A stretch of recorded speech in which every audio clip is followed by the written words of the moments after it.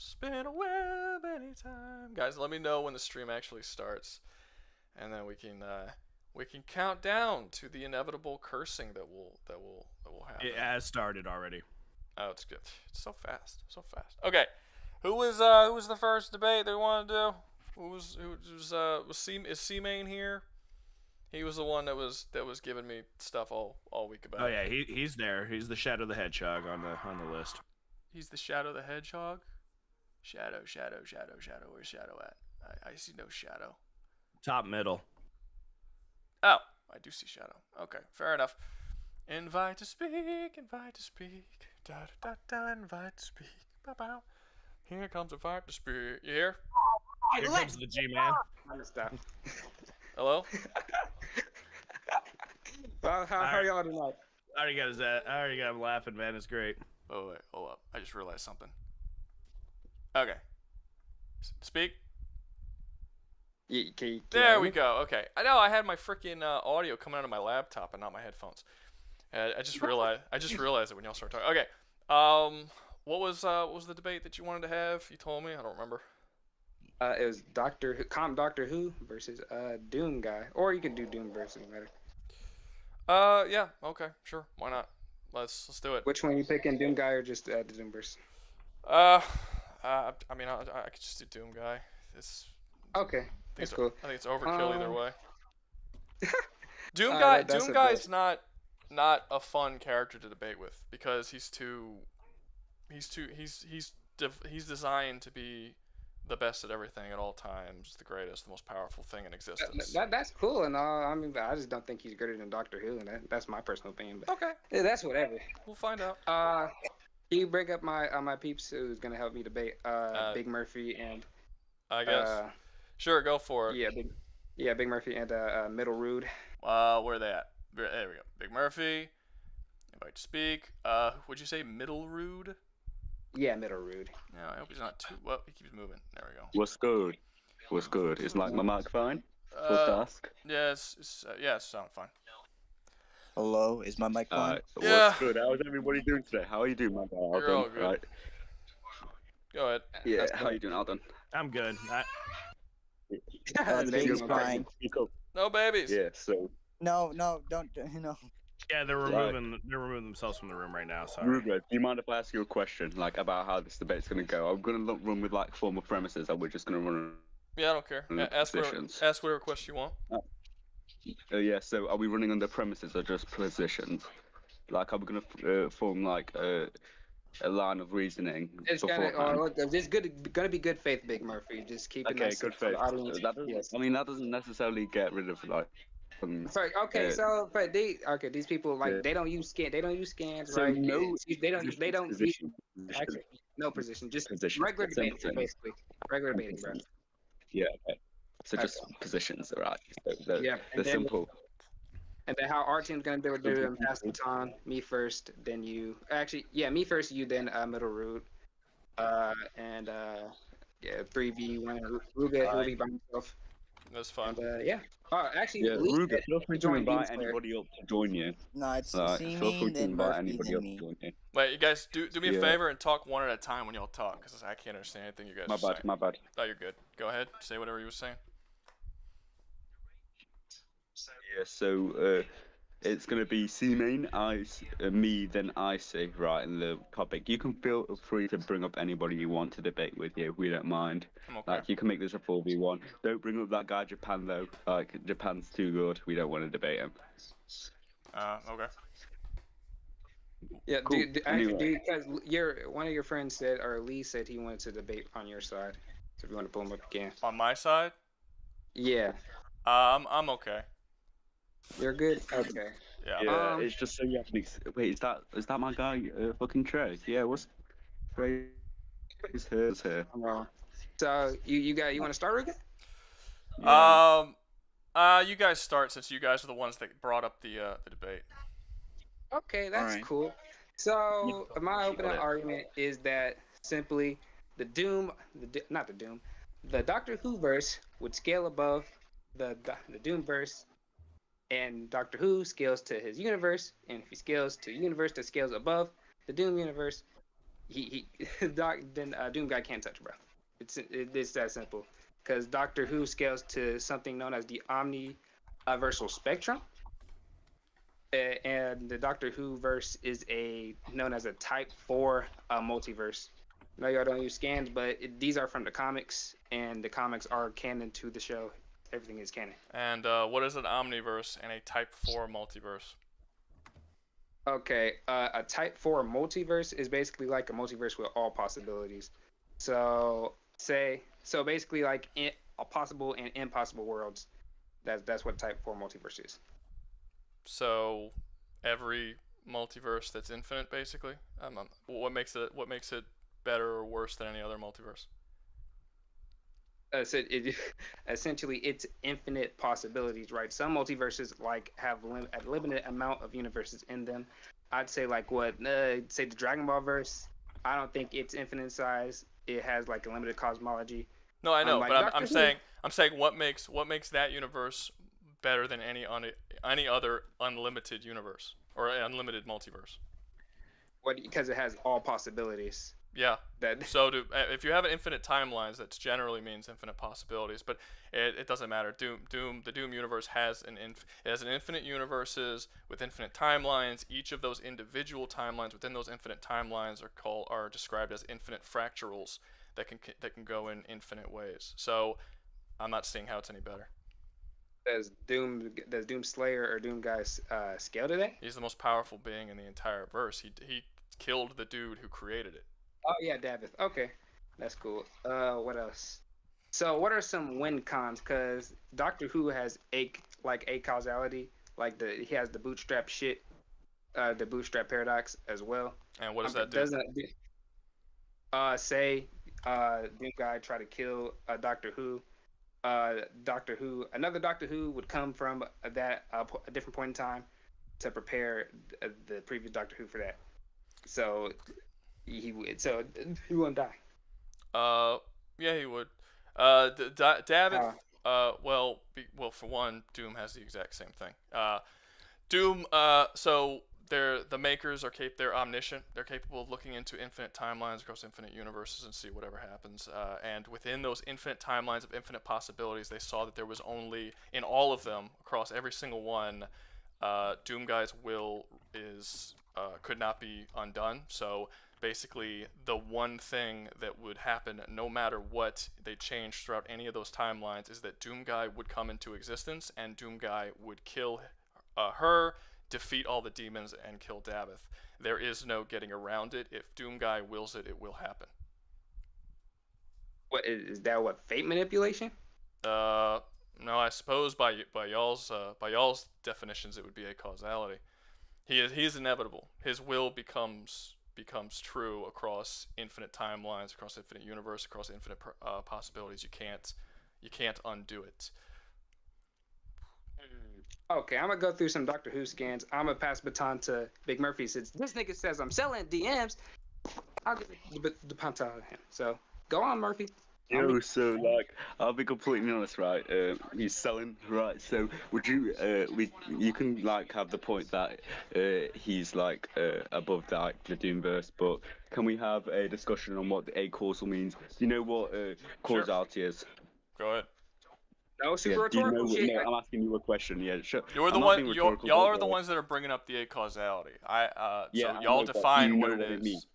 Do you want to tell me what it is? Yes. So it's a relationship between cause and effect. Okay. Right. So being inevitable doesn't necessarily mean you'll be above cause and effect. Like he would still cause something and be affected by things. If no matter that would be by your definition that would be a causality, because if the maker could see into yes, it is, because the maker could see into an infinite number of timelines, and no matter what she did, no matter what she caused, she could not affect what Doomguy would do, which would eventually she couldn't stop her own death, no matter what. Even though she was omniscient and she knows exactly what's going to happen, she can't stop it no matter what, because he would be above the idea of cause and effect. So what you're saying is it's logically possible it was logically impossible for Doomguy not to come into existence. Yeah, yes. Well, the idea in the Doom universe is that because there are infinite timelines with infinite possibilities, that there should be a possibility where Doomguy does not succeed in his goal, but there wasn't one. It's the only thing in infinite possibilities that would happen no matter what. It's the only constant among infinite possibilities. Yeah. So, like, do you have any proof that this was, like, Doomguy's doing? What do you mean? Do you have any proof that he himself was, like, causing the causality and it wasn't, like, something else? It's him. It's him who's in it. It's him who's... It's him. Yeah. But that's not like really saying anything. Like, I could be walking down the street, like, and in every possible conceivable universe, like, a child blows up next to me. That doesn't necessarily mean that I cause a child to blow up. I'm asking you to prove that or is there any evidence to point towards that fact that he's actually causing this causality and he's not just being the center of it? Well, what would the center of it be? If he's The the one, center of it if doesn't he's the one who's, necessarily mean the cause. if he's the one who it, well, that would be up to you to counterprove, not me. I mean, if he's the one who's going through through infinite timelines, infinite possibilities, he's the only thing that's the solid thing throughout, and you want to point to it being something other than him who's the center of it, then you could try and argue that if you want. You could try and prove it wrong, but I don't have to prove that that would be like. I mean, what would be the difference of that and saying, like, oh, well, Cyclops can shoot lasers out of his face, but, you know, you have to prove that lasers are his doing. It's like, well, it's coming from him. That's the proof. If you want to counter that, you would have to give me some kind of counter evidence that would say that that's not him. What you're saying is that, like, you're arguing that I'm presupposing the fact that I'm saying, oh yeah, it has to be something else. I'm asking, that's not what was happening. Oh, I'm like, not saying that you're saying you have to. I'm saying that you're Yes. asking me to prove something that seems obvious. That would be my. Yeah, and if you're trying to say that the source of this power is something other than Doomguy, that's something that you would have to prove. I don't have to prove that the source is Doomguy when the power is coming from what him. you're doing is you're like that's not what you're attacking. You're not attacking my argument. Like, I asked you a simple question. That's not me asserting anything. Like, I could ask you, oh yeah, did you kill 5 babies? Right? That wouldn't necessarily mean I'm saying, oh yeah, you have killed those 5 babies. Well, then it's an irrelevant question. It's the opposite. Well, like, it wouldn't. Then it's an irrelevant question. That is redundant. Well, it's an you irrelevant. Can prove it's redundant. Then it's an irrelevant can question. You prove that? Then it's an irrelevant can question. You prove it though? Then it's an irrelevant question. You can't force me what questions that you want me to answer. I told you. No, but if a question is redundant, you still have to provide evidence for it. Let's say if I was in the court of law, right, I can't just say, oh yeah, that question doesn't matter, and move on. You still have to give like logical reasoning for why the question it doesn't matter. Well, no, you would have to tell me why the question is matter because in these types, this isn't a court. Nope, this isn't a court. This isn't a court of law. If you try and ask me a particular question, you're asking it for a reason.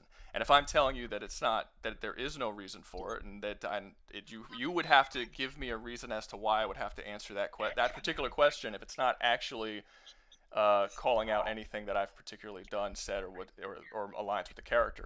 So.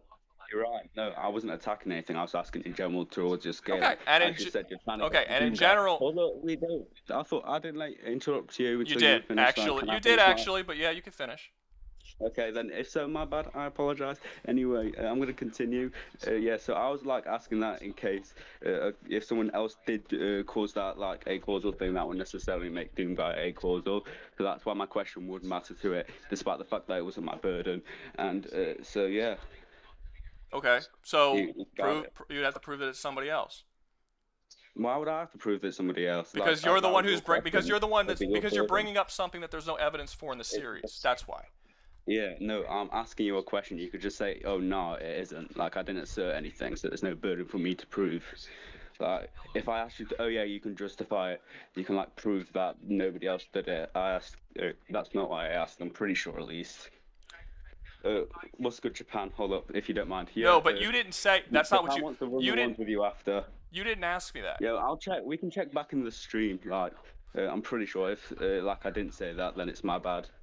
No, you asked me if I can prove that it wasn't someone else. The way you did not, you didn't word that. Right now, you didn't word. You did not word. Listen, okay, we're not. You gotta stop talking when someone else is talking, man. We're not arguing semantics. Semantics isn't a relevant thing. But the point is that you asked me. By the way, I didn't mute him. He muted himself. Just to let everyone know. But we're not going to sit here arguing words and semantics. You just tell me what your argument is, and we'll get into an argument about it. But what you asked me is that if I can prove that it wasn't somebody else. I don't have to prove that it wasn't. You didn't ask me is the power come from someone else. You said, can I prove that it comes from him and not someone else? Those are two different questions.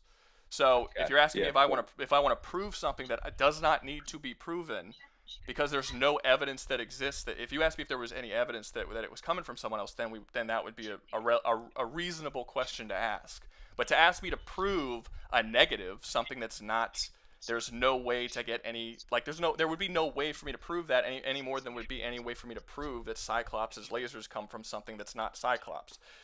Like it's like, well, that's actually a really bad example because Cyclops' lasers come from another universe. But you get what I'm saying. So you're making an argument from negation. You're saying that what else would it come from? Is No. that where you're arguing from? No, I'm not Yeah, making. I'm not making. You gotta let other people talk. You have to let other people. You have to let other people talk. I am not saying. I never brought up the idea that the power came from anything that wasn't Doomguy. I've asserted from the. It's just this is something that Doomguy can do. You're the one bringing up the question that it's coming from someone else or that it could come from someone else. If that's something that you want to bring up, then you have to cover it. This is a really bad train of arguments that you're going down because you're trying to ask me to defend something that you're just pulling out of the ether. I don't have to defend that. There's no evidence that it's coming from anything other than Doomguy. So why would I have to in any way defend this? So it's coming from Doomguy. Hold up.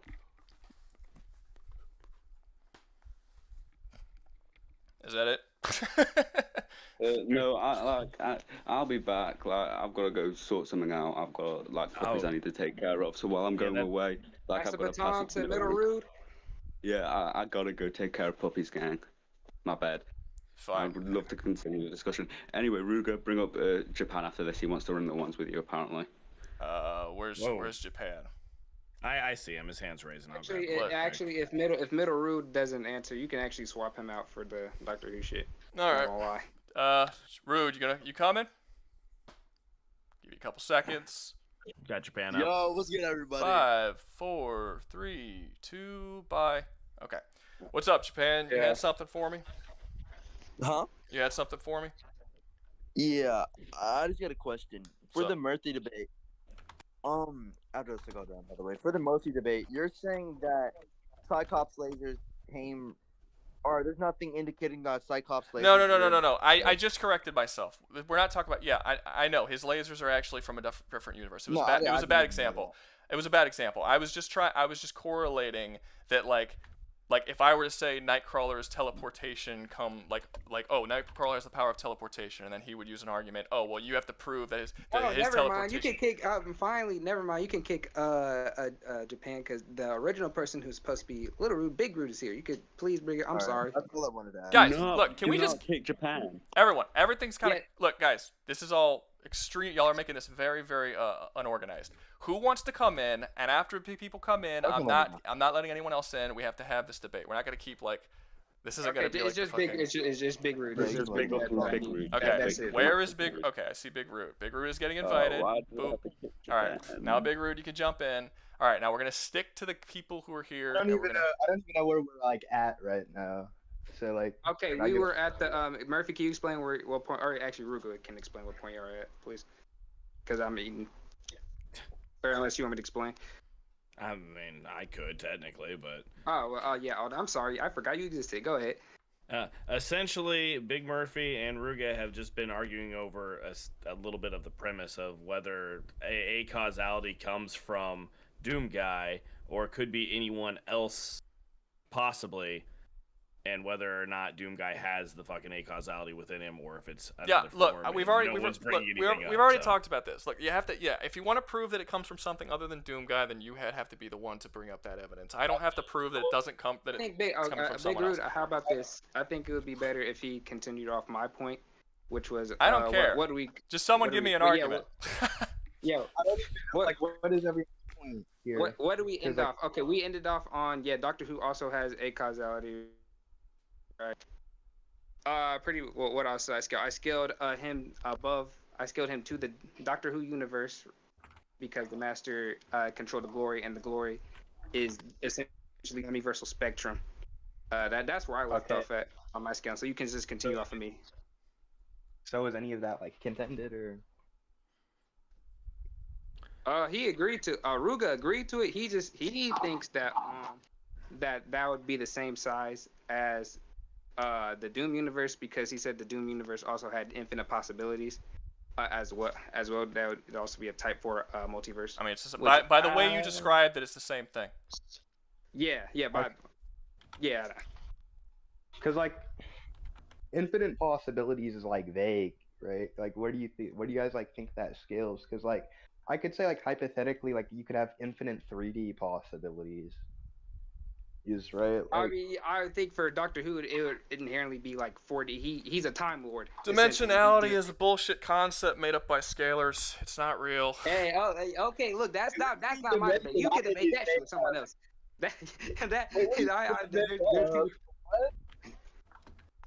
Doesn't. Okay, Rude.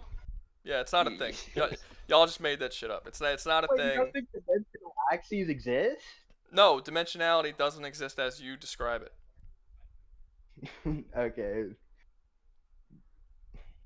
I Go- guess I want. Do you not think spatial directions exist? Like, No, dimensionality as scalars describe it in fictional versus debates does not exist in the way you describe it. You take the word dimensionality, but you don't describe it in any way that it actually works in theoretical physics. You just made up a bunch of bullshit. In theoretical physics, you have, and it's theory, so obviously not true or not proven true. But in theoretical physics, there are different dimensions. There's a second dimension, third dimension, fourth dimension, all these different types of things. The second dimension cannot interact, talk to, speak, see, or in any way influence the third dimension. Same thing, vice versa. Third dimension on the second dimension. No one dimension is stronger than any other dimension. They just can't interact with each other. Third dimension, because we're third dimensional beings, we are not more powerful.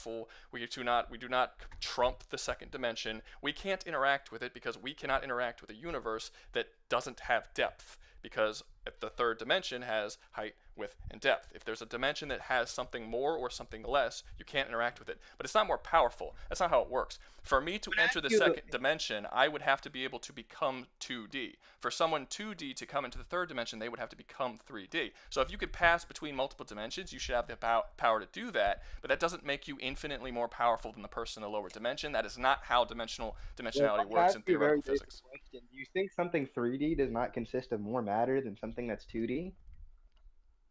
I don't know. Like, do you not think that? It's a theoretical. Okay, it's so theoretical. The way that matter works across multiple dimensions would be entirely different. We can't have. And first off, it doesn't. You don't know. I mean, look, if there's something that's in theory, if we're looking at it the way that matter works with us, you can have 2D space that's so big that it has more matter than a 3D space. I mean, theoretically, but in reality, because it would be. What do you mean? What are you talking about? What do you mean? Because how? like you said, that you have a fucking 2D space. Well, no, with, I was saying in reality, matter wouldn't work the same way in those two dimensions. Like they're not they shouldn't be comparable in that way. 2D cannot exist in 3D and vice versa. The matter would work totally different. Same thing with 4D. Like I could say that, yeah, like you can't have a 3D being that exists in a 2D realm, but I'd still say, like, if I destroy a 3D construct, I still have a higher AP. Why would you have a higher AP? 3D. You can't There's exist more matter in like a 3D realm, right? Just based inherently. on what? Well, like I could just give you the fucking square and cube example where I can fit an infinite amount of fucking 2D fucking squares inside of a cube. No, right? you can't. No, you can't, because you can't talk about this. And 2D and 3D, they can't go together. You cannot measure matter the same way in a 2D space as you do in a 3D space. I'm making an analogy. I'm saying hypothetically, like, if you could, like, yeah, you could fit an infinite amount in there. But you can't. And in order to be a 3D, being, wait. Let me say let me say this. Just because if you're saying these things can't interact does not like defeat one containing more matter than the other. Like, I don't even see how that's sequitur. Like you're just saying, well, these things can interact, therefore it's the case that like, oh, you're not higher If AP. no, that's not what I said. I said that matter literally cannot work the same way in those two different spaces. You're trying to measure you're trying to measure matter in the way it works in a 3D space and measure that equally in a 2D space, which you can't do because they literally don't have depth. The laws of matter would be completely different in a 2D space. So you trying to measure it based on that doesn't make sense. You can't measure 4D space with normal matter. You wouldn't be able to do that. It actually Like, wouldn't even be if- possible to do okay, scientifically. Okay, even if you said that, like, okay, matter works in a different way inside of a fucking 2D realm, right? I could still say it 3D contains all of the matter that a 2D realm would contain, plus No, it just another doesn't. axis, plus a fucking It another can't. axis of matter. Nothing What do you 2D mean it- can exist in a 3D world. How can it Okay, contain do the you same think, like, matter? Wait, do you think length and width don't exist within like a 3D like plane? No, but depth does, and depth doesn't Okay, exist in a 2D world. So you can't measure it the same Yes, way. I'm saying I would have the fucking matter of like length and width on top of 3D. But that's not how Like, matter works. Matter has depth. So you're measuring. So you're not measuring matter the way it would be measured if it even was a concept in a 2D space. This is not even what the argument is. The argument here is about Doomguy versus I'm not thing, and we're getting saying up on fucking on how yeah, matter this works. is kind of a side tangent, but like anyway, like I was just like curious about. You can't. This, but You it doesn't- can't measure them. They cannot interact in any conceivable way. It's scalers who have come up with this idea that they I'm can, just saying and it's two not things true. can't interact. It doesn't mean that one thing isn't bigger than another thing. Like if I just say, well, like the Eiffel Tower hypothetically couldn't interact with the Pyramid of Giza, that doesn't mean like the fucking Eiffel Tower. No, because they're both hypothetically 3D. Giza. No, I'm just making a fucking analogy. It's a just bad saying that these- analogy because they're both 3D. That's not. I'm just saying two things that like hypothetically couldn't interact. I doesn't mean understand. that I you get what can't- you're doing. It's just it's a bad analogy. Yeah, but how does it not follow? Like How- you're just saying it's a bad analogy. How would but, like, how would matter be measured in a 2D space? I don't even see how this is relevant. Like this How is it not relevant? relevant? Like, You came up with the argument that 3D has more matter than 2D. So how would matter be measured in a 2D space? You're the one who brought This this is- up. So if you can't, I pretty much already said. no, you right, can't that because you fucking- can't measure matter without depth. That's how measuring matter works. We literally do not have a scientific formula to measure matter in a 2D space. It doesn't It exist. would just be okay. It would just be fucking more because we have length and width, and then plus depth. No, Right. because weight wouldn't work the same way. Weight wouldn't work the same way. Mass wouldn't work the same way. Matter wouldn't work the same way. They cannot interact. Any formula that we could possibly come up with, you couldn't use it. Don't interact, and therefore one isn't bigger than the other doesn't follow. Like if you put this in the fucking Yes, because the form of, like, concept of size is not the same. So yes, I can say that doesn't follow.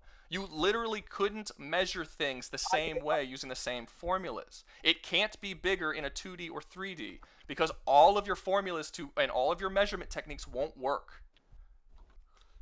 I'm just saying this is gonna be like denotatively fucking true. I don't even It's need. I not. don't need to like. Find a way, I don't need a fucking way to put it on on a scale. Like if I just say. That's what you're trying to do, though. You're trying to say that you started off by asking me what has more matter. So you're trying to put it on a scale. You're just trying to put on a scale in a way that makes you I'm right. just saying it would have more matter because it just contains It the other wouldn't. We matter. already Like, established you can't measure matter in a 2D space because you need Yeah, depth to do it. I don't need to put the 2D thing in a fucking 3D space or vice You versa. can't to measure fucking- matter. You started this by. I'm not arguing that I need to fucking put it on a fucking scale. My fucking argument is just that no matter what, the fucking length and width is just gonna be contained within the 3D space plus the depth, so that just makes it more analytically. No, because you can't. And I already explained why you can't do that because you can't Your measure the argument matter. is non sequitur. Like I don't get it. Like what are the premises that lead to the Big Rude, conclusion? pass the here? You baton, brought bro. up the mass. Pass the baton, Big Rude. You please. brought up. What's up? Yeah, I'll pass the baton, but like I don't think what he's saying is sequitur. Okay, Rouga, I'd like to apologize for things going very semantical That's at the fine. end there. You don't have to apologize for. He's a big boy. I'm a big boy too. You don't have to apologize for him. Go ahead, C-Man. No, What's wrong? I just okay. I was gonna ask. So does the Doom verse scale to Nirvana? Can they? Does it scale to Doom Nirvana? scale to what's? You mean the band? Probably. Oh my God! Say fucking joke, you old ass. I mean the actual realm. I mean the actual realm. What is Does Doom guys- Nirvana? It's beyond concepts. I'm pretty sure. By definition, I can look up the actual definition real quick, or somebody. My phone's acting real laggy. But essentially, it scales above all concepts. What else? Like dualism and shit. You basically send it above time and space. You ascend it above everything in reality. Yeah, so Hel, Doomguy, Davith, Urdak are all stated to be above the concepts of time, space, and dimension. In fact, if you have dimension, if you're still talking about dimensionality, you would be underneath Doomguy and Davith and Urdak and all of that, because they're completely, those concepts aren't relevant to them. Neither is it to do if the War Doctor. I'm telling you the specific iteration I'm using. If the War Doctor ascended to Nirvana via the fucking cycle regulator or whatever the shit's called, would that not make Doomguy and David equal then? They would only be equal if you can't kill them. So they can't kill each other. They're Why? both atemporal beings. Why can't you kill them? They're both They're both temporal beings, right? So is How Davith. they be able to kill each other? So is Davith. Exactly. So how'd they be able to kill each other? Because Doomguy killed Davith. Okay. Let's Doomguy, see, Doomguy. Look, here's the thing. This is why I don't like using Doomguy in debates. And y'all shouldn't have picked him to be in this debate, because Doomguy is as powerful as he needs to be. The creator of Doomguy has straight up said that if he will acquire new powers that he needs to overcome any threat. He is the most powerful character that is capable in fiction. He cannot fail. He cannot lose. He will overcome anything. It doesn't matter how strong the character is. Infinite, whatever. It doesn't matter. Every universe in Doom, the higher universes are infinitely above what is possible in dimension, time, space. Doomguy will overcome whatever he needs to overcome in order to beat him. He is a character who is specifically designed to overcome all challenges, and he was and the demonic invasion was designed to be the ultimate challenge that no one can overcome, and Doomguy can still overcome it. Because literally everything above him is beyond infinite. That's I'd like to how inform he's you that I am tapping out to go to sleep because it's like 1 in the morning for It's me. fine. Yeah, you don't have to. You can just tap leave. him, Wally. Yeah, it's fine. You don't have to tell me that. Tap him, Wally. Wally, like the guy with the fucking, I don't know, red profile picture. It's fine. Look, guys, Yeah, when y'all need to leave, just tap him go. in. Just go. You don't have to tell me. Yeah, I'm telling you to tap him in, gang. Wally. Tap him, Wally, because I gotta go to sleep. Okay, you can go. You just leave. Bye-bye. Bye. Have a good night. Okay. Don't know how to kick people out, or else I would have kicked Out. them No, I was before. about to. Anyway, what's up, C-Main? C-Main? Did his mic break? God. C-Main. Buddy. Is he trying to tap someone else in? Big Rude, you're tapped in. Say something. Alright, hold up. I'm tagged in. Yeah, C-Main's not talking. You're tagged in. Start talking. I invited Wally, too. I don't even know, like, okay. Where the I'm gonna like the Well, points that no. you make so fucking shit. Like, One Like, I person. was just- One person at a like, time. I'm breaking the first argument down. You're saying that it is possible for him to stop someone else by being aspatial or atemporal. Can you go ahead and define aspatial or atemporal since you clearly don't understand them? No, I don't. Explain it to me. Yeah, so aspatial or atemporal means lacking any physical properties. So how the fuck can he move if he lacks physical properties? What do you mean? Literally what I just said. I simplified it down. Yeah, do that. Yeah, how can he move if he lacks physical properties? How You can just he said the move same thing. That if wasn't he lacks? simplifying it. Yeah, that wasn't simplifying. You repeated yourself. How can he move when he lacks physical properties? Yes. He Because does. obviously movement would require some type of dimensionality. He does have physical that's- properties. He does. Then how the fuck is he transcending space and time? Like what the fuck? Because it's stated in the lore that he transcends Yeah, space it can and be. time. That's fine. I can say I'm fucking God. That doesn't make me God. So like, what's the argument for it being the case? I can say whatever the fuck I want. That doesn't make it true. Okay, so So you're what's the saying argument? you're saying that we should just ignore all of the lore that's written. No, I don't give a fuck about the author thinks. Authors can contradict themselves Wally, multiple times. Wally, I can make a Wally, video right now and Wally, contradict myself. Wally. I'll rape your mom. I'm a fucking kick you, That- Wally. that- You're about to get kicked, Wally. I muted him. Calm the fuck down, Wally. I don't know what games you normally play in your little chat rooms, but you need Yeah, to talk like an why adult, would I- please. just because it's stated doesn't mean it's true. So go ahead and give that argument for that being the case. Like, No, what I the give my fuck? argument. If the author of a story says Yeah, that that's someone good, is above that's what- state, if We- the lore, that's what- Let him Wally, finish talking, or he's gonna That's kick you. what Wally? question. I can't just say it is the case because it is the case. What's the argument for it? Wally. Okay. I got rid of If him. you're an emotional fucking train wreck, don't come up. Okay. All right. So, Big Rude, you wanna debate like an adult? I guess with these fictional characters. Can we do like a different topic though? Because I don't even know where we were at in this topic. Everyone else is gone anyway. So If we you can have one. 1v1. If where C main, did C main? Why did C main go down? I didn't kick C main. I think he just left the. He just had a thing. That's fine. If we can't get like he's waving again. If you want me to bring him back. I did. I brought him back up. If we can't get anybody up here who's My bad. My fucking Android crashed, but it's cool. No, it's fine. Look, if we can't get a decent debate going, we'll move on to another debate. Lee said he wanted to do Archie Sonic versus Regulus. Fuck it, we can move on. I'll concede. Okay. I wanted to do like fucking my fairy tale character versus like whatever. Okay, well look, guys, go down. Okay, we're gonna put y'all down. We have other people who want to come up. Wait. What? We could still do the Archie Sonic shit because at least it said he wanted to do it. He been one of my fave.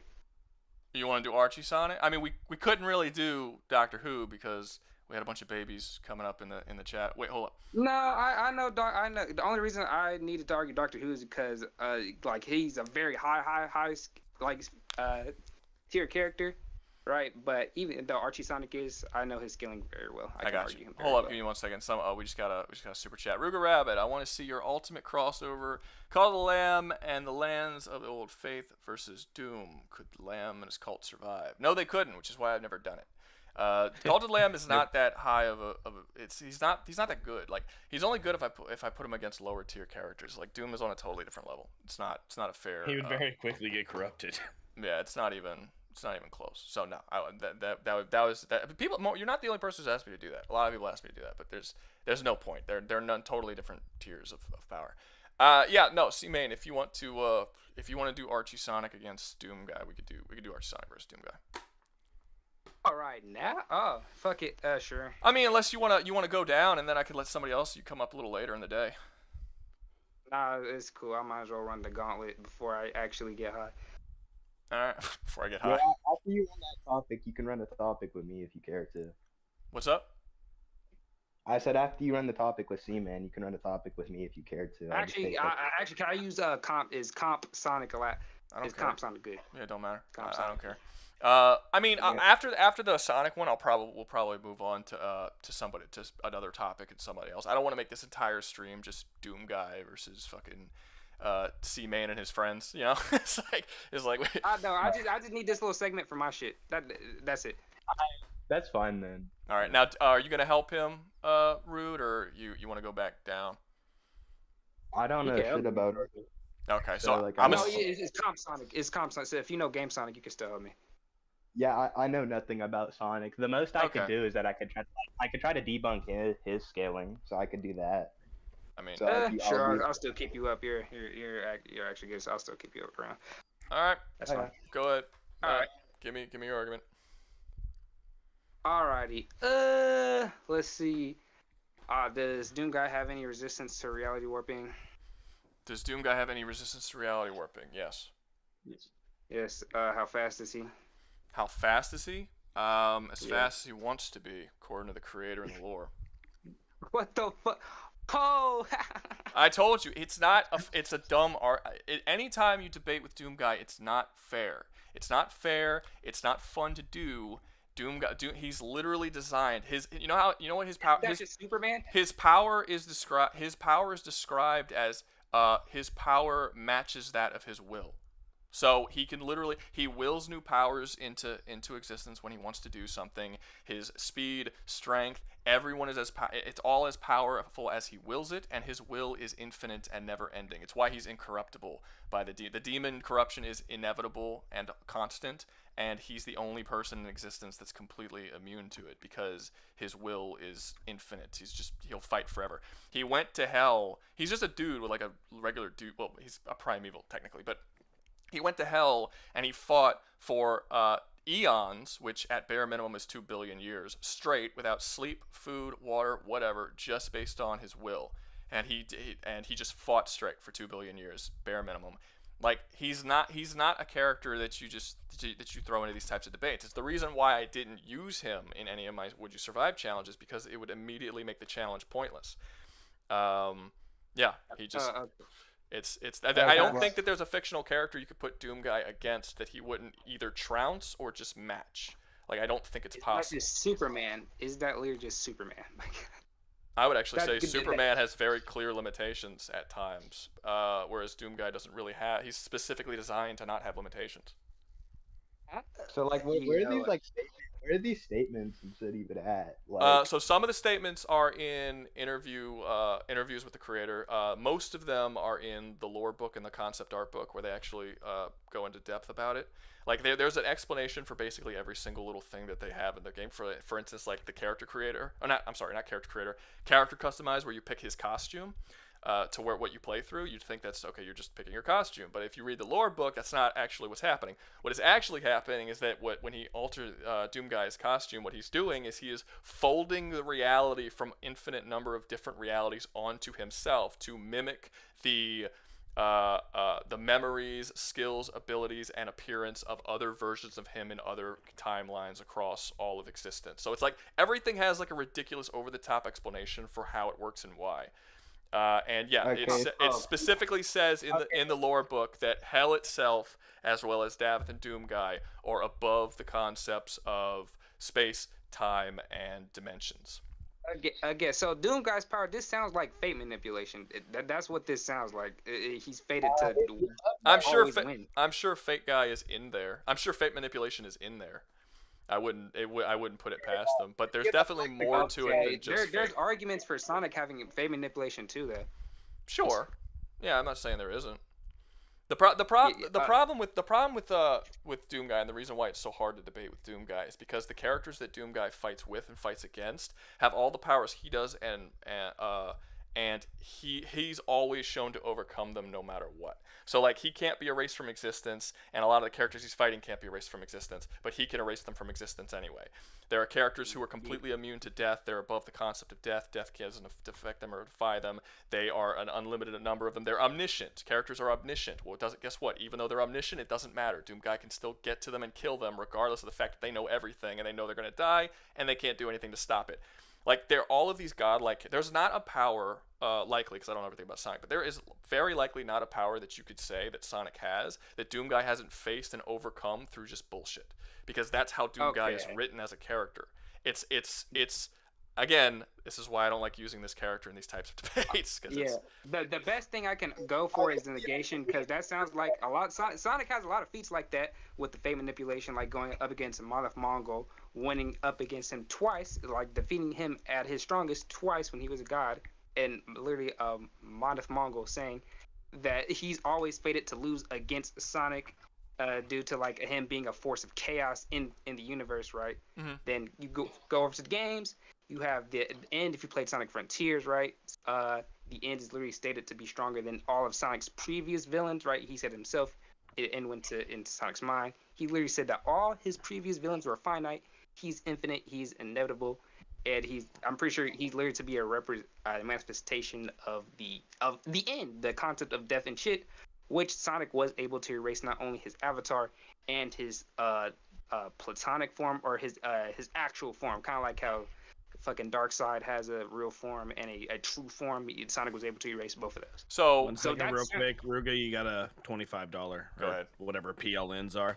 I know you hate dragons, but could you create some gauntlet of them and explain if Alduin would win? Spiral would definitely be around his power. I don't hate dragons. I think they're overused, but I don't. Oh, you mentioned, yeah. I think he was just taking it from your. I don't hate dragons. I just think they're overused in fantasy, and I think there's more interesting. If you read my series, there's no dragons in those. Okay. Oh my god. I'm glad you reminded me, because I actually completely forgot that you sent me that link. I'll look at it. Give me a second. Okay, wait, but can you create a gauntlet of them and explain if Alduin would win? Who's Alduin from Skyrim? I couldn't answer that question because I don't play Skyrim. I mean, probably, maybe, I don't know. I feel like there's dragon gods though. like outside of just Aldo, and I feel like Bahamut, I feel like there's a lot of, Tiamat. I've heard of Tiamat. I feel like there's a lot of dragon gods that you could do that. Tiamat, that's from D&D. Diablo. Isn't there a Tiamat in Diablo? Or am I- Yeah, maybe I don't remember. It's been a I while thought since there I've was. been I thought there was Diablo like a force of evil. Anyway, I feel like there's multiple dragon gods. I don't know who would win that. I'd have to think about all the dragons. As I said, I'm not a huge fan of dragons like everybody else is, so it's not like I have all the fucking dragons in my back pocket. But let me continue back to Sir Seaman. So what exactly do you think the win con is for Sonic here? Probably is none for well, I guess Doomguy would only have one win con. I guess him being able to just infinitely scale above somebody else, but I generally do think that it would be equal. If you say Doomguy has all these feats of scaling above gods, and Sonic actually does have all these feats of scaling above gods and shit. Well, okay. So the thing about you were saying about the fate manipulation stuff. Well, I don't know about fate manipulation, but the Davith does have the ability that what he says becomes truth. Like he just says something and it happens. He's shown this a couple times, but the most time is he said that him and Doom he made a deal with Doomguy at the end of Ancient Gods Part 2, where he said that we're gonna fight. If you beat me, I'm erasing all of existence, everything that's ever been made ever across infinite. And if Doomguy wins, he will erase any demon outside of hell that has invaded any other universe, basically trapping them in hell until future notice. And even after Doomguy killed Davith and Davith was dead and no longer in existence, what he stated to be truth and that was going to pass still passed after his death. All the demons went away because Davith is actually a relatively honorable guy, which is probably his biggest weakness. But he's not capable, despite the fact that he's capable of erasing literally all of reality. He cannot erase Doomguy, even though with the whole, again, I'm not sure you could call it fate or truth manipulation or whatever, but he stated this thing that was going to happen. It happened. Davith had to fight Doomguy. That's not like order manipulation. Maybe. Davith had to fight Doomguy in a 1v1 fight because there was literally no other way that he could defeat Doomguy. They just had to beef it out, and he couldn't beef it out with Doomguy, and Doomguy killed him, who is like the most powerful being in the entire thing. But there's also characters like Titan, who for whatever reason we have no idea, but there's a type of demons known as Titans who are they're like ancient gods that were turned into like demons that became this race known as Titans. And for whatever reason, certain Titans cannot be killed by anyone. They can't be erased. They can't be killed or dead or anything like that. They are stated to be true. They have true immortality, the most pure version of immortality, to the point they cannot die, no matter what you do, no matter what. And it's true. Doomguy is actually not capable of killing them, at least as far as we could see. Although it is stated that he killed one with his fists prior to the events of the game, but we don't know how that's possible. But yeah, apparently he did kill one. But in the game, when he goes after Icon of Sin, because the Icon has this true immortality, he had to use a Crucible. A Crucible has the ability that when you stick the blade inside of someone, it essentially acts temporary death. So you stab someone, you break the handle off, the blade stays in there. As long as that blade is in their flesh, they will be dead. But if you ever pull it out of a Titan, the Titan will come back to life. Now this blade works on everybody no matter what, except for these Titans. So you could say that, well, Sonic is immune to death or whatever, he can't die, whatever. He will die to the Crucible. Even if Doomguy somehow couldn't kill him because he has the truest form of immortality, to the point that literally nothing could kill him no matter what, even complete conceptual eraser, he would still be able to be killed by the Crucible. So if Doomguy can stab him with the Crucible, he would be dead. I say that's a big if, consider that Sonic has teleportation via chaos control, and sure, but he's not the only person who has teleportation. Doomguy's fought a bunch of dudes with teleportation. I know, The but basic imp has teleportation. I'd say that Sonic would be the most skilled with it. There's statements of Chaos Emeralds turning your thoughts into reality. I do believe this because in the Archie Sonic comics, in the Worlds Collide, there is near the end, Mega Man and Sonic Sonic basically he taught Mega Man how to use chaos control to the point where they rewrote the universe, essentially. Like I forgot which Genesis wave, just either pre-Genesis wave or post-Genesis wave, but in the previous universe, Sally died right to Eggman. So when the universe was remade, not only did Sonic was able to save Sally, but he also literally was able to say hi Sally in like the clouds or some shit. Excuse me. Yeah, but Doomguy can do the same thing. I mean, not Doomguy. Davith can do the same thing, like with the reality stuff. I mean, he created everything. In fact, before he actually like willingly went out to create universes, he would passively create universes just by existing. They said he created an infinite multiverse before he ever actually attempted to create anything, because just his existence spouts multiverses basically. So like he can alter reality as much as he wants across anything. I mean, he could do whatever he wants. Like the reality warping, that's something the gods of the Doom universe have reality warping. Actually, even Icon of Sin, who is like nowhere near Davith, has universe-wide reality warping where just his existence warps reality. And they were actually saying that you had to kill Icon of Sin very quickly, because if he was left alive for too long, the reality warping that he did across the universe would get so severe that he would actually open up a black hole so big it would suck the entire infinite universe into it, and it would basically fuse it with hell. And that's just something that naturally happens from Icon of Sin just existing. And Icon of Sin is way weaker than the demon gods, than Davith, than Doomguy. Like Doomguy casually beat the Icon of Sin. So it's like that's not anything that doesn't exist. Okay. Well, with all the cards on the table, I think that it's you won. No, Sonic.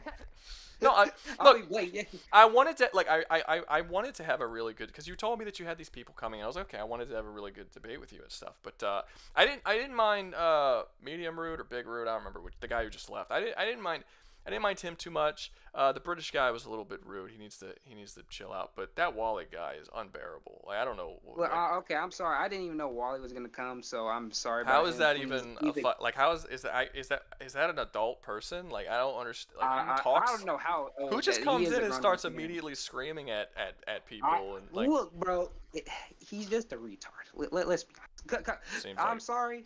It is what it is. Well, it's a good thing he's no longer in the chat. He didn't hear you call him. No, I'm joking. It's fine. I mean, okay. How about this? If he doesn't know he's a retard, then he's a retard. I'll make it up to you, Rouga, next week. We'll have an actual like good debate. It's how fine. About dialects versus Helldivers? Ooh. Is the dialect from Halo? It's another Doctor Who thing. It's probably. I mean, if based on the things I've heard about Doctor Who, they probably win. To be honest with you, Helldivers aren't as powerful as people say they are. But I don't know. We'll think about it. We'll talk about it. We might have some people. Honestly, I'm not even sure if I'm going to be up for. I'm taking a couple week break on even debating Helldivers because I'm just getting sick of talking about them. So, but we can do a different verse, like maybe. Bunch of minions. We'll see. I don't care. We'll see. But let's get some other people up here. Thanks for coming by, C-Main. Sorry it didn't quite work out the way I'm sure you were hoping it would. No, it's cool. I still need that content anyways. I don't care shit. I'll get what I need. I got you. All right, I'll see you later, C-Man. See ya, bro. Take care. All right. We have Mike down in chat. Little Bro's one of the guys who wants to do a Zerg versus Cabal. They finally got a debate. Okay. I need everybody's names and the people who are going to come up. I saw Mike. I need names. I think Little Bro was one of them, so I just invited him up because he'd waved. Okay, who else? Little Bro, you were a Cabal guy, right? Yes, I'm a Cabal. Can you hear me? Yes, we yeah. hear you just a little echoey, but it's not terrible. Anyone Omega else? Zerg was one one of them. I'm I'll guessing see he's if I on can the fix Zerg anything side. while I'm waiting. You've been watching. on the side of the Zerg. Okay. And who was your teammate, Little Bro, for the Cabal? Hive God. Yeah, Hive God.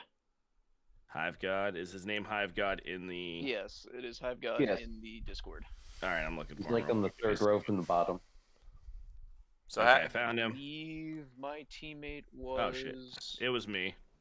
Oh, it was you? All right, Alden. Yep. All right. Yep. I Makes keep sense. getting pulled into the Zerg side of fights, so I just said, "Fuck it, I'll just Zerg help are you out." so fun. So, how did you guys in the chat and how'd y'all enjoy the last debate? That was was, was that interesting? Oh my! The last It was a two lot. debates. I'm gonna be real. Out of the last two debates, the third one was the most fun about wondering what the fuck matter was. Bro, Dude, I enjoyed. Sadly, I actually enjoyed you guys just arguing causality for a while, just because I liked hearing that shit get shut down. So. Well, look, I've been saying this for a while. There's really nothing like this. Does not have to be a versus two universes debate stream. You can debate whatever you want. It's just sort of what people like on my channel. So it's what they debate. But we've had debates 2 or 3 weeks ago. We had a political debate on here. I had a debate with Dan about Canada and the shitty politics of Canada.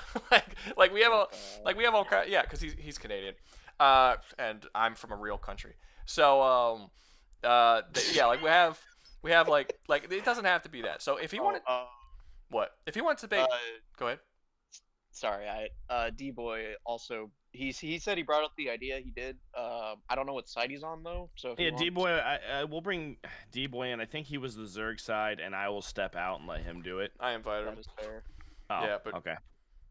Yeah, point is that I'll argue matter and like a causality and all this. I don't care. It's like I'm not limiting of what it is. It's just it was kind of getting circular because like I feel like I touched on the point that I was talking about, and he wasn't quite like grasping what I was saying, that you couldn't do that, But I don't know, it is what it is. Okay, sorry. So D-Boy, you're with Zerg.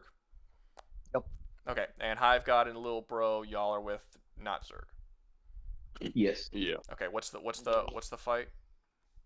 So The Cabal versus the Zerg. All right, Cabal Just versus. Isn't that a very one-sided? Isn't Cabal? I've heard So serious it'll things about depend Cabal. on a few things.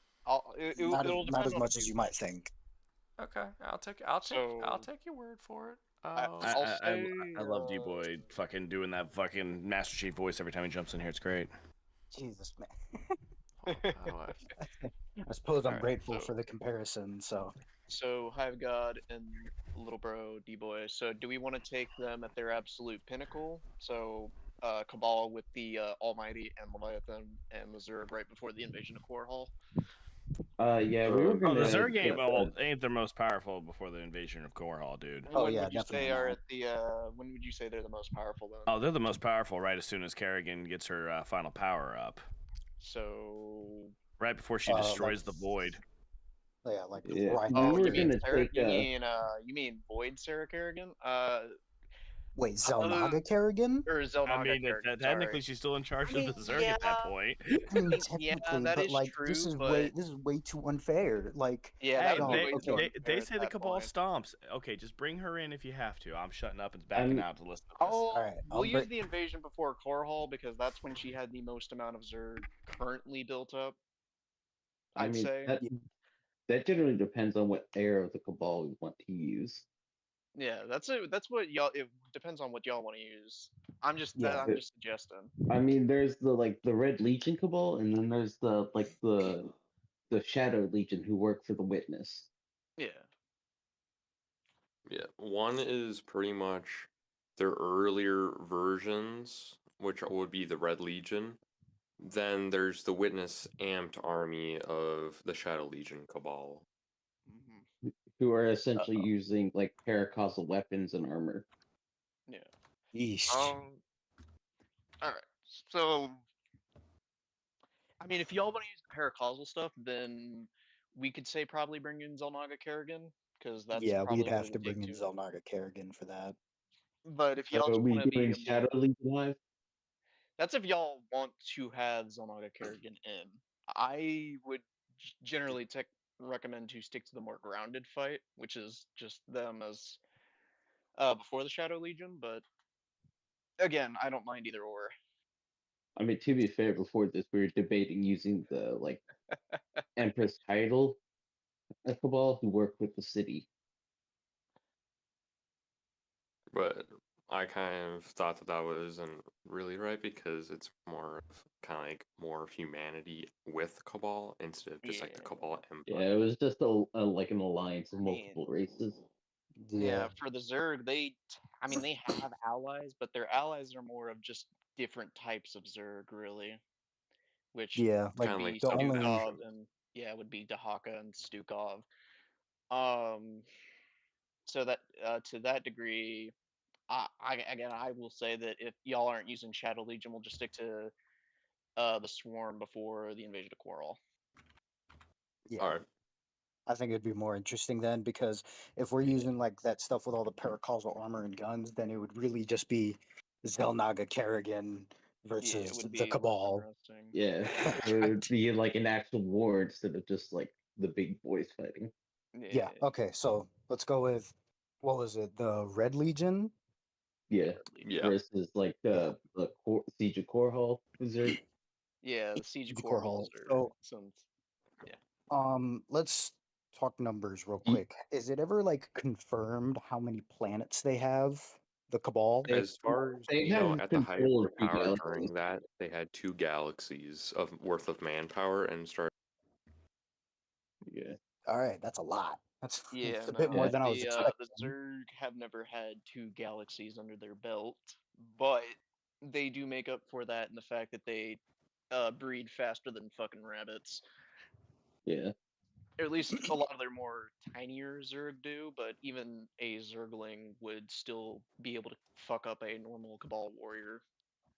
Yeah, because okay, how strong is like the most like basic bitch Cabal So armor? a normal armor. Yeah, their A armor. normal Cabal Depends, warrior because is essentially built like a space marine. It's an 8 foot tall, 800-pound massive like aggression and muscle, and that's even it's before they put armor on. you could pretty Okay, much make so a comparison of like a normal like legionary with the same like height and strength of a space marine, just for a okay, comparable sake. Yeah, okay, no. gotcha. The So Zerglings are known to be able to take out Marines, which are very comparable to Space Marines just by themselves. Generally, again, a single Zergling's not going to do much against a guy with a gun. But it's not the fact that there's one of them. There's usually thousands, if not millions, of them in a single swarm. Yeah. yeah, easily millions. It's not even like during the Siege of Core Hall, Kerrigan said that even if they lost millions of drop pods, not even Zerg, millions of drop pods, each of which can have like up to a dozen Zerg, even if they lost millions, it wouldn't matter. Like, because what would hit the ground would still be able to overwhelm Core Hall. All right. And I'm Do pretty you sure guys they want did to lose start with? millions too.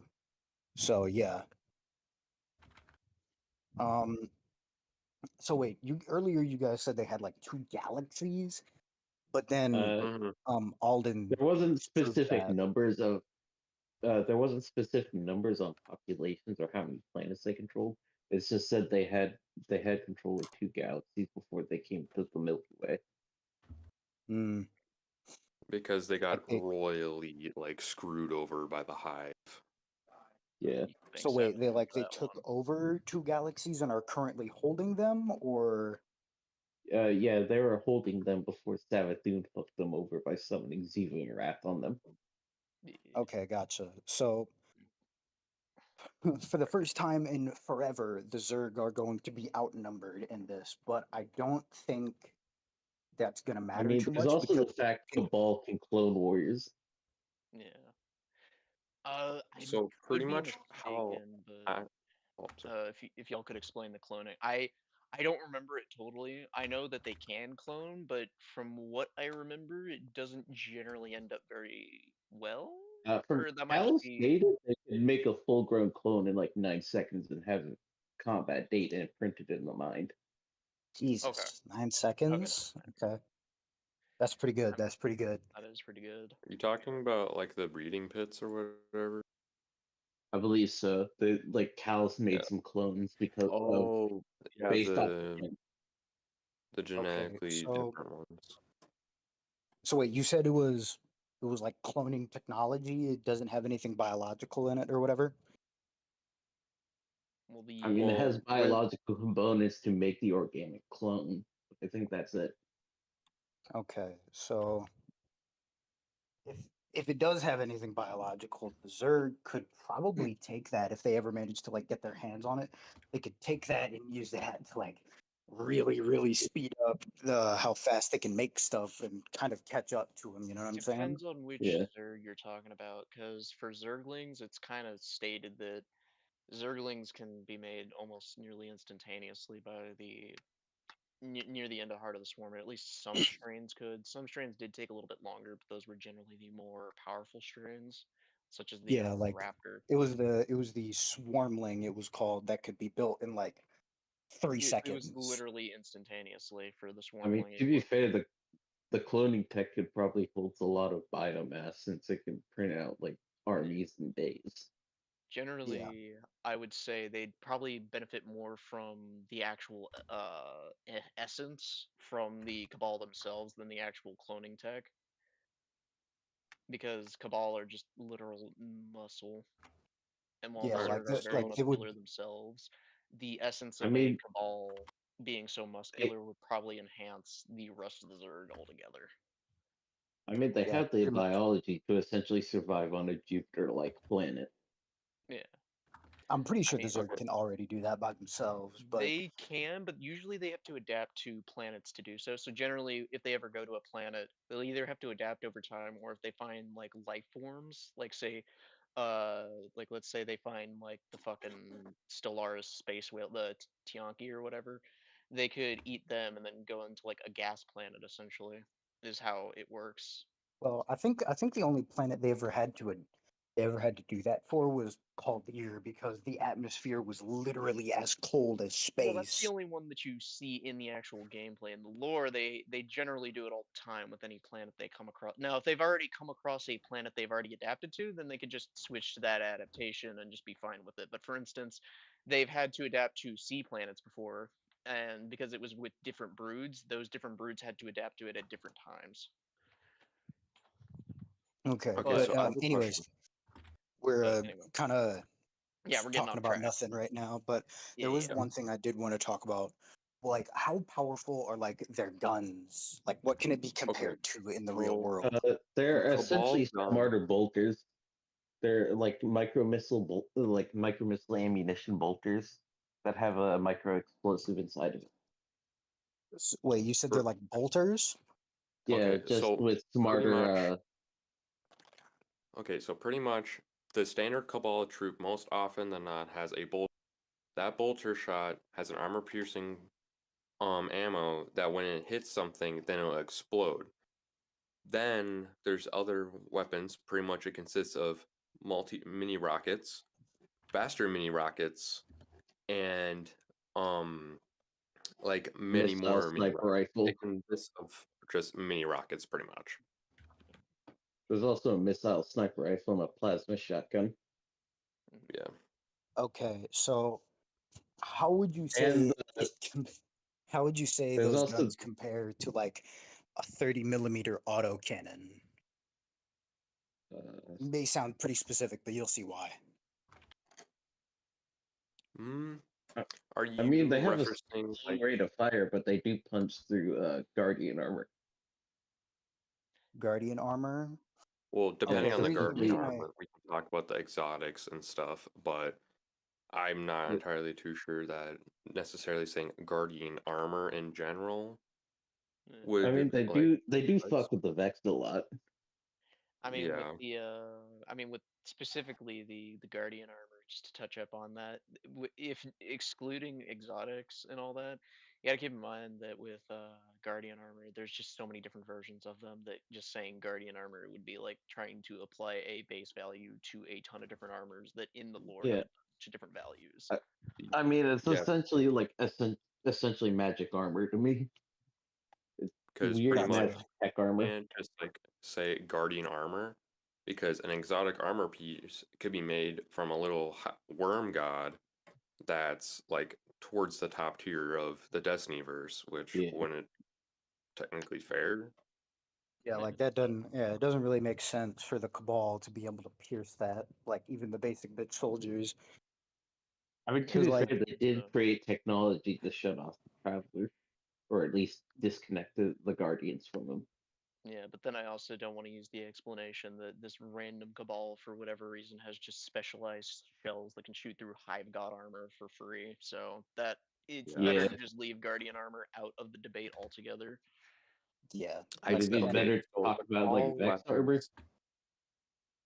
So the Cabal weapons and whatnot are able to damage each other's armor. Obviously, that's the armor is still comparable to the hulls of their warships. So I'm not sure entirely what you can bring up with that, but that's comparable that their weapons can hurt themselves. Okay, so and you said their armor was comparable to like Space Marine armor. Not really armor, just more like physicality, like how like tall and strong they are. Yeah. Oh, like, Their or like armor what is just like armor then though? Basically, I think for the Cabal, it's just more so that they're. It's more that it would be like the durability can technically be scaled up to not like say to their ships, like it's not like a direct comparison. It's just more so that as you go up the chain, you'll find that the armor just it's going to match their physicality in terms of like just how you might fight them. Essentially, Oh, that's It's what you gonna meant. Okay. yeah, I mean, there's also the fact Cabal continue to grow as they age. yeah. The in-lore And so explanation as it's to like- why you suddenly fight a 20-meter tall Cabal. Anyway. I mean, the Um, tallest ones you see are like Goliaths, and they're like 12 feet tall, carrying a plasma minigun. Yeah. I With would like say blinding probably rockets. the biggest counter that at least off the top of my head, that the Cabal have is that I know they Guys, use I got some bad kind news of- for you guys. Everybody wants to move What? on. Everyone wants to move Yeah. on. They're saying this is a I dull swear to debate. God. I swear to God, dude, I was trying to get to my point, but I was also We trying didn't to be even get polite and let him anywhere, talk. man. Everyone was like unanimously. I think look at yeah. 15% said it was a good debate. So they're like 7% say it's okay. that's not good. That's it's a lot of That's about negatives. people being like, yeah, I don't want to be a dick. It's okay. Yeah, hey, but it's not zero. It's not It's zero. not zero. That's the It's point, not man. zero. I'm sorry, guys. Yeah, no. All Like right. when you get in there, man, y'all gotta debate, man. Y'all gotta rip each other apart. I know. Without this is Yeah. like a trying this is like a bloodless coup. Those aren't fun. Yeah, I was trying to push into like asking them what I can change that Zerg real could even quick. do. Alright. I got you. Okay, so it's cool. If y'all four here, if y'all want to talk in the thing or whatever, and come up with another debate, we could pull you guys up later for some other stuff. Y'all compare with each other, different people. I mean, we're gonna be here till like 2 in the morning. So There's a good chance I missed some, but I got 5 right now. okay. You know, I wouldn't. I mean, I don't know if one of the other baits I'm gonna get. I technically am trying to be a part of are going to get pulled up, but yeah, no. Shit.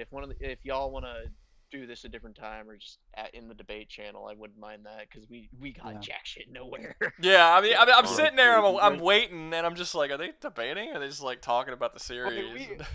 Like there's a bunch of points that I'm sure both of us had. Like I have a big one. That I got think you. Would I make it bet to you the do. Zerg. But like I said, a big part of the big debates, a big part of the debates is actually entertaining the people who are watching. And if y'all are like fucking around I and get it. meandering the whole time, it's like, yeah, come on, guys. All right. Anyway, thanks, guys. Like I said, we might, if y'all want to do something, we might invite you guys up later or whatever. If y'all want to really like go at it on something. But yeah, I gotta send y'all back. Okay. Yeah. Alright. Before you do, Roga, there was one thing I wanted to say. I had another debate lined up with me, Jim, and Oryx. If that's all right. What was the debate? It was Middle Earth versus I had written that. Warhammer I didn't get that one Fantasy. done yet. Middle Earth versus Warhammer Fantasy. If you want to wait until 9:30, Dan's coming up, and he knows a lot about Middle Earth. Okay, yeah, sure, I'll do wait. you want to? You don't have to. I mean, if you really got shit to do, then you could try doing it now. I mean, he's fucking late. It's his fault. But I do know that he's a big Middle Earth guy, and Who was your Warhammer Fantasy guy, so I can write him down? It was me and I'm pretty sure Oryx. Oh, and you guys Jim are was both the, Warhammer Fantasy? Okay. Yeah. And Oh, so Jim you was don't. the, Oh, okay. He's yeah. not Middle Earth, yeah. Yeah. Okay. So if you want to wait for Dan, we could make it a 2v2. Yeah. All right. We All can right. do that. Okay. I'll see you, D-boy. You'll probably. I mean, you're up see ya. here more than most people. You'll probably be up here later. Okay. I know Darkman and Juggernaut had something, and then I know we've got Doug Pumper. and Reaper had something too. Yeah, Doug Pumper is Brute versus Wookiees versus Reaper Rocks 1999. Darkman is Greek myths versus North myths, which is Juggernaut. Then you got Ella, the Ella 7-3 guy who's Damasco, who's Helldivers versus versus Dark Reflection, who has the Death Krieg. Okay. And you Okay. got- Okay. Wait. Hold. Stop spitting. Stop spitting shit out. Sorry. Let's fight. Let's see. We'll start a poll. What was okay? Which debate should be next? Let's do that. Got fucking shit, Mike. Stop! Don't eat on your laptop because it makes the little crumbs and shit go inside the keys. It's super annoying. Okay. That always sucks. Yeah. Which debate should we do next? Okay. What were some of the debates? All right, we got Not Brutes the name, versus- not the names. Yeah. But what the debate is. I was getting Brute versus Wookie. Okay. Brute versus Wookie. All right. Greek versus North myths. Greek versus Norse. I'm not gonna put myth. I'm sure they know the difference. Yeah. All right. Next. Helldivers versus Death Krieg. HD versus, I guess, is that what's Death Krieg? Is that that's Warhammer 40K again. Yep. Everything's fucking Warhammer. Okay. Okay. What's the next one? Yuri versus fucking the Who's Yuri? Korean anime. Yuri's from Shadow Hearts. That's me versus Luke. Sung Woo something? Yeah. Sung Woo Sun what? Jin Woo. Sun Jin Woo. Sun Jin Woo. Okay. I think that's enough. Yeah, we and only then, had one more, which was Cars versus Alucard, so. I actually like that one. Yeah, let's see. Oh, shit, I can't add anymore. Okay, well, maybe next time. All right, start poll. What do you guys want? Start that poll. And I won't vote because I'm biased. Yeah, you can't vote for your own thing. You can vote on the next All one. right, out of the ones that are not my own, let's see. I would actually want to hear this one because I heard some of it before. Also, if you want other people, if someone else knows something, like if you know Greek mythology really well or whatever, or Wookiees really well, you can come up. We can make it a 2v2 or a 2v1 or whatever, depending on if all the debaters are cool with it. Just because a Wookiee doesn't, Actually, I should let you be able to vote because I guarantee you that Doug and them, they're voting for their own shit. I actually should let you be able to vote because this one's already going to be one-sided based on it's already going to be slightly biased because everyone's going to vote for their own thing. I voted for Brute versus Wookie because I was in your vote Discord server earlier. Your vote may have pushed it over the top because it's only winning by 3%. Yeah, it's only winning by probably one fucking vote, honestly. All right, so yeah, 37 votes. We'll give it a couple more minutes. See now it's 34 and 34. Yeah, and mine's in third place. Woo! Yeah. Most people just give a shit about Sun Jin Woo. They don't know who Yuri is. Who is Yuri? What's he from? Shadow. Oh wait, Hearts did from PlayStation 2. I vote? I didn't mean to do that. I don't think you can vote in your own polls. Did I? Because I have no idea. I don't think you can. Okay, I didn't mean to if I did. Okay. Sorry, Burn. We know. I know he misspelled it, but I was having trouble even saying it. What did I miss? It's O, not U. You know what? I put OO and then I erased the O's and put a U. You could go back in the stream and you could see it. I typed in the OO and then I swapped it to a U. So I was right. I second guessed myself. Ella, you're already in a stream or in a debate that's on the list, or else I would put your Crazy Nano Poppy versus FNAF one on there. Okay, so you voted for Brute versus Wookie? Yeah, I voted for Brute versus Wookie. And it's tied with Greek versus Norse. So we should probably bring up Greek versus Norse since you skewed it a bit. My boner. You go. Okay, so who was it who wanted to vote Greek versus Norse? Was that Jesse? Who were the people? Was that that Darkman and Juggernaut? Greek versus was Darkman 67 and Juggernaut. All right. And first rule of this shit, man, is don't be adding us in the Discord. We don't pay attention there. You have to chat in the chat. So. In the chat. All right, Big Cat, do you have someone to actually face off with yours? Because you guys keep dropping the doubles. You got to drop one and have someone who's willing to fight you on the other. Let me see. What do I do? Strike through. Boop. There we go. All right. You could let up. I know that I think wasn't it Darkman Juggernaut? Wasn't that the Greek versus Norse? Oh, Yeah. now Brute and Wookiee's winning. We'll do Brute and Wookie, I guess. I waited too long to throw them up here. Who was Brute versus Wookie? Reaper versus Doug? Doug Pumper and Reaper Rocks 1999. All right. Okay. Deleting it from the list now. Okay, now Reaper, I'm giving you a heads up, man. You got to let people talk, okay?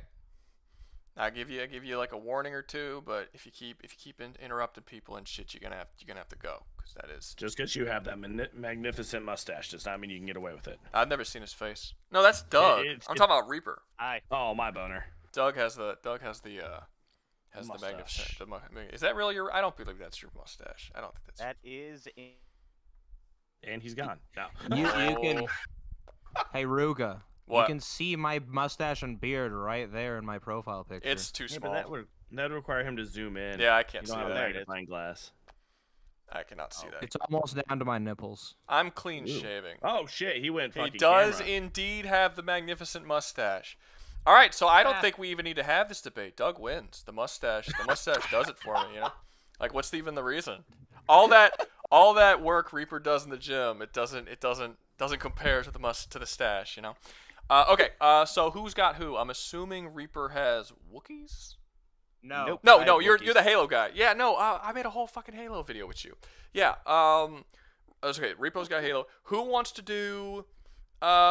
team up with anybody? Do we have anyone who wants to help? Hive God says he can help with brutes, and Wookie wins because he's hairier, but I don't think that's Indigo Steel actually saying shit. So, okay, anyone want to help on the Wookie side? We need someone to help. I mean, help.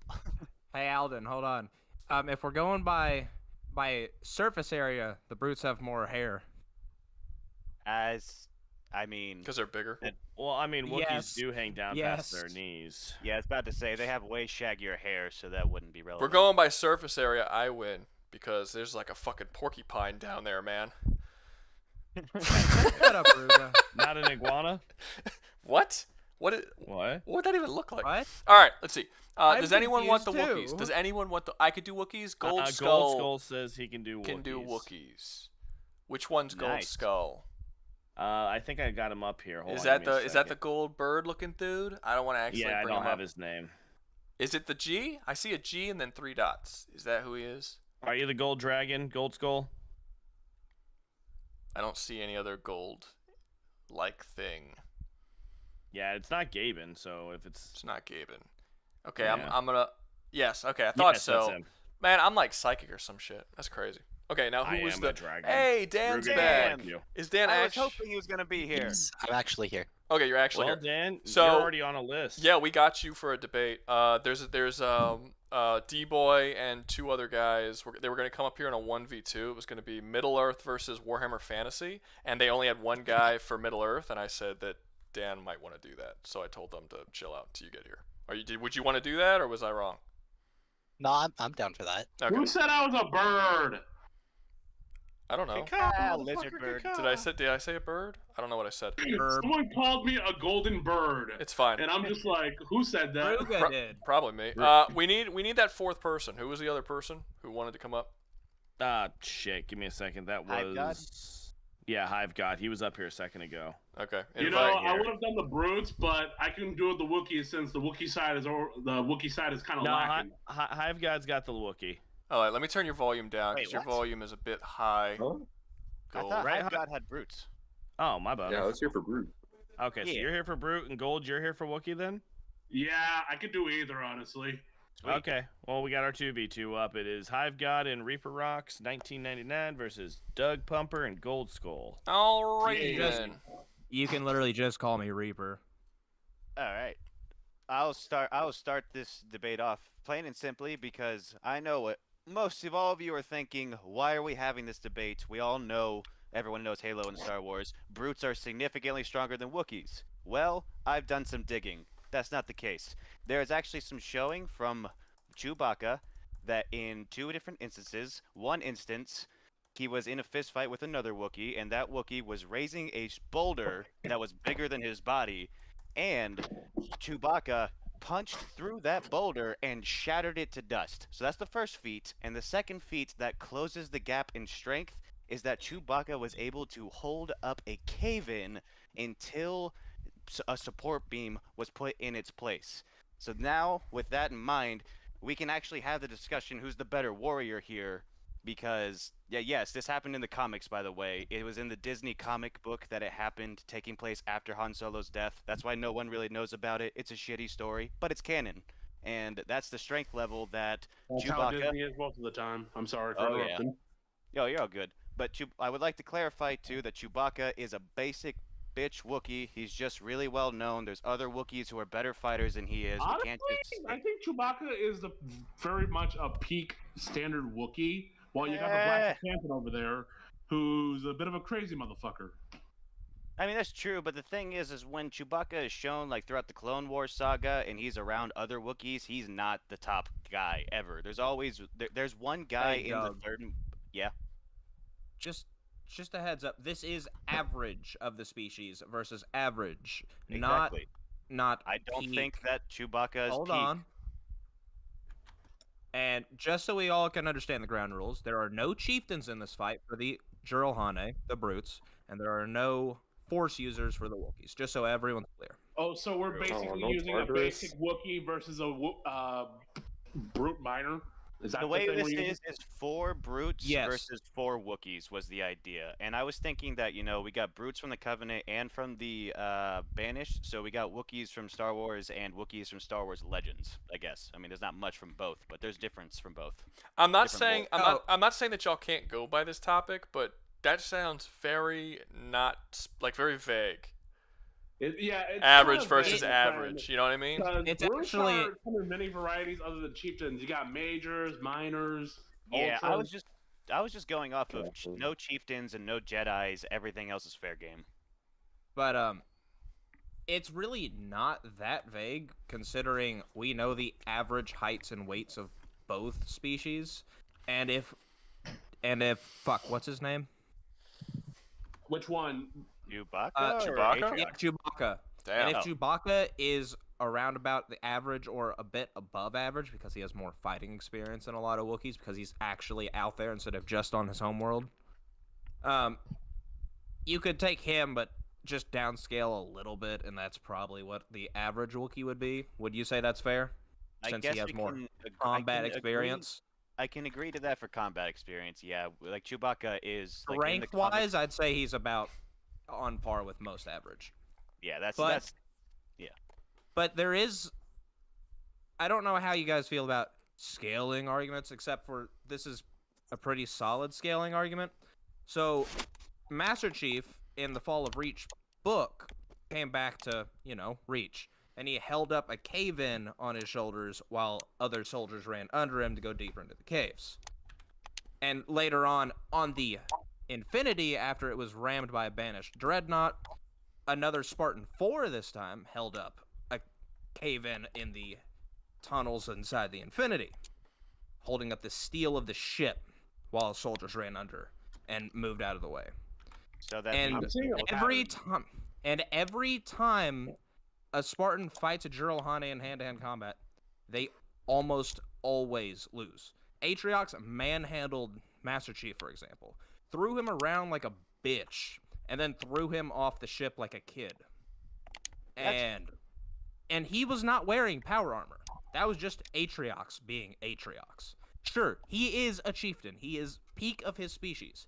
But the first time Spartans faced a Juralhane was on the Unyielding Hierophant when they were trying to capture, I think it was a prophet, and that they only faced a couple brutes and immediately lost a Spartan 2 within the first 30 seconds fair, of the engagement. but the issue with that They were argument all is- minors. Yes, but the issue with that argument is that while they are definitely stronger than the Spartan 2s, that strength is still enough for Spartan 2s and other Spartans to go through numerous brutes on the battlefield. So I don't think that the strength is going to be enough to just win them this battle because it's just close. I mean, I can agree that the strength of a Jurahane is greater than a Wookiee, but you cannot deny a bowcaster is better than whatever plasma rifle you give to a brute. No, Yeah, and that's because they not even don't their use best plasma weapon they can rifles. bring. I mean, Brutes yeah, you're right. generally don't use plasma rifles like the rest of the Covenant. If they did, your end would be a lot quicker. In fact, they use what's called a spiker. It shoots. Oh, What was it? 9-inch long white hot Yeah. metal spikes. Well, there's a And then they thing have about that. Then they have the Mauler, which is the same thing except a shotgun. And then Lot they have closer. the Brute Shot, which is a Grenade fucking launcher. fully automatic grenade launcher. Yeah. And then the red plasma rifle that the Jiralhane get later in Halo 3 is actually more powerful than the standard one. So It shoots everything faster, too. Jiralhane uses is superior to anything else the Covenant uses, basically. Like the Spiker is one of the strongest weapons. They also have napalm grenades on the regular. They also have spiker grenades, which shoot the same spikes that the fucking spiker machine gun and Mauler fire. That's gonna be helpful, but the thing is that Wookiees have a number of weapons to bring to the table, and part of that is their But no armors armor. and shield. Yeah, they do. They have armor. They have armor have that they armor. wear that they show, and there's two different kinds of armors. There's a Legends armor we can go off of, and then there's Canon armor, which is more like the Halo, closer to the Halo 2 brutes, where it's like a couple bits of the shoulders and arms and head and chest, not That's a not full-body accurate. suit. That is in fact accurate. I'm talking about your description of the Jiralhane armor. That's not accurate. Well, I was referring to their depiction in Halo 2 when they first showed up. It's like they just had a bandoiler or some small bits of armor. That's how the Wookiees in canon and the movies usually are. They always wear full body. Halo 2 did not have any armor for the brutes, aside from like a helmet or a bandoiler or shoulder pads. So that's what I'm referring to. I'm I literally know you're Googling right. it right now. Turn on the game. Turn on Halo 2 and tell me that the brutes have full body armor the same way they do in Halo 3. I'm not even gonna pull it up because you're the one who needs to know. But regardless, that's not my point. The point is that we can go off the Wookiee armor for the movies, which covers their arms, head, shoulders, legs a bit. And then there is Legends, mostly from the games, where they have full body suits like knight armor that will I'm cover getting them pictures of both. all the way around. I'm getting some that aren't armored, and I'm getting I'm- some that are. Yeah. So the that, brute, as I was trying to say, it depends on the brute. Sometimes they come with just a helmet, a bandolier, and some pauldrons. Whereas other times they come dressed like a fucking knight wearing head-to-toe body armor. That's like true, I'm but looking at a picture from Halo 3 of a brute miner between the Arbiter, Master Chief, and he's wearing full body armor. Well, Should I they send that do, to you, but that Ruga, was- for you to look at? That wasn't really. No, much it's of my fine. point. My I mean, I point- just the looked point it up. The point that I Okay. was trying to bring up wasn't so much the brute armor, is Wookiee armor. Wookiees have armor and physical shields they have on their body, and a very important characteristic about them is, unlike most Star Wars armors, is they are prioritizing kinetic defense as opposed to energy defense, because they have to account for the Wookiees' physical might as well as for the physical might of the prey that they hunt regularly on their planet. So Yeah, I especially- understand this.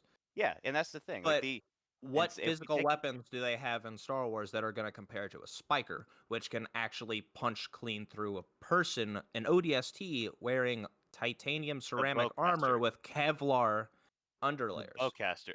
If not the bowcaster's bowcaster, not. which, Bowcaster's if not the bowcaster, kinetic. then the It's an disruptor explosive weapon. carbine. Then the disruptor carbine. Wait, the bowcaster is an explosive? Well, even if it Yeah, is, that the is one bowcaster of their. is kind of like a SWAT, like a mix between a sniper rifle and a shotgun, in my opinion.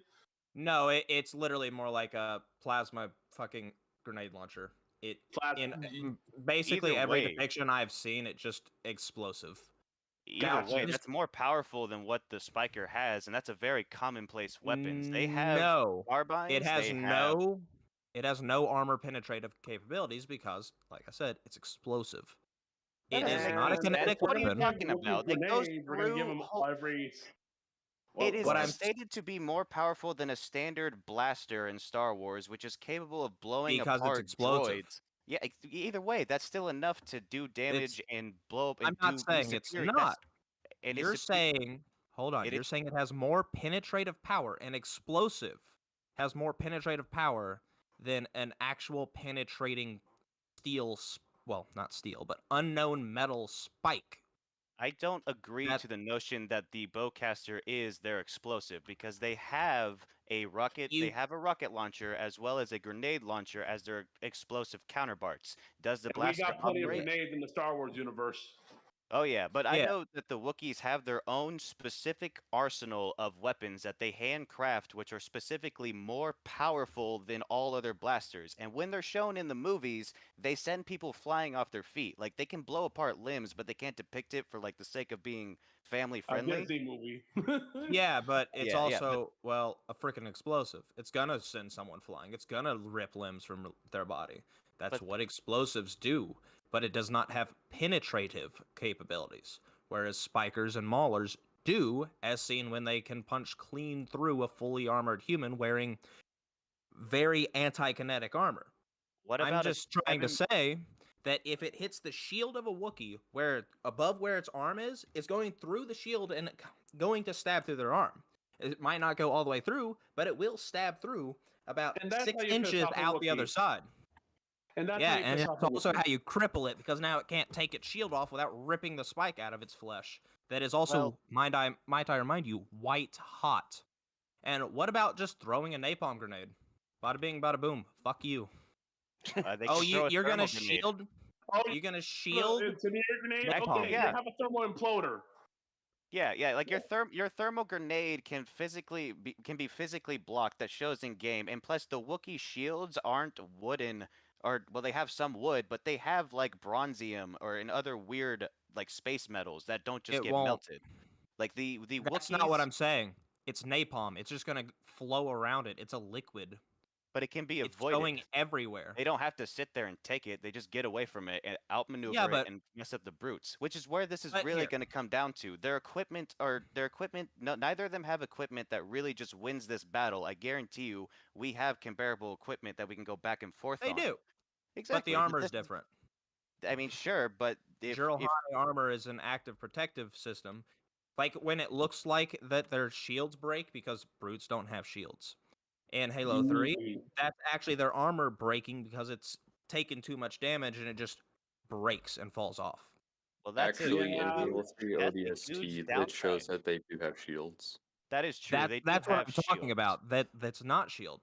It's actually explained through lore that it is not, in fact, shields. It's their armor is that active protection plate, like the U.S. military was going to put on Abrams, where it's like a plate, an insulator, and a plate. And anything that penetrates through the first plate and hits the second plate gets electrocuted, and it just ceases to exist.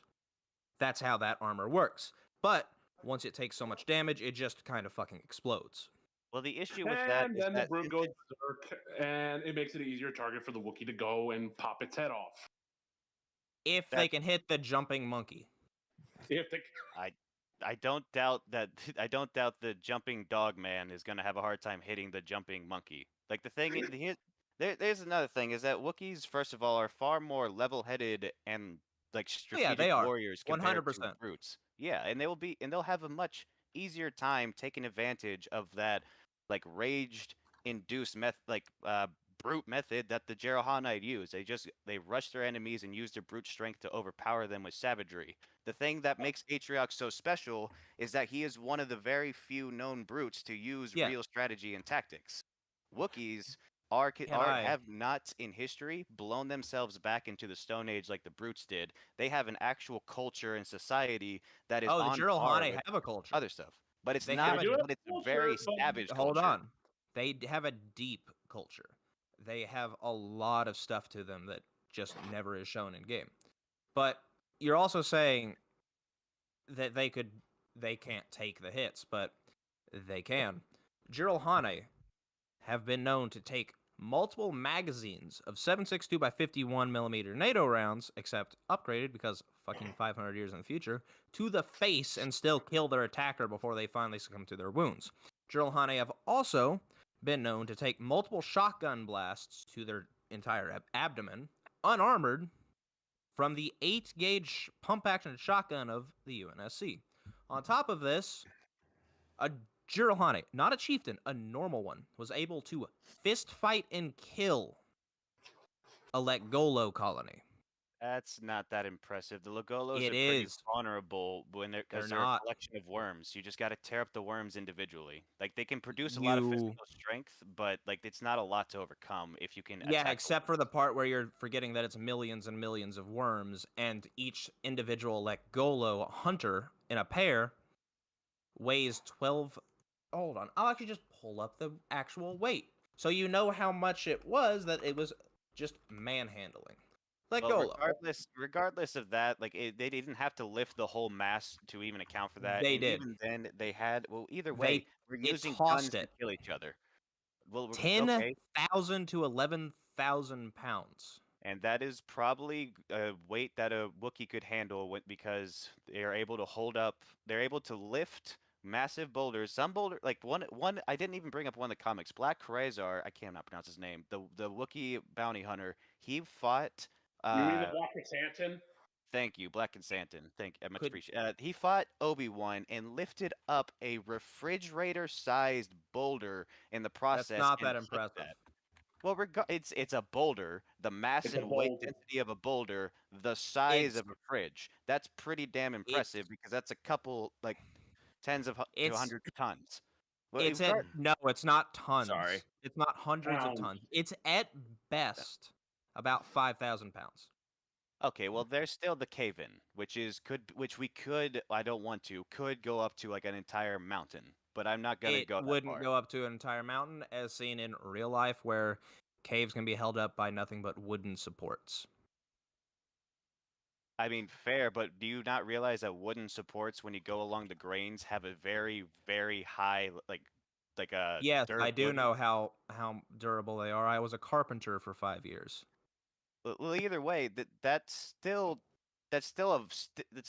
regardless. We're still not. It's still not going to come down to physical strength. They're using weapons to shoot each other and stab and Yes. kill each other, and that's what And it's going to come down to. The Wookiees are going to use their weapons and stuff better. They're going to outmaneuver them because they're known to maneuver terrain better than most in Star Wars, and so are Jiralhane. They're the second most agile creature in all of Halo.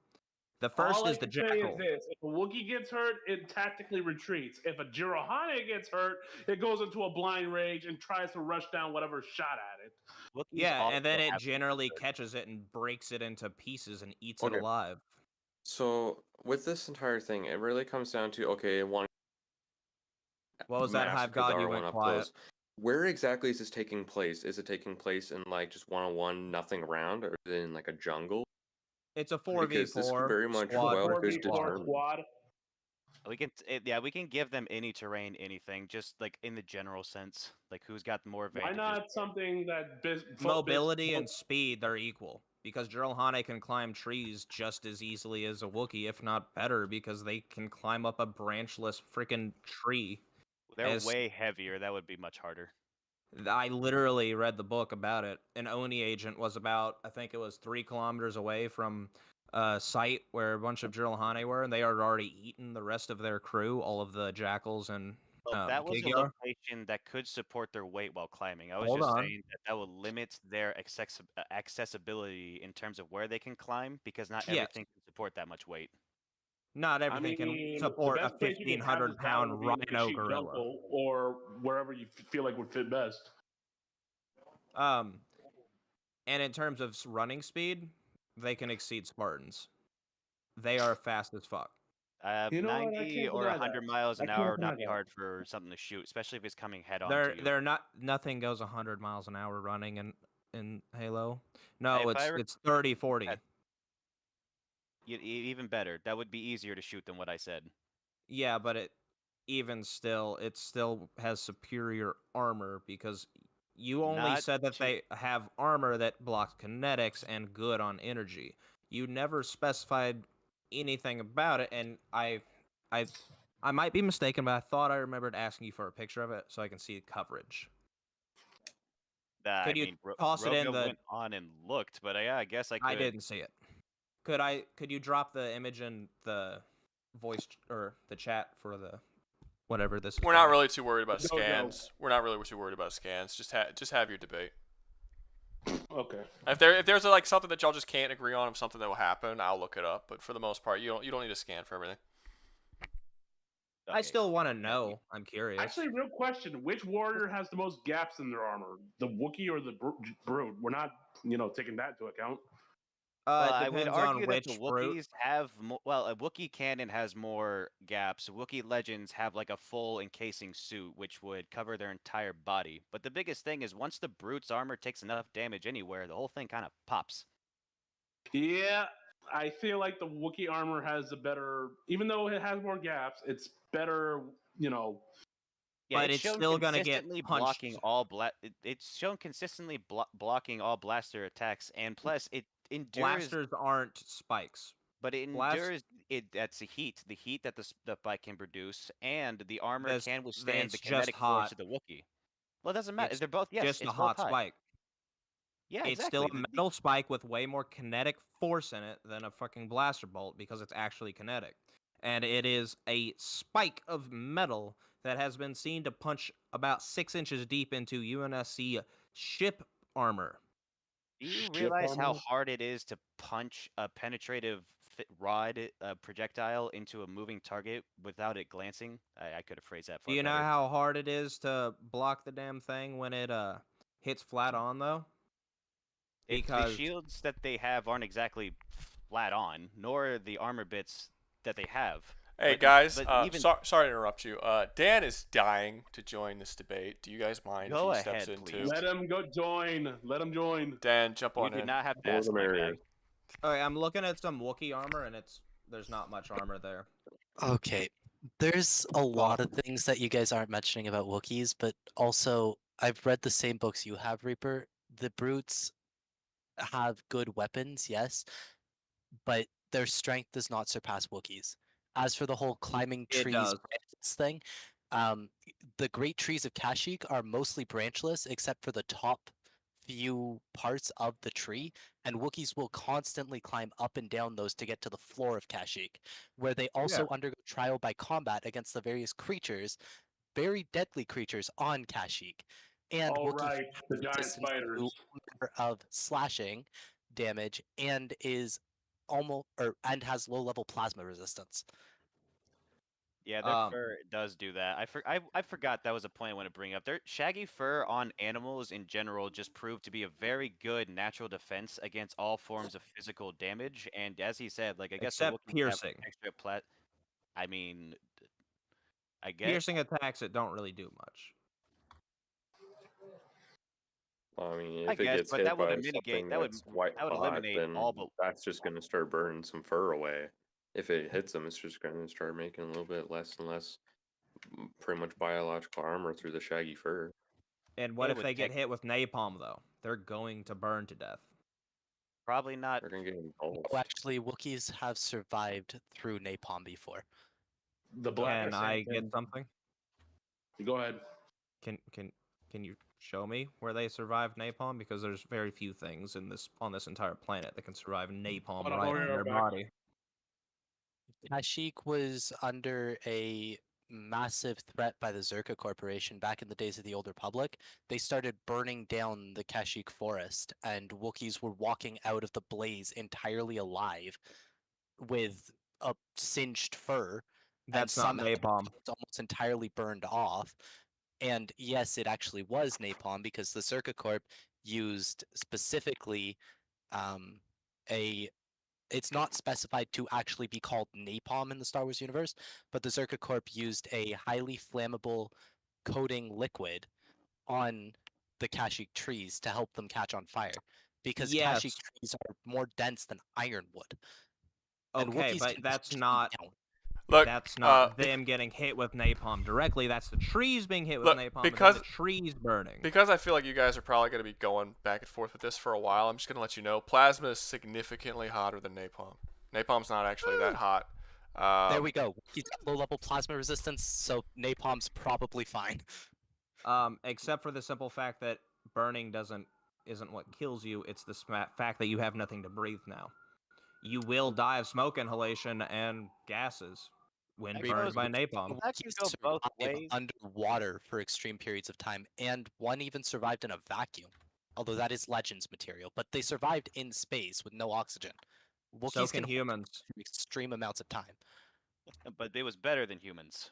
Is the Yeah, point? no, it's way And better another than humans. Yeah, The and another napalm's thing. not gonna go away by the time they have to Well, breathe. they can get away from the napalm. They don't have to stay Not if it's around on it. them. I mean, If it you hit wouldn't. them directly with the napalm grenade, But and the if they've napalm is coating their entire body, But if they've they're handled fucked. that exact same thing before and been fine, why would that suddenly change now? Like like if it's also they have very thick fur, the napalm, unless it's enough, it wouldn't fully soak in, so it wouldn't, and it would catch into their hair. They would be able to pull that off, which would eliminate one of the major components to napalm, and that the fact that it sits onto you and you can't Oh put it wow! out or remove it. So they grabbed the napalm with their hand. So Scoop now your their hand's hand on under the fire. fur, or use something in between the hand and the fur. Regardless, it's not much relevant because there's going to be one or two Wookiees up front with 7-foot tall shields in hand leading their fight. That's how they do it. In Star Wars I Legions, that's how they Still do it. can't find any. I found Look them up wearing Star armor, Wars but I Legions. can't find Look any up shields. Star Wars Legions Wookiees, and then look at those images. And yes, I told you their armor barely covers their shoulders, heads, and some bandoliers, but that will show you the shields. And then look up the MMO Star Wars RPG Wookiees Black Santin armor and all that. There will be plenty of big, full body covered armors, but I'm not bringing those up because those are specifically legends. And if we brought those into the picture, the brutes ain't doing shit because that armor is dealing with animals much bigger than the brutes and would definitely be more than reliable enough to protect them from the brutes' kinetic weaponry for the Wookiees' plasma weaponry to win the fight. Because they have Excuse me, multiple dog. types of guns. Excuse me, dog. Can I add one thing? Can we This not shield forget does that not. the Star Wars universe has a healing grenade called the back to tank grenade? Can Or is can we? that For, I think you both forgot the fact that this shield is like 2 feet wide at most. I literally just dropped the image down in the chat. It's But that would be not even a plenty for- shield. But that to would Reaper's point, what Doug just brought up from the Star Wars MMORPG is not canon. It's not even canon to Legends. It is specifically an RPG thing. Now, the thing with the Wookiees and armor is they don't wear it because they don't need it. Their fur protects them. It has been stated in some Star Wars novels, now I can't remember the exact ones, but it has been stated in the novels that they are probably more durable than the clones in their full armor. And clone armor at the height of the war is some of the most advanced armor in the Star Wars universe. Yeah, but they're not going to stop a spiker or a mauler or a brute shot. So, I have Well, a question. So, with the grenades and whatnot, with the napalm, obviously, they carry around too? Because, like, the plasma grenades are going to do some hefty damage. Yeah, they generally carry around spike grenades and napalm grenades. Yeah, but it's also not uncommon for them to bring around plasma grenades either. They do sometimes, yeah. But why can't we assume that the okay? So I don't think that it would matter like who has what. I'm pretty sure we can go through this and find out they both have plenty of gear to bring to the table. I think this is going to come down to who uses it better. And the Wookiees are shown to be more intelligible than brutes. Maybe not humans, but they at least keep a far more calm head, and they don't go into a berserk rage and lose all sense of control. Like they do have a berserk rage, but a thing about that is there's a Wookiee code where you can't use your claws to kill or you're banished from society, and somehow Wookiees do rages without breaking that code all the time. And that's more level-headed than anything the brutes have shown, who will go into a rage if one of their packmates die. So as soon as one brute's dead, they're in a rage, dropping their weapons on the ground and charging the Wookiees head on. Actually, that part's just a gameplay mechanic. Generally, they stop shooting the weapon and use it as a club, and that's why the weapons are as robust as they are. Still helpful because they're not shooting and they're running at them now. Yeah, and I forget to mention that. Oh shoot. Sorry. Go ahead. And you also wanted to say they don't keep a level head. They don't know how to fight beasts. This kind of stuff. No, that's not true either. Jiro and Hane have to do their own trial by combat on their own home planet with creatures much scarier. Here, I'll look up the Keep looking Darsax up. planets. The thing about that is the brutes use savage tactics and overwhelming force to do it. Wookiees actually outplay and outmaneuver their opponents more akin to what elites would do in Halo, which are better fighters, like skilled warriors, than the brutes. Now that's a whole other debate whether or not they're close, but that's just an example. They have comparable feats and they have comparable feats and equipment, but how Wookiees go about battle, they are far more strategy. They have used far more strategy, far more tactics, and are much more cooperative and better teammates than brutes. Like I said, when a Wookiee gets hurt, it usually does a tactical retreat or basically hunkers down. A brute that gets hurt enough just goes into a feral berserk rage, goes straight towards the enemy, and gets lit up like a Christmas tree. You're still comparing the game. You're comparing game mechanics to lore, and it's just not true. That happens in game, but generally in lore, the Jiralhanes don't go into a berserk rage just because someone dies. No, they do grit their teeth and get pissed, but that they just act more like the U.S. Marine Corps and go offense is the best defense and just slowly march forward anyway. With marching fire, suppressive fire, particularly with the brute shot. And they like to use tactics. They are far smarter than you are giving them credit for. They are not the big, dumb, monkey gorilla things that you seem to think they are. They are far more intelligent than anyone gives them credit. But that's how they get taken down. They're taken down regularly by charging enemies who just keep pumping enough bullets into them until they go down. Yeah, they that's get their killed entire because they're... mentality that they've grown into is to completely march down their opponents. And that's not going to work with the Wookiees because their weaponry is more on par with theirs, which can put down brutes pretty quickly. Not to mention I mentioned that Star Wars weaponry also has more ammo. That's true. And Wookie, I don't think it'll come down to ammo count, but Star Wars blasters as a whole are more powerful than what the weapons of Halo have. And there's also the Disruptor carbine that Wookiees have, which if you don't know about Disruptor blasters, I those know. things are, It's in yeah, they're Mando. used. It's a disintegrator.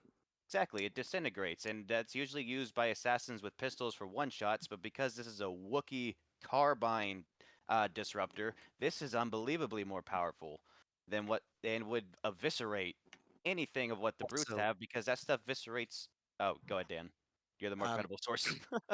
No, it's just going back, or since we went back to weapons for a minute, going back to the bowcaster, it is a piercing round that as soon as its kinetic energy dies out, it explodes. So it is not just an explosive round.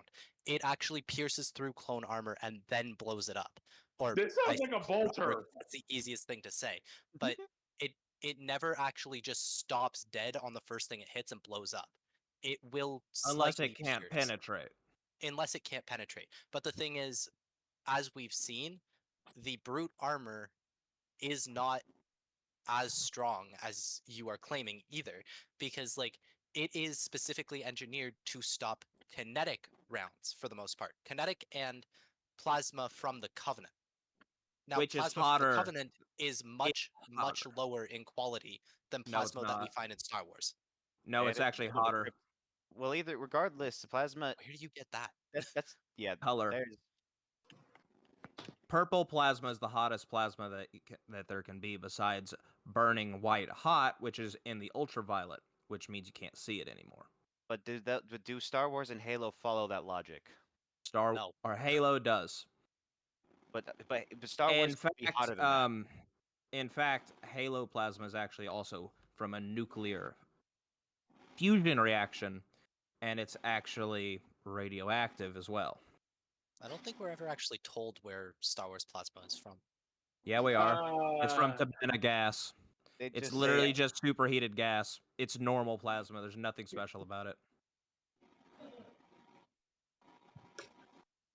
Okay, but that still doesn't mean that the brute armor can defend against it, because it gets ripped apart by normal kinetic rounds, and plasma weaponry is specifically more potent against the shielded defenses and just technologies of the Covenant.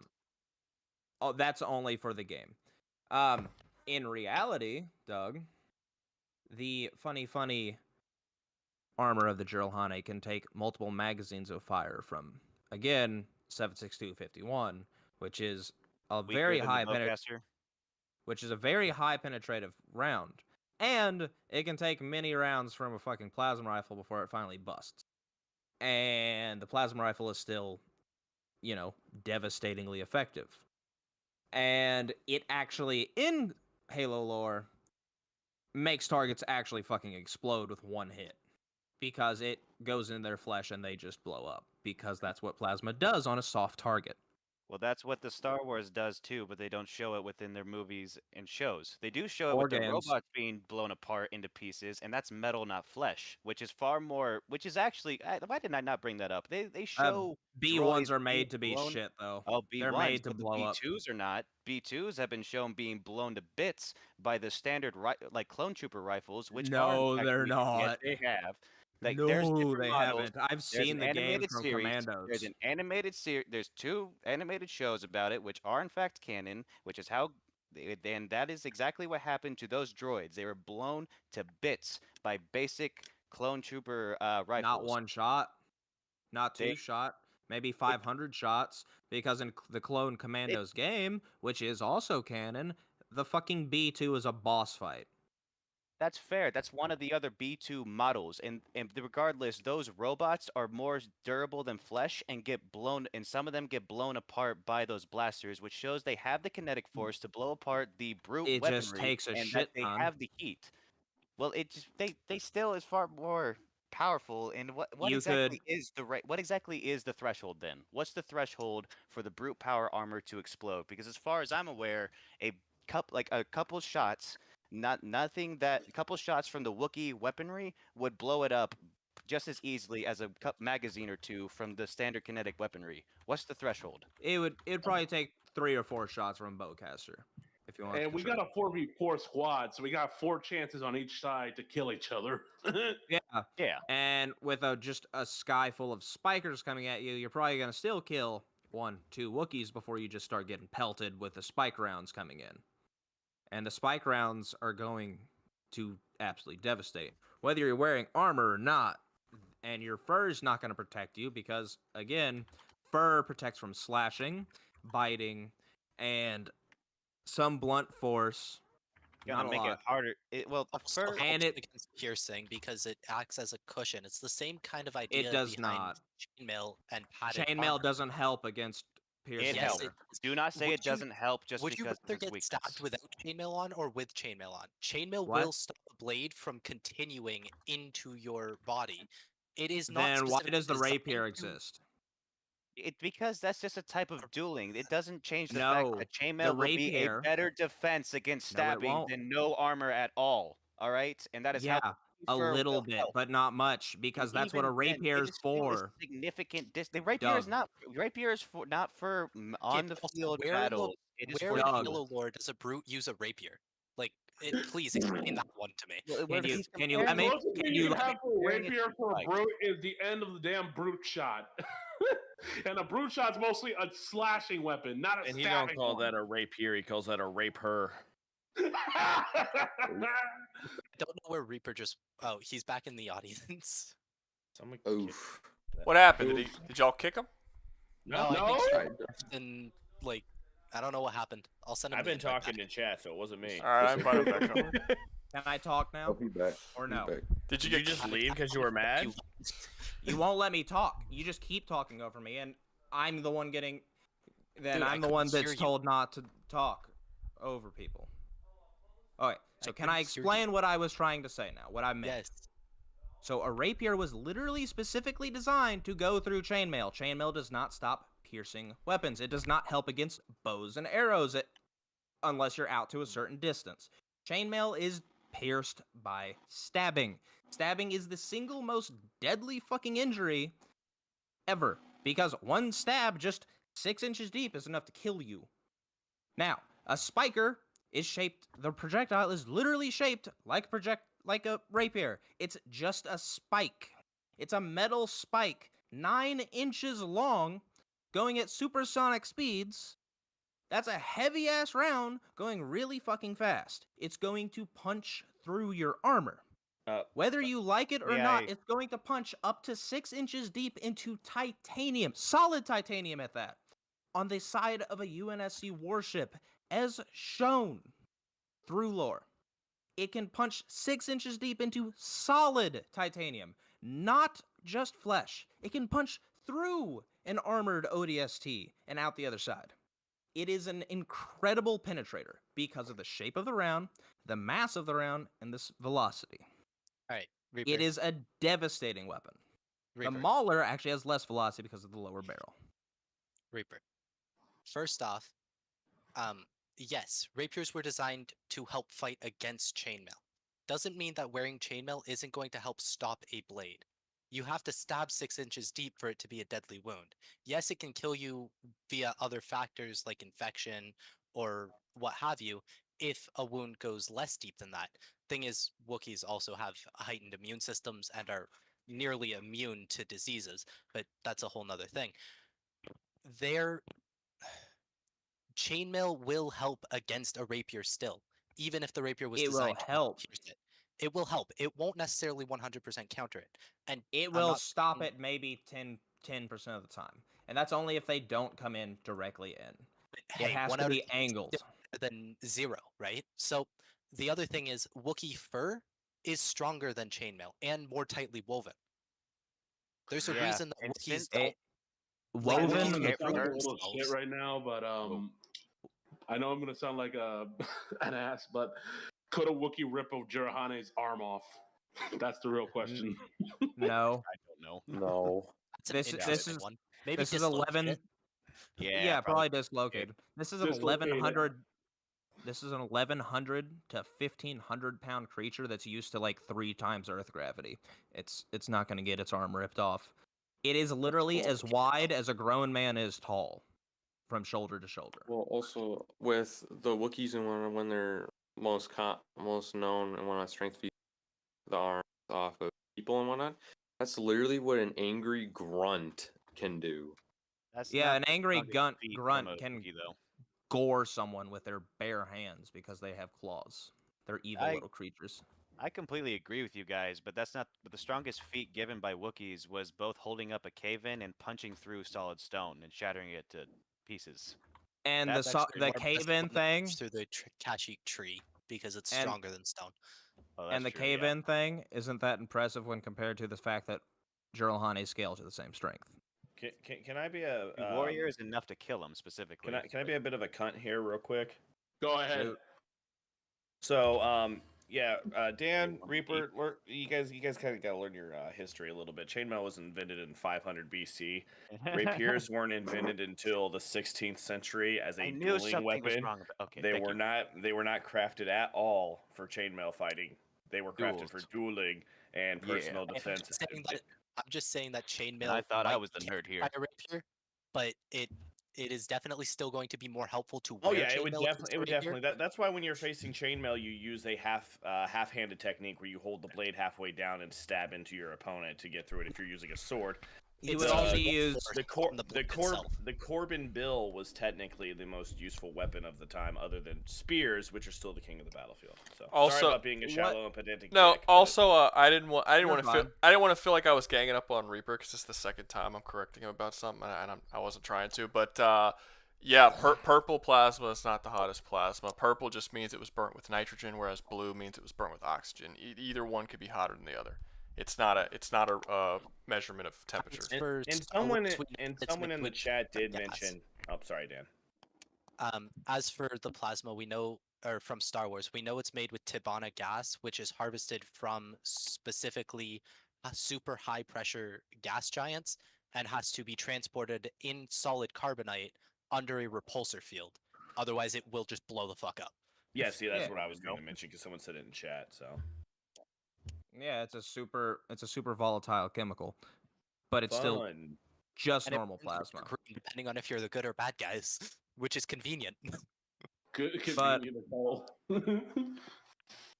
But fun fact about that one: the green plasma from the Empire was made to simulate the green tracers used by the Nazis of Germany, and the red tracers are from the U.S. Neat. That is an interesting fun fact.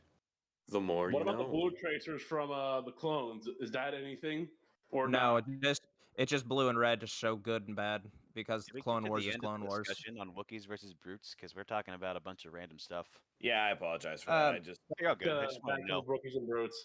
So 4v4, who takes it out of Okay. what times? Okay, can I say my personal opinion on this from my new knowledge on Wookiees? Go ahead.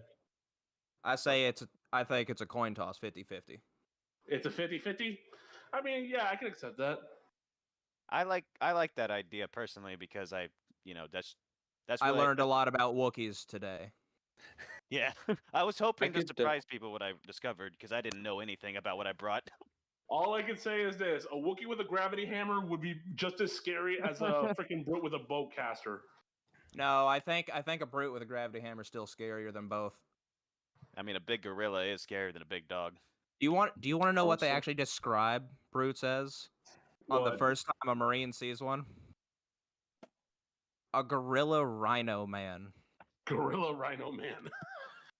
Because of their leathery skin, they look like a rhino. But because of how furry and ape-like they look like a gorilla.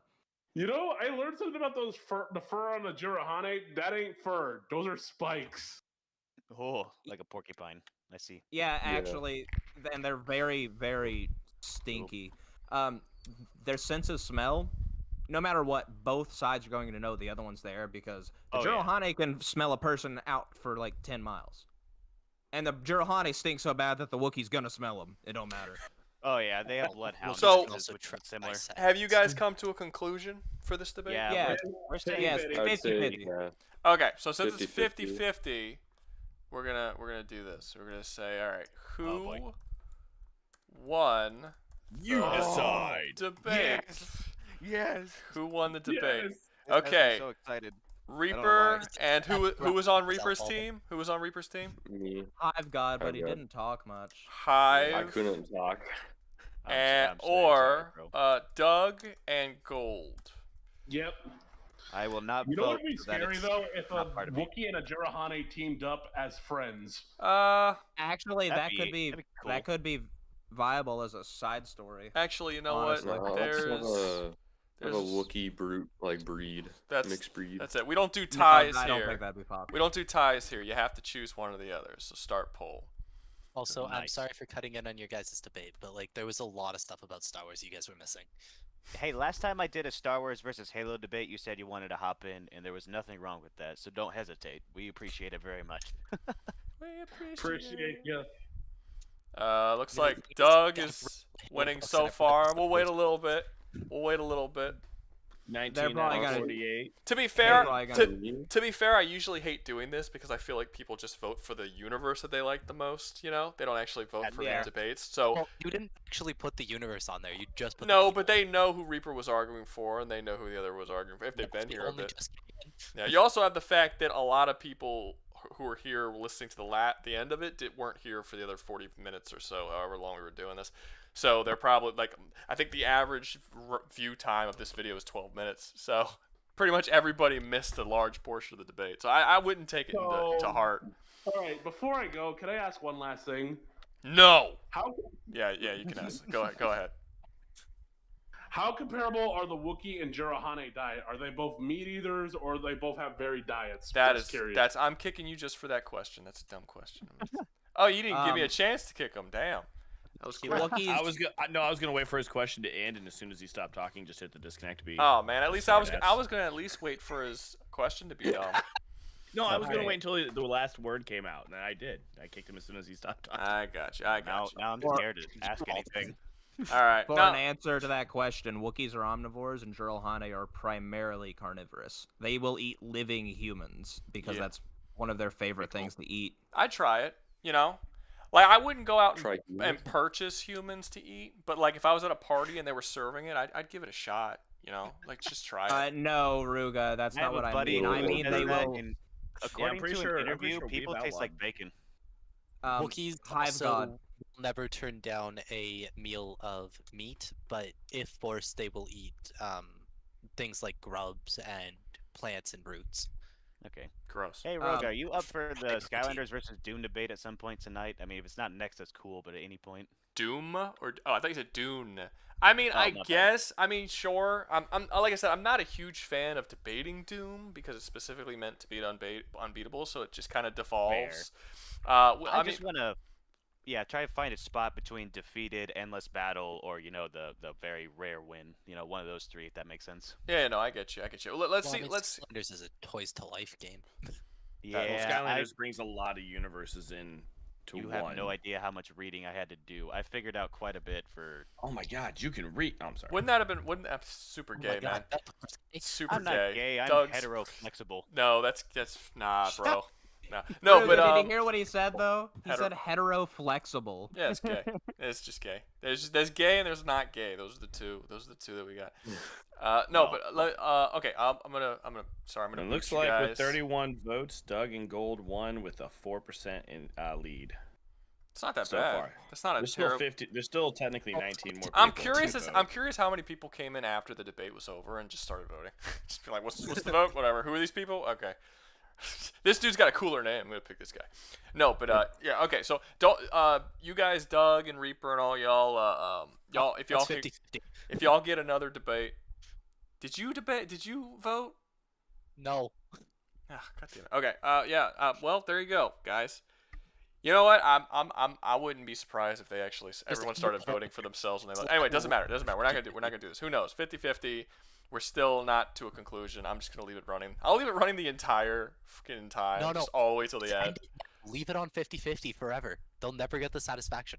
I don't like not being satisfied either. Like Yeah, nobody likes blue balls. Not even. Oh, the there we person go. giving There it. we go. It's 33. It's back up to Doug and Gold. I'm just gonna end it because I hate 50-50s. Okay. Okay. What am I doing? I was doing something. Right. Next I debate. in chat if we were going to do another poll. Okay. We're missing 1%. Dan. What? I had asked you in chat if we were going to do another poll, Ruga, or if you were just going to jump into one of the ones you liked from the last polls. No, we can do another poll. Give me the same ones that I had on the poll previously, so that they get another chance. Plus another one. Yeah. I was going to do. Okay, so we got Greek myths versus Norse myths. All right, hold up. Yep, I'm waiting. All right, Greek. Forgot how to spell for a second. Versus. Nope, I did spell wrong. Forgot the R. Greek versus Geek Norse. versus. Okay. Next. Helldivers versus Death Krieg. HD versus DC. All right. Next. Yuri versus Sun. Please, Death Krieg, not DC. I know. I spelled it DK the last time. I want to annoy people. Okay. Yuri versus who? Sungjin. Sunjin Woo. Sunjin. Yuri from what universe, Alden? Shadow Hearts. Oh, okay. Cars versus Alucard. Cars versus. Wait, let me do. Somebody wanted something. They asked me for it earlier. Shit, what was it? It was. Middle Oh, Earth no, it wasn't Middle Earth. That was something we're gonna do. But no, this was Luke Skywalker. Oh yeah, Skywalker it was 4 versus said Fire Nation. That's what it was. Okay. Oh, yes. Yeah. One guy He asked me several times. No, I forgot. I was gonna add another one. Shit. You can only do 4. Oh, okay. Well, whatever. That is what it is. All right. Do your voting. Last time Which Norse that versus. reminds me, I still have a bone to pick with you about Talion versus the Fire Nation. Well, you know what? I could bring you up and the fucking other guy up at the same time. Y'all could both do it at the same time. Man, Luke I'm never getting my debate in here. This blows. Wait, which one was yours? The Yuri and Sunjin Woo. Sunjin Woo. Well, yours is on the voting both times. Just people don't give a shit, I guess. I know, right? People really want the Greek versus Norse though. That's the last I time. know. That last was time the I got second highest one last time. Yeah. Barely second. No, it was a tie. No. Remember, the other one pulled ahead by 1 vote at the very end, and because I told you I voted for Wookie versus the other, you're like, okay, well, unless it goes higher, and then it went boom, 1 more, and you're like, okay, it goes to that one. Gotcha. Okay, so yeah, it looks like it's gonna be Greek versus Norse. Was that Darkman and Juggernaut? I think that was Darkman and Juggernaut. Yeah, I got. All right, Darkman, if I had to speak, Juggernaut. All right, does anybody want to come up with Greek and fight for a Greek or a Norse mythological version? I could do North, Lee, I know Lee. Lee's the dude with the black guy with glasses, right? I think that's Lee. Okay, who wants to do Greek? Who wants to do Greek? I just need someone to do. I'm a bit out of my Greek, so if you don't get a second, I guess I could at least try to help, but No, I'd rather not. We want someone. Well, then, if with you want talent. to step out, like I actually do know Greek myth pretty in depth. I do know some about. You were in the last one, Dan. I mean, you could be in this one. Well, he was in the last one halfway through because he just couldn't tolerate people talking without his. He just could not tolerate not having input in that one. So. Well, he got back from the getaway camp. He has to talk now. Okay. So, all right. So you want to do Greek, Dan? I can. If Azuli Studios also says he can do both. Azuli Studios? What's your studio? What do you make? Is it music? Is it movies? Is it adult He's films? the waiting one. Is it gay porn? I mean, why don't you come up for the Greek myths, and I'll just set this one out since, yeah, Alden's right. I did just do the last one, and my throat kind of hurts. From all that dick sucking, that's why you need the getaway camp. All right, so Lee is on the story's north side. Hello. Norse. Can you hear me? All right, yeah. Norse. I am a pretty good mythology fan. Okay, so Lee is Norse. Juggernaut, you Norse? Yes, I'm Norse. Okay, and Dark and Waiting are both gonna be Greek. Cool. Alrighty. All right. All right. Okay, let's. How do far this. into Greek am I allowed to go? Like. Hey, do everything, man. We gotta win. Alrighty. We Primordials, here we go. Hell yeah. Okay. Hey, Do I your don't think we primordials. need the primordials. I don't even think that we need the primordials. I think the basics is gods who got this. I feel You I kinda feel do, like trust something me. very important that we have to touch on before we get started. Azuli never told me that he wasn't in gay porn, so. No, I was about to say that. I just kind of do whatever I like, but not that. So, so Okay. you know. Okay. No, he definitely does do. You see how I do have an. Dan was his lover, so obviously Dan knows. You see how vague he's being right now about it, though. I've never seen this man in my life. It's like I don't do that. I do Go to I my do channel. stuff. I just do stuff I like, but I don't do that. I'm not gonna say what it is because it's sketchy as Well, fuck. you can go find out, or I can wait to share until my own argument that I've been waiting to do. So whatever. He started Or you can just go cockspin.com. look at my channel. Hey, No, never know. So who was on my I side think I'm again? too young to have started that. Azuli fair enough. 100% hired me to suck cock. I make this is honest. Jesus. All right, Okay. so I think it was the Oh, waiting okay. and Dark Man and Lee and Juggernaut, right? Okay, Yeah. Juggernaut. Right. Yep. On Okay. north side. So who's gonna start? Whoever Came up with the idea. Alright. Darkman came up with the idea. Well, I'll me. just join. The next person who says in this stream who's gonna start or are you gonna start? If you're speaking, just start. Just go. Okay. All right. Well, I But think I since get I'm the already privileges talking. then. So in the beginning Hey. of time, Hey, I don't Long think we ago, need there was primordials. 4 ninjas. Oh, there was well, a it's already great gonna start spin- then. If you're gonna No, put we're a not doing an baseline. Ninjago debate. It's too deep. But you're procrastinating. Okay, Someone get so- started. Yeah. I All run right. the talk. Okay. Baseline. Where does each yeah, so- mythology put the start of the universe? I can give both. of these. So, start of the universe for Norse mythology would be in Ginnungagap, where Hot met cold and created Ymir, Ymir. which is the first Jotun. The Yep. first giant, the biggest. So giant. Yeah, then he also actually out of the was ice, he became the Earth. So then Yeah. After dying. so then Natna the ice spawned a cow, which Natna Ymir drank from. Then from that came Odin, Ville og Vie, which is his brothers. And they killed Ymir and then crafted the earth out of him. Or Midgard. I can kind of add a bit more. If I remember right, the cow had a salt lick to survive for whatever reason.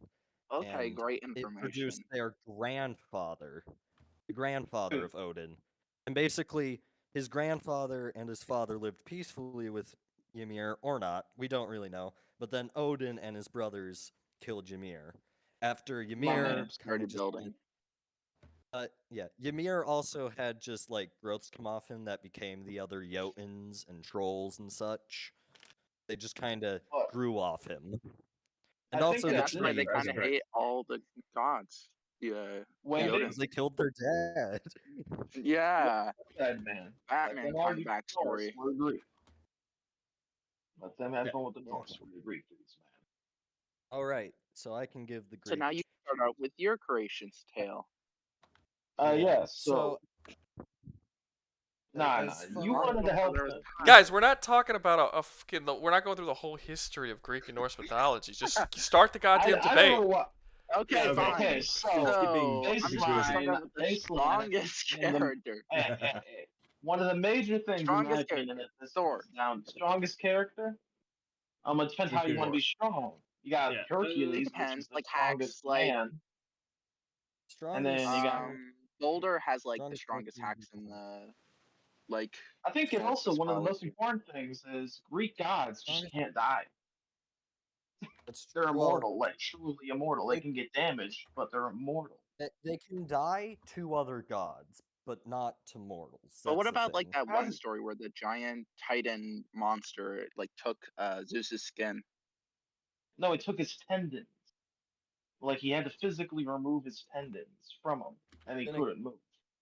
Yeah. So if you could do that, you could technically kill them. You couldn't kill them. He was still alive without his tendons. You can't Yeah. So you kill can seal them. God. The only You can seal them though. Actually, when I think about it, you're right. They could even chopping up Kronos. That didn't He was kill him. technically They just still sealed him alive. away. Yeah. He was just But they don't have a incapacitated, regeneration so you're right. factor. And also, I think this they is just could. one I thing think the to reason. acknowledge. Guys, stop talking over each One- other. Let someone speak. One at a One thing time. Let to- me first get your point. One thing to acknowledge with Greek mythology is the gods and titans are the same species. The designation of god and titan is basically just like a generation. When they were born. Elder. Yeah. Like the gods are the ones that were born from the titans. The titans were born directly from the primordials. From the celestials. Gaia, Tartarus, Uranus, Chaos, the primordials. They just kind of are there. They don't care Yeah. about anything. And technically They the don't give a sky. crap. Yeah, that. Well, Sky's dead. No, he he's got still alive. castrated. He's not dead, He got- but he doesn't He's not involve dead. Yeah. anymore. And his balls He doesn't get became involved. You just don't got a Aphrodite, pulse. which technically means that Aphrodite is the father of the Titans. Just think about that for a bit. Technically, I'm a technical. Okay, so but what's your if like I'm strength remembering here? infinite. Hercules has infinite strength. Infinite. He hold up the skies, correct? He held up the No, infinite. that's Atlas. Atlas cosmos. held up the sky. But Hercules Yeah, but, like- held. He held the sky while Atlas grabbed the. But he apples also from got like his garden. tired yeah, out of it, right? Yeah. He was So he tired, has but so stamina. He was doesn't have Atlas. infinite stamina though. A punishment to keep So your was parents Atlas. Atlas was tired as well. It wasn't like Yeah. But he kept holding, but like they don't it have was just infinite the stamina. sheer weight. It was the sheer weight Yeah. of the sky. It was being strained. I mean, it wasn't the fact that they're he. basically He was also keeping- immortal. He was basically immortal just at that time as well. Yeah. He wasn't immortal. So, the thing with Hercules is, yes, he's very strong. I'm not sure if he's infinite strength. But he held up 'Cause the infinite sky. How would you not be infinite if you literally That's held also a up god. If we're talking infinite, if we're talking The cosmos in infinite, Greek like mythology is infinite. Thor, he in a story held up the Midgard serpent, which is considered to be the concept of infinity. And That doesn't make sense. the He wraps important part around. of that, No, I believe he actually hold up one of its legs. yeah, Yeah, he he was was lifting holding it up, the and the entirety of Jotuns the- stopped. They stopped it. He was lifting it, and the Jotuns stopped. Now, he was not wearing his magical belt, Megingirth, which doubles his strength. So, magically, so technically speaking, he would have then been easily able to lift the Midgard serpent with that on. How much does Then his we're belt also boost his strength? doubles it. Doubles it. Okay. Doubles so he it. lifted That is up the- one leg. So he would be able to lift up two No, legs. he of lifted up his- 3 legs. He was and lifting one leg it, was and left. they stopped him before he lifted him. Otherwise, he would win the competition that was going on. I still think that we have to also take into account that a Midgar serpent is not infinite. It wraps around the outside of the But it is infinite. middle. That's the concept of it. You can call It it did tell you infinite, to but tell. it That's the has whole a idea of it. finite size. It does not. It It doesn't might have a finite. represent We never see eating its own tail. But Yeah, that, because again, it's supposed to be the size of the Earth. It's not. Might either way, represent it wraps infinity. around the realm, the Earth. So Not you would have technically two Earth characters itself. that are infinite. No, it wraps around So- the The realm, Earth is not also the infinite. Earth. Again, I'm not sure. I know he's on my side, but I'm not sure that Hercules is infinite. How? No, He lifted up the infinite cosmos. How would he not lift up infinity? It's not the infinite cosmos, it is the sky. The Which sky is isn't infinite in Greek mythology. Yes and no. It's technically a What do you person. mean? Infinite in size. I'm pretty sure the Greeks calculated the circumference of the round Earth, so they acknowledge that That Earth doesn't was apply to spherical. Greek mythology. That does not count to Greek mythology. That is science. Also, why are And you he did arguing in build up- favor of my thing? I am giving you something that makes your side win better, and you're not letting me take it. What is this? What do you mean? What do you mean that I'm arguing Because not in favor of my side? also, You're both. I just remembered one thing. If we're talking Greek, it's Heracles. Hercules is the Roman version. Unimportant. Same. I just remembered. The same character. Hey, Yeah, Judge, same it's not guy, here. same thing. But Norse gods can be killed. Yeah. That's been shown with Baldur. The Greek gods can No, be Boulder incapacitated. actually was technically no, immortal Baldur to did everything except for one weapon. Hey, guys, But I'm sorry. I don't want to butt into y'all's debate. I'm sorry, but where are you getting that the sky is infinite in Greek mythology? That's what You're not I'm wondering. you're not getting that from God of War, are you? There's multiple stories. No. Because There's in multiple stories of Greek and Norse mythology of the same story. Because it has varying tales. in Greek mythology, they thought the sky was a dome that was basically Uranus. He created this dome and put over the Earth. And if it's a dome, that means it eventually hits the ground. It can't be infinite. Yeah. And then they believe the cosmos exists. And then they believe the cosmos existed above that, and they believed the cosmos was infinite, and that continued on forever. But they believed the sky was a dome. So if he was lifting up the cosmos, Hercules lift up the cosmos and the sky. that's going to be something that y'all got to talk about. I'm not going to butt in that much, but I will say, Okay, as so far as I'm the aware, thing, the sky was a wasn't dome infinite. and the cosmos was infinite. As far as I'm aware in Greek Correct. mythology. Yeah. In most of the Yeah. stories There's so that many I've read different from stories of Hercules, this he stuff. lifted That's up the the problem. cosmos as well. Well, then that would put Hercules as greater than Atlas because Atlas was holding up the sky alone, not the cosmos. Because He was the doing whole the reason for cosmos as well. In that story, Can I explain? Okay, Can I fine. explain? The Of whole course. reason Atlas is holding up the sky is to keep Gaia and Uranus from uniting and creating more Titans. Because Yeah. the union of those two spawn the Titans, and the gods and the Titans. We don't know who had the mantle before Atlas, but they don't want I agree more Titans that this is. spawned. I agree that's So interesting, it's but that not doesn't the apply to infinite this case. cosmos. Isn't he It's keeping apart castrated? Can he not two make people. babies? I assume it I don't It's know. Greek but mythology. They probably could, but we're I straying mean, how was from the Aphrodite debate. made again? I mean, how Let's was just. Hermaphroditus I think a that's thing? this is deviating from the debate. Can we just agree that Hercules and Thor Okay. would have comparable strengths? Yeah, you know what? Okay, Yeah, they're Hercules equal. versus Thor. All right. Thor.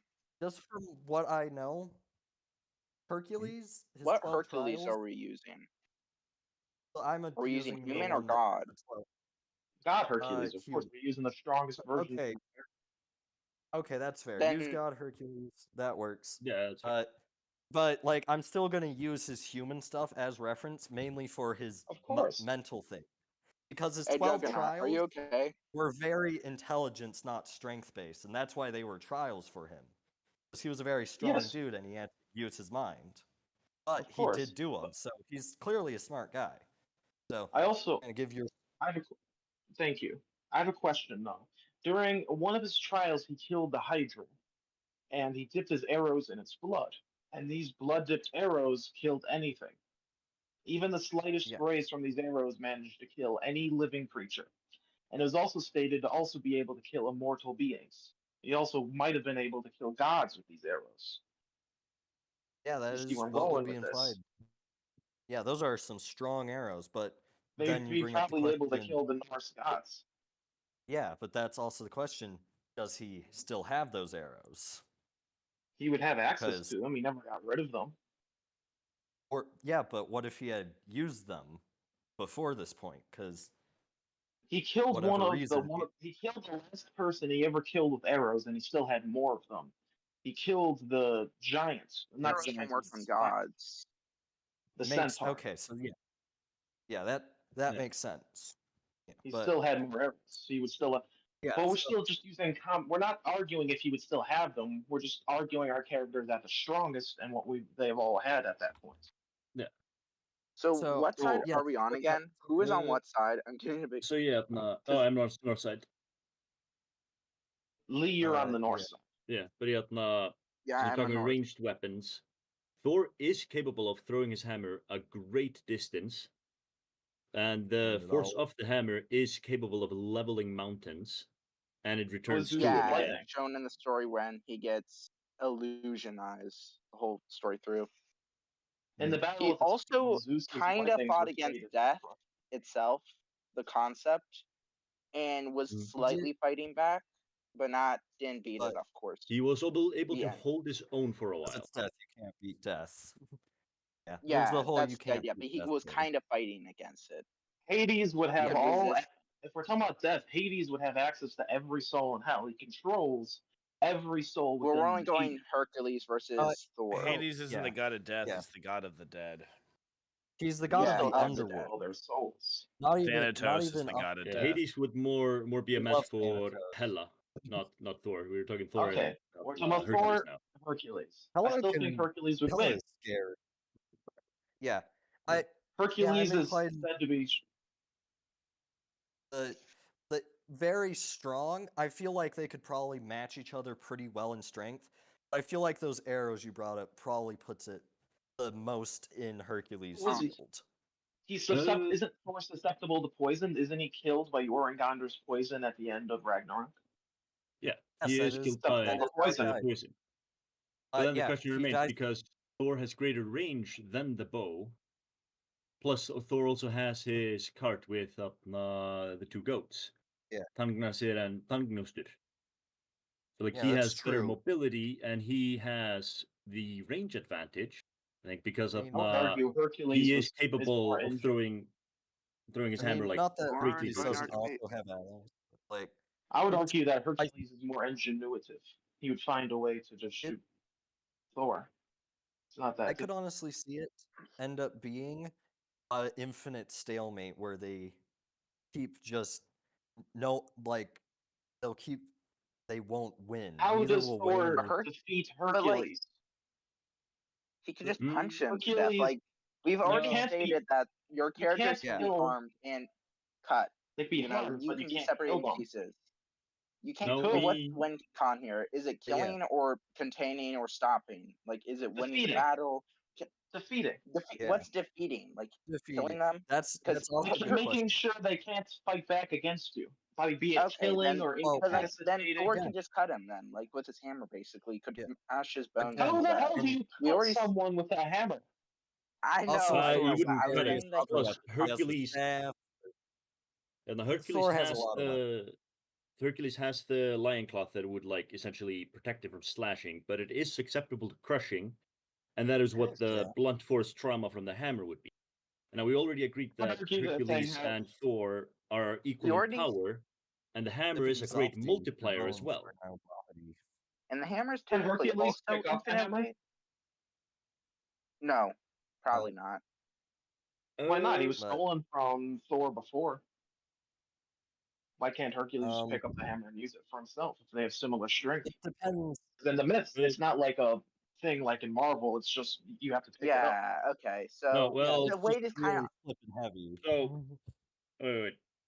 But Because it comes Thor back to requires the belt to wield the hammer, and base Because Thor you need the belt is to use the hammer. without the belt. Yeah, so without the belt, Thor is able to lift up a portion of Midgard Serpent, which we have already agreed on is scaling to Hercules. Then he puts on the belt, which allows him to wield the hammer, and the hammer itself then becomes a strength multiplier as well.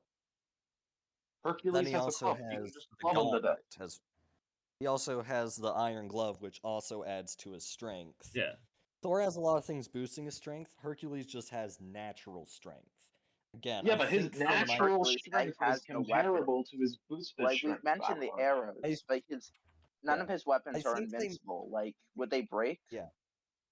They've never I been seen think- breaking when he's used them, and he's probably hit I things mean, with but- probably a lot of strength. I Yeah. don't see why they But also, suddenly break. they might break. Really, the dangerous thing with those arrows is the poison on the arrows. If Could the they arrows pierce break Thor's and skin, still though? there, and you can still Even if it slices your skin and it's a really fine cut, you will die from the poison. Doesn't matter how small the cut is. If But that any of that happens to a poison gets centaur, inside of not you, to a you will god. die. And centaurs are far weaker than gods. Yeah, but it's been shown that it's been able to kill any living creature that he was able to come across. A god? Gods in Greek mythology are immortal. You cannot kill a god. But it's been shown that in the myths, the gods feared these arrows even though they shouldn't have. Okay. And also, even So if could the it- arrows and it- kill the gods then? That's what he's saying. theoretically, but Yeah, also it could theoretically. just be a thing where they will be in infinite pain forever if they ever come in contact with these arrows. So could And Thor they won't like just die. use the arrows against him then? Just steal them and poke How him? would he steal his arrows? They're right theory. on him. I'm just talking about win yeah. cons here. We've been talking about like ways they could harm each other. Yeah. WinCon is it's probably going to be a stalemate, but it's only a matter of time that until Hercules defeats Thor. I I've could not been honestly shown that see them- Thor has No, a because WinCon against Hercules. Thor is capable of killing him if he gets a good hit with the hammer, and Hercules Sure, is capable of killing him if he gets him with the poison. So they both have like an almost equal You would chance be of able killing to each other if damage they hit each other. Hercules, but you can't kill him. You're doing like this is like the immovable object versus the impossible. Oh, so you guys are force arguing forever. in a circle. Like both kind of sides are right now, too. infinite. Yeah, like we're arguing in And, circles. Like can I- Hercules can harm him, but Oh. Thor can't be harmed. But then Thor can be harmed. Okay, because so Hercules is immortal. we have a multiple amount of gods we could argue. Let's argue who would win between Zeus and Odin. The king of the gods probably versus the king of the gods. Actually, no, 100% Odin. Yeah, I would Odin. say Zeus. Well, yes, he controls lightning. Odin has rune magic, and he is the greatest master of rune magic. And he he's can, like, a- tell the Zeus was future. He able has, to like- take away. Zeus was able to take away Apollo and Poseidon's divinity. Yes. What's But stopping That's him from because just he's the taking king away of the Odin's gods, not divinity? because of his raw power. It's more of Because the title Odin's thing. power isn't just divinity. He learned the runes. That isn't a divine power. That's a learned power. How much And so- durability does he have? So Zeus what- is what are we thunderbolts and debating? level mountains. Who would win? If Odin. the Odin verses, wins. if Greek mythology versus Norse mythology, they all went at each other, who would win? Honestly, it'd be a Probably- stalemate, and the villains would probably be chilling. That's really what it comes Yeah, down like that's to. probably Until it. we bring in the primordial guy, because there's nothing in The your verse that primordials. matches. But If you can bring in the they primordial, Uh, so Right. primordials don't care enough to interfere, but if they did, they could easily destroy everything. Because Didn't Thanos they're get captured basically by a regular guy with chains? Wait, why is that being brought up? who? Thanos Are you isn't talking about Thanos? primordial. Thanos, that's No. Marvel. That doesn't matter. Yeah. No, the Thanos primordials. in Greek. He's saying Thanatos. He's getting the name wrong. Thanatos. Thanatos isn't a primordial. Thanatos isn't a Thanatos primordial. He's just a god. Yeah. The 4 primordials I can remember, there are probably more. There's Gaia, who is the Earth. Next. And she is. Then there's Uranus, the sky. Tartarus. Didn't the Gaia They're the infinite- same create- thing. Gaia Didn't Gaia separated create? herself. There's Yeah, Gaia and or Gaia's Gaia both. created Uranus. They would Alright. just be So there was 4. Yeah. Oh, small thing the- here the before you fourth get one is too chaos. off topic Chaos in itself is Greek primordial. primordials. the only primordial in Greek mythology is chaos. He is the progenitor of everything. He is the only true primordial. But That's they true. still call the others primordials as well. Yeah, because they're And also, more that's powerful than debatable gods, because and there's then different myths. I thought Gaia that was says considered a They titan. are also primordials. Gaia's considered Gaia a titan. created the Titans. Gaia Gaia is created the the Titans. mother. She's not a Titan herself. Y'all, No, yeah, she's the mother. you're going off of God of War. In It's mythology, snakes, she's it's a snakes. primordial. I've never played Yeah. God of War, by the way, so I'm It's not gonna. No, not It's you. Santa. Whoever said that Gaia was a Titan is going off of God of War. Yeah, Yeah, Gaia's not that- a Titan. but- Gaia's a primordial. Gaia, the true primordial being chaos. That's true, and that the best other equivalent in Titans Norse But mythology. even what's the one that's? I know there's a love one and a death one. What are those? Nyx isn't the those- death. That's the goddess like night type thing. No, I mean, Thanatos may be a primordial. I don't think he is. It And depends then- on the myth, but Look it most up. myths, Can someone Thanatos look is this a up? Love We're that not would looking be up. It's an honor Aphrodite. system. But Hey guys, love that can would be we? Aphrodite, so it's a portion They're of talking about. They're talking about Eros. Uranus. So it's true. Eros. Anyway, the best equivalent to the primordials in the Norse mythology is Muspelheim and Niflheim. Those are well, realms. They're not beings. I They're think, actually right? They're not like. in how the creation myths are worded, it sounds like they are sentient. So I'm gonna say they are akin to Gaia, being living beings that are also Have they the ever realm. The carried realm out action on their independence? They might be sentient, but what have they ever done anything? at the actual What have creation, the primordials the done? ice feared the ice feared the fire, and so sent ice towards it. The fire Wouldn't feared that the just ice, be a and sent fire primordial? to it. Wouldn't those just be That's what I'm realms that have saying. always existed, the hot and the cold? Yeah, that's what I'm saying. What have the primordials Muspelheim and done? Niflheim are those. Muspelheim and They Niflheim created the have entirety of the universe. No, So True yeah, Chaos the did, didn't it? He's the the only ice true and one. the yes, the ice Chaos and the created the fire. primordials. yeah, and And then the So he's the primordials they are created the Muspelheim world. and Niflheim. Yeah, the ice and the fire. But wasn't are Gaia already the basically world? Wasn't that just a part of their nature? Gaia is the yes, world, but she had created all like the plants and the flowers and everything. Again, And the trees. That's where they're the best equivalent. Gaia just is the world. Muspelheim and Niflheim created the world. Can Gaia So, like punch I people? What? She's just Earth, right? I think Gaia's she just does have an Earth, so ab- can she even punch? She does have a I think physical. She can make a physical form. They can But make avatars. wasn't like she angry about the Titans being in prison or something? Or might be. Yeah, Wasn't she but angry about the she wa- Titans being in prison and wanted like the sky gone or something? Wasn't that That's part why of you it? have Atlas holding up the sky. I think. And actually, that's a thing. It wasn't the Titans that were imprisoned. It was the Cyclopses, the 100-handed ones, Yeah. and the giants Yeah, that were Conquerors. imprisoned. And that made Okay, so Gaia mad. upset, and that's why she told Kronos to castrate Uranus. Why didn't she do it herself though? If she could. She just didn't want to. Like, I don't know. Take it up with Mother Earth. I don't know.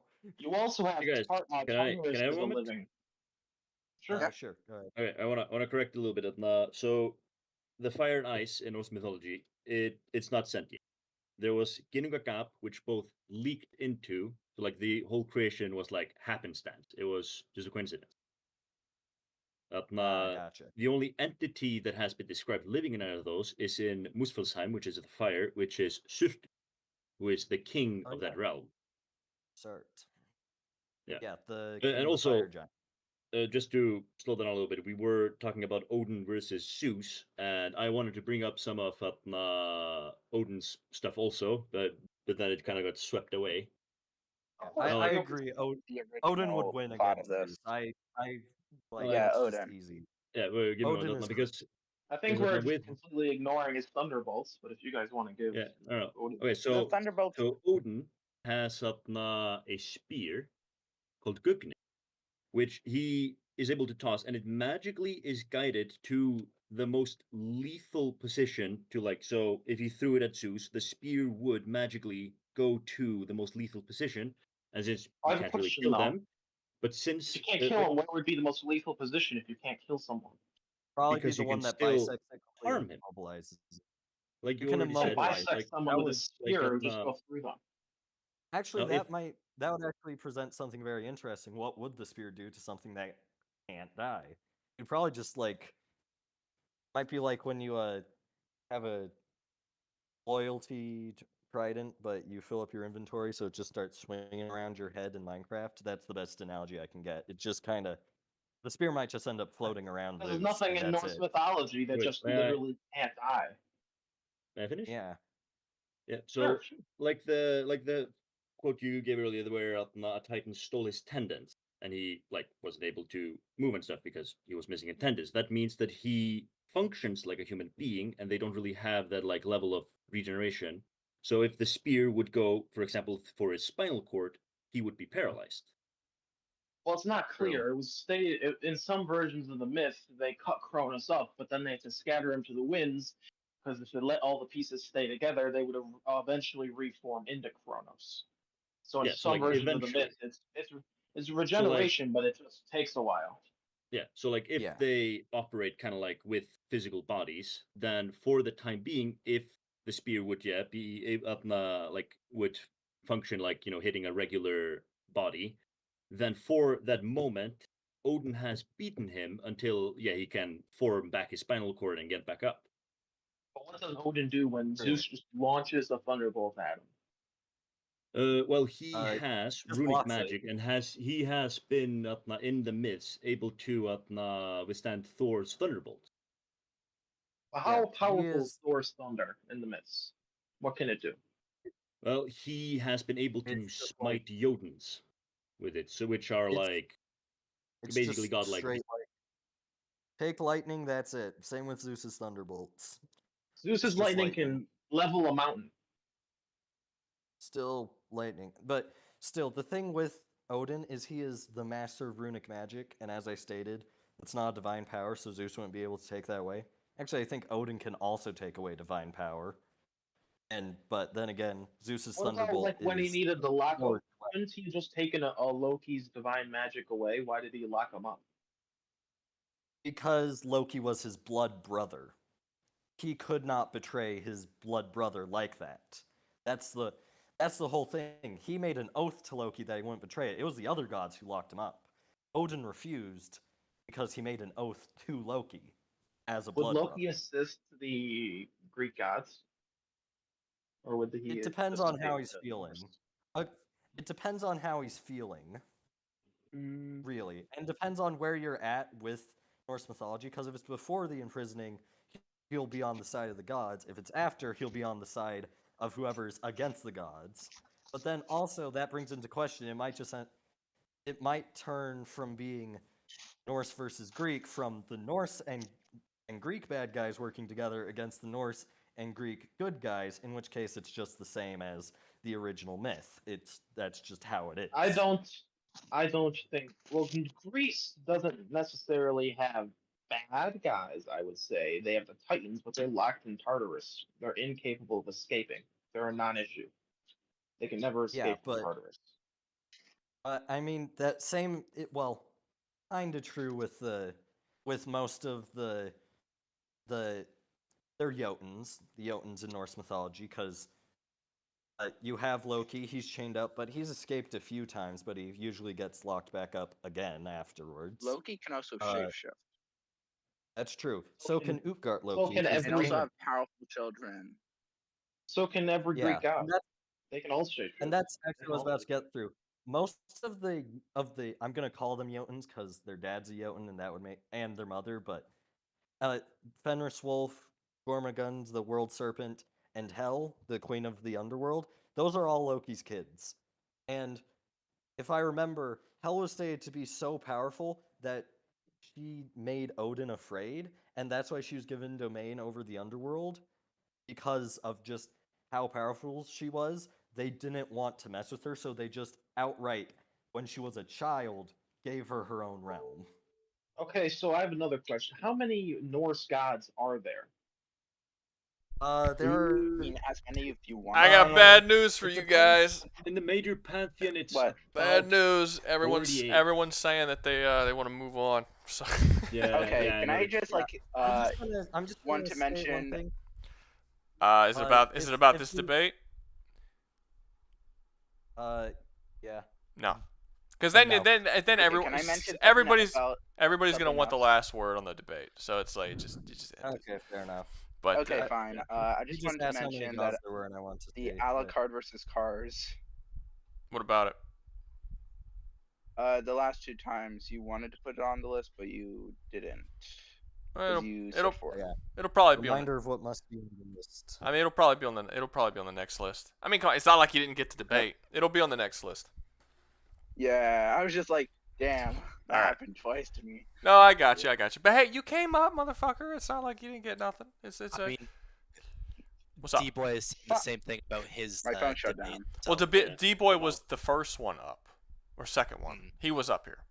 Yeah, his debate got immediately quashed down because the whole chat thought it was boring. Which is What's he doing first? poor D-Boy. Well, I don't remember what they were doing. I think it was Cabal versus Cabal versus Zerg. I think Yeah. maybe. I think that's right. Anyway, all right. So yeah, they were. Alden, how long you hanging out for? Because I know it's past when you usually leave.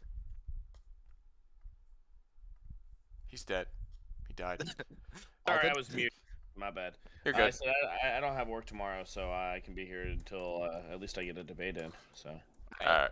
So you're here until they pick Sun Jinwoo versus So they pick Yuri. me. I want my Sun Jinwoo debate. Okay. Next debate. What are the debates? Give me. We have 4 left that were on my list. We got Helldivers versus Deathkrieg. HD versus DC. Okay. We got Yuri versus Sunjin. Yuri versus doesn't matter. It's not getting picked. Cars versus Alucard. And Dan, you wanted to do the Italian and what was it? Luke Skywalker versus Fire Nation. The Rouga gangbang section. The proper Rouga, because the first one kind of fucking sucked. All right, what's the next one? What was the first guy? That's 4, right? That's 3. It's 3. Oh. Because Cars versus Alucard, you didn't write that one in. Oh, gotcha. I gotcha. D-Boy wanted to do D-Boy. No, I'm kidding. I'm kidding. Okay, Cars versus Alucard. Okay, I feel like not that many people are gonna vote for it because I don't really have a big anime following. I'm down with doing D-Boys, which is the Warhammer Fantasy versus Middle Earth. That's what it was. Oh, yeah. You're right. That's what it was. We'll do that one next, or we'll put that one on the poll next. All right, vote for what you guys want with your penises. Okay, well, hold on. This is going to be a bit more difficult then. Get up here. It's really hard to click my mouse with my dick. Nah, bro. Just get erect. It's easier to push. Bro, come on, man. You guys are outing yourselves. You just smack the top. It's fine. Just mushroom stamp it. Oh, look at that! I thought that was going to be the least voted. It looks like it's the most. Oh, fucking Cars versus Alucard is just like BAM! Yeah, Lee might be coming right back up here. And fucking the Gold Dragon's gonna be here again too. Yeah. The Golden Dragon. Yeah, I'm sorry, D-Boy. We'll put yours up. Is D-Boy even here? Yeah, D-Boy's here. Yeah, we'll put yours up here. I'm not even gonna lie. I totally fucking forgot about yours. Well, you keep adding a random fourth, like the Italian Luke one versus Fire Nation. Because like, I was specifically asked to do that by multiple people. Oh no, I was just saying it wasn't on the list that I had. Like his is on there, well, but it's like the next one to be added. And... Well, the list you have are people who are coming up with it in the chat. Fair but enough. I made a whole thing all week. People can go to debate preparation and make their own and put out their own their debates what they wanted. Some of these were planned earlier. Some of these were planned earlier in the week. That's my thing. It's like I want to get the people who have been planning this shit out all week up here first. And then we can get the people, that's the whole point. Join the Discord, be a part of the Discord, go to the fucking debate preparation, get all your shit down packed, and then we'll have a list of people who want to do it. We can just bring those in. So we don't even have to, we can just skip this whole fucking process. Yeah, I'm looking to see if there's any full ones other than the ones we've already kind of done. It looks like Cars versus Alucard is winning, which means come on up, D-boy. Let's. Wouldn't that be so fucked up? Get Lee up here. Hold up, Lee. Who was doing the other side? Oh. What? Gold Skull. Oh. Yeah, it's called the Gold Dragon. Okay. Do we have anybody who wants to also debate Cars and Alucard? Who I get to talk about the ultimate life form. Okay, it looks like I have You- once again on stage. You don't want me to be on Alucard's side. I'll be making way too many So, fucking Alucard. yeah, we got the looks like a Crimson lot of Fucker people Whoa, versus everybody! Ultimate Hey, Life hey, Whoa. hey! One What? person Nice. at a time. Holy shit! There was like 3 people who want to be on Ultimate Cars. Like, I think you could find plenty of people for Ultimate Cars if you look in But chat. nobody for I think Alucard? Rossville was on Ultimate I'll Cars. step in for some Alucard. I Uh, like the Crimson Fucker. Jamboy Okay. was on Ultimate Cars. and Gold Skull was on- Shush. Who's Jim? I see Jim. Jim is Jim. Jim. I don't see him. Jim is the guy with the freaking military helmet Oh, on. Jim. Oh wait, no. Wait, is it Jim? Because there's a guy named Jim right here. Yeah, Jim. So G-Y-M. Jim. We have Jim and we have Jim. Okay, so that's Oh, two different. gotcha. Okay. Ella? Who's Ella? Ella wants to. I thought Ella, you were all nervous about your voice and shit. Ellie said about for Cars, not Alucard. So Jim also said Cars. Okay, Yeah. Ella. I'm kind of. Ella, do you want to come up as well? I'll And do a then- 3v1. We Damasco. also have, Who's we Damasco? also have Indigo Steel for Team Alucard. Okay, where's Indigo Steel? Okay, 2v1. Oh, is that Indigo 76? I'm not sure. Indigo Discord name. I'm gonna assume it's Indigo What 76. latency did you put on? Wait, what? What latency did you put it on today? I think low. I think low latency. What's up? Okay. Can you hear me I can hear you. We can hear you. How are you? Yep. very well? Okay, you're a little echoey though. If you can get not echoey, that would be awesome. Okay, so sorry, Indigo Steel, we can't invite you up because you like Fallout 76. So.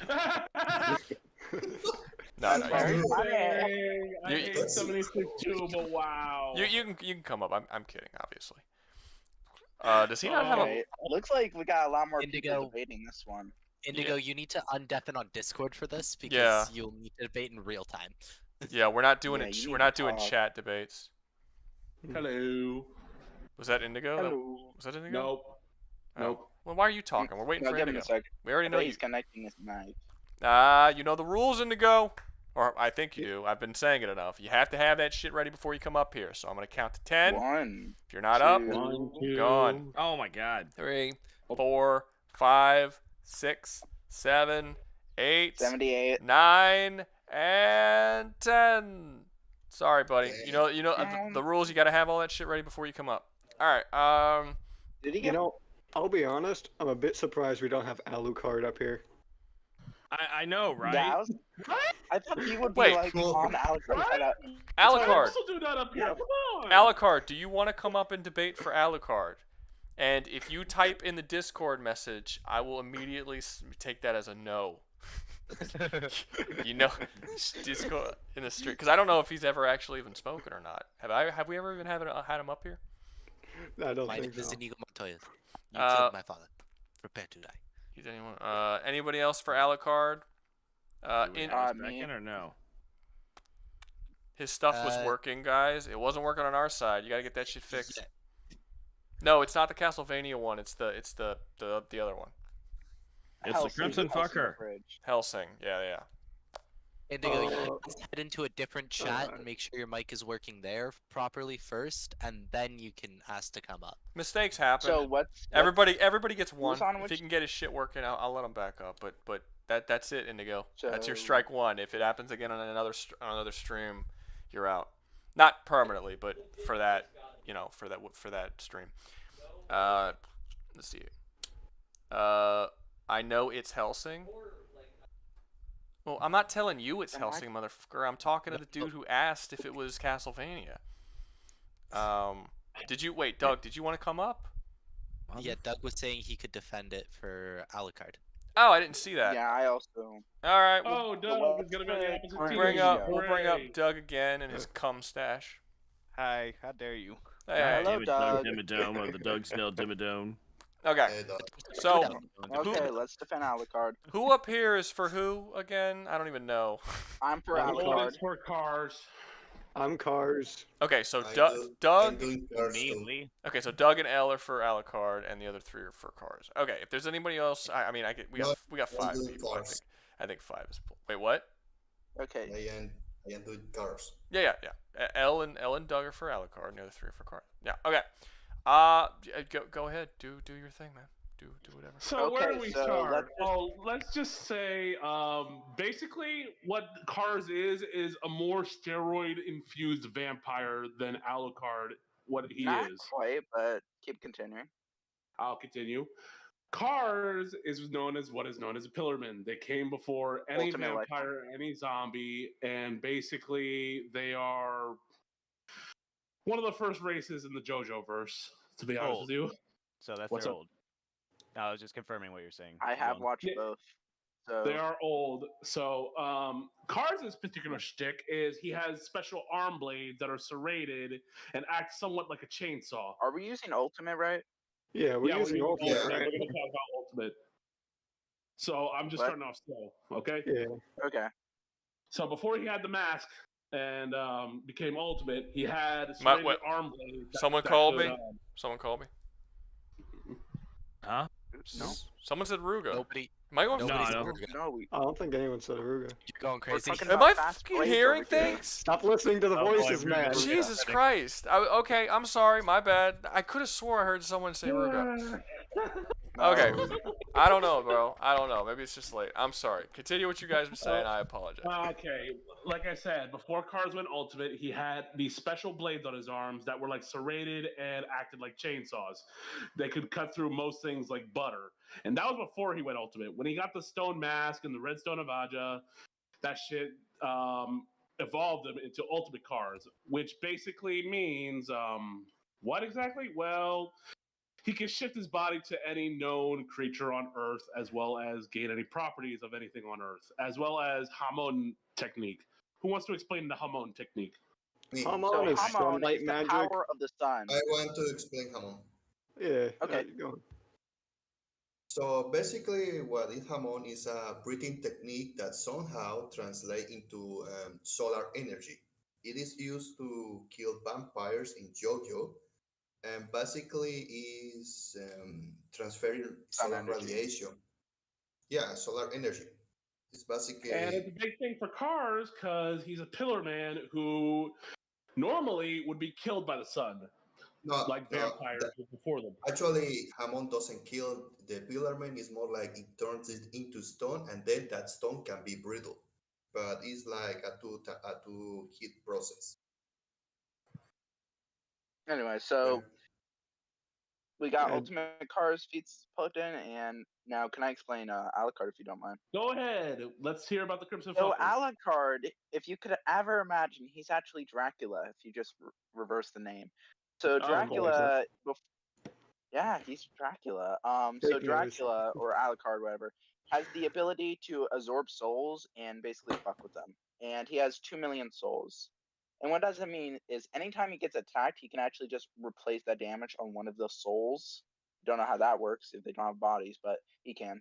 So he has about like 2 million bodies he can go through. So Cars would have to at least kill him like 2 million times. He can also summon like minions from the souls. He can just basically summon.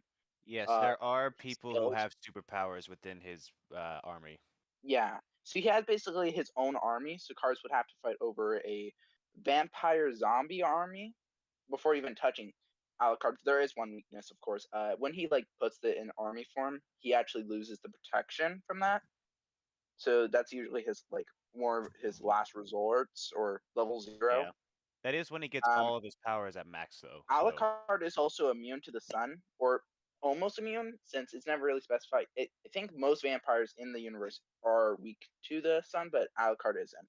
So Hamon will probably do nothing to him, or burn him still. But I mean, I'm sorry to interrupt you, but Hamon has been able to affect people who have weren't undead.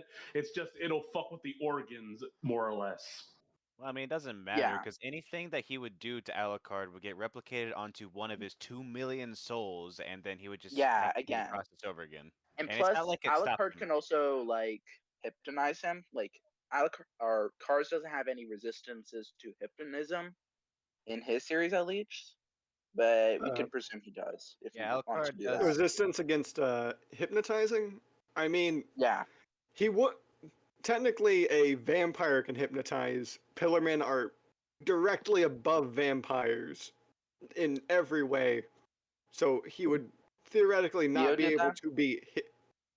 Dio did that. Dio was a vampire, and Pillarmen pretty much just immediately scale up in every aspect versus a vampire. Okay, that's On the fair. totem I'll allow pole, that. But there's there's like humans at the other bottom, mind then abilities. vampires, and then the Pillarmen. Yeah. Yeah. Okay. So, besides like Alucard's more hypnotizing abilities and some other abilities I will mention in the future, Alucard just is also really strong and just in his base form.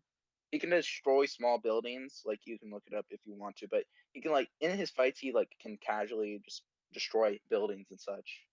He has the AK-47 guns or the little pistols that basically can destroy vampires, and they're just like giant freaking guns, like giant pistols, basically. I mean, that's fair. The Pierce.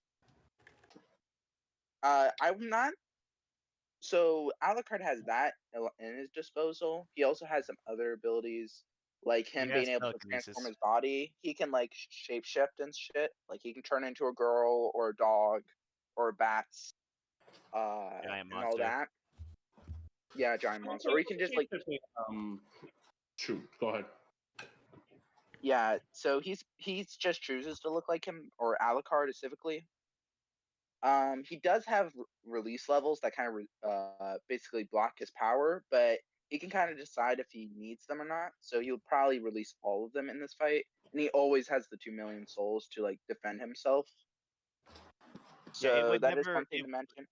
Yeah, holding back his powers is never going to be a problem. All that does is that he's not using it. He will always have that defense present of being with the 2 million souls. That's what I was mentioning. So, And how will Cars kill Alucard then? Well, for the can I propose something? Yes. Go on. Well, do you remember how we say that Ultimate Cars has all of the abilities of everything that lives on Earth, right? Yes. Well, that incidentally also might include the vampires he created. We know that vampires in JoJo get stronger by absorbing blood, and we know that Pillarmen can eat human beings not protected by Hammond, in the same way as a cell can eat another cell. It's like they digest by skin. It's weird, but that's the point. What I'm trying to say Cars is that... is already at... Continue. I'll just let you finish first. What I want trying to say is that in theory, even though that cars will need to kill like 2 billion people, since if they are made of blood and organic material, I suppose. That's kind of foggy. That's They're not more what we're trying to shadowy say. creatures. Well, yeah, there's that debate, but there's also the fact that we're not talking about the army in it of itself. Like Alucard himself one of would it. have to die 2 million times over, and we're talking about how would you kill him. Like, I watched the anime, and Cars doesn't have any mass destroying abilities like that. No, but he would probably have mitosis, in which he'd be able to split and copy himself. Yeah, he did however many times he wanted to. He has been shown making being shot dead. Like I don't get how that doesn't help. He has been shown making life forms from his own flesh and then sending them out to attack independently of him. Yeah, that was. Cars. How does that help him not you get can debate shot? that he can Cars make Pillarmen or such? Like, I don't know. I don't think he can make copies of himself through mitosis. Well, he kind of did something interesting during the fight against Jojo or Jonathan, and I forgot what Jojo was. The second one. Joseph. What is his durability? Joseph, that one. You want to know Cars' durability? Well, funny thing about Cars, the only way he was defeated was by getting shot out of the atmosphere, and he survived being launched out of the atmosphere. By a volcano. Oh, okay. Well, technically not dead. No, He's not He's dead. technically not dead, but he He eventually just goes stopped blind death. thinking. What does he He just survive? stopped thinking because he got stuck in the void of He space. survived. Oh, theoretically, he did almost die to the volcano, though. If every one of his cells are destroyed, he would die. If right? every single cell is destroyed, he will die. But yeah, every he single can die cell to a volcano has to. too. Yeah, I don't It's a see He was in perfect cell danger when he was situation in the for that He one. volcano. didn't though. He literally Well, didn't because he defended But he himself fast almost enough. like he had to make armor.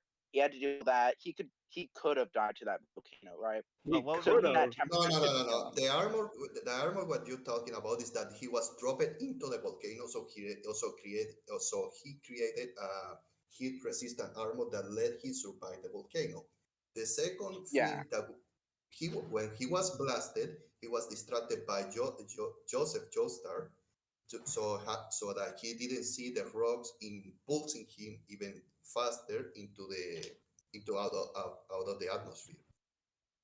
Also, let's not forget, someone asked, does he have a way to mass murder the army of 2 million or whatever? Oh, that's simple. The cars can create tentacles, and those tentacles can absorb people. Yeah, So I don't also- see how quite this. like- Okay, so we're not gonna bring this down to the army because the biggest thing I see here, But the Alucard's army, yeah, got is his telekinesis. Alucard can choose to summon the army too. Like, Yeah. he doesn't Well- need to, and also he does have the weakness after summoning his army. He becomes weaker because the souls would leave his body. Yes. And if cars enough. So- can be annihilated and be put down permanently, say a volcano or something like that, like it's not out of the question that Alucard could force him into that situation, and it would be significantly harder for him to fight against Alucard, forcing him into lava, or even worse, maybe in Honestly, I don't know what if else. you want to go worse, put cars in a hydrogen collider, but even then. In all fairness, how Cars got in that situation was because he was very vastly specific. very He got- specific. He was vastly underestimating his opponent, who was Joseph Even if he Joestar. had 400 IQ. Yeah, He is a genius, but he's also very Arrogant. overconfident, very arrogant. Yeah. I mean, Also, uh, I'm just gonna around bring this up 100,000 years of life will do that to you. So I was going to say How that about- I was going Yep, to go say on. that during his pursuit of Joseph toward the volcano, he did something interesting. He took he made a pair of wings with his arms. He somehow shot the feeders, and halfway through the trajectory, they turned it into fish, piranhas, I think it was. Yeah, it was piranhas. into tentacles. oh, don't forget that Yeah, those but, arrows like, were also Alucard- stone.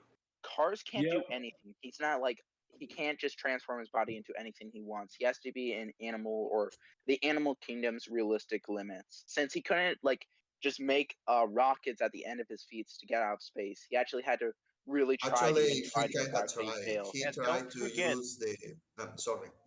That's alright, but also don't forget Yeah. that Alucard's also got that like hellhound thing that he has that he That's summons more out of of his like body. More of what? yeah. Again, he can make his own army and stuff. Alucard also has like multiple other vampire abilities, just some basic abilities. Like he can hypnotize and make illusions and turn and do a lot of other stuff. Since in his own series, he's stated to be like the strongest vampire or the oldest or whatever. He's stated to just be the straight up the strongest vampire. In the whole the villain of the show had to make a whole plan, a whole fucking genocide to France to even like get him out of the battlefield, basically, not even kill him. You mean surely they're fiends? Oh. Oh, Also, great. to state this for the Pillarmen in general, each one of their cells are able to release a digestive enzyme that is strong enough to melt through flesh without any effort. But you not can- like steel or anything. That I don't think they ever did that. I think they can only do flesh, correct? I still don't think that's bone. enough. I still don't think it's enough to help him kill Alucard 2 million times over before Alucard can subdue him in a position where he can annihilate him. Like it's just not do. Alucard Like, can also Alucard try can- to absorb I'm him. curious how he would be able to And- annihilate every cell, though. Yeah, every Okay, single so cell. there's can like become a giant monster and devour him, and there's the lava option. If you combine those, it'd be effective. He could use his telekinesis, start ripping him apart directly. Like I don't see why he wouldn't try that. And if he could use a variety of projectiles to just annihilate him as well. And again, combining all Just this all together. the vampires he's absorbed before. Like he can also just use the vampire's abilities that he has absorbed. There's a guy with cards, magic cards, which absolutely annihilate Ooh, things. as they magic fight through cards and yeah, magic hands. Magic cards. Magic hands. Yes, It's time to donate look at my the magic card. I have Show me your magic hand. cards. Dandy man. Sorry. You activated my Anyways, we all know the Alucard. reference. Oh no. Got off. Sorry. It's just that it's been The a real while way since I Alucard saw beats that bridge series. cards is by making him angry. I mean, so fast. you still haven't countered the argument of him just being able to mitose and make copies. But like also, I wanted to let me step in bring on up- the Alucard side just for one thing. Alucard don't need his Yeah. teeth to absorb you. If he fists you, he can absorb you inside of himself too. Yeah, just he's through his basically the skin same as contact. So he could pull all of your cells into him. I was never Yeah, even same thinking thing. also Yeah, like Mark can cars, do. he also has the skin mitosis, so it would be like both of them trying to absorb Suck each other off. Yes, you're right. Oh my god. I'd argue. Okay, so Alucard can absorb souls and keep that forever. Does Cars do anything close to that? Because if not, this is an Alucard. Cars call. even has a soul. That's a weird thing. Does he have soul resistance? That's what we're saying. Mm, Or soul manipulation. not Or just really. one Not farce. really. Cars was introduced before the concept of stance, so we cannot say for sure. Yeah. If Cars There's had a some theories stance, and all that, maybe, but like not really. yeah, unless we're using novel cars and then fuck, then we I all mean, know who that's wins novel that, but- cars. That's like freaking reality manipulation bullcrap. I mean, Yeah. like, But yeah, but like realistically, right now, like Alucard also doesn't have like a real physical form. He can just shapeshift himself like Cars. He has skin mitosis like Cars. He has a lot of Cars abilities, like the whole immortality and being able to shapeshift. Sounds like Alucard in general has more win cons than Cars does. Actually, Yes, keep going. Keep Shut up, going. bro. well, that wouldn't be Continue with your actually. that wouldn't be skin mitosis. It'd be like actual mitosis because he's able to send things off of his body to go attack other things and then regenerate those parts. So Yeah, it wouldn't like be that far of a jump in expectation that he'd just be able to make a copy of himself that he can control. Again, that's like never shown in the show though. We never know if he can Yeah, make and if- things like if- The himself. closest Like thing we can Cars see is to kind of that is him also using a squirrel to kill some Nazis. He did Yeah, do I know. that. I The watched the show, piranha but tentacles. why wouldn't he It's do not that? that Like, jump. The problem is once he's absorbed by Alucard, he is now a part of him and subdued part of into him. him. Yeah, he gains all of he his is abilities. Alucard Like now. in the future, like Alucard is. We're not using this form of Alucard, but Yeah. for example, Alucard basically absorbed this Catboy who had the power to be Schrodinger's everywhere, cat. nowhere, paradox, Schrodinger. basically, Yeah. and gained all of his abilities. Theoretically, Yeah. Alucard could absorb those clones of Cars and get the same abilities too. If we do that argument of that Cars can clone, that just means Alucard has more chances to absorb Cars himself and gain all of his abilities. Yeah, avoiding contact would. Oh, also the be soul ideal. attack. Like, would there be multiple souls then? I just have to mention on that. If Cars clones himself, would there be multiple souls or would they share a soul? I'd Okay, assume well, it'd just be the one and then controlling from there. Yeah, because the Yeah, idea of like I think the only idea of something having maybe multiple souls is like the Trinity, but so it would be like a non-mortal thing to have their bodies like that. I think it's more like a Vortex situation where you're splitting your soul. Someone into left. millions. Yeah, can we say a rest in peace for man there? Like he's Oh gone. no! Damn. Okay. But well, no, fair. It's even now. Again, couldn't like Alucard just absorb one of the bodies and then absorb the soul, so all the bodies no longer has a soul? And I might be doing jump in logic, but shouldn't that just deactivate all of them then?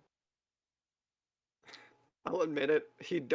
I don't think he's been shown having any soul resistance. That isn't really explored at all until like part three and beyond. Yeah. And even Man. then, that's not really touched on that much.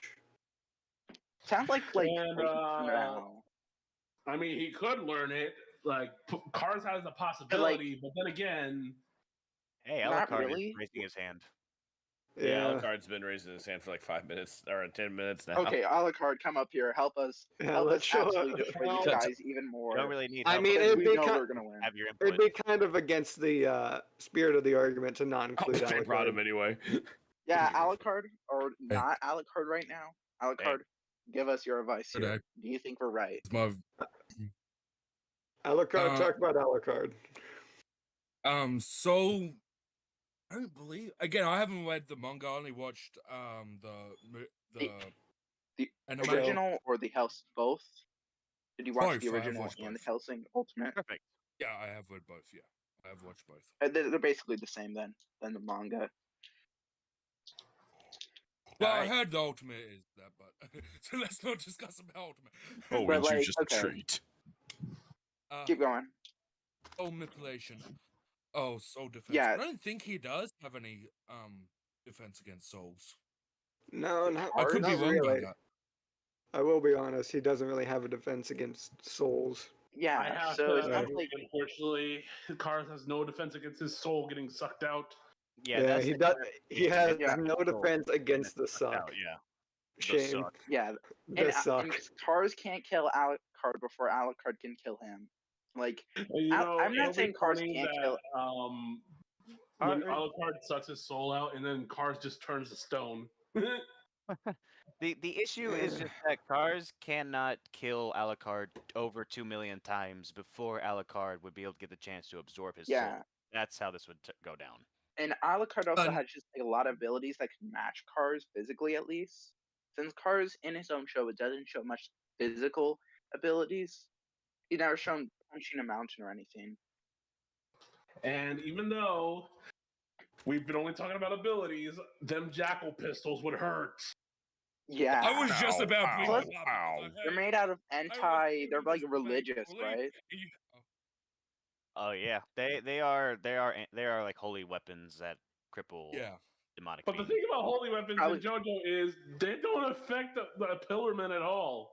But what Okay, about the but holy besides weapons that, like, they still hurt like a bitch. They And I still believe hurt. in the future, right, they make it, since it's anti-regeneration for specifically Anderson. I might be wrong though. Since he was like had a Anderson's a regeneration regenerator, factor. yeah, that fucking Do the cheater. JoJos have And then holy they just like Catholic canceled weapons? that. Because Yeah, so Alucard, he I think, canceled has his regeneration with the jackal. Am I right about Well, that? yeah. Does Alucard technically got Catholic blessed stuff? Yeah, that's his I believe pistols. Yeah. That's his pistol. His bullets are Jackie, blessed, I but don't not know what the himself. other was on his called. armor. Yeah, no, this isn't. I mean, I guess if I can go this route, that's real. That's a So- real blessing compared to what JoJo's blessings have. You know. But like, I think we won. I don't think we need to rub it in the I dirt know. anymore. Yeah, Cars is currently stone. Fair Well, enough. Alucard now has new abilities. Like, oh, I can turn a To be squirrel. honest, I hate the squirrel. like, I'll be honest. I don't see anything against that be the a whole soul conclusion? thing. Like vampires don't have a soul or anything like that. So yeah, he's just kind of boned. he's fucked. Yeah. He got Like, sucked he might off. be He got fucked. sucked Like, off. in this battle, All right. he's the ultimate loser. Alucard brought in the Alucard, big suck. Alucard sucked off Cars. The Can't suck believe battle. it. He sucked so good, he won. Cars lost the suck battle. Looks like he couldn't And suck he would hard lose enough. harder if it was a bridge Cars. I mean, not a bridge Cars, a bridge Alucard. I will be Cars was honest. Hey, so Dandy lucky. Man. I'm sucking you right now, Cars. You missed. Cars, you might try to. I think I came back in the wrong part of this conversation. Yeah, we're Yeah, talking we about won. sucking. Don't worry. Alucard won. Yeah. Yeah, Alucard won. Alucard won. Well, did He did a Alucard reach did around. Alucard flip the script? Did he fucking come in and save the day? Is that what happened? No, He he just like He just, sucked like, the got soul out of manipulation. Cars. You sucked the soul out of Cars. He rubbed his back a little bit, and fisted him real hard, and said, "Your soul is mine." Okay. All right. Let's see. Thank you guys for coming up. Glad you glad y'all had fun and all that. Yeah, Now y'all gotta get the and we didn't fuck out. get booed off the stage. You're about to. Is my thing on the next? Yippee! All right. They're all gone. Who else was kicking? Because I was helping. I kicked like 3 people. Okay. Next debate. What are some other ones? What you got? What you got? I love this. I love this in your chat, man. It says, "Of course, JoJo combo comes back to getting sucked off." That's how it works, man. Let's All see. right. Yeah. The Next three I have left are still the debate. Helldivers and Deathkrieg.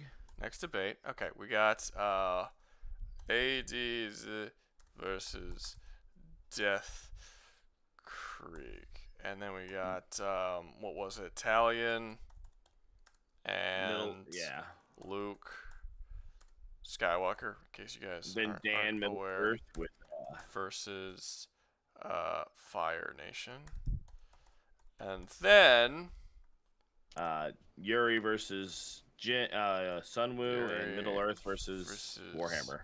Jin. Wait, no, not Jin. Sung Jin. Woo. Woo. Okay. So there was an. And then Middle Earth versus Fantasy. Middle Earth Warhammer versus Fantasy. versus Warhammer Fantasy. All right, awesome. Let's. You must contain You had between. exactly one character left for that last one. What are you talking about? Oh, this one? Oh, the Italian one?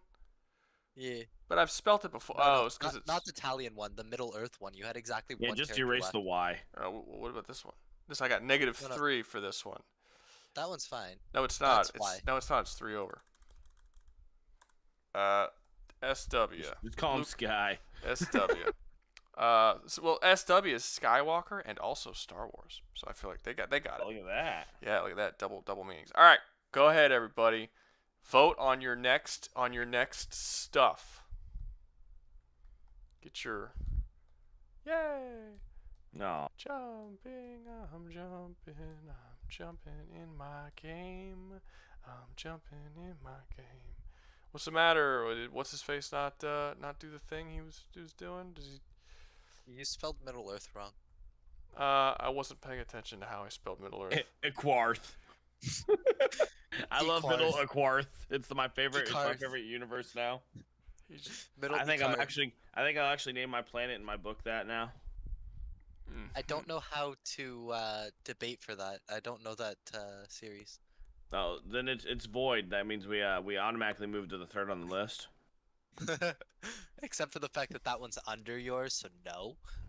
Yeah, all your votes go to the next closest one, which is mine. Awesome. Let the people decide. No, they can't, because you just voided the last one, because it's equal. No, I didn't. All right.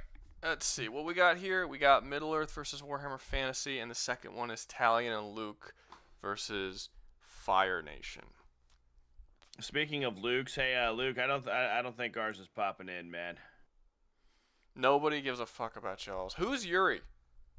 Yuri's from Shadow Hearts, man. That's why no one cares. I don't know what Shadow Hearts is. No one knows. He's a fucking guy who can shapeshift into fucking powerful ass demons. And he fists people to death. I mean, fights them with his fists. Fantasy. Yeah, know about the with thing. timing. Yes, It's a with glorified timing. rhythm game. All right. Well, It is an awesome rhythm game. It looks like it's gonna be Middle-earth versus Middle Earth. Warhammer Fantasy. That's looking Hey, like. why are you pronouncing it Earth for? I don't even know Ecarth. how I'm Ecarth. not pronouncing that with an E for. I don't even know what that would sound like. That's an awful goblin word that I'm not pronouncing properly. Okay, so you're already in here. Who was the other one? D-Boy? No, D-Boy wasn't in here. Who No, was? it's Jim Sebastian Wittenberry. That is a very Okay, proper fucking nerd. Where are you, nerd? Wait, I thought I it think was. he's just Jim. I thought it was Middle Earth versus Warhammer Fantasy, because it was Warhammer Fantasy. It was D-Boy and Oryx who were asking to be on that fight. I don't know. Jim can tell us. Jim, was it Which Warhammer? one are we doing? Was it Warhammer Fantasy versus Middle Earth? Is that what it was? Yeah, that's what won the vote. I'm to Jim. Oh no, Jim. Jim. Jim has this damn problem. Hello? Okay, can you hear me? Yeah, was Ah, it what was it did you have Warhammer Fantasy against Middle Earth? Was that you? Yes. Okay, cool. So I was not wrong. I was correct, as I always No, am. you were right. Awesome. Okay. Was there anybody else for Warhammer Fantasy? Because don't- I don't mind you guys teaming up on me. Don't take my fucking that's my thing. I ask other people. Okay. Anybody Should I put mute now? Omega Zerg wants in. D-Boy, who you know one of these two? I told you D-Boy was on the list with a guy named Oryx. That's fair. Okay. Yeah, actually, D-Boy was. Yes, I talked with him in the. What about Discord. which one's Omega Zerg? Where are you at? Fucking whinging like for the past 2 debates about Warhammer Fantasy versus Middle Earth, and you don't even remember. I was gonna remember eventually. I was gonna remember. D-Boy, calm the fuck down. You're in now. Okay. Listen here, D-Boy. You've been in 2 fucking debates That's now. true. Okay? You've been in a lot of debates. complimentary to half a debate. Oh, Dude, Oryx is Omega Zerg. 1.5 debates. He's the same name as he is in the. Okay. Yeah, And he was changed- just I- fucking I- here too. I changed my thing because you complained about it Yeah, last time. it's much appreciated. Thank you. All right. Okay. Bullshit. God's. I think we got. What do we got? D-Boy, which side are you on? Warhammer Fantasy. Okay, and Jim's on Warhammer Fantasy. What Zerg are So you I'm doing also? a 3v1. Is Middle Omega? Earth. I'm talking for Middle Earth. What does he just say? What do you mean? Jim's on Dan's side. Jim's talking for Middle Earth. Oh, Alright. Middle I'm Earth. talking for Middle Earth. I'm sorry, you were speaking in non-American. I wasn't sure what you were talking about. Okay, Yeah. Sorry, man, calm the fuck down with that American bullshit. you got to get out of that non-American stuff, man. That's Here on Ruga's channel, we call it Equarth. Equarth. That's how it's said. Okay, and then Middle Equart. so it's Jim and Dan versus Omega Zerg and D-Boy, right? Yep. Yeah. Okay. All right. Same so. Before we start, Alden, I wanted to say something. You Alden. say I'm pretty sure it was you that said I sounded like Master Chief. Yeah, I I'm the wanted one to who say says you that sound you. like Huh? Yeah, I'm the one who says you sound like Master Chief. Okay. I wanted to say that you sound like this one YouTuber called Let's Game It Out. Same with Doug Pumper. I don't know if that's You a know who that compliment is? or not because I am a YouTuber. It is a compliment. It is a compliment. I Alden, like you that sound guy like the a lot. YouTuber Alton Pelor Gaming. I don't know if you ever heard of him. That guy's a real prick. Yeah, he kind of is. Go check out hate his that guy. channel. You guys can go He's a make fun dick. of him. You guys can go make fun of him. That way he can pay his editor more, because, he's got me chained to my desk here. Well, that's only when you don't keep going to that fucking the gay away camp. Well, Ruga's I got haven't to been to stop that sending you Pray there. the Gay Away camp in ages. Yeah, like 3 hours ago. No, I was at work 3 hours ago, so fuck you. The corner? Yes, I work on the corner. Anyway, let's get to Thought you this worked debate, at the Pray guys. the Gay Away camp. All right. So. Anyways. All right. So You let's- need to let- pray let- the let's Gay get Away this camp, going. Omega Zerg. So, wait, what? What was that? All right. I guess I'm killing myself. Anyway. All right. So we're in fantasy. Let's get to it. All right. You got the Empire, man. They got guns. They have steam Wait a tanks. second. Point is the timeline. We are talking about the end of times for both universes, right? I would assume so. Like, Yeah, hold I on. talked Are you about it asking with like T-Boy. You before were end doing the times? battle of the end of time, and I was doing the Dagorat. That is the same stuff, but for Tolkien. Just to make it clear. Yeah, we don't know. All right. I know at least some of the stuff for Lord of the Rings, but it's mostly the big evil names. I don't really know that much about. Basically, it's the times. final battle. Just Okay, think about it that way. That works for me. Okay. So end times wait, and like- Dark War thing. Gotcha. It- So It happens in the future, way past the Lord of the Ring movies. Fair enough. okay.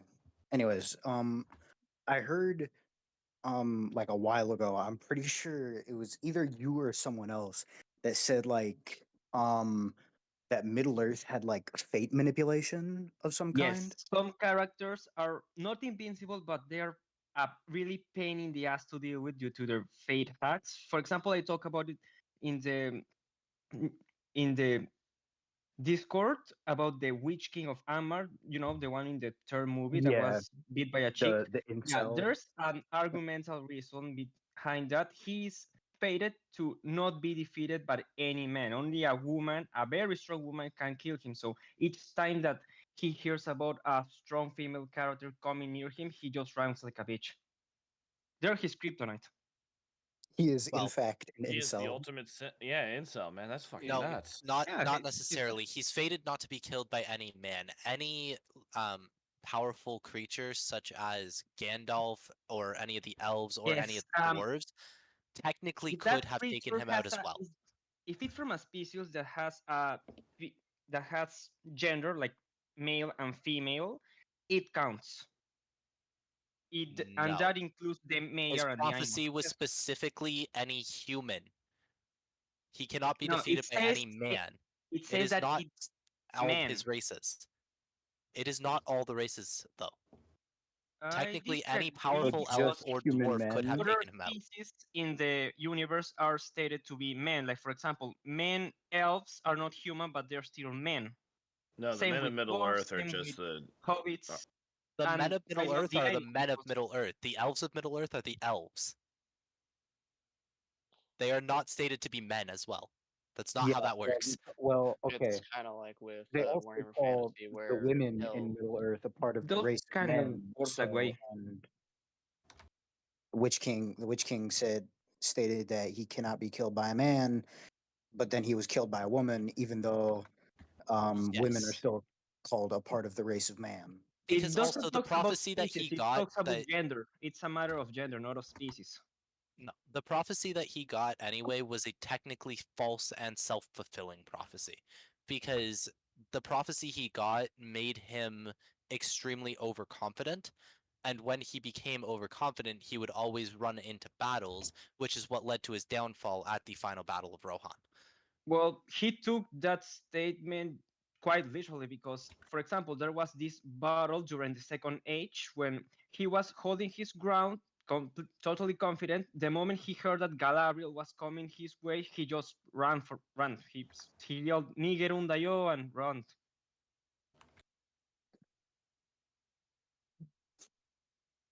Okay. Anyways, Yeah. so is that like the extent of the fate manipulation? Because if it was like No, more there's also some that are quite more complicated to deal with. For example, the Balrogs. I don't know if you know about it, but fighting a Balrog has a 100% lethality regardless of how strong you are. If you want to kill a Balrog, you are going to die in the process. That's a 100%. You have. Where are he's you going getting to this tell you with him. information from? Real Oh quick, yeah, the Silmarillion mostly. The Silmarillion has nothing about Balrogs being a 100% fatality, because there are creatures that fight Balrogs and are on par with Balrogs in power. I have Oh no yeah, clue you where can Jim fight is him, getting but this you cannot information from. kill him without dying. Everyone that killed a Balrog died in the process. No, they For didn't. example, the Maiar are still alive and doing fine, and they killed Not- hundreds of Balrogs. There were only 7 real Balrogs, and each one of them, when he was killed, his killer died in the process. I can I name like them. how this debate is more about Each and the every single debate one of them. between the lords. Gandalf. I want You're to get not wrong, into guys. I want to get into the Warhammer Fantasy part of this, but like I have Alright. no clue where Jim is pulling this information from, because there aren't just 7 real Balrogs. Balrogs were specifically created by corrupting Maiar, which Exactly, Morgoth did and in there the were first 7 and second age. There were more than 7 that followed him. One well, second. regardless, Let me even tell you, if they were created even if- before the first age, and yes, they were Mayan corrupted. Specifically, they were Fire Maiar, and they were all corrupted except one of them who was a she, but that doesn't matter. And they were 7. Now, I know that in some parts it is stated that there are more of them, but it's more like another type of Balrog, but it's not the divine type. It's more like a species that he created that he also called Balrog. It's like the difference between the Uruk-hai and the rest of the orcs. One was created by him, and there were a lot of them, but the really powerful ones were just 7. And those are the ones I'm talking about. Oh. Okay, so apparently Dan is bowing out because he can't agree with Jim on Lord of the Rings. So it wouldn't be a 2v2. It would just kind of devolve into you guys debating each other. It's kind of just debating, and it's just evolving into so, fighting between. Dan, you wanna jump sides? Come on, Dan. I don't know enough about Warhammer Fantasy, so no. Okay, so It's just gonna. It's Does just. I anyone guess. want to help Even them? besides the Balrogs, there's one more fate stuff that one is the strongest one. Is the Silmarils. I don't know if you know what it is, but basically, before the sun and the moon, there were two trees that were chopped off. The last of their light were used to forge these three gems called Silmarils. They have a will of their own, and their will is the fate of the universe. For example, there was this goddess called Melian that created around her kingdom an unbreakable barrier that no one was able to pierce through. Not even, for example, Sauron tried for hundreds, thousands of years, and he always failed. Morgoth tried and failed.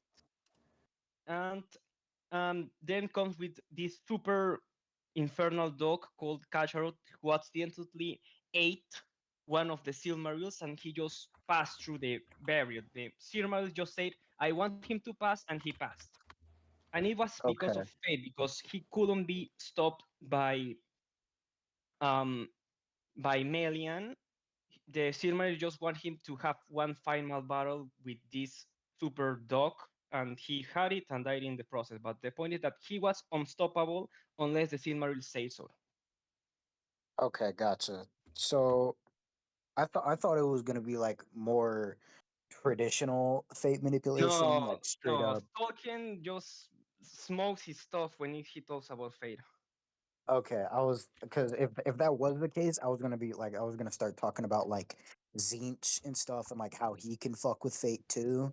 But if that's the case, then never mind about that. So okay, there is one thing I wanted to talk about numbers. Like, is there ever like stated like how many like Urukai or like how many men, how many elves, dwarves, Oh yeah, this, that's that, and the third? this is my favorite part because during the Dagorat, at least from the side of Morgoth, every single creature, being, warrior, whoever was aligned with him, whoever lived, is going to come back to life and fight for him one last time.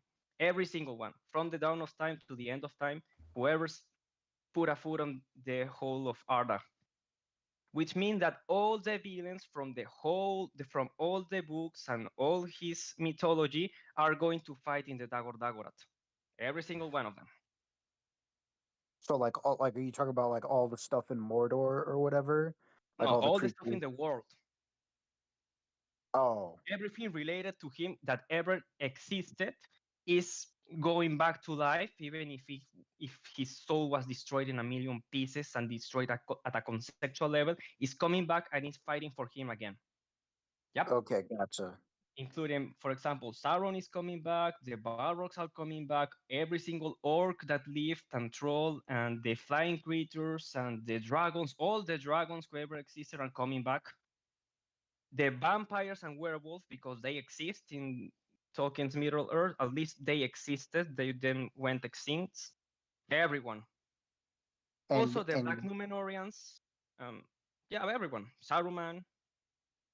like this was like Okay. what needed to happen for this to happen? I forgot what it Oh was. yeah, at the end of times, Morgoth, which is the most Yeah, I powerful know being more in about the this. whole verse except for every Ilúvatar, is he's going to break free from his chains that are those divine chains that keep him bounded. He's going to get out of the gate of night. He's going to kill the sun, kill the moon, and start the battle of the end of times. And he's going to summon all his troops.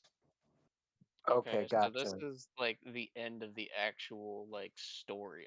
I Yes, was the thinking true end something of the else. actual story.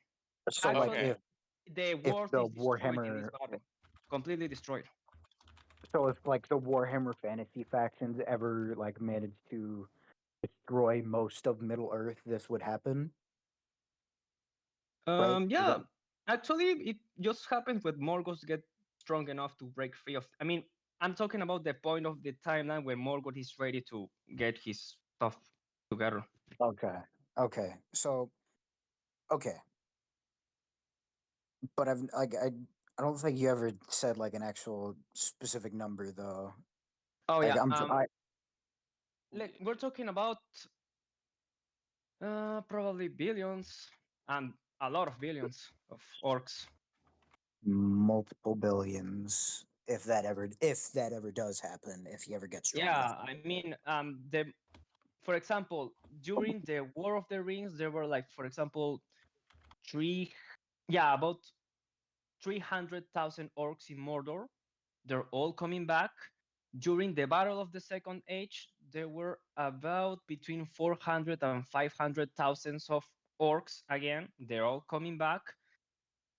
During the First Age, there were so many orcs that they know that Morgoth's territory no longer have space for them. We're talking about millions and millions, probably tens of millions of them. I got bad news, guys. Yeah, I was about to say. Yeah. The As soon as Dan left, I knew this was doomed. It's As like soon as soon as as soon as started. Dan and Jim started. I don't think it was necessarily when Dan left. It was Dan and Jim. It was before that. When Dan and Jim couldn't agree on something, it fell apart. Yeah, this is probably the fastest people. It's probably the fastest anyone's ever freaking lost interest in a goddamn debate. But yeah, I'm sorry guys, we got to move on. The whole chat is pretty much in agreement that.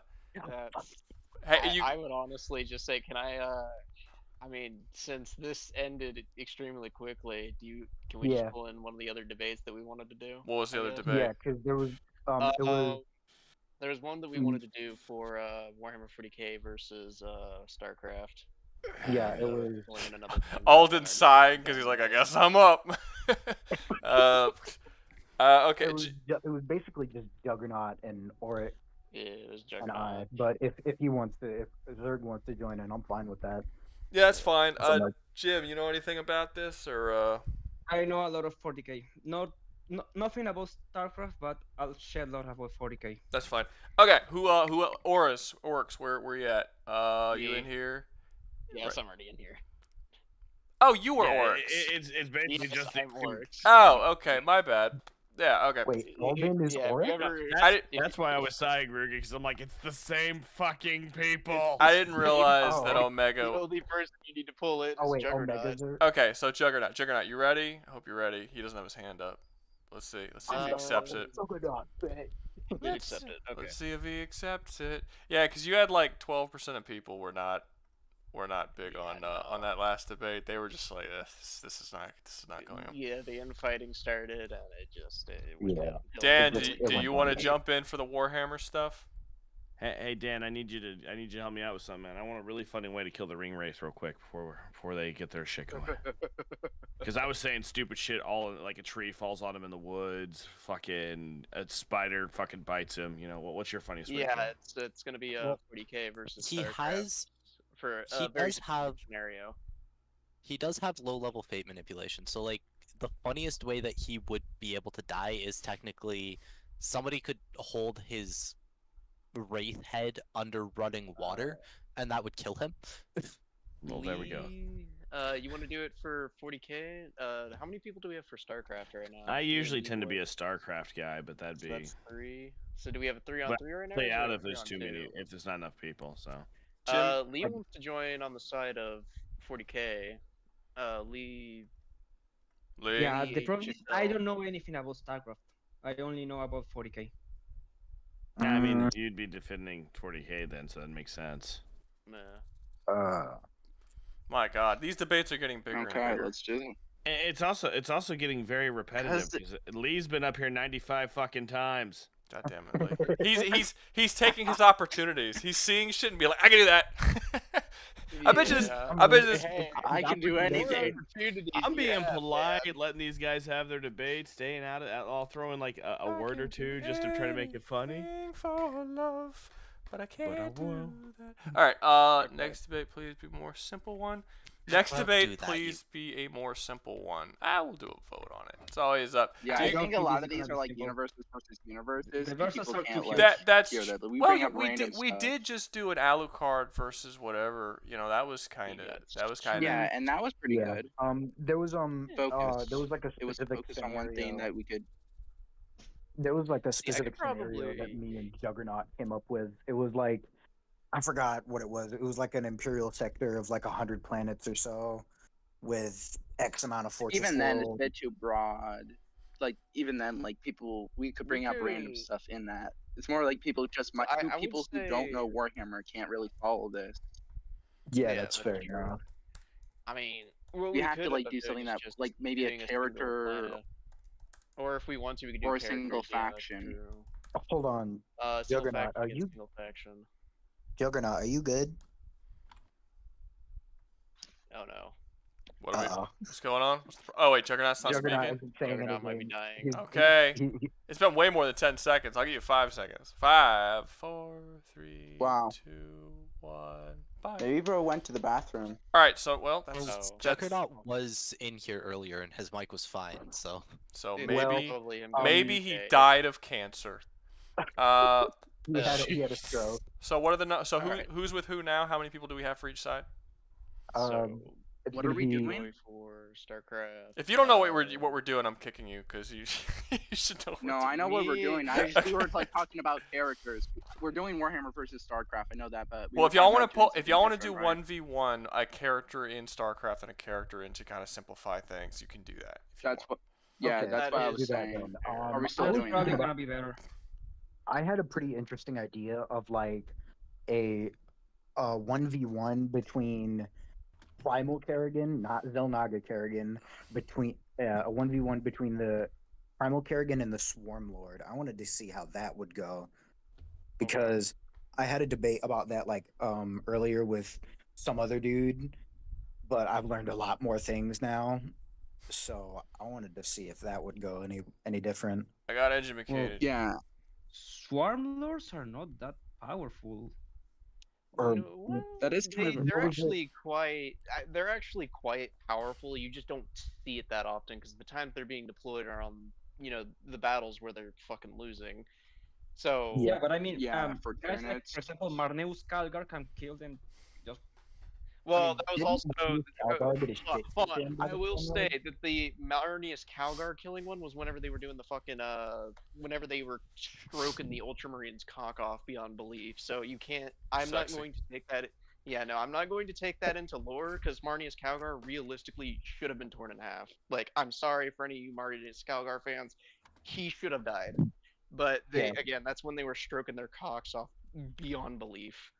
Yeah, Yeah, they were like- use Swarm Lord or something else.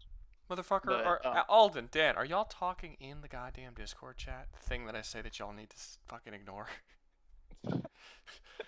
God We damn can't. it. We need to boost views. People have to go to the YouTube video. No, well, it's not. Well, I mean, I suppose yes, it's not a bad thing, but it's just you have one chat right here for. We're not dealing with two separate chats. I know what That's you're talking about. I'm talking right there. Ruga, I see it right I there. see Ruga, I am you. literally, Hold on. I am only using it to help people fix their mics. Oh, fair enough. Alden, you don't have an excuse. I got pinged Okay, for him so- having a fucked mic, so I said I don't know how to do that. That's why Dan stepped in. Okay. All right. I feel like I'm having a mutiny happen right now. Ruga, if I wanted to mutiny, I'd just do this. Go down to the So- audience. No. Where is it? Go. No. Oh, you son of a! Alden, it's your stream now. Let's do this. Mutiny. Okay. Mutiny. Okay. So let's go so- to mod view. And let's see, rolls. Strip him See, of I all don't think you're power. actually gonna do it. No, I'm not gonna do it. I'm not gonna do it. I'm a nice guy. Okay. Okay, so Okay, so I Alright. have another idea too. I have another idea for a Okay, what's your 1v1, idea? And that could be instead of the Primal Kerrigan versus Swarm Lord. What about what's her fucking name? What's that one Banshee? What's her name? Jane Zar? Yeah, Jane Zar. What about her and Zeratul? The two sort of assassin characters. I have no idea who that is. I know who Zeratul is, but I don't know who. I think again And then against who? The Officio Assassinorum or another assassin? we're gonna run into a lot. Lely Kasperak? I'm assuming none of you know who she is. Then I know who she is because I've had to learn her quite a bit, unfortunately. But if you do not know her, we can just go back to the Kerrigan Swarm Lord one. Yeah, we could do Kerrigan versus Swarm Lord. I'm okay with that. Y'all That's go with fine. it? Okay. Kerrigan. So versus Swarm Lord. Swarm Lord. 2 words, I'm assuming. These are the two characters. There I we probably know go. the Now most this is gonna about. be a simple debate that we're not gonna argue over. Yeah. Yeah. Because of the Well, we can't bring up whiners. random bullshit. Because the Alright, go ahead. Alright, Other so, than- I guess I'll start. Alright, so fucking Primal Kerrigan. So she single-handedly killed all the pack leaders on Zeus, and these pack leaders lived for over thousands of years, collecting essence and becoming absolutely fucking gigantic. She even killed the ancient one, which had been around since the Overmind, apparently, who was over 5,000 years old. By extent, he could quite literally change the landmass around him. Yeah, like he was like He was fucking massive. He was titanic in size. He literally was able to change the surface of Zeus by himself. Okay. And So yeah, and I think the Kerrigan- Swarm Lord loses. Oh, and I guess I probably should say, but she could fight a Zelnaga? At least the mortal form of a Zelnaga. Anyways, I should say. How powerful are the Zelnaga? So Zelnaga, they were essentially the gods of the Starcraft universe. Now, while they're in their mortal forms, they're not nearly as powerful. They can still be killed, and they just get thrusted back into the void, where they can do all their void bullshit. But they are still very powerful because they can shapeshift. Okay, so she was able to kill a god. Okay. Yeah, Yeah, she was able and to kill like a god. in the void, So, the like the old Zelnaga ones are from basically 4K. like universe busters, but when they're like in their mortal form, they're not. I don't know. Yeah, If we they take- can if we take, shapeshift. They can use void energies, which allow them to basically permakill Okay. fucking anything. Yeah, Except for her apparently, because Kerrigan just has bullshit regenerative powers. What's her hacks? So she can So her regenerate and kill things? Yeah, so she has regeneration powers. They're very, very good. Outside of void energies, she is somewhat untouchable. She can still die. It's very hard to kill her though, outside of using void energies, because void energies. What do you mean by StarCraft untouchable? Do you mean just her regeneration factor? Yes, her regeneration factor is very extreme, even compared to Like, most can she other regenerate like a whole limb or whole body? Yeah, from she a can. cell? oh yeah, definitely. No, for It's the not Zerg, like cellular regeneration, but you know. No, the Zerg across the entire thing. Say you cut a Zergling in half. If it somehow survives, it will regrow that entire half. It is rarely rare for Which that half? Zergling to do that. Yes. The back half. If its head gets cut off, it dies. But if you cut off the back half, that back half will regrow. For Kerrigan, it's a little bit more extreme because unless you straight up kill her, she can pretty much come back from anything. Yeah, Okay. I'm pretty sure she can. Okay, like. let's talk about what the Swarm Lord has here.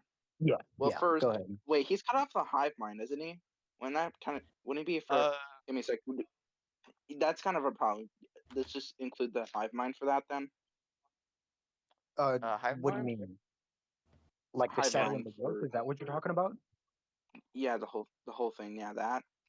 Like how I all of mean, them are controlled by a hive unless, mind, and the whole idea of that. unless the Swarm Lord by himself, with no other Tyranids around, has a very large Shadow in the Warp presence, I don't see how it would become a factor, because the only reason the Shadow in the Warp actually does anything is because there are like trillions of Tyranids in the area. Yeah.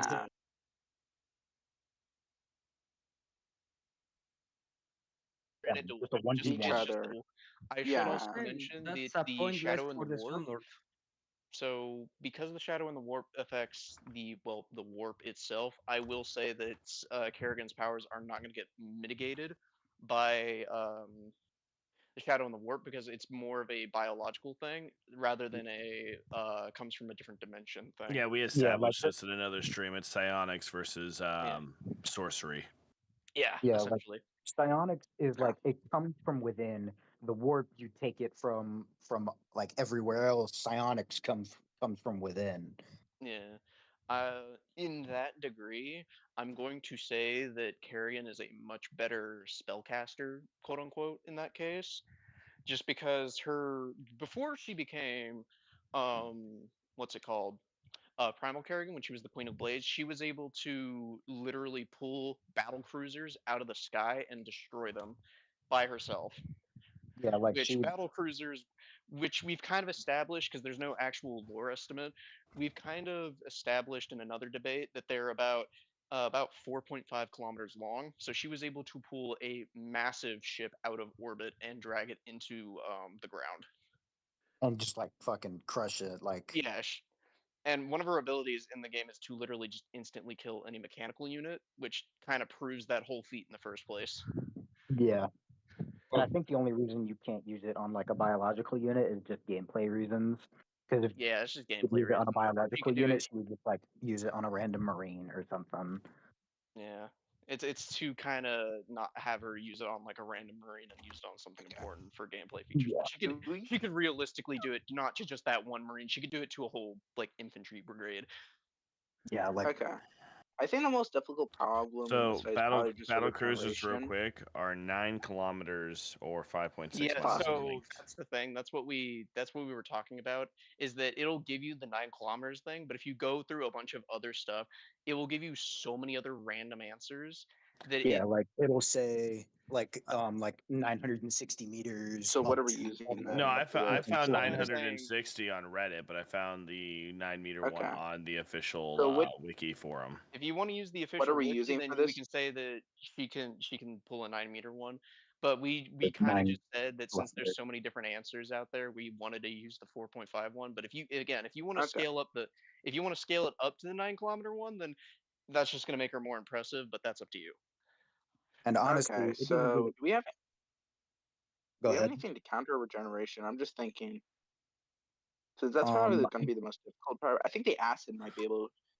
Yeah, Like, can she had. just like? Oh wait, are yeah, you talking about how the Stormlord countered Kerrigan's regen? Yeah, I'm trying to figure out a way he can kill her, basically. Okay. 1 second. Can I talk for a minute? Yeah, you can. Yeah, go Yeah, ahead. sure. All right. We're talking about how the Swarmlord can possibly kill Kerrigan, but I would like to ask how Kerrigan can possibly kill the Swarmlord.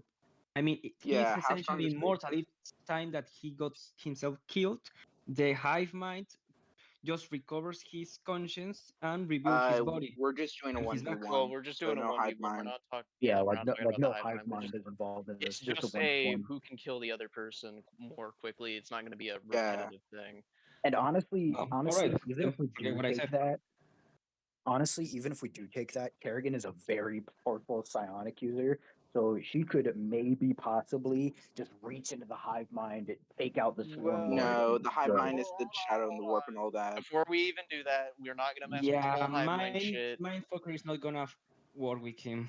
It's We're not Yeah, gonna. but anyway, We we're are getting definitely not gonna sidetracked. fuck with the hive mind shit. That 2 different hive minds work 2 different ways. I hate it when people do this. No, do not touch the hive minds. Don't even consider it as a That's right. factor. Okay, let's go So back. that being said, Kerrigan also, I should mention that from a physical standpoint, she isn't capable of matching a hybrid, which I will explain what those are here in a second. But she What do is you mean? able to. She was fighting like what? She was fighting for several days against hybrid, but she was notably getting her ass handed to her by the hybrid. Like that is what is stated through when she was trying to fight them. By the way. Okay. But she Does she still have ripped any it way in to just half. kill the Swarmlord in general? Like, can she punch through its armor, or she could punch through its armor? She can use her wings to impale him and rip him in half. She could probably It's like, straight what's up her fucking- AP with that? She was I mean, she able can to cut through. rip apart a hybrid Reaver. I'm pretty sure it was. Yeah, What's a which hybrid then? can- Can you? A hybrid So a Reaver. hybrid. I know the most about the hybrids. The hybrids are a mixture of both Protoss and Zerg DNA, which means they have both incredible regeneration factors and psionic powers. They are known to be consistently very powerful. In fact, no conventional methods usually can kill them. For Yeah, instance, like if the- you were to take a gun and try and shoot it, even if you wasted your entire magazine on it, it would not kill it. It would probably just tell you to piss off and rip you in half. Yeah, like it wouldn't even hurt it. Like the during the secret mission in Wings of Liberty, there was a hybrid that broke containment, and I'm pretty sure it was a hybrid Reaver. And even though Raynor had multiple Marine, yeah, even though he had multiple Marines and Marauders with him, he physically could not even hurt it, let alone kill it. And Okay. Kerrigan What about ripped her one. stamina then? She has been known to for be able to 7 fight for days. several days on end against said hybrid, who again cannot normally be hurt by conventional means, and she realistically could keep going forever if she is given at least a tiny bit of a break, because even though she does have Zerg DNA regenerates really quickly. Stamina for the Zerg regenerates really quickly because they are meant to kind of constantly be fighting and evolving.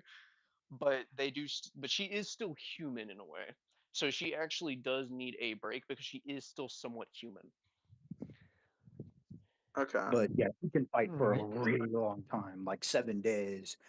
And even after that 7 days, that's when she did the feat of ripping the hybrid Reaver in half. Yeah. So, okay. Okay. Well, you'll be talking about how tough are these? How do you tell those guys that Kerrigan was fighting? The hybrids? Yeah. Yeah. What was their name? The hybrid Reaver, to be specific. All right. I'm pretty sure that the Swarm Lord can just chop them in half or in a tens of pieces, just as easy as Kerrigan will do. I mean, his swords are made of a crystalline material that is alien to the entire galaxy, and it's so sharp that it can just slice through adamantium, which can withstand nukes, if I'm not wrong. And it just cut it like a knife through butter. I mean, they've called it a bullshit feat, but he was taken out by a single round from a Space Marine to the face once. Yeah, that's probably a bullshit feat. It was by the leader of the Blood Angels, I think, but. So plot armor. Regardless. Plot armor is basically no armor can tank his swords, the crystalline swords. At least not that he has tried against. Okay, that's. But not a bullshit feat from the Warhammer universe is that Swarmlords have been defeated by galactic spaceships before, and Kerrigan has survived galactic bombardment from the TOS before. Yes, she has survived, and which, to be fair, the Protoss used much more. But that could just be due to a regeneration factor. Oh no, she tanked it without the regenerate. Like this is before she even hit Primal. This is when she first turned into it. No, you're right. Yeah, no. Yeah. So yeah, she's even more It durable was than a that. Purifier beam, right? Yeah, they were glassing the planet because they were trying to get rid of the Zerg, and there was multiple of those. Okay, and she tanked it with her own body or with her psychic powers? Her own body. Just like she just face tanked it and didn't even need to regen after. Yeah. So, okay. I'm not sure about this one. All right, she's tough. That's a feat that a lot of people always forget in this debate. Is as soon as she became Queen of Blades, she got fucking face tanked by laser beams. She wasn't even Prime. She wasn't even Zelnaga. She was just, hey, I'm a newborn baby Zerg. Fuck. she looked up at the air, saw the fucking carriers starting to charge up their beams, and she was like, God fucking damn it, I'm gonna be late for work. First, I was left on a planet by some asshole, and I got captured by these fucking pricks, and now I'm about to get blasted in the face. Not to mention, typical Tuesday for her, I guess. But anyways, not to mention she's always. I think a better match. I just think would be like the regeneration factor would kind of put this, because I'm pretty sure if she's that resistant, I'm not sure how we would get her like to the point where she can't regenerate out of it. Because I'm thinking about the acid, but does she have acid resistance or anything like that? Because she is Zerg, she has acid. So Baneling acid is extremely like Baneling acid in the lore is extremely or corrosive. I was about to say it can melt through like titanium and shit. Yeah. Okay. Also, taking account her resistant, can't the Swarmlord just stab her through the eyeball? I mean, that would be like a weak spot, that's right? even if he fucking hits her in the first place. She's known to. He's super fast. He is super fast, but she is also extremely quickly. Like she's able to dodge fucking bullets mid air while she can't even fucking dodge. Well, Like, in the she's case But the of the Swarm Lord's Swarm also Lord, a genius. for the the Swarm Lord, Swarm Lord it's is a stated that. genius. Oh, okay. However, Yeah, she has been able to outsmart her opponents before. She's very cunning. That is one thing that is mentioned. Even as the Queen of Blades, she was able to outsmart multiple people at the same time, and not only was she able to outsmart them, she was able to get them to her side and play them for even longer. Not to mention that when she was Primal Kerrigan, she was able to outsmart her own broodmothers, which is kind of a cheating thing because she created them in the first place.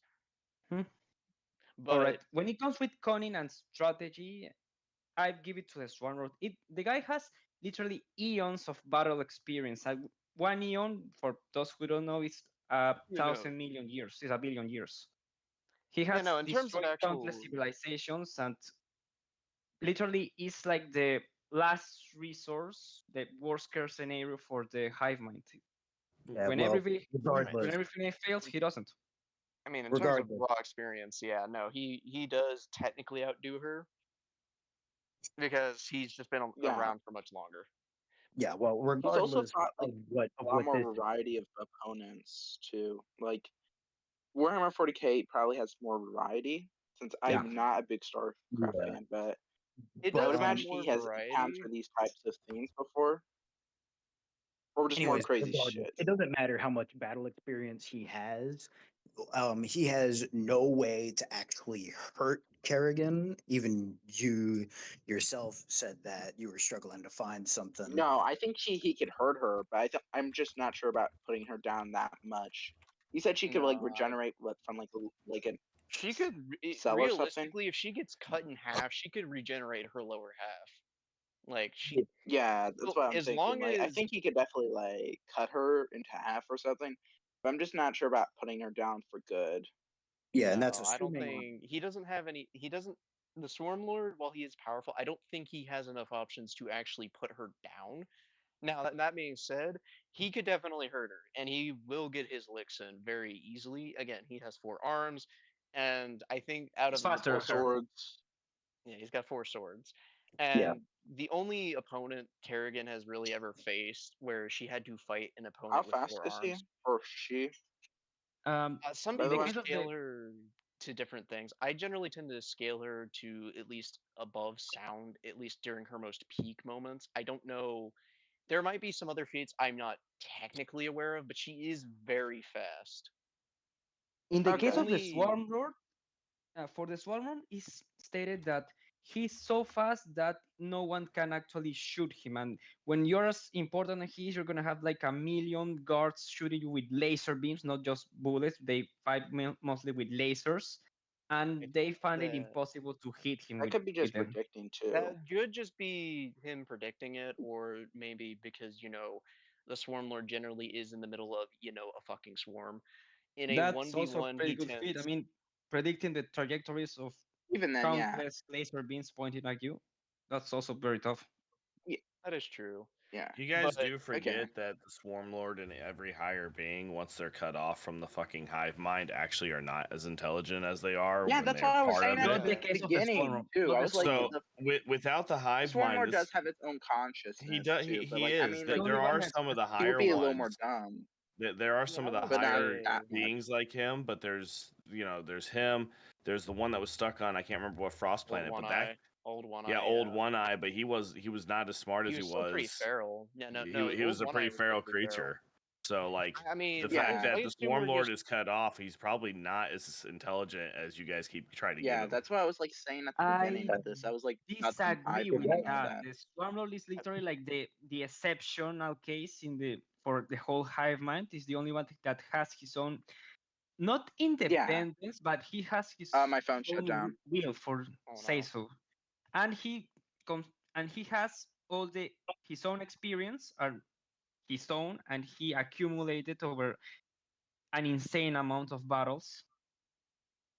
But the big thing I'd say against the Swarm Lord though is that yes, while he is very experienced, the big thing that does kind of hold him back in the battle, because the thing that does really hold him back in the battle for the most part is that he is still Tyrannid. He is Yes. very cunning, don't get me wrong, but he is still Tyrannid. And that's the big thing. He's still going to, outside of the books that make him do the victory roar and act really, really dumb, he's still going to kind of follow that basic premise. And quite unfortunately, Kerrigan has fought against that type of enemy before, who was just a bit kind of at the same rough level of intelligence. And that's kind of the big thing, is that she has experience against fighting that type of enemy, and I think that's kind of what's gonna do him in, is that even though yes, he is very quick once he's in that melee duel, I think it's gonna be her psionics that are gonna do him in, because again, he can drag fucking she can drag battle cruisers out of the fucking orbit, and two, Oh, like her kind of just like an elf pure- versus an orc. Like, and like honestly, I don't see what would stop her from just like grabbing him with her psionics and just turning him into mincemeat. Yeah. Like, Nothing. Yeah. Not to mention, she has resisted, what's it called? The hybrid's own psionic powers, which are even greater than hers. Yeah. Like, Yeah. like they straight up could drain her psionic energy Well, straight from psionic her. resistance doesn't really matter because the Swabblor doesn't fight with psychic powers. Yeah, that's what I'm saying, That is would be that other- even if he does use his other psychic, ones. because he still does use them. It's not that it's not like he doesn't Yeah, but use them. he can doesn't still fight use with them. Like he doesn't depend of them mainly. No. It's just they won't be providing him any edge. That's the big thing. Because in a battle, it's about how many advantages can you get. Oh in yeah, that I fight. agree with you. That's why I didn't even mention them. Yeah. Honestly, I think okay. So we can agree that Kerrigan wins in a fight against a Swarm Lord, right? I think it's just straight up due to her durability, her regenerative factor, and her psionic powers, plus the fact she does have experience fighting enemies like him. That it's gonna. And she that's can gonna keep do him her in. distance. Yeah, she can keep her distance quite easily. Because again, Swarmlord, yeah, he's a big monster, but big monster can only doesn't move exactly so give you fast. speed. Yeah. So I think that the main problem is that without the swarm, without the hive mind to rebuild his body and make him stronger and stronger and stronger, which is his male strength, is what makes him invincible. Without that, he's nerfed. He's very nerfed. I mean, a Swarmlord in a one-on-one fight, yeah, it's very strong, even without the hive mind. I mean, even then, I was kind of just going into this fight assuming that he was connected to the hive mind altogether, just during this entire fight. Me too. That's what I was comparing him to, because this is what I'm comparing him to, even with like the feats where she has experience fighting that type of enemy. That's what I'm saying, is that I'm not downplaying him in any way, shape, or form, or him in any way, shape, or form. Sorry. Anyway, yeah, but I just don't. There I is just don't one thing think I he did has. want to. Yeah. There is one thing I did want to say. Is there any other character that would be a match for Kerrigan in 1v1? Because I know people like Magnus would fucking fold her, but In terms of psionics. Yeah. well, I don't know, maybe. I mean, in terms of psionic stuff, yeah, he's definitely more powerful than her. But you also have to remember she mixes in both her psionic powers and her aggressive physical strength. Yeah, and I'm pretty sure Magnus is like one of the physically weakest Primarchs. Like he does not know how to box. Well, it's not that he. Oh no, he knows how to box. He just knows- doesn't know. You He just know, gets. It's not that he doesn't know how to fight in melee combat. He's just not like, say, the lion when it comes to fighting in melee. he managed to at least land a blow on fucking the wolf, on the fucking wolf, you know. The wolf so before he tore his spine before out. he broke his fucking back, you know, like So, a he's lot of fucking his Bane to fights against- Batman. Many of his Yeah. fights against warriors are kind of unfair because, for example, Lemon Ross is a specialist fighting psychers, and Vulcan is immortal, so he couldn't kill him. So like, is there anyone who could like 1v1 Kerrigan in a straight out fight? Because I bet you the Emperor probably could. I bet mean, you if the he Emperor was, could. Yeah, I mean, for probably, Chaos God. yeah. Now, if we go with fucking Zelnaga infused fucking pure Zelnaga Kerrigan, fucking. She could probably. She has a chance at boxing with him at that point because she does destroy the basically embodiment of the void / fucking the infinite cycle when she's in that Wait, form. hold on. What instead of Magnus, we put her against wait. as a Carryman? Zelnaga Kerrigan, I think, wouldn't Zelnaga Kerrigan smack the shit? Y'all out of motherfuckers trying to get a Mikhail? second debate going. Y'all just No, finished we y'all's were just debate. trying- No. We were just trying to figure out stuff, This is but still 40K. in This terms is of the still actual Starcraft debate versus 40K. itself, This is still Starcraft versus 40K. So No, that's that's not not how that works. That's not how that works, motherfucker. we Y'all had a premise. Y'all agreed on Kerrigan versus Swarmlord. All right. So if we want to do other Kerrigan. matchups, we could definitely do them in the debate match or in a debate voice call. I mean, we're already planning to do the one that we tried to do. What happened? yeah. trying to be sly. Y'all slick, man. No, it's cool. Hey, if y'all got another debate topic, y'all can come back up. All right. Crazy wants to debate food. It's all food's good.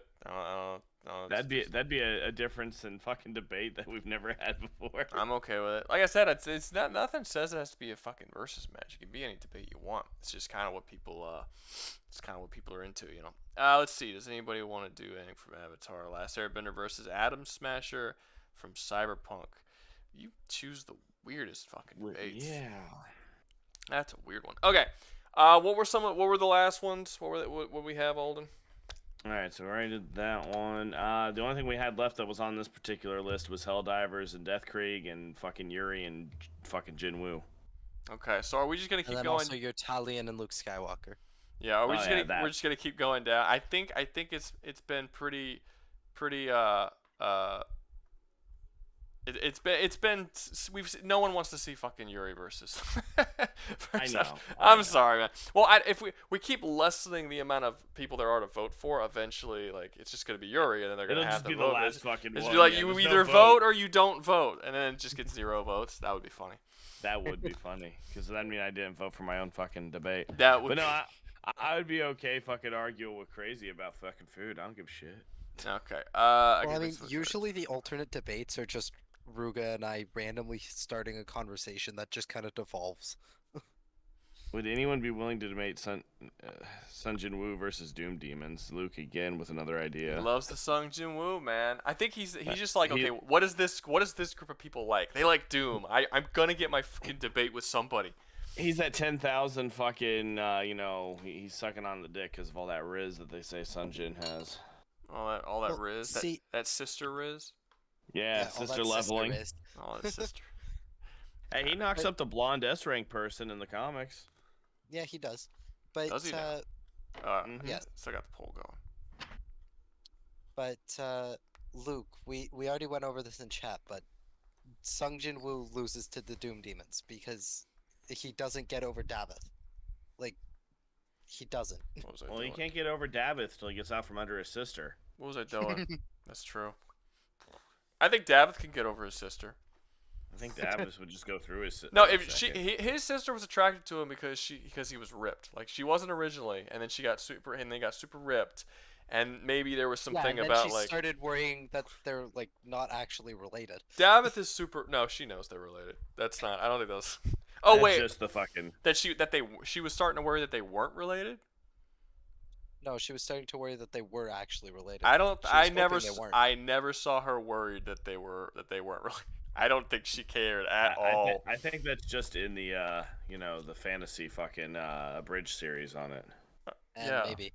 But I mean, isn't he at minor leveling now? Not sister leveling anymore. Yeah, he's leveling his sister's best friend from school. No, I think he's gonna. I think he's gonna jump back and forth. I do. It's funny that in the sequel, so in the first one, he actually did have sex with his sister. By the way, people don't talk about that. It did happen. Yeah, I know. But in the second one, they're like be adopted. Yes, Daddy.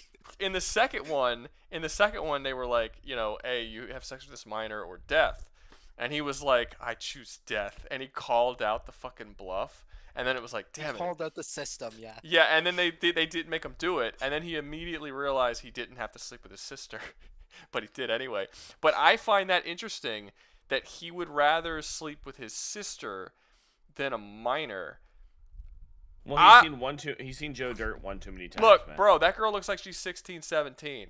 I'm doing a 16, 17-year-old before I do my sister. I don't give a I don't care what the fuck anybody. I'm sorry, but like, if I had to choose one or the other, I'm choosing. You're going to jail either way. I'm choosing the minor. I don't give a fuck. Space and cruelty. We're talking about solo leveling abridged. But I mean, the line that his sister says, "No one will hear except the neighbors."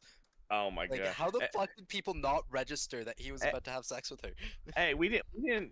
We just established a very fucking massive fucking world bending event. The guy from Louisiana said he wouldn't fuck his sister. Louisiana's not a sister fucker place. Actually, that's Alabama. Actually, funny enough, if you look at it, like I saw this years ago, and it was like different porn and what porn is most popular in what areas. And actually, I want to say it was the like Northwest, like up by Oregon and stuff. Their most popular was incest porn. The South's most popular was black porn, which means we're not as racist as you motherfuckers think. I'm just putting that out there. You're so racist. It's just a weird fetish. It just wraps back around to being to being racist again. That's exactly how that works. No, it's not. You're so racist that it becomes a fetish. No, the truth is, no, Get Out wanted to put their souls into black bodies. No, the truth is why black porn is most popular here is because we have a majority of black people in the South. The vast majority, like 80% of black people in the country live in the South. That's most likely the reason. What was I doing? Italian, and also there's more like areas here that are that are mostly like black and mixed. Like for instance, Luke's over here saying I love that I caused this conversation. Did Luke cause that conversation? Well, he was the one who he brought up solo leveling shit. All right, wait. It was Italian and Luke Skywalker versus who else? Who was it? Who were they versing? Fire Nation. What was another one? What were some other ones? Helldivers versus Death Krieg. Helldivers versus Death Krieg. What was another one? Yeah, the one you don't want to put on there. I'm not putting it on there. Is there another one? Nobody wants it. Sun Jin Woo versus fucking Popeye. What? Why are you just saying a random shit? Well, Skylanders. I'm still going after Luke, and I'm putting Popeye in there so I can kick the shit out of somebody. Skylanders versus Popeye fucking wins. Yeah, no shit. All right, is that all of them? Is that all we got? People keep running. Why does everyone want to do Doom all of a sudden? I don't know. Fuck it. No, Doomguy kicks the shit out of Warframe single-handedly with his eyes closed, right, and he's Doom fucking Sun Jin Woo's sister. Warframe. Why not? No, he's fucking Isabel the dog. They're canonically married. Oh yeah, I forgot about that. Yeah. Who's canonically married? Doomguy and Isabel the dog. They are not canonically married. Yes, they are. The creators outright said they are married. No, they didn't. Hugo Martin never said that Doomguy was married. They said that all Hugo Martin said was that he loves the fact that they have a friendship going on. But no, he never said they're canonically married because he actually does have a wife in the canon. And a rabbit. Also, we're not taking fucking jokes by developers as canon. No, I know, but like it's a funny joke. Rip and tear, Isabel. Rip and tear. It looks like you might actually get a debate again, Rouga. I mean, I feel like eventually it's gonna happen to where it's like you take all the good options off the lists and then it's just gonna whatever's left, you know. Dude, I fucking came into that one and I was hoping that they'd stay civil in the first one with C-Main. And fucking, you called up fucking Wally. He's like, you son of a bitch! And you're like, I was like, I didn't say anything. I'd never met this dude before in my life. I didn't know who he was. I didn't know. And then the moment he came up, he just started screaming like a fucking toddler. And I had no idea. It was fucking nuts. It was one of you missed it, Dan? This was at the beginning. This is the very beginning. This was at the beginning of the stream, eh? Yep, you can watch it if you want. If you get a chance. But yeah, at first it was me, C-Main, and like two other dudes. One guy was kind of rude. It was this English dude who was sort of rude, but nothing too bad. And then he left. No, was that his name? I don't think his name. Yeah, was there was Big Rude and Middle Rude, and you liked Middle Rude. You thought he Middle was Rude wasn't that rude. Yeah, and then he. So the British guy left. He's like, bring up Wally, and I was like, all right. So I eventually had to boot him because he wouldn't shut the fuck up and leave. And then I let Wally up, and he immediately started fucking screaming at me about like all kinds, like and I'm like, bro, if you don't stop like freaking the fuck out, like he was yelling over me and doing all this stuff. And he was like seriously very emotional. Like I even server muted him twice. There's no and then we we server muted, like, dude, you have to talk like a normal person, and then we can have a conversation otherwise. So we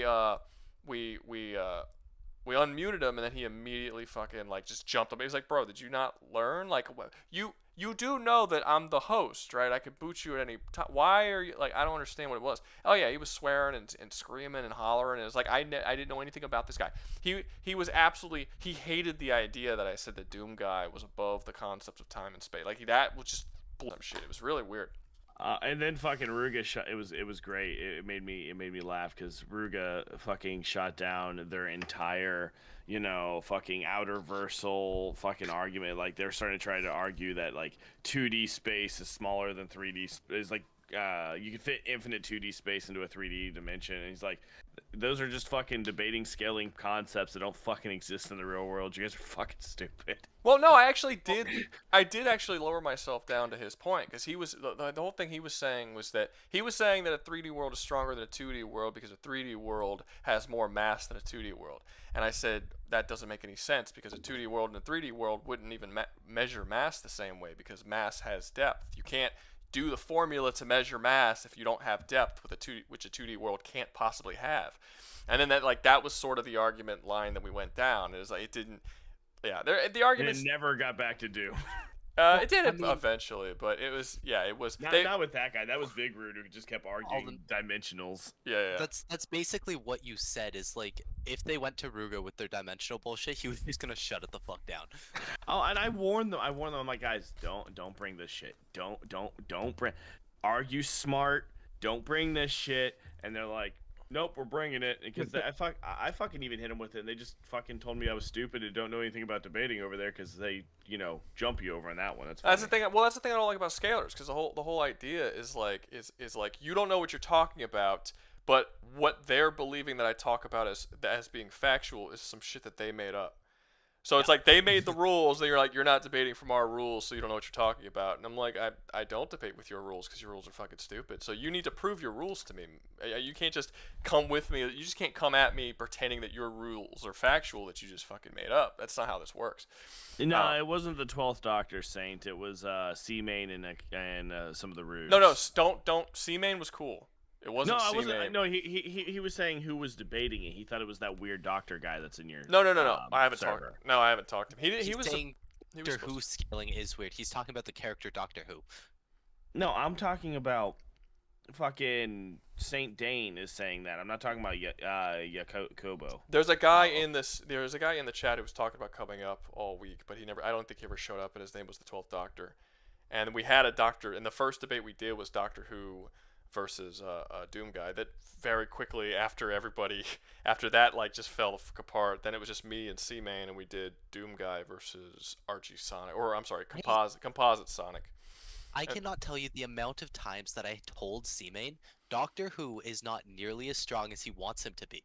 Doctor Who is not that strong a universe. I don't know. He's omniversal, man. He can put people in a two-dimensional realm that they can't escape from. I don't know enough about Doctor Who to say. But he conceded on both, so it didn't matter. Or I don't know. We might have just fell off of Doctor Who, but he did concede on Sonic. Sun Jin Woo, and he still lost. Like C-Main was C-Main basically said sorry about everything blowing up with the Doctor Who one. Would you be willing to do Sonic? And you're like, yeah, I don't have a problem doing Sonic. Okay, and so then maybe he conceded there. Yeah. Oh, he conceded. Okay, I don't remember. He conceded on one, maybe both. Okay. Looks like Talion wins. Talion most certainly wins. Who was the? I don't even know if the guy who was doing the. It's Oswald, this guy. Couple pots. Do you like to fuck your mother? Oswald the Lucky Rabbit. That is a Mickey Mouse reference. That is not Oswald Cobblepot. All right. So everyone who needs to be here. Why does it sound like you're like standing right next to a radiator? Does it? A little bit, yeah. And why is everyone so goddamn echoey? I feel like half the people that I invite to come in here are just sitting in their fucking toilets in a bathroom. They're not turning CRISPR on their phones when they're talking to you. I don't know what that is. No, it actually, I don't have that. Into Discord. All right. Hello? That actually sounded better. Speak. Yeah, you sound better now. Yeah, Yep, he turned crisper on. I was right. yeah. Fuck yeah. Okay, so we constantly have these dudes coming in with echoey phones. I mention it every time, and this is the first dude you've talked to and said there's actually a I thing. that only you learned turn on. about CRISPR with C-Main 2 days ago. Okay, well, we I mean, talked about it it's multiple. also because I have open back headphones, so you might hear like you're still speaking through it. Okay, well, it is what it is. Okay, so With suppression on, you're fine. you both, Alright. Oz and Dan, y'all both had issues with the Fire Nation video that I made earlier this week. So I'm just letting you both do it at the same time. Your issue, Oz, was with Star Wars. His issue was with Talion. Let's go. Let's do it. Let's fucking do a bunch of shit. I was okay. Go ahead. Whatever your problem is, tell me what your problem. I guess let's just not do it. No, it's fine. It's fine. Go ahead. Okay, I just wanted to see because in the video when you got to Luke Skywalker's point, you were basically saying that he would be a normal soldier. He would basically have the same effect as any normal soldier, but you said that. I mean, like the first part of it was you like saying about the black hole feet, which is fine. I'm not using that, but yeah, essentially everything else was he would be a normal soldier, and then like something about Zula basically having more mobility, being more agile, being able to like basically outfight him. I wasn't necessarily saying that he would be a normal soldier. I was saying that he wouldn't have the pull that Aang had. Like Aang, because Aang was the Avatar, he could literally just show up and just as long as he was the Avatar, everyone got on board with whatever it is he wanted to do. So like you would have people put him in positions of power during certain conflicts and things like this. He was in war rooms talking to people. He got to meet kings and generals, and he actually got to control the outcome of the war. He had a lot of say for a 12-year-old kid. Luke's not going to have any of that. So when I said he was a normal soldier, I didn't mean he was a normal soldier just in terms of physical ability. He's obviously more skilled than your average firebender. He just doesn't have the same pull that Aang would have, which is going to make the process of him overthrowing the Fire Nation considerably slower. That was my point. Oh, okay. Thanks for the clarification. But I essentially just because I think there might be just two ways he could do this. Like the first one, I'm just gonna get out of the way because it's more of like I think he could just do this very quickly. Is just what's kind of stopping him from just walking in to the Empire, or not the Empire, the Fire Nation. What's stopping him from walking in, just mind controlling the majority of the Fire Nation soldiers, look the other way, getting to I don't know, Ozan or Sozan, whatever his name is, and just killing him. Because he's not capable of doing that. What's stopping him? The fact that he doesn't have that ability. Mind control, or not mind control, Jedi mind control. Yeah, he does not have the power to Jedi mind control an entire army. He does that. Jedi mind control has also been stated on several occasions, including in the films, which is about as serious as canon as it gets.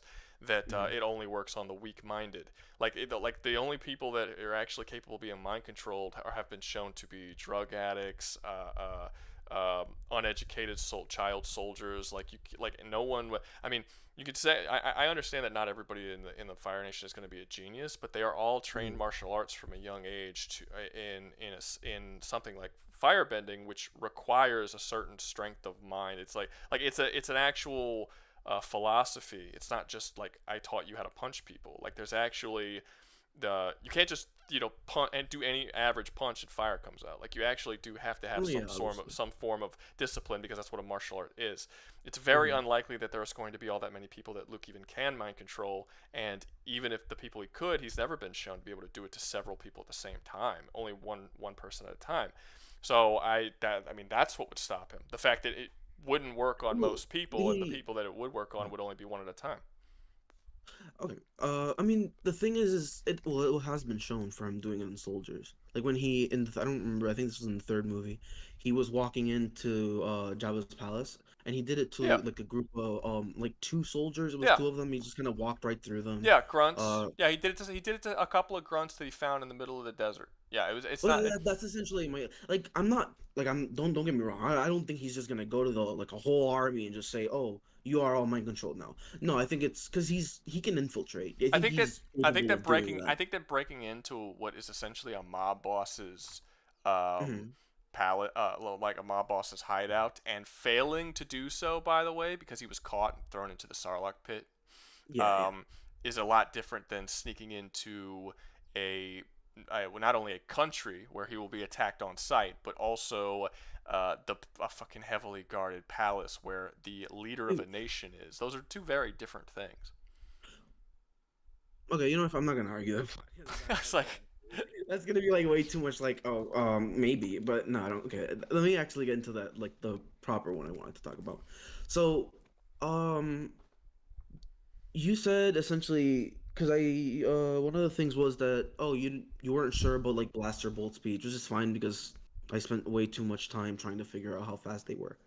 And well, I basically got nothing. they just don't have a legitimate speed. I mean, you can Yeah. assume just based on the fact that they're projectiles, they might be bullet speed. Just if you just want to kind of get around the Oh, yeah, that's something I did want to questioning. mention, right? Because I like doing a lot of chain scaling when it comes to this type of stuff. But in the Clone Wars, there is a comic, where Obi-Wan manages to block bullets, and he goes to a planet where they kidnapped Anakin. He goes there, and they have like primitive technology. They shoot like actual bullets. They look like 9mm, but they have like assault rifles on them. I don't know. It's weird. But they shoot at him. He stops him, and then he gets like hit by the molten plasma, or not Yeah. the molten iron. Yeah. And so he jumps away from them.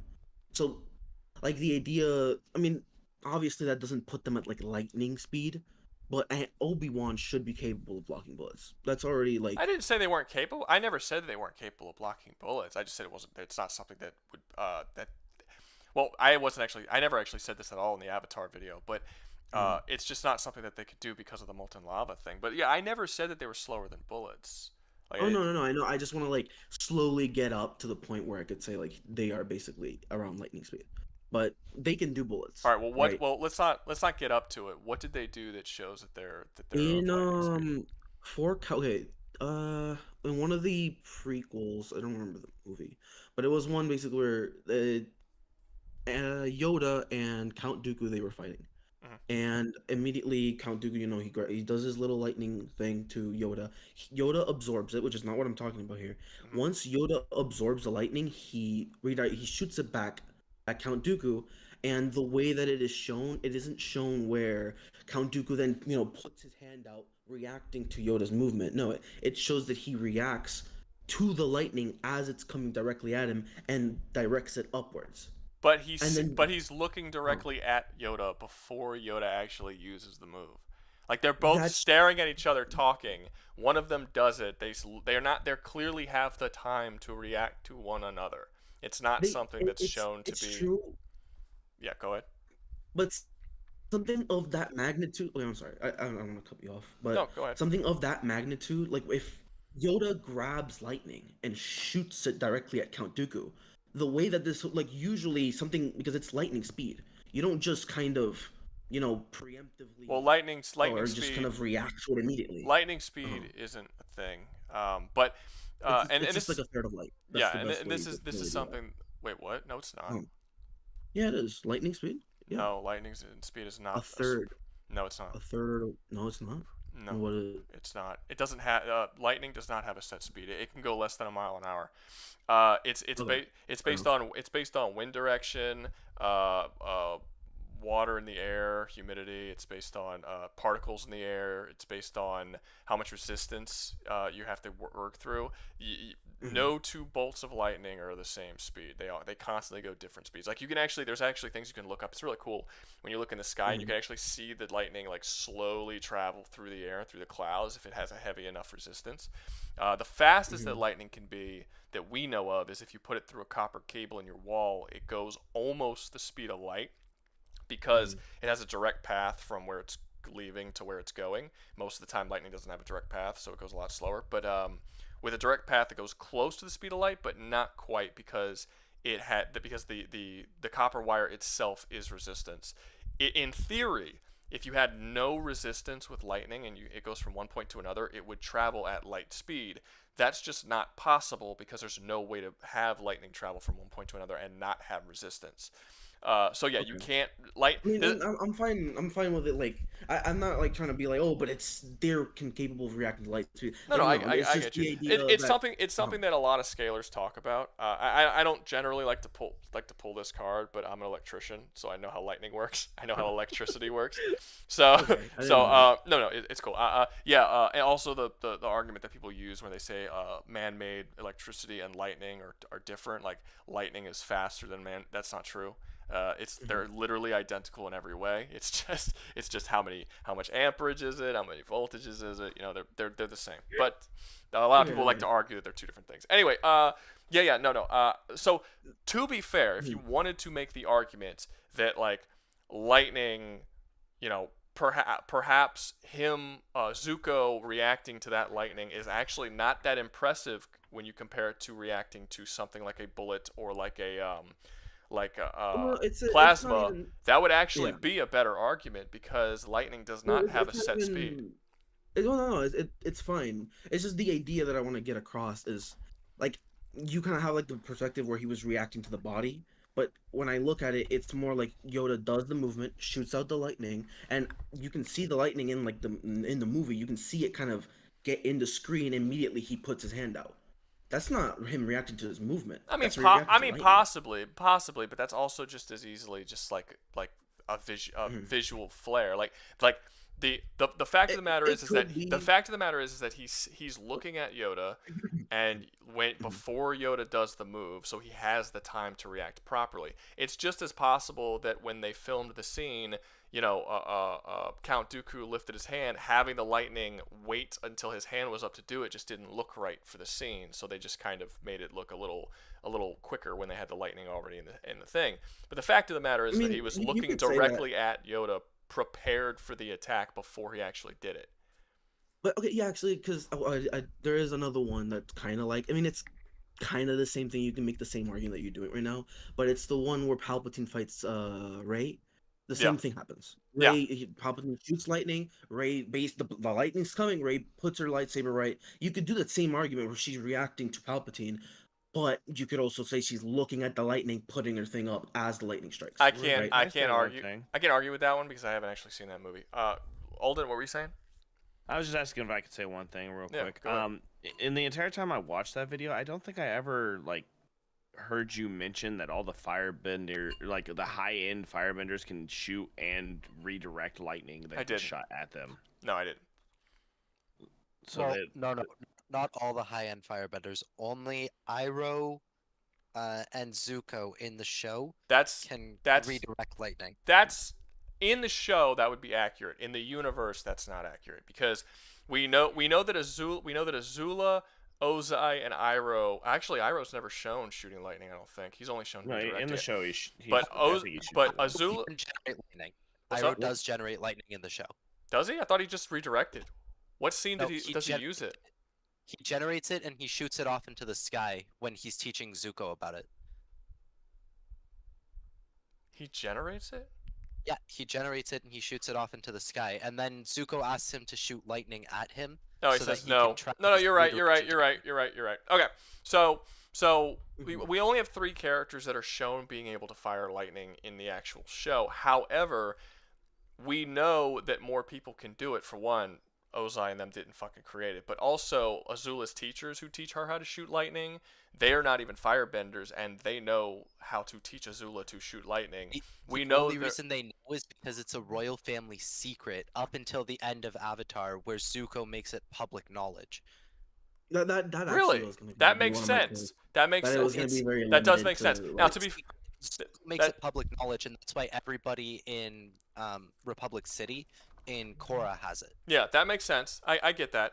Now, but the redirection is specifically Zuko, Iroh, and Aang. Okay, yeah. Those are the only 3 who can redirect. Yeah, because Iroh invented that. But yeah, okay. So I'll give you that. But to be fair, I never actually mentioned who could and who couldn't in the video. But So okay, so what's your are you trying to argue that Luke Skywalker is faster or just as fast as Avatar characters?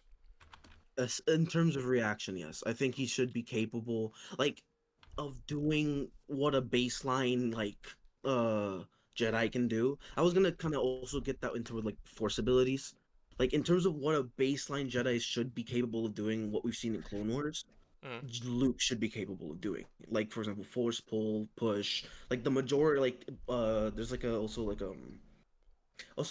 Do you want to use Legends? I don't know if you want to use Legends. I don't care. You can use Legend. Okay, because in Legends he is like also shown to train his son and daughter on how to use like a force shield, things like that. Like they're kind of like basic things that you can do with the force, but he can do it really well, right? And so I think this is what's gonna like really make it so that Luke has a really big fighting chance, because obviously he can't deflect fire with his lightsaber.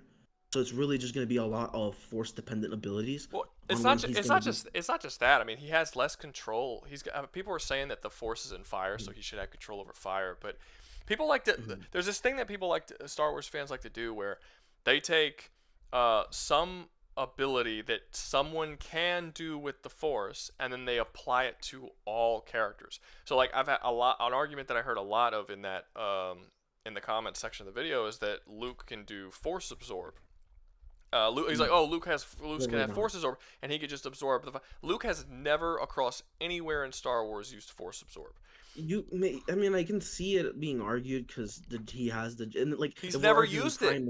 He's never used it once. So the idea that he could have it. I'm not trying to argue it. Like that's not like I don't think he has it. Like technically, somebody could be like, oh, he has the Jedi Sacred Text that has knowledge about force techniques. But doesn't matter. If he didn't learn it. Doesn't matter if you didn't learn it. Yes, he has the sacred text, but the thing is, Luke has always been a master of the basics type character. That's why in Legends, he's very good at basic force techniques, and he is like one of the best force users to ever use some of those techniques. But he is a master of the basics. He doesn't go into super advanced techniques. He doesn't go into force lightning, force redirection, force absorption.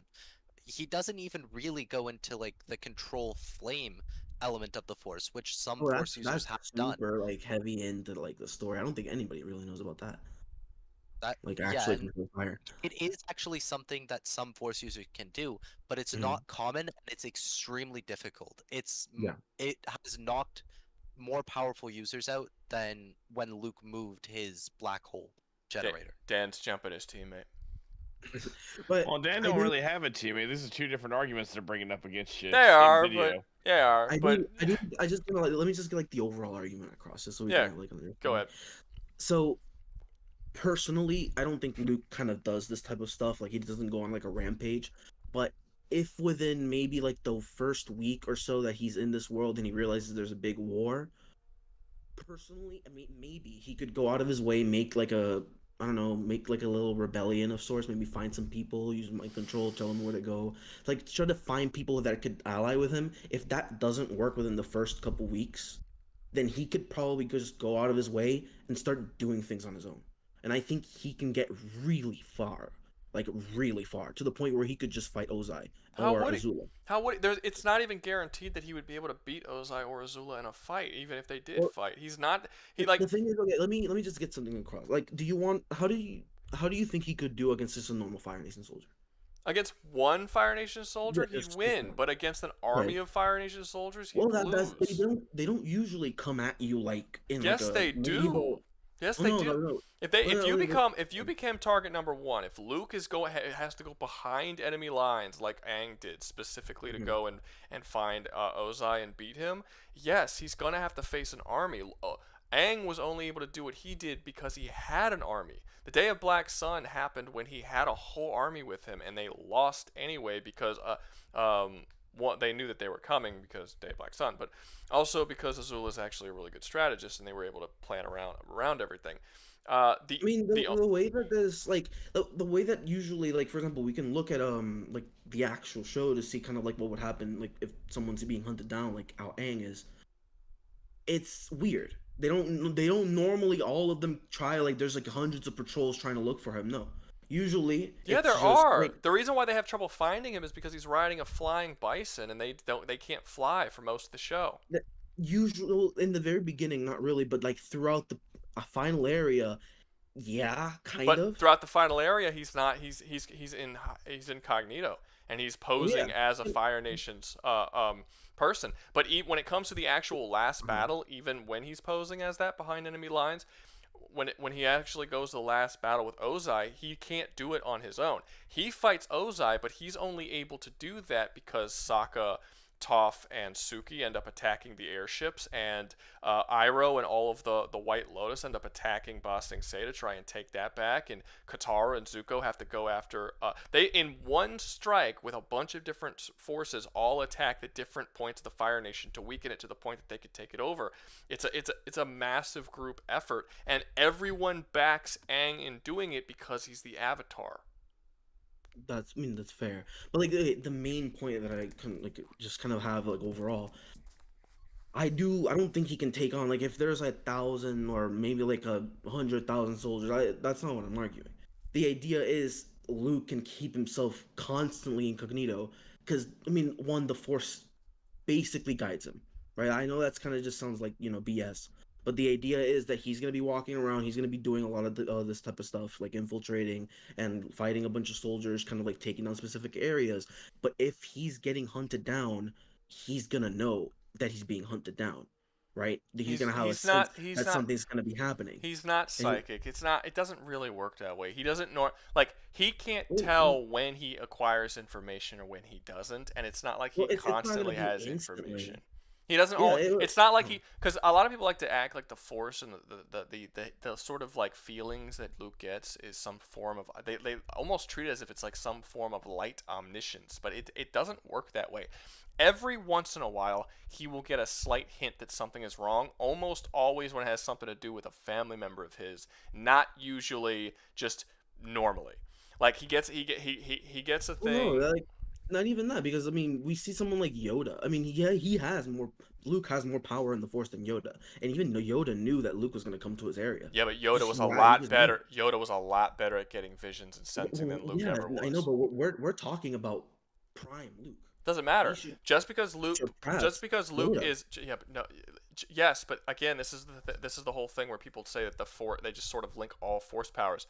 Just because Luke is more powerful than Yoda by the time he's full grown and strong and stuff, that doesn't mean that he surpasses Yoda, and you can't scale him to literally everything that Yoda does. Well, no, there are things that he's going to be. Well, I'm saying that what I'm saying is that Yoda has been shown throughout his history to his ability to see, and honestly, even Yoda wasn't able to see Order 66. So it's not even like Oda was all that great at it. He was able to tell before he was personally attacked during 66, but he didn't know the whole thing was going to happen.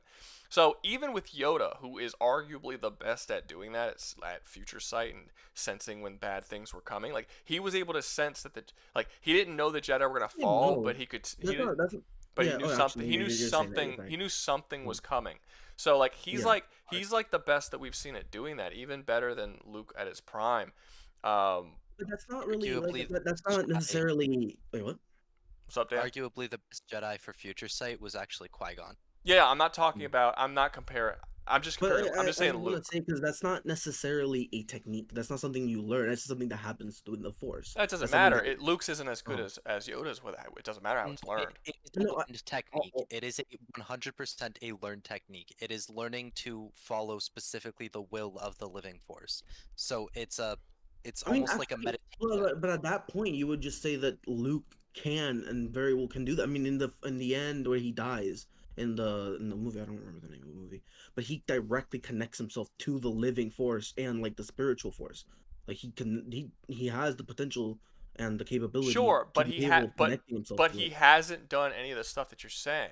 Like you keep saying, he might be able to, and he can, and then he has the ability, but he's never done it. Jedis have, and he is more powerful overall. It should give him a little bit of more hint. I'm not saying he's going to be as good as Yoda. I'm just saying it's going to give him a hint, and it's going to help him keep incognito. I'm not saying it's not going to help. I'm not going to say it's not going to help him at all. It's just not going to be the help that you think it is. Like if he It's not gonna be instant. Like I can agree that it's not gonna be like, oh, he knows where everyone is. There's gonna be It's things gonna that be he's more of not like gonna. oh, I know when to leave or when There's to escape. he is going to run into situations where he is going to be by himself and he's going to have a ton of dudes attacking him at once, and no, the Force is not always going to warn him that something bad is about to happen or how to escape perfectly, because that's not the way it works with literally any Jedi. Even the best of the best Jedi don't have foresight that's that good. It's just kind of gives them little hints. Even negotiations. What? Even if like okay, let's say in the scenarios where he is in a problem and he needs to fight a bunch of soldiers,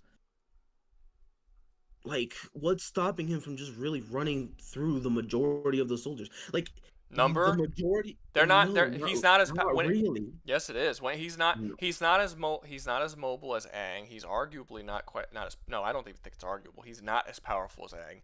He's not as mobile as Aang. He's not as good at not getting. No, he's not as powerful as Aang. Aang literally raised the levels of the entire ocean to put out a massive forest fire by the end of the series.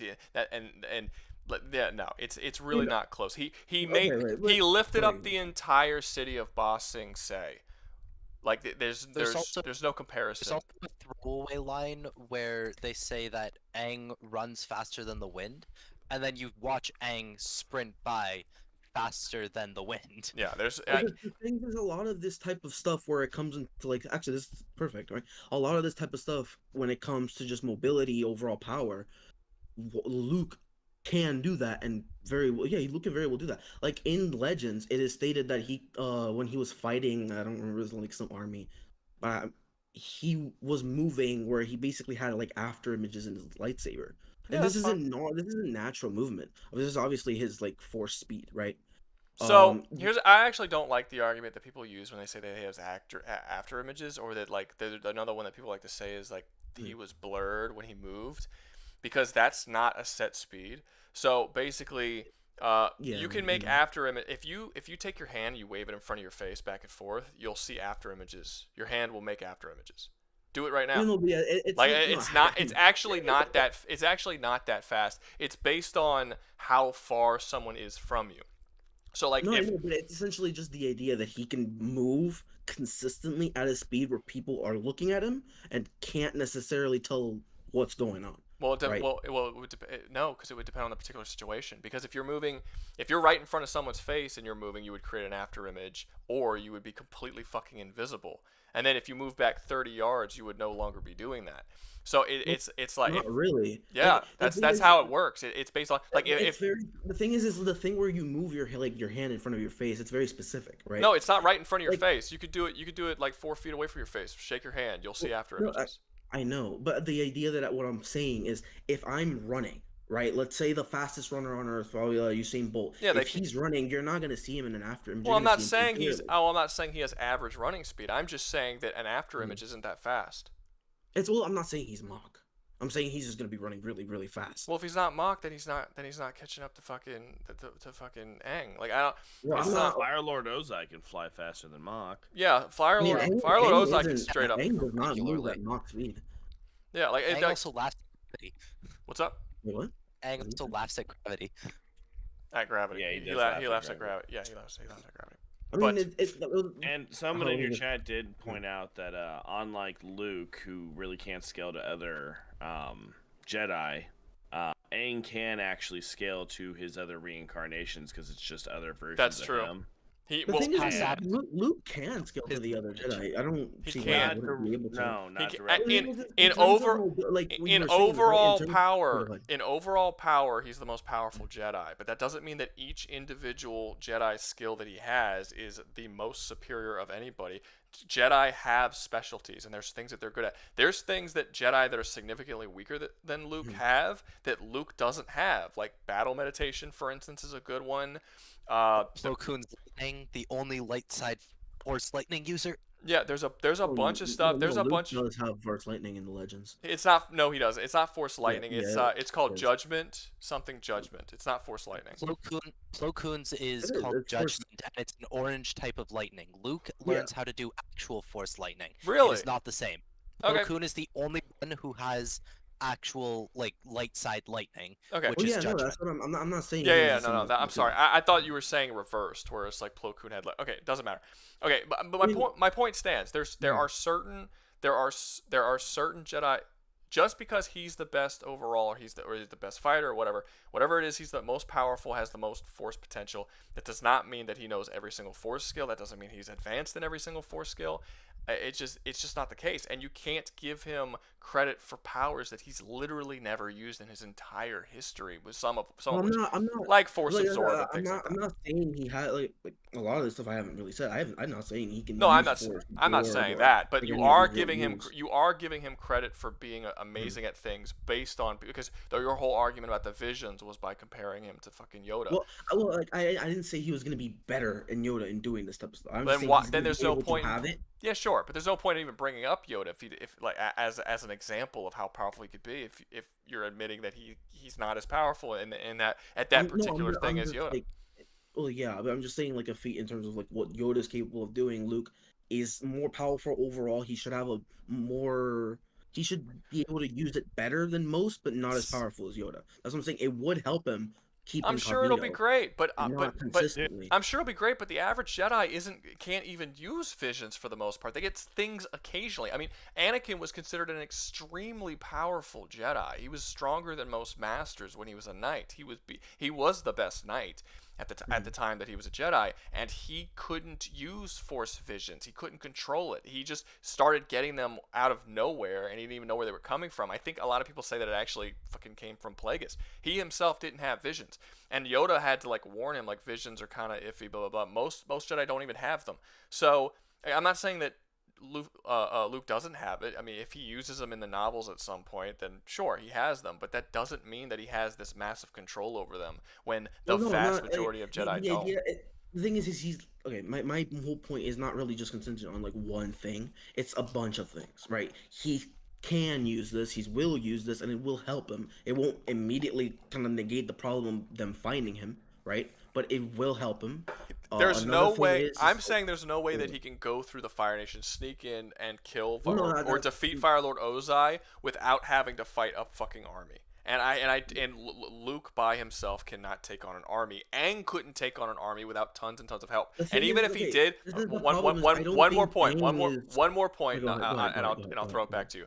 Even if he did get in, let's say everything went perfectly, he got in, he snuck in, he killed Ozai. Okay, even if he did that, he wouldn't solve the problem.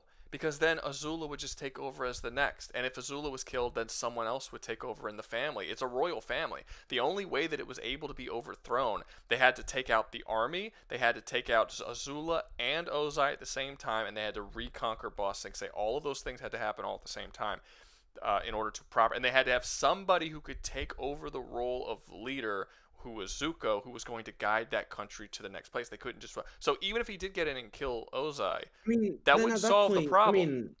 At that point, you're just basically making it impossible completely, because there's no way that Luke could, like, find an heir. It's not impossible. Didn't I have someone in the video actually... yeah, Elaine did it. What do you mean? In the video, I had Elaine succeed. He actually did do it, so it's not impossible. Like, succeed. Oh, I didn't... Okay. In the video... See, you didn't even finish my motherfucking video. No. I don't know that character. I don't know who that character is. Elaine was the last dude, and he made it through. So it's not impossible. At least I don't consider it to be impossible. I just think it's impossible. I mean, are you saying essentially... What did he do? Did you just make him, like, him succeed? What do you mean? No, Actually, never mind. I don't know anything about that character. I don't, but... like just the overall idea that I have that I think what Luke is going to be capable of doing is, even if an army, I mean, how big of an army are you talking about? If they find him and there's a big group of soldiers that find him, like let's say a couple hundred soldiers, you really think they're going to be able to stop Luke completely? See, Oswald, the problem is, man, is that the basic bitch bounty hunters that hunt Jedi tend to use flamethrowers as a way to control the area that they're fighting in. And now you're fighting even 5 guys that can punch flamethrowers at you over and over and over and over and over and over again. Flamethrowers are but the idea. Okay, let me just say this, right? Because the idea is there's a couple of things kind of just happening here when it comes to combat, right? Well, for one, we know Luke. Well, in Legends, Luke has the strongest force push. It was stated to be able to level army, not actual genuine like thousands of armies, but when he's shown doing like a giant force push, there is at least like 10 to 15 people on the ground, all getting completely basically thrown away like with ease, right?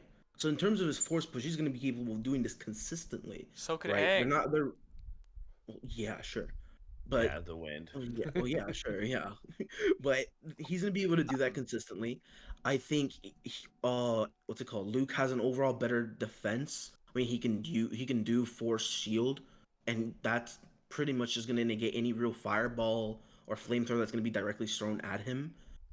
Force speed is gonna basically stop him from getting like completely countered and put into one position. He can jump like 10 to 15 feet up in the air. This is constant in the movies. He can do this type of stuff, and like he's not gonna get tired. The majority of these force abilities don't really run out. Problem is And- that nothing you're describing are things that Aang can't do. A lot No, better. Aang isn't actually shown to be doing this type of consistently. Yes, he Like, is. when- no, Yes. no. Okay. When Aang does a giant like air like field or like pushes air, he needs to prepare himself. No, he needs to spin- doesn't. No, In the yeah, he very needs to first, spin in the his- very he needs to first spin his staff episode. constantly. No, in the Wait. very first episode, he when he was on the top of Zuko's ship, he does a force push to all of the soldiers on the top of the ship, completely clears the top of the ship. I don't know how many people were on there, chucks them all back. Right, like it's as simple as swinging his stick. He can do very massive force pushes. And when Zuko was training him in season 3, and Zuko's like pissed off because they're goofing off on the beach or whatever, and Zuko attacks him. He does a freaking wind push to Zuko that's so hard that it shoots him out of the building. It was flying through the woods. Like, yes, this is very casual for him. All he has to do is a single hand movement or a single stick wave. It's not like a lot of preparation. I mean, maybe in the fucking shitty movie that they came out with, there's like this weird kata that he has to do before it like properly does it, but Then at this point, you're essentially kind of, in a way, I mean, I don't know. You're not like, I mean, you are obviously disagreeing, but in It's this like case, if where he needs Yeah, to it's fight, Dan. yeah, it is, yeah. What's In Dan this saying? case, where he, oh yeah, go ahead. Chat asking to move on. They're getting tired of the Luke Skywalker. Okay. I didn't even properly really give out an I'm answer, but sorry. that's I'm sorry, Oswald. fine. Like I didn't wanna Is it cut you chat? off, Is but it chat or is it one person? Because we've been having one or two people complain about actually, everything. like, it's actually chat. Like I've had 6 or 7 people in the chat tell me that. All right, Doug- fair enough. There's Doug, I think Crazy, I don't Gelman. want to say anything because like they want to move on to the Italian, and like I feel like that's a little self-serving. But A little Saint- a little self-serving. Okay. Saint Danes. all right, At we'll least move on. 4 people that I Is saw. there? I mean, is there any way we can do this like another time, or like again? Because I kind of been waiting this entire time. Yeah. I But, don't- well, okay. You know what? Hold up. Just for you, just to find out. We'll actually do a poll. Okay. Debate. Wait. Hold up. That's not. What am I doing? I'm clicking on the wrong thing. All right. Move on. Yes or no. I don't know why I rewrote those. They already said yes or no. Okay. All right. because you felt like keeping them again. I want to make them wait. Interrupted my goddamn debate. Okay. I was trying to avoid doing that actually. Yeah, he tried to get me to fucking do it. Hey, that's Ruga, fine. I'm gonna I'll have to go ahead and bounce. You want me to do a shout out or nah? Yeah, you can do it. Go ahead. Hey everyone, if you want to come over and look at my crappy channel, it's Alden Floor Gaming. I'll post it here over in your guys' little chat group real quick. I don't do quite as epic videos as Ruga, but I do some nice little Elden Ring content from time to time. So hope to see you guys over there. He It'll be talks about great. what Elden Ring characters has the most cake. Man, I might do a video about that. That's the whole channel, man. He and I will be going over what he wants to do because he's getting burnt out. Yeah, we had a conversation about it earlier. Well, he's trying to sell the channel, man. You don't go fucking saying that right now. Goddamn. Terrible No, salespeople. but all of you, go look at it. It's an amazing channel. Gold, Alden's a great guy. Gold, go over to my channel sometime, and I'll debate you on food on my channel. Just fucking, we're gonna become a food channel. No Fuck joke, it, Alden. whatever. No joke, Alden. That would be hilarious if you made your whole channel just different videos about you going over the cake of different series. You know, like what's the best cake of Elden Ring? What's the best cake of And then fucking I Mass literally Effect? go in and find a picture of like an actual cake on a table somewhere instead of it's just ass cheeks. Oh, yeah. Like, what's the best cake in Portal? And then you just put the cake from Portal. Top 10 best cakes in gaming. Top 10 best cakes in anime. That's the whole channel. Just it's a cake channel. Cakes and pies, cakes. I'm the fat black chick from fucking. I'm all the fat black chick from Deuce Bigelow now. Cakes and pies, cakes and pies. It's all about the dessert, baby. It's all about the dessert. And that's what you could do. It. You can even like I don't know if that's an option, but you could like put like in the like categories. Could be like culinary, the culinary arts. You know. Wait, did my yeah. Apparently, I'm not allowed to put links in your chat. I'm retarded. I got you, Alden. Don't worry. What do you? Yeah, because Gold goes. Where is Link?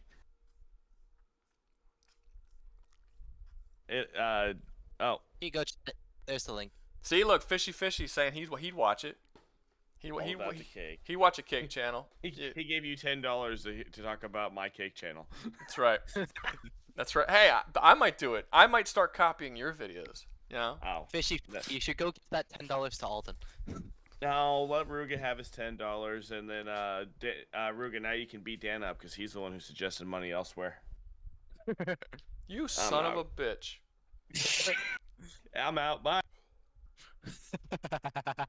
Uncool. Okay, so I guess we're gonna move on to Talion. Well, I mean, Talion should be real fucking quick. First off, the only reason he doesn't take over Mordor is because he doesn't want to trade one Bright Lord for another, or one Dark Lord for another. He is stated to have had the power to take over Mordor at any time. Where is this stated? Literally in the epilogue of Shadow of War. What do you mean? How is it said?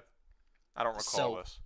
After you do the Shadow Wars, which is like where you have to defend your a spoiler warning for a game that's several years old at this point. After you do the end of the game, which is the Shadow Wars, where you have to defend each of your territories, you get a cutscene where like Talion becomes the next Ringwraith because he's finally succumbed. Yeah, so in that cutscene, it's shown that Talion had the ability to take over Middle Earth ever since becoming a Ringwraith, but never did because he didn't want to trade one Dark Lord for another. He just decided to fight against it for as long as he possibly could.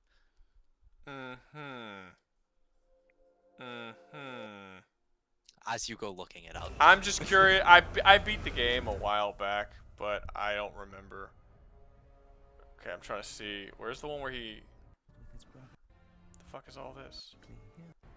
This is the true ending, technically, where like this he is finally after. gets to go be at peace. This is after. Yeah, this isn't. Oh, here we are. That's after the Shadow Wars. Should be like somewhere around there. But the Dark Lord's ring had a will of its own. Because I don't remember that ever being said. I remember that it's a statement made in the game, and it might not actually be in the epilogue cutscene. Ah, so now your memory's getting all.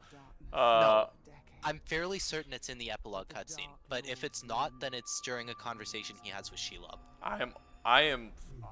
The only reason why I'm looking this up is because I am almost positive that's not true.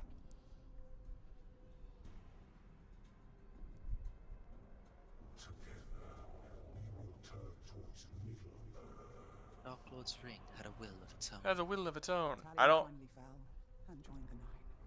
Yeah, there's nothing here saying that he could have won. Alright.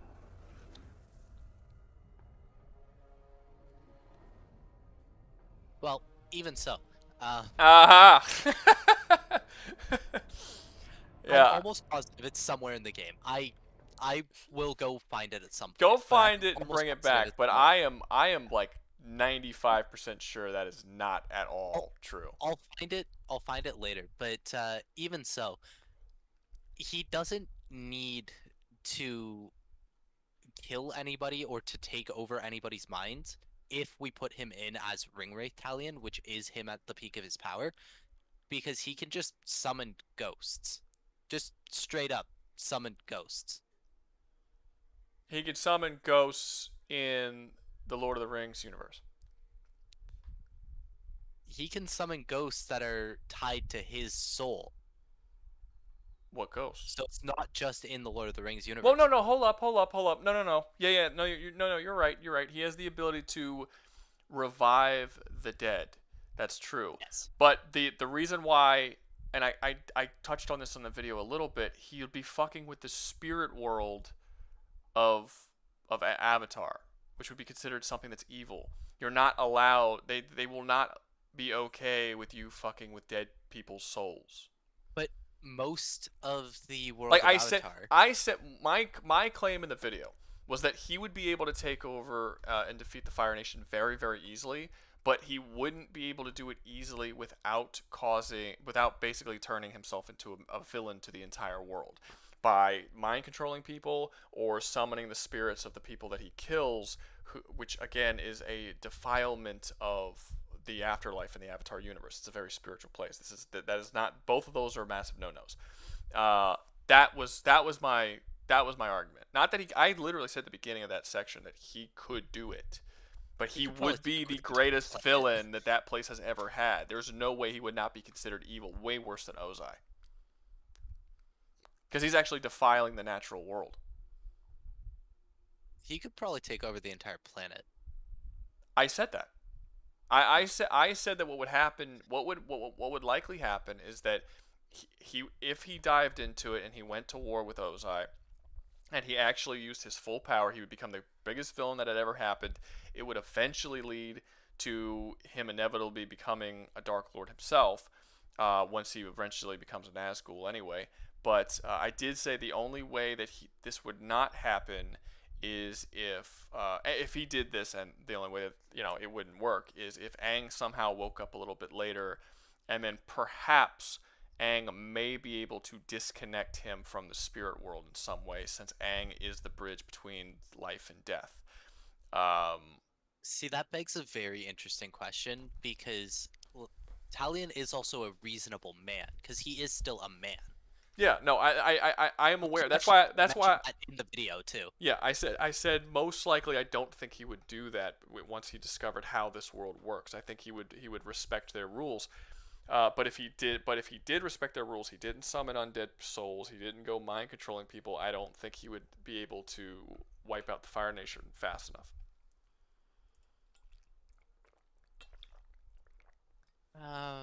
Master Swordsman can resist fire and ice and poison and curse, whatever curse translates to.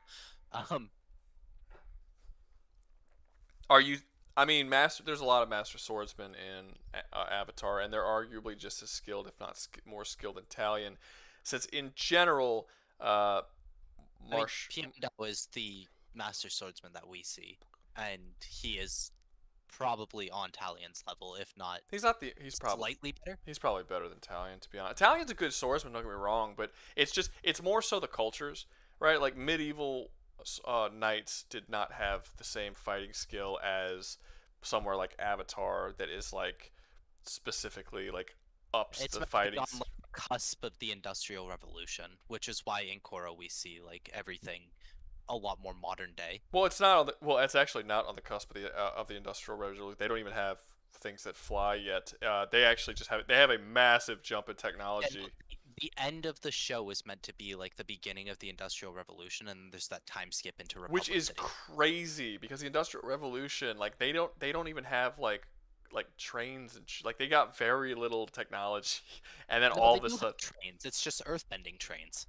That's not train though. That's not like coal. That's not like coal power. That's not like steam powered stuff. They could avoid using coal power and steam power because they just had water benders. And I understand, but you don't understand what I'm saying. In Korra, they actually have working cars and planes and all that shit. And then 70 years prior, they didn't have none of that shit. They didn't even have electricity. That's a massive jump in progress. And you could say that, well, it's a massive jump in progress because they literally have people who can lightning bend, so that'll make it a lot easier to capture lightning and technology. You would think that technology would progress a lot faster with that kind of ability, and that's true. But I mean, they advance like 1,000 fucking years in like 70. Like they advance massively. I mean, the world also stagnated for 100 years when Sozin first used Sure, the comet. but when it stops stagnating, it shouldn't like kick into high gear and suddenly catch up for lost time. That's not really how it works. It still should have progressed at a normal rate after that, or a semi-normal rate after that. It's like I said, it's always going to progress a little bit faster because characters can literally like move giant rocks and shit. But like they also did have the internal combustion engine because they had the drill for Bossing Se, which was run on an internal combustion engine. It wasn't run on a bunch of firebenders. It was run on coal. What are you talking about? Oh, you're talking about the drill? Yeah, the drill that but that was breached the wall. True, but that was also brand new technology that they got from the library. No, it was brand new. I'm just saying, like they have the combustion engine, which is why they have the cars. Like, sure. Yes, I agree that the jump in technology is fast. massive. It's fast. But it isn't necessarily unheard of. Like we did do a massive jump in technology if you look at the 60s compared to like the 2000s. Not that massive. Like we didn't go from like not having guns to like fucking the 1950s or 60s, which is basically what they did. Well, it's not the 1960s. It's more like the 1920s, huh? What year is it based on? The Korra. Korra is it's like early 1900s, 1920, right? Like somewhere like that. I think so, but like it's 1900 or it's like 1920s, but like modern era values, if that makes sense. Well, that's gonna happen. That's gonna happen as long as there's modern writers. But Dan Lost Soul wants a food debate. We'll move on to food debates. All right. So was that all you wanted to talk about when it came to Italian? I mean, do you have another point? No, I misunderstood what you said in the video, so that's all. Yeah, it's usually the case. It's usually how it works. No, I'm kidding. I'm messing with you. All right, what's the next debate? What do we got? I will take over the stream. I will just send you to the audience. I can take away your mod permits, then I'll come right back. All right, let's see. Let's do it. Pineapple doesn't belong on pizza. Damn you, Celebrimbor. Do we have anybody who has like a really interesting, really like cool debate? Doesn't have to be a versus match. I really don't care what it is. Just something really interesting. But people just keep saying food debates. I'm not getting into a food debate. That is not interesting. What, you don't want to debate about what's a soup, a sandwich, or an ice cream? I do not. Too People are apparently very bored. No, he's saying too broad. Oh. Don't fucking go misreading shit, making my stream sound bad, you asshole. Azuli, what is your topic? You just. I didn't even bother I didn't even bother reading it because he didn't fucking say what it was. Just yelling me like an excited kid. Is a burger a sandwich? Yes. Okay, you guys are awful at coming up with shit. I guess I'll just take Doug up. There you go, Doug. Was Gami right or wrong? Cake versus brownies. Is British food the actual worst? I don't know. I don't eat fucking British food. Jolie and Cujo survive Arkham Asylum. I don't know who Jolie and Cujo is. Hot dog and tacos. Then from okay, all right. Everybody's fucking around. Nobody wants to give me an actual thing. Come on, Doug. It's an ice cream or waffle.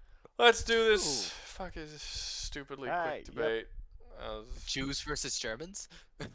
Jews versus Germans. I think they already had that fight. We already know what the outcome was. Yeah, that's pretty one-sided. All right, what's up, Doug? Yep, not much. I just wanted to bring up the idea of Skylanders versus Doom. You know, you brought up many fictions and I guess factions versus Doom, and I feel like this would be an interesting one to put in that discussion. I got you. It's probably going to be very one-sided like all the rest. D-Boy said, who do you think was right and why, Cecil or Invincible? Cecil was definitely right. Invincible's wrong. I don't even think it's close. It's super... Can I get some context? I kind of fell off on Invincible. So basically, Cecil and Invincible got into it.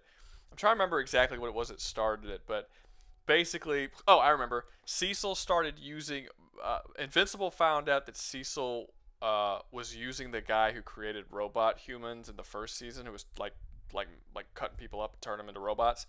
Cecil hired that guy on to help make robots for the Earth, so it would help fight against the oncoming invasion from the Viltrumites.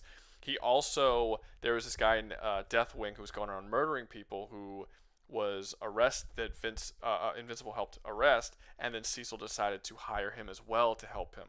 So Invincible was basically hiring a bunch of criminals that Invincible was in, and then basically turned them into good guys to help defend Earth. And Invincible was so disgusted by this that he ended up attacking Cecil.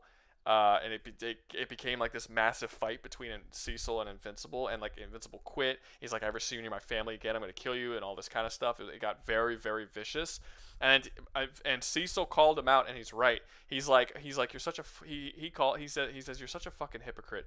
He's like, "You're okay with people getting a fresh start when it's your fucking dad, but everybody else is gonna go like."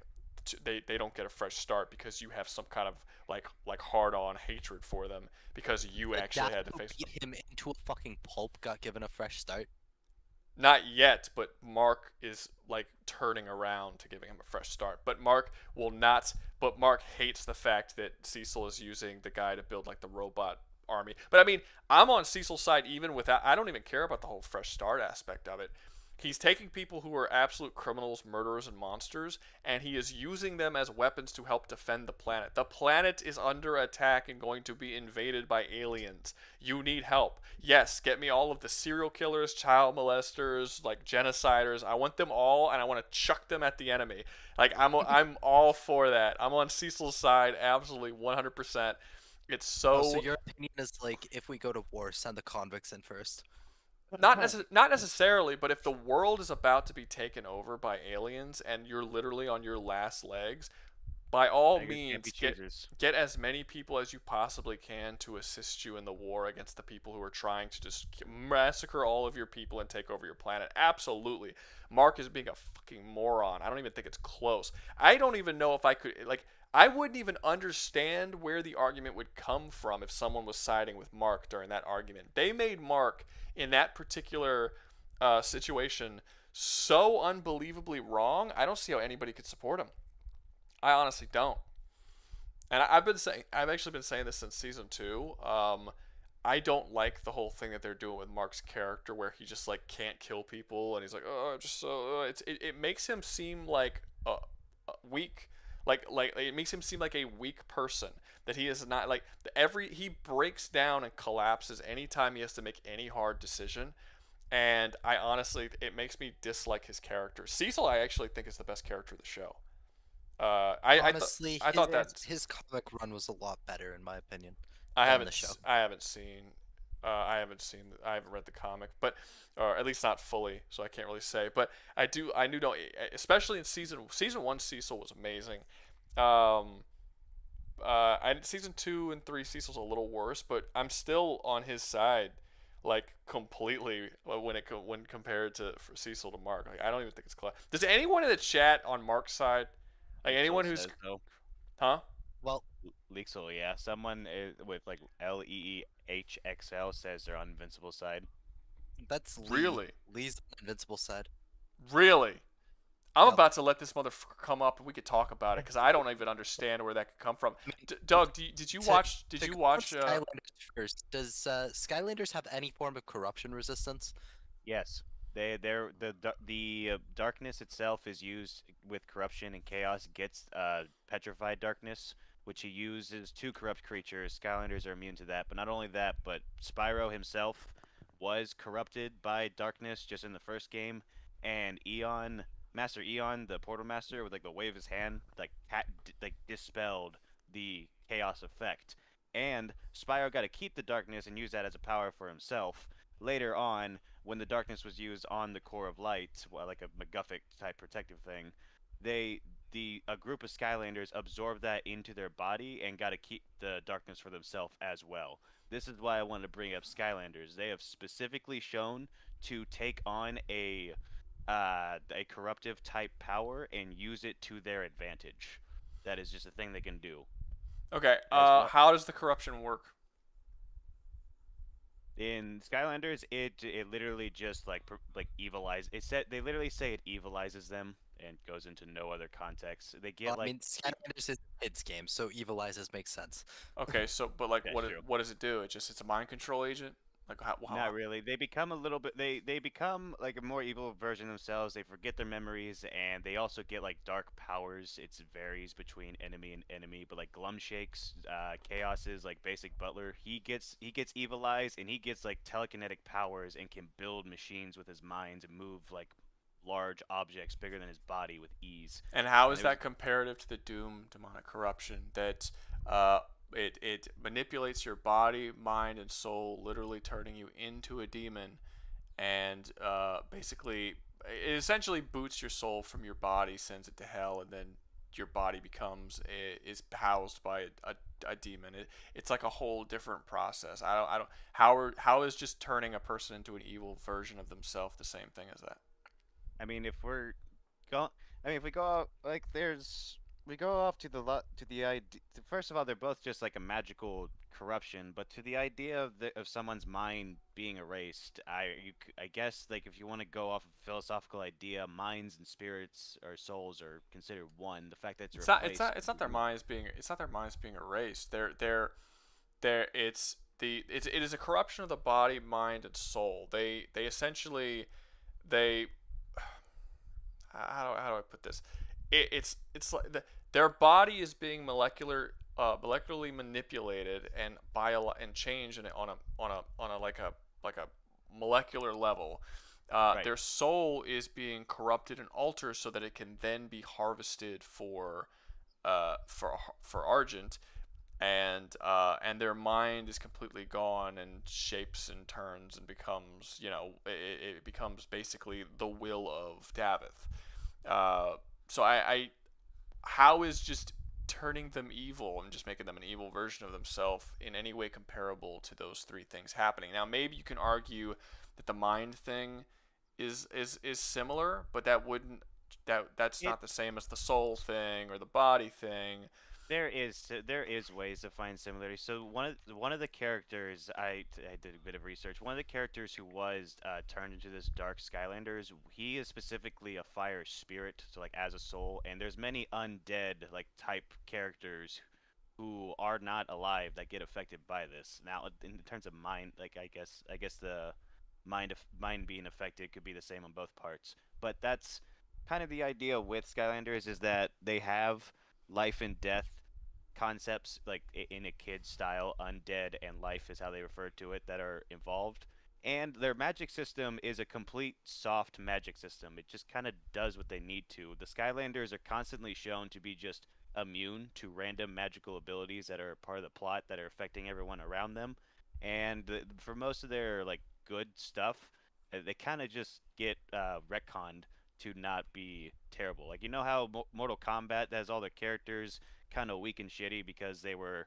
written kind of poorly? Well, Skylanders has a lot of different things that make them tougher just because of their retcons. Like Chaos, he got trapped into a Traptanium crystal, which I haven't even touched on that yet, and he just is not trapped. And Eon, he was dead for most of the games and then just not eventually. So for a lot of things, advantages for a lot of things that they do and get undone, there's no reason for it, and they succeeded, and they just decided to rewrite the plot just because they didn't want that anymore. There's no reason to why their power or their magical power gets overridden in any other way aside from the idea that someone else is more knowledgeable of that magic. Also, the thing with Skylanders is that technically their souls reside in the toys that you get for the Toys to Life game. So like the whole point of the story there is that their soul can't inhabit a body in their world unless it is done through a portal master, which would be Eon or would be the player. Which means that a Skylander who can just escape through his portal after being corrupted would revert to whatever state he was in and would no longer have that corruption. Well, the moment they open a portal, the demons would have access to whatever world that portal leads to. That's not how those portals work. Yeah, they're just It's not there. an open portal. It's just not a the wormhole. Skylander appears and then disappears. And the thing is, as soon as it disappears, it reverts to whatever state it's in its toy form. so it no longer has that corruption. Wait, what do you And mean? as soon You, as you you calling clear it a portal? So a portal is a doorway. You're saying it's not a doorway? It's not actually a doorway. So the Wait, reason that I let call one it a portal is person 'cause it's talk, called because a y'all portal. keep trying to talk over each other. I don't care who. One of you. All right, so it's not actually a portal in like the sense of like a Doom portal where it's opened and there's now a doorway there. It's you put the Skylander toy on the portal, and it appears. You take it off, it disappears. It's literally just like It's like a teleportation from one universe to another universe. not necessarily teleportation, more like soul projection. USB port. Yeah, soul USB port, basically. Yeah. Okay.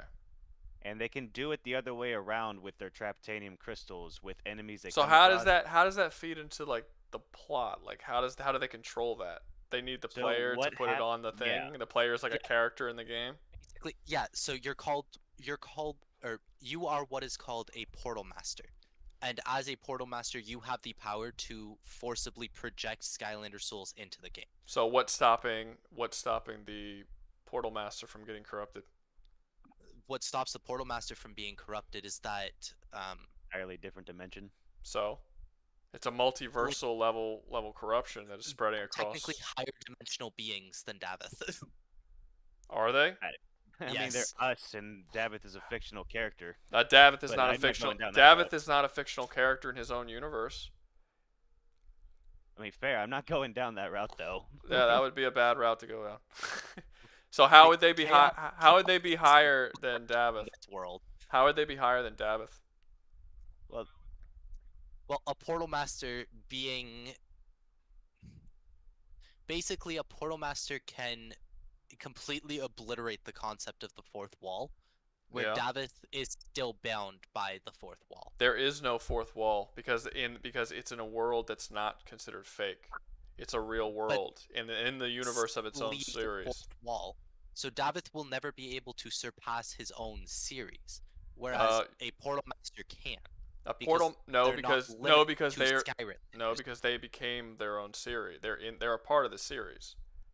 They're a part of the series, but they're also a human who can get up and turn the TV off. Sure, because Skylanders takes place in a TV, but Doom doesn't. In the internal logic of the Doom universe, it is a real universe. It's not locked inside of a TV. If anything, this is making Skylanders weaker, not stronger. No, Skylanders aren't locked inside a TV. Like, you put them on the portal and they appear in their planet, which their planet is very real to them. But you just they said also exist in our universe. But you just said he can get up and turn the TV off.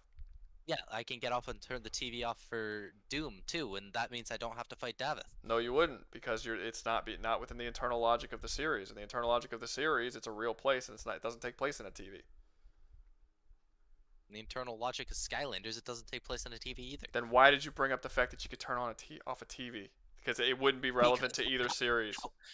It is relevant because you have that power over the Skylanders. over Davith. No, you don't. Because in the internal logic, it's not a game. But in the internal logic of Skylanders, it is a game. Eventually, like the idea of Portal Masters all being the players is just retconned right back out, and the Skylanders are kind of just back in their world like normal. The idea that I don't know if just the idea of the Doom corruption itself being too different from the Evil Eyes. I don't see it too much because it does remove their soul and whatnot, but the evil corruption still goes in and messes with various beings who are dead, undead of different elements, not physical or being like it doesn't like it had no real limitation other than the Skylanders who still got affected by it. I don't see why we can't say this. Well, if the Skylanders still got affected by the corruption, and they're going to get affected by the corruption in Doom, But then use it to their advantage. How would they use it to their advantage? No, because the corruption that you have is clearly not to the same level. The corruption in Doom is said to be inevitable, all encompassing, and unavoidable. The only person who is capable of resisting it is Doomguy, because he is a character who requires any power that he wants off the top of his head whenever he needs it. That's literally the way he's designed. But you're saying that the corruption is something that's going in, and it's powerful, I'm sure, but it's something that could be resisted by every Skylander, and apparently not a multiversal corruption that doesn't affect the people who are playing the game at all. So it's clearly not the same power, and it doesn't seem to do the same thing, because it doesn't seem to affect body, mind, and soul either. It just is this it's just a weaker version of an evilized corruption that affects most people in one universe. I don't see how that's in any way comparable to the infinite multiversal corruption that has affected countless, literally an unlimited number of universes since the beginning of time, that will continuously spread, and no matter what, is inevitable that everything will be corrupted. It literally affects the land itself. It affects buildings and cars and grass. So did the darkness in Skylanders, and he even had like a sentient force that came from another dimension to come fuck with them. Like, yeah, really, corruptions can be sentient. It doesn't make it more powerful. I mean, that's fair, but I can give it to you, like, the idea of like the scale of the effects, but we've never seen Doom coming across any universe that has a dispelling effect of any kind to corruptive abilities. They've not been seen. And it's not been, to my knowledge, it has not been spoken of either to any like universe having like a dispelling or a adaptive, use it to their advantage type ability. Against the corruption. Well, yes, that technically, yeah, they would. Creating Argent and having characters have tried to use things from Hell and Argent to their advantage. It always blows up in their face. That's one of the big reasons how you get the corruption to get into your universe so quickly in the first place, is because people start using this shit. So they've tried it, just hasn't worked because it's corrupted people. But is that the same as a magical ability whereby the wave of your hand you remove a corruptive power? Because that's what Master Eon did to Magic exists within. I mean, the Makers can't cure the corruption. They're angels. They're magical beings. They also have the most advanced technology in the entire multiverse. They weren't able to do anything with it. The Sentinels have magic. They weren't able to do anything with it. I mean, the one thing that you do have to sort of admit about Doom is that we don't really see these societies firsthand. So I mean, maybe if you want to make the argument that we don't see anyone magically wave their hand and have the corruption go away, I mean, I guess, but we're never going to see that in a series where the corruption is built to be something that cannot be stopped no matter what. We know that they have magic, and we know that that magic does come to the point of being healing abilities, if that's what you want to say, but no one can heal the corruption in the Doom universe. That doesn't make the corruption, that doesn't make the universe worse in its magic. That makes the corruption better. It's not curable. Well, fair, but I don't think the idea to the corruption healing. I mean, you're probably already agreeing to what I'm saying. The idea is so much that the Skylanders have their will in mind, but the physical changes would just, I don't know. I guess they'd be able to go back and forth, just like how the Dark versions of them. But yeah. I just think, look, if you look at the Doom universe, you look at the Skylanders universe. The Skylanders universe has a corruptive force that sucks, but can be resisted and can be dealt with and can be used against the people for their own benefit. If you look at the Doom universe, you have an unstoppable corruption that goes across an infinite multiverse with infinite timelines and infinite variations of those infinite timelines that no one knows how to stop, no one can cure. It's this ongoing thing. The only way to stop it is to defeat Davith, which nobody could do. And I mean, like, just compare the fucking two. Like, the one is clearly more advanced, better than the other one, and it affects more things. Just turning someone into an evil version of themselves is not the same thing as affecting body, mind, and soul, completely corrupting all three. It is an absolute complete corruption of everything that you are as a person, which again is not the case. You can't even cure the corruption once someone's corrupted. Like, once someone's corrupted, there's no turning them back. That's it. They're done. I'm assuming since this is a kids game and the Skylanders corruption has been reversed, right? Just by the Skylanders. Like, Okay, it's so just they their are unique capable of. ability. So it's also something that could be cured and reversed, which is again something that you cannot do to the Doom corruption because it is inevitable. And once it's done, you're no longer a human being anymore. You're a totally different species. That's not the same thing as turning you into an evil version of yourself. Okay, so I think we need to get into the fact that Skylanders are elemental beings, not exactly humans. Well, I'm not saying. Well, that's not the argument. The argument is that you start off as a human, and then when you're corrupted in the Doom universe, you're not a human. You're a totally different species. When you're in the Skylanders universe, you're whatever the fuck you are, and then you're corrupted. You're an evil version of whatever you are. You're not. You don't turn into a totally different fucking thing. You know what I mean? It's not. The two corruptions are not equal. In pretty much every measurement for the quality of the corruption that you can have, the Doom corruption's better. In scale, in what it does, So how it affects people, and how it can be cured, how it can be used, it's all better. So that's understandable.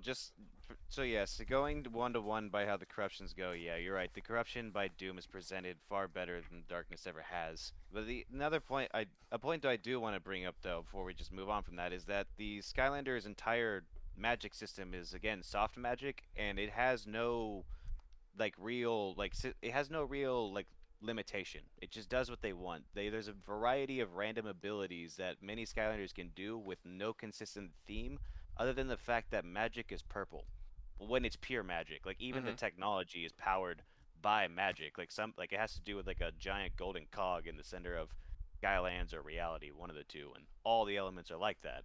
It's just it just has no clear defining weakness, and there's even no. I said we're gonna. There's a second. Fuck it, I'll bring it up. There's a magical ability referred to as the imagination, which comes around with Skylanders Imaginators, where literally they have the ability to create or do anything they want just by their thoughts. It's very vague to how they do this. They say it's dependent on your brain juice, whatever the fuck that means. Fine. Yeah, and I would assume reasonably that only the ancient beings who created their reality could use it, but they kind of have one of them there to use it to the fullest of its ability, and they kind of use it to just make Skylanders every day. Like that's another thing. Like Skylanders has this corruptive ability, but I did a lot of research. They can mass produce armies in a number of different ways. They have so many different abilities across the board that they share. All the different Skylanders, like you may think they're one character. No, they are one dude of a race of beings that all have these that are just a base. Everyone's just ridiculous. Like at a baseline, pretty ridiculously powerful. Yeah, but they're not. But they're not infinite. The Doom demons are infinite. And you could say that and actually I've been saying for a long time the Doom demons have countless universes that they've been taking over since the beginning of time. I actually did find it in a lore book recently that no, it actually says they're infinite. So there's no end to the demons. They'll just keep coming. But also, you say that magic doesn't really have any rules, and while I would say that the magic in Doom hasn't really been explored enough to actually say whether or not it has rules. The abilities that the godlike beings have. I need to go find food and try to stay. Okay, yeah. Dad left, leaving. The god level beings and what they actually do. That doesn't have any real rules. You have reality warping abilities. You can erase infinite multiverses. They could literally do whatever they want. They're gods. And those godlike beings can do whatever they want, and they're not just the gods. Yes, Davith is a god. Yes, the I think 6 or 7 demon lords are gods.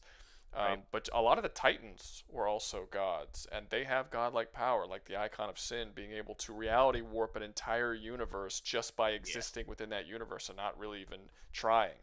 Like they have just as much shit. If you put Icon of Sin, who is not like a high-ranking demon. There's a lot of demons stronger than and higher up than him.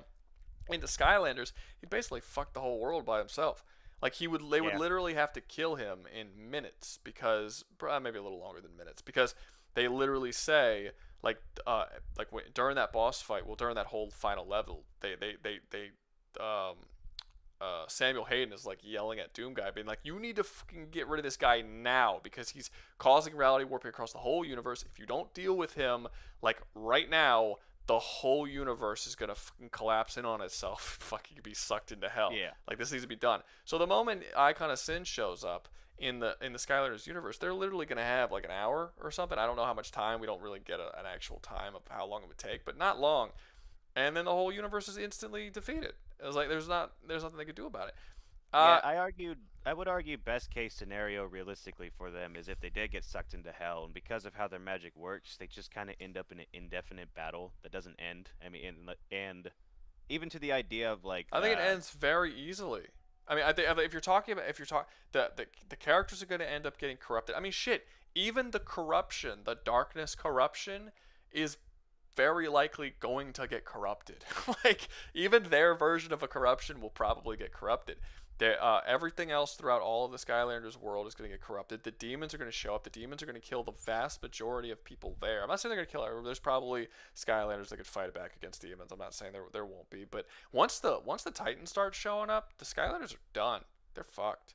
They can't fight back. Fair. I mean, do you think it will help at all? They have the ability to just trap demons and subjugate their will to them. No, because the demons can open portals at will to travel between universes. Where would you be able to trap them where they couldn't get out at? Oh, because they're trapped. They literally have crystals that suck them out of the dimension into the toys into our world. Yeah, they can open up portals to travel between multiple universes. But when their will gets subjugated to ours, would that get undone suddenly or what? Like their will just got subjugated to the Skylanders. Like that's what it does. And this does not ever get undone. Yeah. I see what you're saying.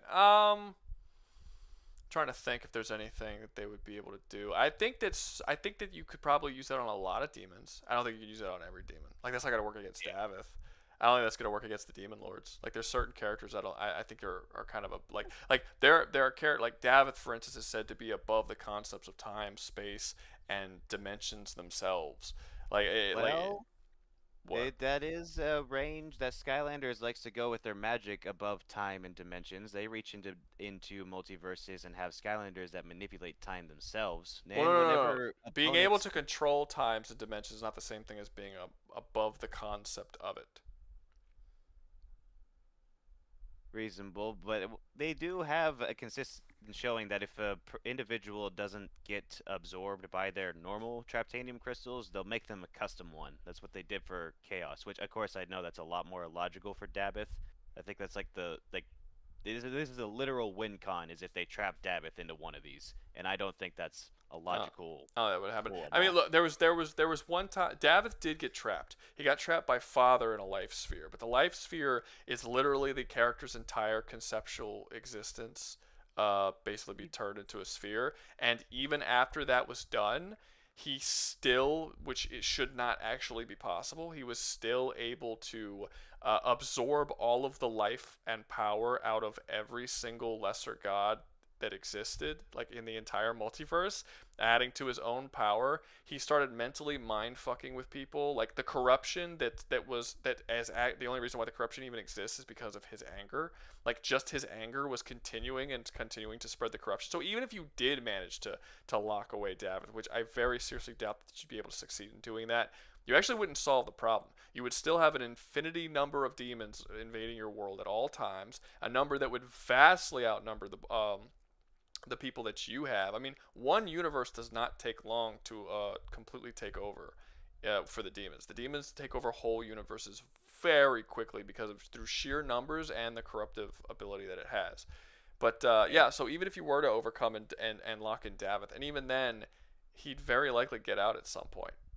Because he was able to get out of the life sphere. Like he planned it out and he was able to get out. And again, that's trapping his conceptual existence within an orb, and the one that you're talking about, just subjugating his will, I don't think he'd be able to subjugate his will. I don't think that would work at the same level that a life sphere would.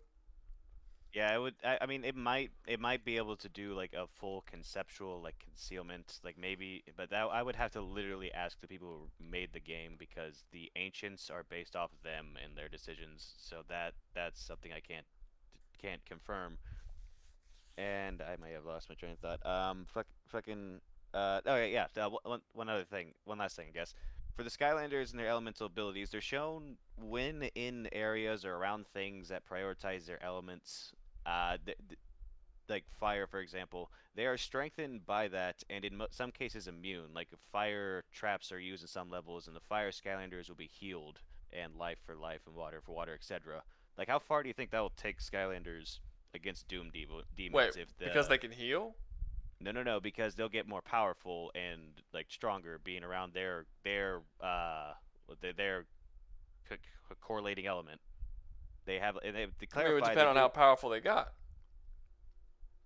Yeah, I mean, they never go into lore about how much that specifies. We only have gameplay. That's not a lot. Look, if all you have is gameplay and you don't have any lore of how strong the Skylanders are, and like literally they're just like punching people and breaking rocks and stuff like normal stuff, the demons should slaughter them very easily. Now, the Skylanders average on city level. They have some dudes who have magical abilities to push whole cities into ground. Some of them have slugged with giants that could rampage through cities, and most levels will have the Skylanders battling massive machinery and what's supposed to be armies that end up destroying cities as well. It's the the scale the I wasn't go the fucking Christ late. The idea of the most of the argument was standing on how much they could grow in power. It's just vague because they don't bother to go into it as much. Well, look, we know that what's his fucking name? Starts with a D. I'm forgetting one of the Dreadnought. We know that Dreadnought Titan was going to destroy the entire Sentinel homeworld by himself, and he's not even in the top 3 strongest Titans. That doesn't include the gods, the demon lords that are significantly stronger than all of the Titans combined, and then Davith that's stronger than all of hell combined. So someone who can destroy a city is not particularly impressive, and there should be a large number of demons from hell that should be able to take on the entire universe by themselves. Like, we should really be able to drop Dreadnought down on the planet, and he should probably wipe out the whole planet by himself. The only fear would be being locked up, being like that thing you were talking about where your will is subjugated or whatnot. Maybe that might do something, but there's going to be several characters that's just straight up not going to work against.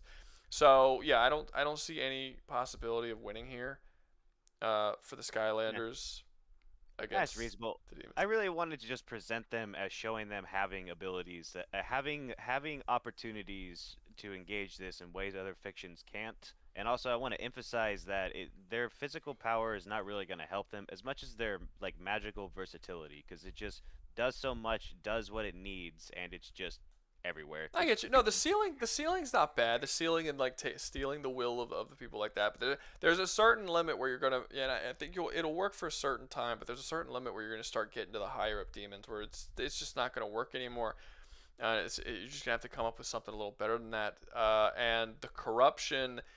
There's a lot of universes that have a resistance to corruption, but there is no corruption that I have come across that works the same way that Doom's demonic corruption does. It's honestly the most potent corruption I've ever seen in fiction, and that's what makes it such a pain in the ass to deal with when it comes to these certain conversations. Because yeah, there's all kinds of fictional universes that have some form of corruption, but this is just a very specific kind. And I don't think that all corruptions are equal, Like a lot of people like to argue with me that Warframe would survive because they have corruption, but their corruption is based on the void, and the Warframes are made from the void. That's why they resist the void corruption.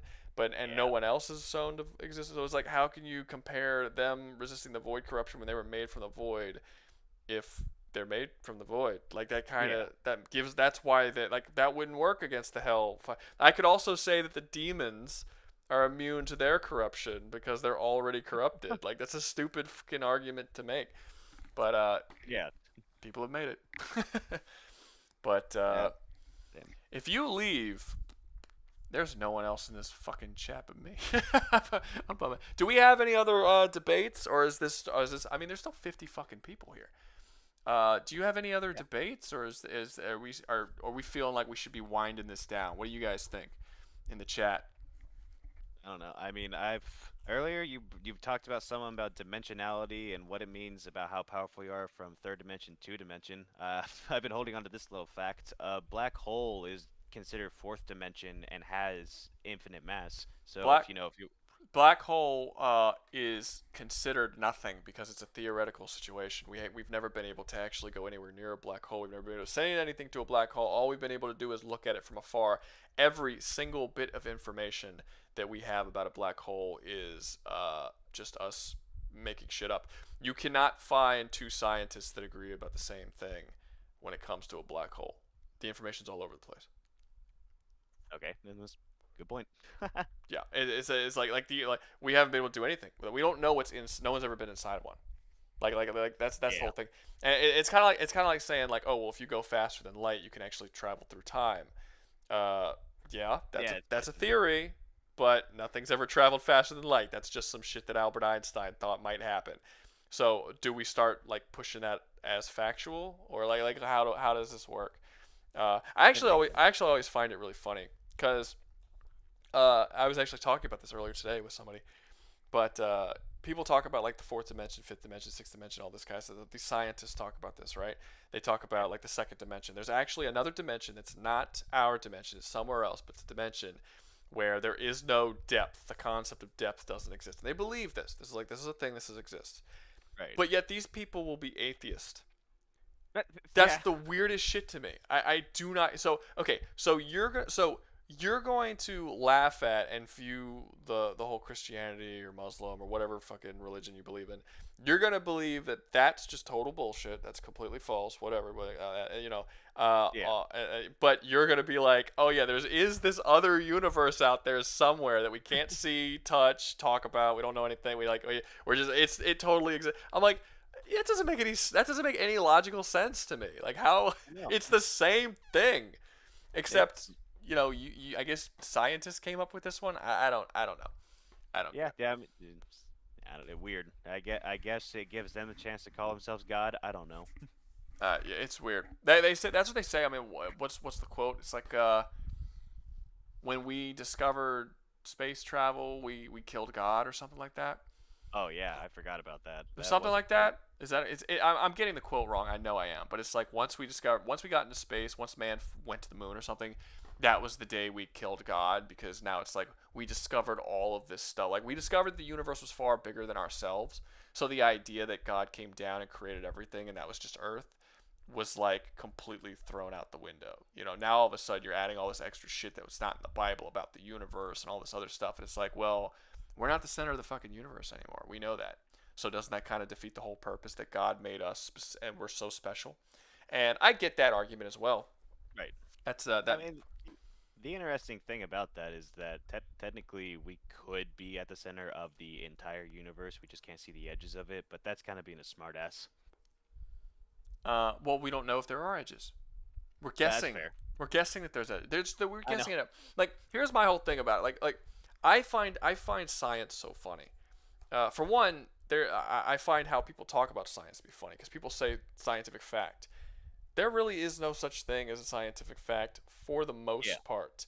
Everything's a theory. Gravity's a theory. It's all theory because we're all constantly. So if somebody says that like this is a fact, this is that's why I think it's anytime someone tells you like the climate change, that's a factual thing. Anytime anyone talks about these types of things as if it's factual, they're politically driven, not scientifically driven. Every time. A lot of people don't understand that a fact, by definition, is something that can be proven true or false, not a true statement. Like, that's just how people take it. Well, no, a fact can't. What a fact is that it's something that can't be proven false. It's something that absolutely is, and can be no questionable doubt that it is that thing, which is something that very, very rarely exists within science. Almost never. Like it's extremely like we don't know the dinosaurs put together. We don't know nothing. But the idea that a lot of scientists have, where it's like okay, we're gonna understand the universe. And again, there are scientists who are like it's a constant thing where we're constantly trying to learn and building information. We're never gonna be right, but we're gonna get as close as we can get, and I have a respect for that. But there are a lot of people. Some of them claim to be scientists. Some of them are just people who claim to enjoy science, who talk about this stuff as if it's factual, all of this like different universal stuff, but it's like how could we possibly understand the fundamentals that put the universe together when we can't even see a fraction of a fraction of a fraction of a fraction of it, and we can't interact with it at all? It's like if I handed you a single molecule and tell me everything about what that molecule came from. Maybe the molecule came from a fucking table. Who gives a shit? You can't tell me shit about that table because I handed you a goddamn molecule. Like, what the fuck is this? Like, imagine me giving you a rock and telling you, hey, tell me the city. Describe the city to me that this rock came. We're like, I don't fucking know. Like, there's no way you could. Like, it's ridiculous. But people act like that's the case. You know, I don't know. I don't get it. It's weird. I think that we're much dumber than people think that we are, or at least we're much more ignorant of the universe as a whole and even our own world. Than the people. Like we just discovered gorillas in like 1910, like for the first time ever. That blew my mind. I just recently realized. And we just discovered giant squids like 40 years ago. It was the first time we have not even explored our own oceans. But we're going to stand here and talk about how we can't. We don't have the technology to explore our own oceans because every time we do, the fucking submarines explode. And like they implode in on themselves. So it's like we don't have the ability to go down and check the oceans, but we know everything about the entire universe. What a crock of shit. Easily. It's funny I like how intelligent your argument is, and yet I can already just hear the people like who would easily call you just an idiot for saying this because they just would just without any hesitation say that it's true and that we just know this stuff and that and that most concepts that we discovered, they believe that humans created that, like music for example. People would, I guarantee the same people who would call you an idiot would say that exact statement, not realizing, well, we didn't make it up. We found sounds, put it together. It's people are it's this whole thing. Like people, I have a large amount of respect for people searching for the continuous pursuit of knowledge, but there's this constant bias that is always existing, that is always there, and I don't know how long it's been there, but I've noticed it a ton in the last like decade or so. That it's a lot. I don't know if it's gotten worse or what, but it's super. Okay, let me give you one that's really gonna like. Oh shit! Whoa, hold up! Like people are gonna hate. Just okay. Listen to this. People are probably gonna get pissed off about this, but I'm gonna talk about it anyway. All right. The father of DNA. He has come out and he's believed. He was born in 1928. He became the father of DNA back in like the 50s. He is essentially the guy who came up with the helix design for DNA. He has done the most advancement in our understanding of. He didn't actually discover DNA, but he did give it a name, and his name's like James something. I'm forgetting his name. If somebody knows his name, but yeah, he came out. And he said long time ago, back in like the 60s or 70s, I think it was during the Civil Rights Movement, and he said that he believes that there is a DNA connection between intelligence and race. Oh, scary, right? Okay. Yeah. So the idea there, and that like no one actually, like he didn't say certain people were dumber or like what races were more intelligent or less intelligent. He just said that he thinks there's probably a connection between race and intelligence. Now, we already know for a fact that there are racial connections to certain biological functions. This is why black people have to get different medicines when they go for the same things as white people, because they are actually work differently on a biological level in some instances, not all. Yeah. We know this. And we argue all sorts of different things that works with DNA. We argue that the gay gene, right? We argue about the gay gene. That's like a whole thing. And it's like, oh, is there a gay gene? So people believe. Now, this James guy, he was stripped of all his titles for saying this. He was removed from his position at the school. This is the father of DNA. He came up with more advancement on it than anybody else, and his entire life was ruined because he dared to put the possibility that perhaps certain races might be more inclined towards intelligence than other races. Now, he never stated it as a fact. He said it was a theory that he had, and he wanted to try and test it out. No one would let him study it, and he was casted out of every fucking serious scientific thing that even existed. And the reason for that is super, super obvious. Nobody wanted to come to the conclusion that black people might be dumber than white people. That's essentially why they wouldn't let them do it. Now, I'm not saying that that's the case, and he never made that claim that that's the case. But the fact of the matter is that just the fact that he said that race might be connected to intelligence, that suddenly, like, everybody was just like, whoa, hold up. And they wouldn't let him do it. Not even taking the chance. But here's the thing is, I actually don't think that he's racist. I think the people that casted him out were racist because the only reason why they would have casted him out is if they believed he would have found something. Because if you would have just let him follow that theory, it could have just been like, no, we're all the same intelligence, it's fine. And if you believed that, then you would have just let him do it. You didn't let him do it because you don't believe that that's what it would have came from. So I kind of see you as the fucking racist. But either way, like the idea that this is something that we can't pursue. Like, we can't pursue knowledge or the possible education of doing this thing because of some sort of political ideology. We can believe that our DNA can make us gay. We can believe that our DNA can make us taller or faster or different colors or all different kinds of things, but we can't believe, if the moment you believe that your DNA might be in some way tied to intelligence, and certain races or people or certain groups of people from different places might be more inclined to higher intelligence than other people, that's where we draw the fucking line. Like, it seems odd to me. It's anti truth, really. They don't really care to discover what is true. They want to keep things how they are. I mean, and that's just the way it constantly is. That was the way with COVID. More recently, that's been the way with, like, it's just like they want the pursuit of truth as long as the truth isn't something that proves their own ideology of what they want to believe. Honestly, again, I think the whole intelligence is based on race thing. I don't think that has anything to do with them not wanting their ideology. I think that those people believed that certain races were dumber and didn't want it to be proven, because I think those people are the racists. That's what I think happened. Yeah, okay. Now I get. Now I see what you're really like, saying. Why would you? Why would you not allow him to do that? Because if you truly believe that everybody was the same intelligence regardless of race, you would have just let him do it, because then it would have proved it right. And then you would have had and especially during the civil rights. Can you imagine that? We were trying to do civil rights. He comes out with a paper. Oh, we tested it. You know what? All the races are equally intelligent. Why shouldn't black people get their rights? Like, this was happening during the civil rights. Like, let the dude run it. It would be good. They did not want him to come back with the information that certain races are more intelligent, and what these people believed is that black people were less intelligent, and that's why they wouldn't let him do it. That is my theory. I think they're the fucking racists. That's what I think. And for someone who asks, did I get the vaccine? No. Nobody in my city got the vaccine. I don't think I know maybe 3 or 4 people in my area that got the vaccine. I'm in Louisiana. We didn't do the vaccine. like nobody did the vaccine. It was actually a pretty cool story. I was working at Sewage and Water Board, and my boss got the vaccine because he just did. It was just something he wanted to do. And the Sewage and Water Board, actually, because it was a government facility, it was forcing all of its workers to get the vaccine.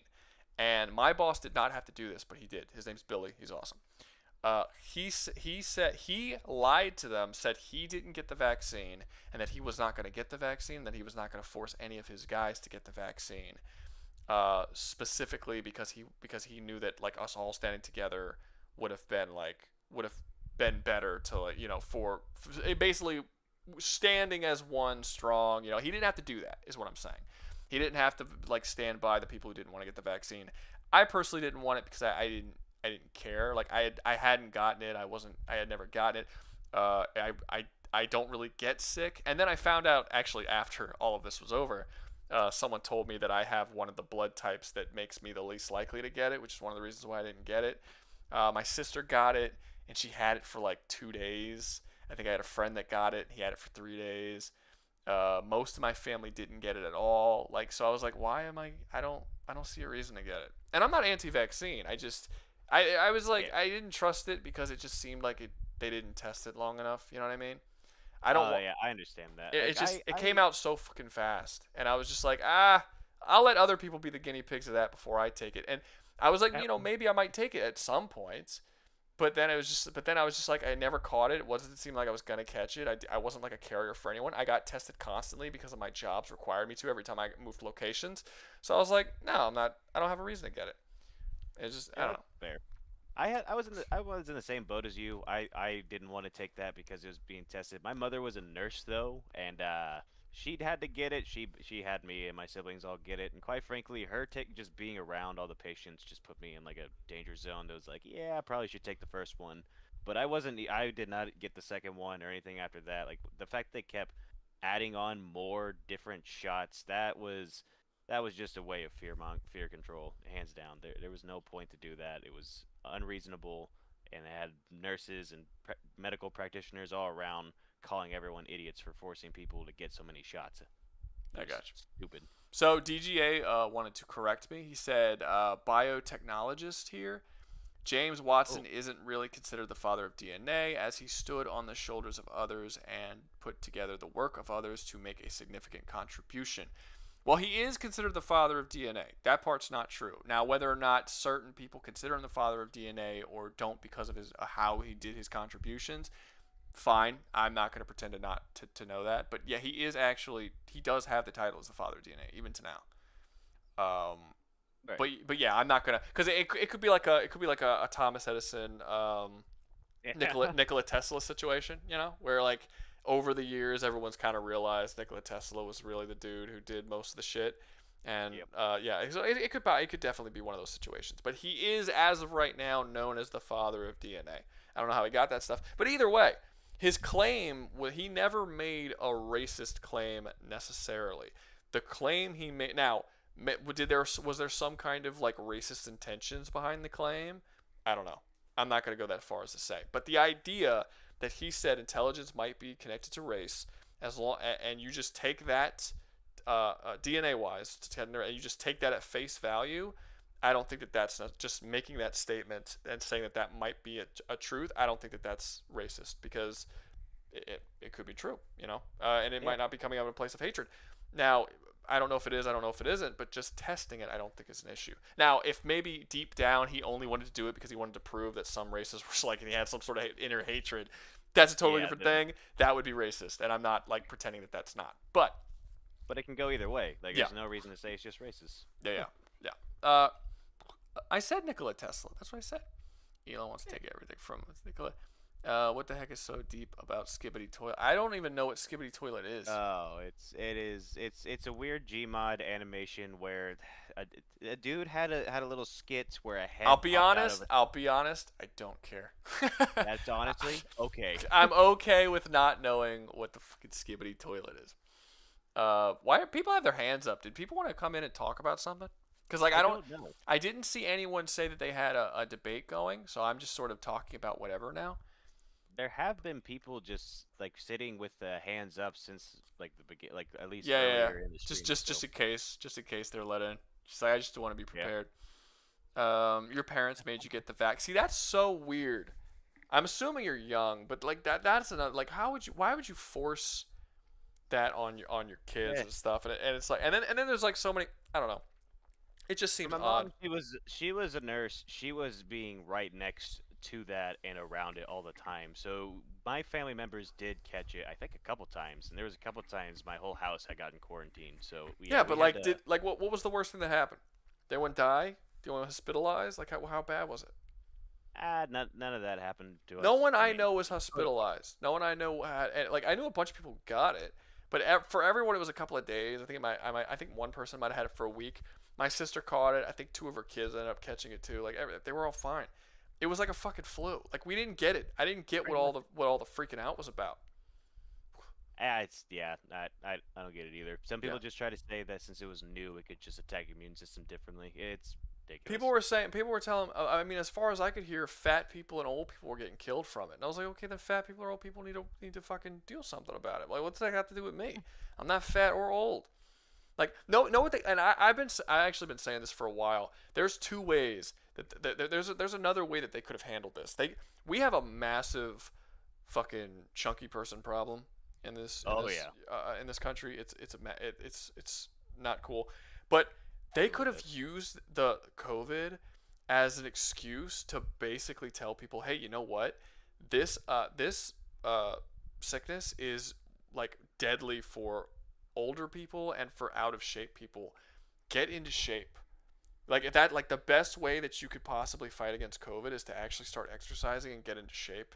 And they could have possibly like significant, without like hard on people had for that terrified they were, they could have actually like tricked people into starting to exercise.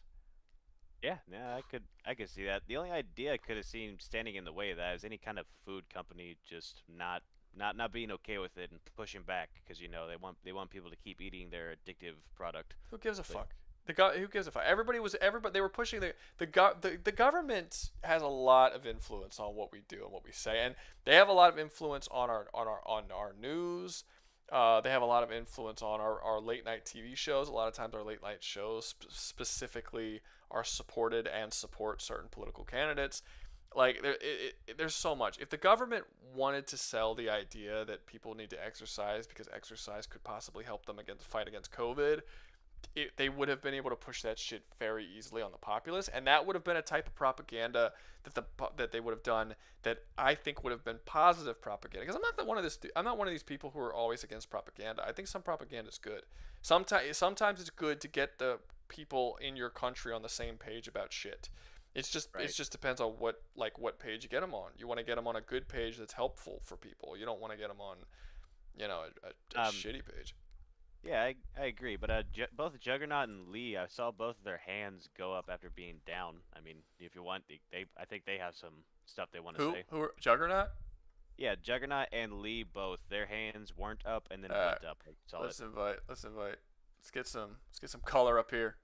I don't even know. Lee might not even be black. He's just got like a black dude picture.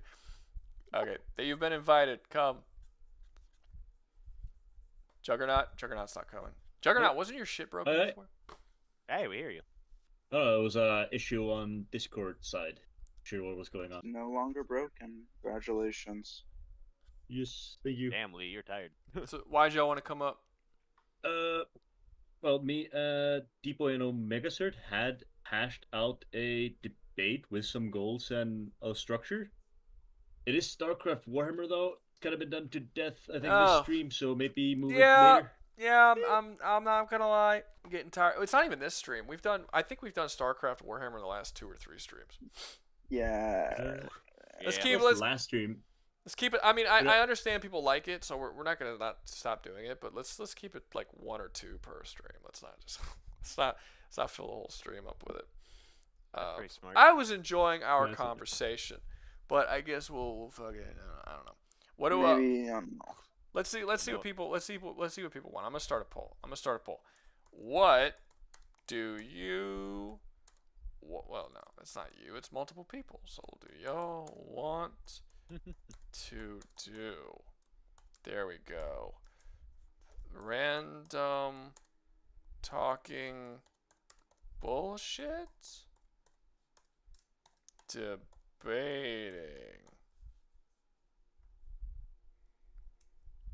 Debating something else. I don't know how you're sounding exactly like a slowed down version of a YouTube video. Like spot on. That's what I do, man. I mentioned earlier ago I'm on Invincible side, and yes, thank you. I wanted to talk about that. How are you on? How is that fucking possible that you're on Invincible side? Okay, so I'm not gonna say I'm completely on inside, but I think just like one thing first. Cecil has the animation. What is it called? I don't remember his name. The guy who like animated the corpses. The dude, yeah. Sinclair. Sinclair. Okay, thank you. I really don't think he should have been on the program, even if he's like the main useful one, or at least in the quality he had. Why not? I mean, in the comics, in the future, some characters get treated to a lot worse when they do something not evil, but like. I mean, do you mind spoilers? I mean, well, no, we're talking about the show. In the show, what we know so far in season 3, it's not relevant what happens in the comic. They have a comic. lot of alternatives to use that, so it was just. We're not talking about the show. We're talking about the show. In the show, the particular argument that was started between Cecil I don't think and Caesar Clear should have been like recruited, even if he's the most useful one. Why- I agree why with not? Darkwing. I think Darkwing's fine. Why? Cecil Clear is getting like a nice life though. He's working for the government. Yeah, I don't have a problem with him working. I just think his quality of life is too high. Well, we don't see his quality of life. That's not a big enough and that's also not a good enough reason for Mark to lose his shit and then just abandon the planet like that. Okay, Leave Cecil lose his shit? I mean, like He lost his shit. They Yeah, started he a threatened fight. to kill him. He's attacked the Pentagon twice. okay, so I will say like the first time I think was pretty even. Like I don't think Mark was kind of like talking to Cecil, and then Cecil brought a bunch of animated men. No, he I don't didn't. think it No, was- he didn't. He said that you're starting to Okay. scare. He said he was starting to scare him, which he can because he's threatening. Mark has a very big head. He's threatening Cecil, basically the head of the planet, who's in charge of protecting it. He's telling him you're going to stop. You don't tell fucking me what to like. Cecil is in charge of protecting them. But you don't tell him how to do his fucking job. At the end of the day, Invincible is a fucking 19-year-old kid. Yeah. Like you have a superpowered 19-year-old kid who's capable of leveling an entire country, yelling at a much older man who's high up in the government, who's in charge of protecting the planet, who is threatening you and telling you that this is what you do. I'm telling you to do it now. And Cecil simply put the guys like, dude, you're scaring me. You need to back off. We could talk about it. Cecil every single time was like, we could talk about this. Let's talk about this. He gave him Calm 16 down. chances, Gave him a to be ton of chances. And every single time he was just fought, killed, and blah blah blah. And But even before that, he didn't tell Mark about any of it. That's partially an issue. It's like not. he didn't No, tell Mark it's not. that he was It's doing it. it's not an issue because it's not Mark's business what the fucking United States government is doing. Yeah. Mark is a 19-year-old But, like, government employee. Cecil There's could have no just reason told why he him needs and to know. talked to him. Why? There's no reason why he should know, but he's invincible. There's like, no so. He's a literally 19-year-old finds out in kid. the There's no future, reason for him to starts know. crashing And out. why would you tell Invincible? You think that it would have went down any better if he told him? Yeah, probably. No. Sooner. No, if anything, he's had time to get over the trauma of the shit that happened to him before. You think that if he would have told him right after he just got his ass kicked by a bunch of Rihanna men Not right and after, his but, best like- and his there wouldn't have been any time you could tell him where he would have accepted that. There's no way. That's not Mark's. It's not the Mark that they have written in this season. There's not a chance in hell that's something that he would have been okay with. Like this version of Mark doesn't. This version of Mark. This is where I was. Season 2 is where I started being like, I don't like Mark, cause really it's not even Mark. It's the whole show's ideas on pacifism. I've talked about this a lot. I don't know if I've ever talked. No, I've talked about this on the channel a little bit. I don't fucking like pacifists. I don't like them at all. I think that they're bad people. Okay, but like Very arrogant. I don't think the show's trying to support pacifism. It is like, okay, the villain Angstrom. It's like was a pacifist, and his whole reason why he turned evil was due to his pacifism But, being like- broken by who he blames Mark for breaking his Mark himself is a pacifist. At least to some extent, he refuses to kill people. they're using they're trying to make a moral debate between Cecil and Mark. It's a bad moral That's debate. It's a really bad moral debate. Cecil was kind of morally bankrupt. The morality of not killing people who are pure, completely unadulterated evil, even not wanting to kill some people who can come in and destroy your entire fucking planet if they wanted to, is a stupid moral debate. I agree with that. That's a dumb moral debate. You kill somebody who But I comes don't in think and they're tries to supporting destroy your planet. pacifism. I do disagree with you on that. Well, the main character is a clear pacifist. I think that it's But pretty they're fundamentally trying to kind of break that down with Cecil, the Immortal in the recent episode, and all that. And how the comics go, eventually, But Immortal they keep following it. Immortal doesn't show that he's not a pacifist. Well, I don't think they're necessarily breaking it down because Immortal isn't shown to be against pacifism. No, I'm talking about like the Immortal future episode. No, that's not a pacifism episode. what I'm trying to say is that, like, in that episode, Mark is forced to kill the immortal, right? Yeah. In that And episode, that's so viewed as being a bad thing. It's viewed as Mark viewing it as a bad Mark thing. has had When I was watching it, Mark has now had to kill 2 people, and the pacifism question has come up several times. He has still not come to the conclusion that his pacifism is stupid and that it's bad. He's still following the pacifism route because, and I don't think that this went on this long in the comics. I don't even remember that much of a pacifism storyline in the comics. This is specifically something that the writers of the Invincible show are bringing up because it's written by Seth Rogen. Have heavily written by Seth Rogen. Seth Rogen is kind of a bitch. I'm sorry to say, but he's funny, but he's kind of a bitch. But it's I just don't like pacifism storylines. I think they're dumb. Smart people aren't pacifists. I'm not saying I'm a pacifist. Good people aren't pacifists. Yeah. People are pacifists. I think bad, dumb people are pacifists. I don't think you can have a good, smart person who's a pacifist. Okay. So what I was trying to say is I don't think the show is necessarily trying to... I mean, I'm not sure how this got derailed, but I don't think the show is trying to support pacifism right now. Since it looks like it's setting up 2 extremes, and all that. One, no killing, one useful and all that.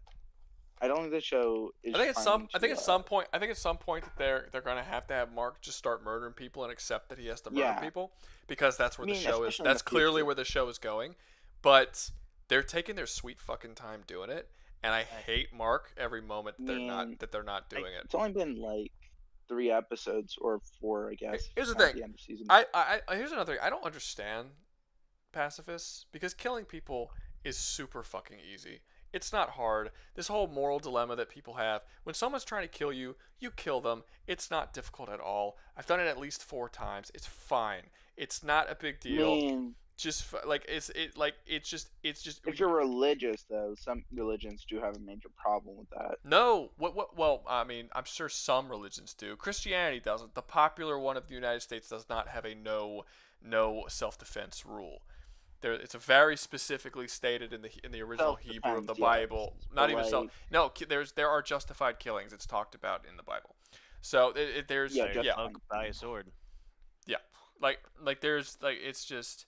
it's so dumb. And I don't like the pacifism. I've never liked pacifism as a story component because I just think it makes your main character seem stupid and weak. And I think Mark is stupid and weak, and it aggravates me. And I want him to get over this shit. Like, if they did it like his first kill, fine. But they've dragged it on for 2 whole seasons. It needs to stop.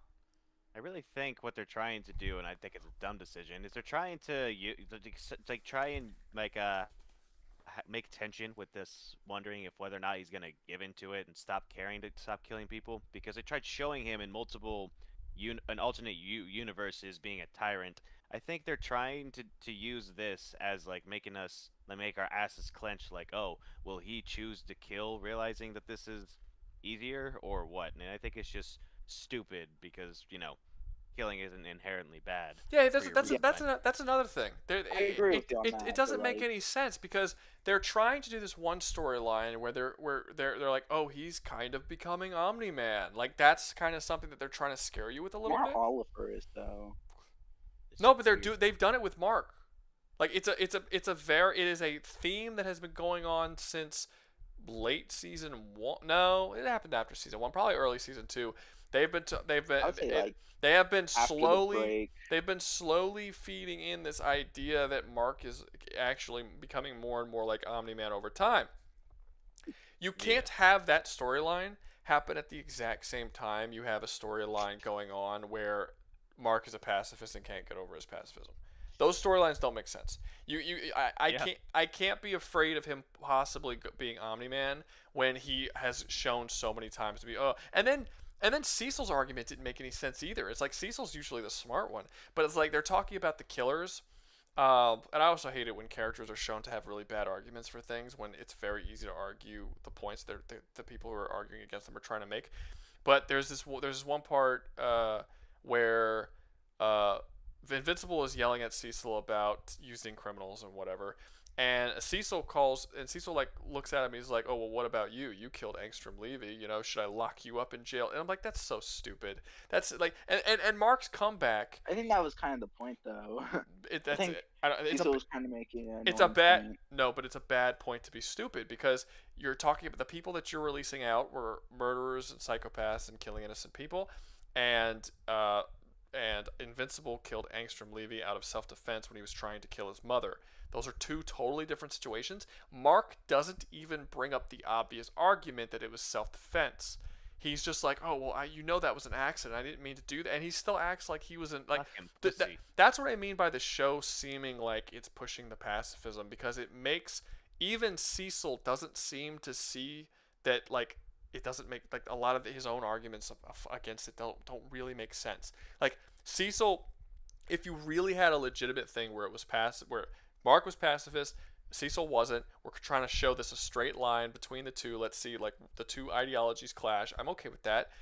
But why would Cecil make that stupid ass argument about murdering Anston Levy and Invincible actually being in the wrong in that moment?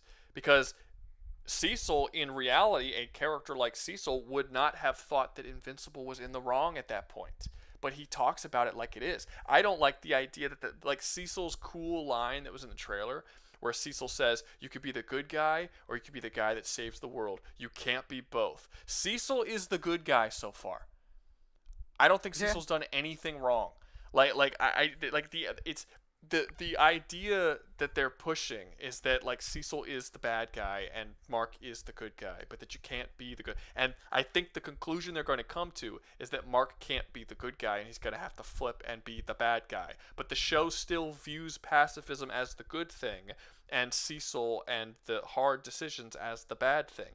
No, Invincible is a shitty person who is too weak and too ineffective to do the job that he needs to do in order to save the people around him and to protect the people around him, and Cecil isn't. And that's something that they like, but they're not coming at it from the middle. They're not coming at it from Cecil's side. They're very clearly coming at it from Mark's side, because Cecil is painted in dialogue and the theming of the story to be in the wrong.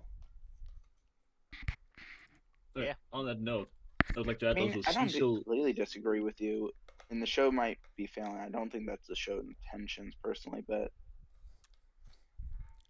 I think it's the underlying intent. I think it's what the author believes. I think the author believes that pacifism is good, and which makes sense because the people who believe that pacifism is good are people that have had painfully easy lives. And this is why you see this, like, I don't think real people in my real life are not pacifists. Real people in my real life are not anti-gun. They're not anti-hunting. They're not. There's like a lot, like all of this stuff exists in very rich neighborhoods with very spoiled people, and all of our movies and television shows happen to come from very rich neighborhoods from people who don't know what fucking harsh times are. They don't get that, like, they don't understand. Yeah.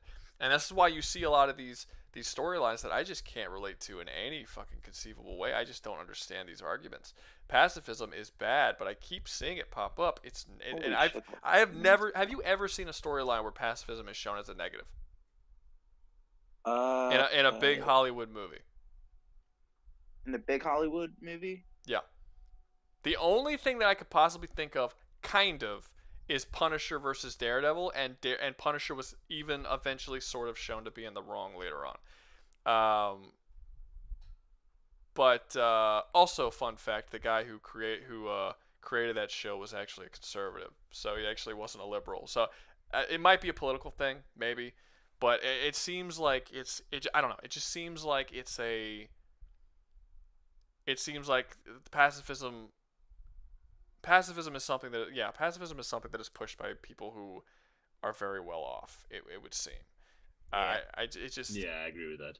Yeah, because anyone would know that that's just, that you can't do that. Like, you cannot viably live your life that way if you're just going out and living with everyone, the normal man, the normal people. I mean, do you have any idea how many fights I've been in? I've been shot at. I've been stabbed. I like so many things. It's like, you can't be a pacifist. That's not a realistic thing to try and uphold. It's an unnatural state of being to be a pacifist. Yeah, What were the other people gonna say? I heard Really, them. really tweet carrying out. a new atmosphere after some of those Roga lore. What's up? Yeah. What's going Got on? a new atmosphere after you drop some of that Roga lore there. Where it's like, whoa, boy. I don't think any of us here have ever been stabbed or shot at before, or killed anyone. Oh, I Well, forgot. I haven't been shot at, but I've been stabbed. Well, if you spend any time on the Discord, most people on there already know. I've talked about this in length. But yeah, no, it's just it's shit happens. I don't know what to tell you.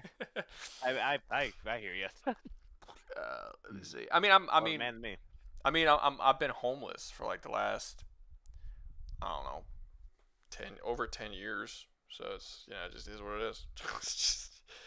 Let me see. Self-defense is fine, but advocating for unnecessary violence is equally stupid to pacifism. Not saying that's what Rouga is doing. I mean, you go from one extreme to another. It's just increasing. Like, just wanting to do violence for no reason is just the definition of evil, or probably not, but I mean, I guess I don't know. I don't know anybody who advocates for violence pointlessly.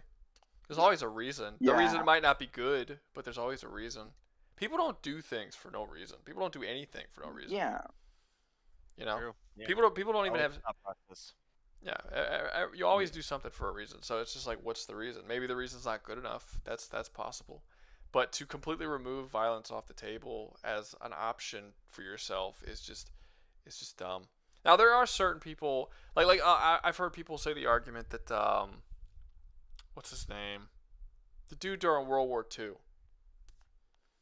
Oh, the guy in Hacksaw Ridge. Yeah. Fuck. What was it? I'm forgetting the soldier's name. He's a great guy. Desmond Doss. It was the medic guy, right? Desmond Doss was his name. So, yeah. So people say, well, okay, if you think that all pacifists are bad people, do you think that Desmond Doss is a bad person? Because Desmond Doss was a pacifist according to them. My answer to that is that Desmond Doss was not a pacifist. He absolutely wasn't a pacifist. Desmond Doss was a fucking monster who knew he was a monster and specifically chose and made a promise to God that he would no longer delve into the darker side of who he was. That is not the same thing as being a pacifist. That's a very, very different thing. The dude was courageous, and he did and he went out of his way, put himself in an unbelievable hardship in order to save a lot of lives. That is completely a different thing than saying I just refuse to fight just for the fuck of it. That's not no. They're not the same thing. Also, I personally believe if you took Desmond Doss's wife and you held Desmond Doss up against the wall and was going to rape his wife and murder him and shit, he would have done something. I honestly believe he probably would have turned his back on his gift for God, because he was known as, I mean, maybe I'm wrong, and I'm happy he never had to go through that, because I don't wish horror on the guy or nothing, but I mean, he had a rough enough time in World War II. Like, I don't want to give him more shit to deal with, but yeah, that's the difference. Knowing that you are capable of monstrous things and purposely limiting yourself because you don't want to do bad things to good people is not the same thing as being a pacifist. Not to me. Not the way I fucking see it. Yeah. Let me see. What's up? I was just thinking about Undertale. I was gonna say how your opinion on that is then, based on your views. I mean, our hearts aren't exactly floating around avoiding. Okay, good point. Undertale's the point of Undertale's story isn't pacifism. The point of Undertale's story is that all life, even the smallest of lives, have meaning and purpose. Yeah, it's like more about determination than anything. Yeah. I was it's about like how your opinion on it would do. It's fine. Yeah, it's not a game about pacifism. You can do a pacifist run where you don't kill anybody, but the idea of the game is the game is trying to make you view the characters within the games as as that their lives have some kind of value beyond just being game characters that you could slaughter for fun. That's the point of the game. That's not pacifism. Complexity. Yeah, no, I don't have any issues with it. It's showing you the value of life. Just because I'm not a pacifist doesn't mean I don't think that life doesn't have any value. That's not that's kind of that's a reach, you know. Yeah. I don't know if anyone was really saying that, but I hear you. No, well, he was comparing my anti-pacifist views to Undertale. Yeah, forgetting the fucking name of the game. To Undertale, and yeah, it's I don't think those are two comparable things because they're not two totally. Now, if there was a game that was all about pushing the admiration of pacifism, then yeah, I would probably not like that game's message very much. Yeah. So does anybody wait, I actually didn't say debating. It's actually damn. It was actually relatively close. Okay, so 7% actually said something else, and then 54% said debating. Okay, well what would you guys like to debate? Because I'll be honest with you, I got a piss. Well, I saw somebody mention Batman, and I think a funny matchup would be Batman against the Duck Avenger. Duck Avenger. So that is Donald Duck's superhero alter ego. Okay. That seems like it would be unfair to Batman. It's a joke match. Yeah, exactly. A little bit, but in the stories he is kind of grounded. It's not like the Looney Tunes physics. I mean, it still seems one-sided either way if it didn't have Looney Tunes physics. You're wrong, Rouga. Jerry from Undertale has no value. Well, the game would disagree with you. I'll say that much. I think the game Donald Duck win no diff. NOK. I don't know what NOK is. Again, I forget what that is. What's funny? Deadshot kicked the Joker to a plane that was burning. To the plane that was burning down. I wish Dan was here. He would be able to give input on the idea of Aragorn and Jon Snow fighting. Well, according to, I mean, it doesn't mean anything, but according to George R. R. Martin, he says that Jaime Lannister would beat Aragorn in a sword fight. Well, I mean, doesn't mean a whole lot because he doesn't write for Aragorn. He just writes for Jaime. Right. So it's like, I don't know how, how much that means. I once had someone argue to me. Sorry for interrupting. I once had someone argue to me that Omni-Man could beat Superman because the writer of Omni-Man said he could beat Superman, despite the fact that he didn't write Superman. So what the fuck does it matter what he says? It's just not, like my dad could beat your dad argument. Yeah, pretty much. The dads aren't gonna fight. Yeah, it's like, and the dude was like, he was annoying when he was debating because he was like, no, the writer said it. So oh yeah, I'll listen to your word over the writer. I was like, yeah, but he only wrote half the characters he's talking about. Like that's the point. So I was like, he can't control Superman. That was an annoying conversation. Yeah, if even that guy went for it, he didn't succeed at depicting him close to being what Superman is. Pacifism is good, but it needs to be backed behind strength, power to mean anything. Well, no, because then it's not pacifism. If it's backed behind strength and power and the willingness to use that power if it is needed, that's not pacifism. Pacifism, it means anti-violence, no violence, no matter what. That's what pacifism is. It's not just trying to avoid violence. That's something different. Let me see. Law-abiding citizen, a Hollywood movie where rules suck. Yeah, pretty good movie. It's not a bad movie. I wish they hadn't changed the ending, because the original ending was supposed to have Gerard Butler's character win, but then like they changed it because they didn't want the villain to win, so they had Jamie Foxx's character win, and it didn't make any sense because it seemed like the whole movie it was gonna be, I don't know. I wish I would have liked to see the Gerard Butler character win, not Jamie, because they had to make Gerard Butler's character really dumb in the last 5 minutes after he was a fucking super genius the whole movie. Like that was the only way it was possible that he killed him. It was just, I don't know. I didn't like that ending. Y'all seen that movie? I've seen the movie. Yeah, I also agree. The ending kind of sucked in the Yeah. Hollywood version. It's so dumb. He look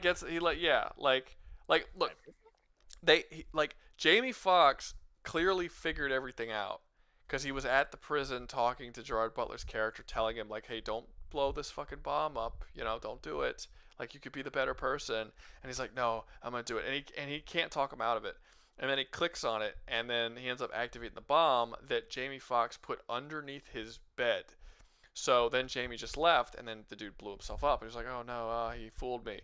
But if Jamie Foxx was there talking to Gerard Butler, clearly knowing that there was a bomb and where it was, why would Gerard Butler assume that Jamie didn't move the bomb?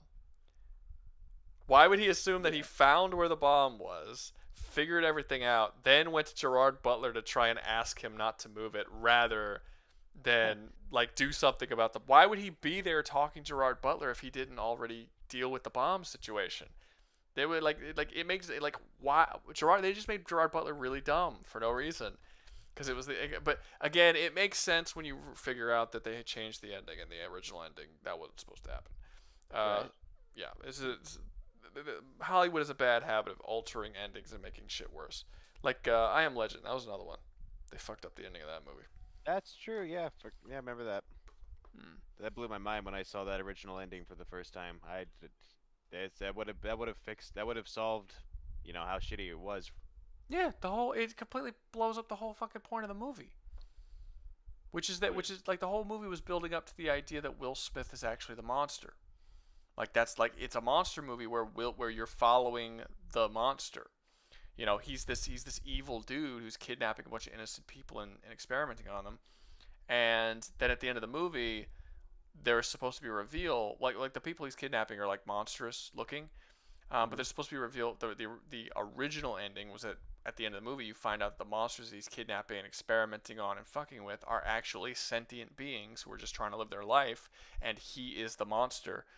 But they changed it and they made it so that all of the creatures that he's been experimenting on are just dumb monsters at the end, and then you just turned it into like a boring movie where he's experimenting and doing all kinds of fucked up shit to monsters. And it's like, well, what was all of the sort of gray area and characterization that you've been giving him about him being kind of a fucked up dude is completely thrown away by the end of the movie. So like, what was the point in focusing on it the whole time? Man, that is the kind of stuff. That's the kind of stuff right there that I want to figure out. Like, I'm trying.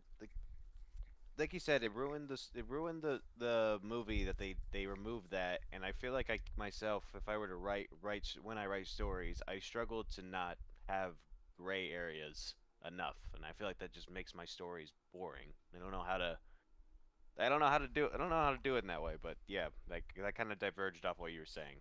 You introduce yourself to enough stories. You read a lot. You accept a little bit of the gay. You watch movies. You gotta flex the hetero a little. You just gotta flex the hetero a little bit, and then you do all that stuff enough times, and you just kind of figure shit out. What's interesting and what's not. Like, what's the stuff that makes you feel good when you watch shit? What's the things about those stories that you like the most? I know I enjoy character more than anything. That's just the thing that I like. So my stories always focus on characters, their arcs, where they go, how things affect them, how they affect other people, relationships between multiple characters. That's the thing that I find interesting. The story is important, but it's really just driving for the characters, so that's how my stories read. But yeah, you just gotta find a thing that you like the most. Maybe you don't like characters as much. Maybe you don't care that much. Maybe you care about really big, maybe you care about like world building. Maybe you care about really big, over the top scientific concepts that you want to explore, where they go and how they are. Like, different people just have different things that interest them, and you just gotta find the thing that interests you about stories, and then put those into your own stories. That's all that is. I feel like you might enjoy Icelandic movies if they weren't in this god-awful ancient Scandinavian language. Icelandic movies? Why is that? They're character focused? Yeah, they kind of focus on characters going through... usually the trend now has been like drug victims going through like how it started, the arc that they went through their life. Are you Icelandic? Usually they kill themselves. Oh yeah, I'm from Iceland. That's an Icelandic. I don't know what the Icelandic accent sounds like. So I guess that's what you sound like. Oh yeah, a bit too many movies. Gotcha. Okay, that's cool. Yeah. Normal. Maybe, I don't know. Yeah, kind of. Yeah, like we all learn English here very very young age. But Yeah. I think I might have to speak Icelandic to get my like true accent through. No, I got you. It's cool.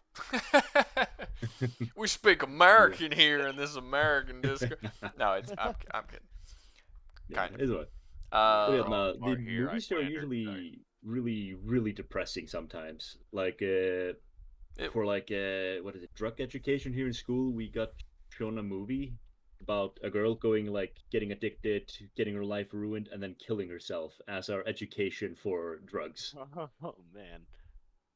Man, why couldn't we have more of that in our schools? That's probably for the best, to be honest with you. I don't like this whole this pussification of American society. We used to be a lot cooler than we are now. This idea that like kids can't be introduced to things, and you have to like hide everything from the children. It's super weird. Like you need to. Dude, I'm not saying you need to throw a kid in front of hardcore porn, but like there's a certain like you need to introduce them to some stuff and be like, yeah, this is how the world is. You teach them about the world, you know. And there's too many, there's quite a bit of. Don't mean to just interrupt you, but there's a lot of people who will just who don't recognize the fact that kids are going to eventually be adults, and they gotta prepare them for that and help them be ready for the real world. And what that's. I think a lot of that has to do with the fact that the education system is mostly run by women, and I'm not saying this is a negative to women, but it's women and men take a very different stance on how they raise children because based on what I've seen in my own life.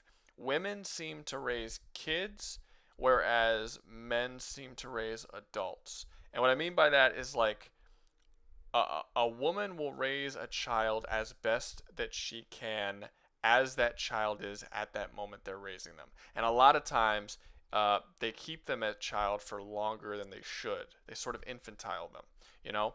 But men do the exact opposite. Men will raise like a young boy, not as a boy, but will treat him as if he is a man oftentimes. Oftentimes in a way that he shouldn't. But so you sort of have this like weird dichotomy with and this is why I think that you kind of need, one of the reasons why I kind of think you need like two parents. It's important because you need like the nurturing person, but if you just have a mom, you're just babying him the whole time and your kid's going to grow up fucked up.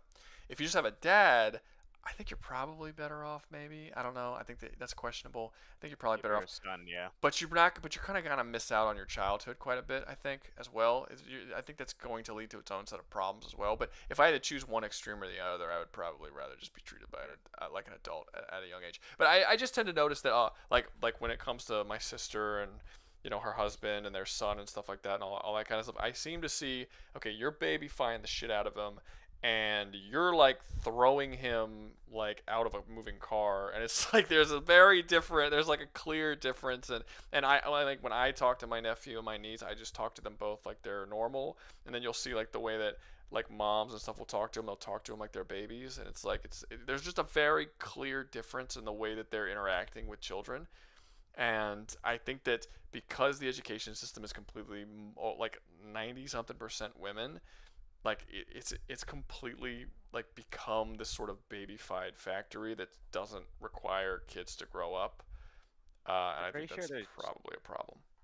Yeah. There's actually studies that support what you're talking about. I have no idea. I'm just basing this off. This is entirely anecdotal. I'm just basing this off shit I've seen, and I'm just kind of Well, congratulations, because I've read studies that go on that. You're quite on the money to what they conclude to. Well, like I don't like. You have like these people who think they're smarter than they are, who constantly say that this is an anecdote. That's stupid. Because it's like I'm not saying that anecdotal is not less valuable than like a statistic, but it's not less. They're just someone donated you money a while back ago. Oh. Did I? I'm not sure if you did. Oh, I am Legends, as in I'm the legend of the monster. I don't know, because the book isn't called I Am Legend. The book is called I Am Omega. So maybe, That's why they changed it to I Am Legend. They could have also changed it to I Am Legend for copyright reasons. I'm not really sure why the movie is called I Am Legend. But the book is called I Am Omega, and they came out with a movie called Omega Man, and then they came out with the movie I Am Legend, which was like a fusion of, I don't know. It's like they changed the title for some reason. They changed the title both times. Just make a movie called I Am Omega. It's not a bad name. Whatever. You want to know a bad name for a movie? Edge of Tomorrow was a terrible fucking name for a movie. Yeah, I don't even know how to. Horrible one. Well, like considering the name of the manga is All You Need Is Kill. What a cool fucking name for a movie. And then you're gonna call it Edge of Tomorrow, which sounds like some fucking 1980s theme song to a sitcom or something. Like it's. I think he donated another amount earlier ago too. Did he? I think I read that one. You're wrong, Ruben. Yeah, I think he donated twice. I read that one. No, he's a good dude, man. It's good. Keep donating. I like. Okay, you read that one? Yeah, I read it. I'm on my stuff for the most part. I was just probably in the middle of something and we didn't do it. Let me see. Okay. Yeah, no, I was doing it. Let's see. Yeah. No. I'm still waiting for someone to tell me what they want to debate. No one's telling me what they want to debate. Oh, okay. I'll drop this bomb. Because your conversations are so interesting. Yeah, that is true. But I think everyone can come up with interesting conversations if they just talk about the shit that they think about. Like, stop being so goddamn scared about what you're saying. Like, it's so stupid. Just say what you think. I mean, people think really interesting things. It's super, people don't just sit around thinking about all of the most, okay things to think about. People think about fucked up shit. What is Doomslayer's personality? What is Doomslayer's personality? I mean, he was kind human of once. Vague, at least, broad question. Yeah, he still has he has a personality currently. Yeah. Yeah, but what is his personality? You never really get to know Doomguy. Yeah, you do. I made a whole character analysis on Doomguy. It's on my channel. Yeah, you did. Shows genuine care, with Vega in the 2016 one. Yeah, it's like a 20-minute fucking character analysis. Now, I'll go look for it then. I don't necessarily stand by everything I said in that video because I have changed my mind on a couple of things, but there's aspects of that video that I will still stand by. I think most of it I would probably still stand by, but not everything. But yeah, I don't make character analysis anymore because no one watches them. So yeah, I made one a month ago. That's good. And I made one on V, and nobody fucking watched it. It got 1,000 views in 2 weeks or some shit. I checked on it. Wasn't that for your members? Nope. I made it for my members because after the first week or so, nobody was watching it. So I swapped it to members only. But yeah, it had shit viewership. Yeah, basically every time I release a video, I tried a couple of different things. I released that video. I released a debate that I had on Akanu's character that I had on one of the streams. And then I released something else. I forgot. I released 3 videos back to back that everybody just fucking either people weren't watching or people hated, and I just made them members only videos. I had a video that I released that was it was a 40-minute conversation or a 30-minute conversation. What's up? Yeah, the race, religion, culture. Yep. That video. Yep. So okay. I so watched that one. Was that supposed to originally be membership only? Because I was in the middle of watching that, and then an ad popped up, and suddenly it was membership only. It was. Oh well, then you must have done it when I was in the middle. So I released it for a day, and I lost 17 subscribers. Oh my god. And I was like, oh shit. So I just made it for members because I was like, Yeah. People are I managed to watch it. Yeah, people got very offended by that video for some reason, which I don't know why. I was very respectful in that entire video. I don't remember saying anything particularly egregious. I mean, I remember watching it, and that's what got me to join your first debate stream, thinking that you said something along the lines of Jesus Christ not being God. But that's not what I said. But that was you. I forgot that. Yeah, that was the first thing. Yeah, I never said Jesus Christ wasn't God. I said that what I said in I didn't think that was that video though. I thought that was the one that the Evil Dead survival challenge.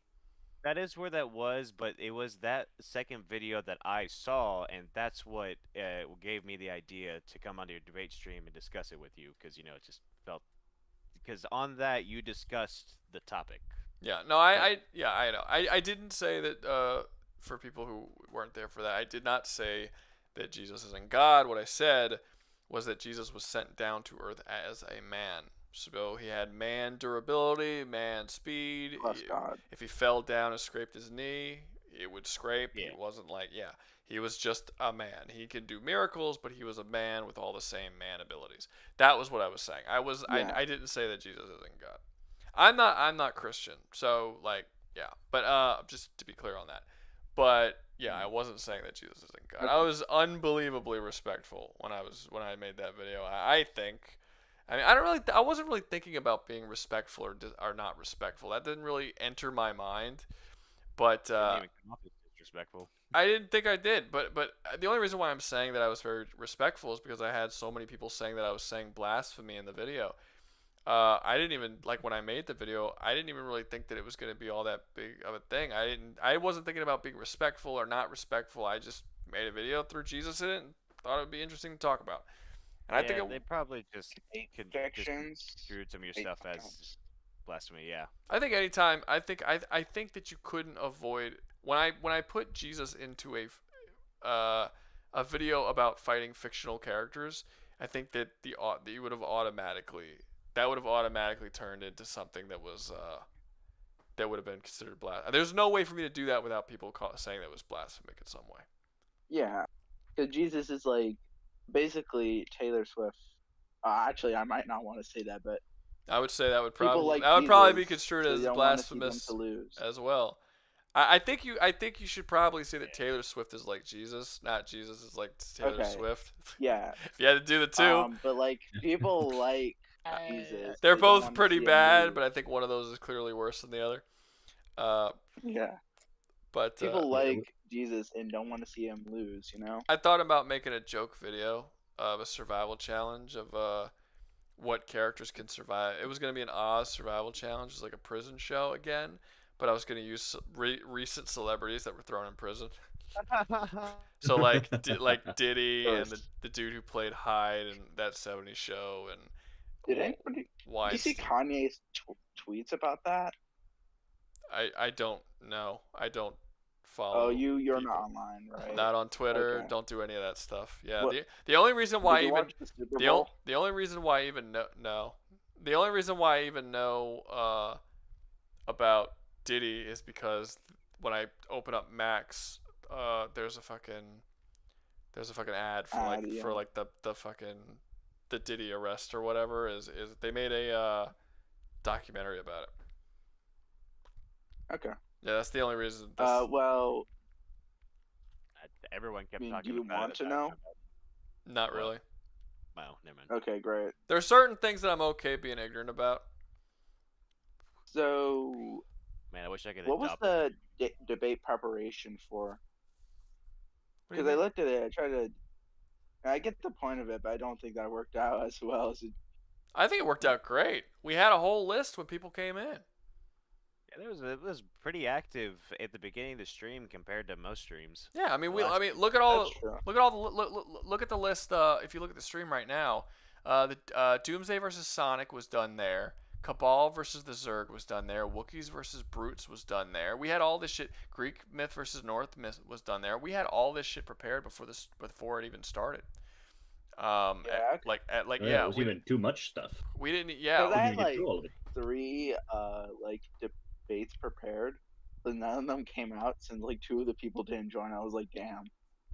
that's why it's good to have more than one. I mean, D-Boy was in fucking 2 debates, I think, 2 or 3 debates. I had 3. My third or fourth time up here tonight. Yeah, yeah. Well, that is an issue that I'm finding, but I don't know how much of an issue it is. But I keep getting a lot of the same people who are coming up for stuff, and I don't know. I think maybe that's just a problem with, because I mean, look, if you go to the stream, right?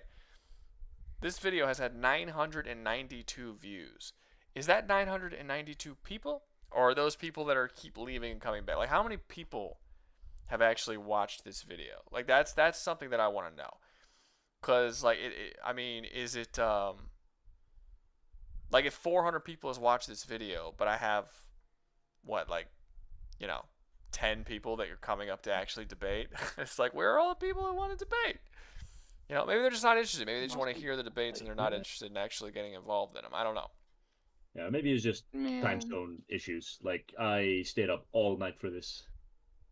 That's It also could be just we were covering a civic topic today. What time is it where you are? We were talking about Juggernaut. What time? It is 8 in the morning. Yeah, that would do. Yeah, because it's 2 o'clock in the morning for me. Yeah. We're in pretty similar time zones. Yeah. No. I am close. Yeah, I'm not looking forward to today. At 10, I have to go do homestead chores. Go to bed, man.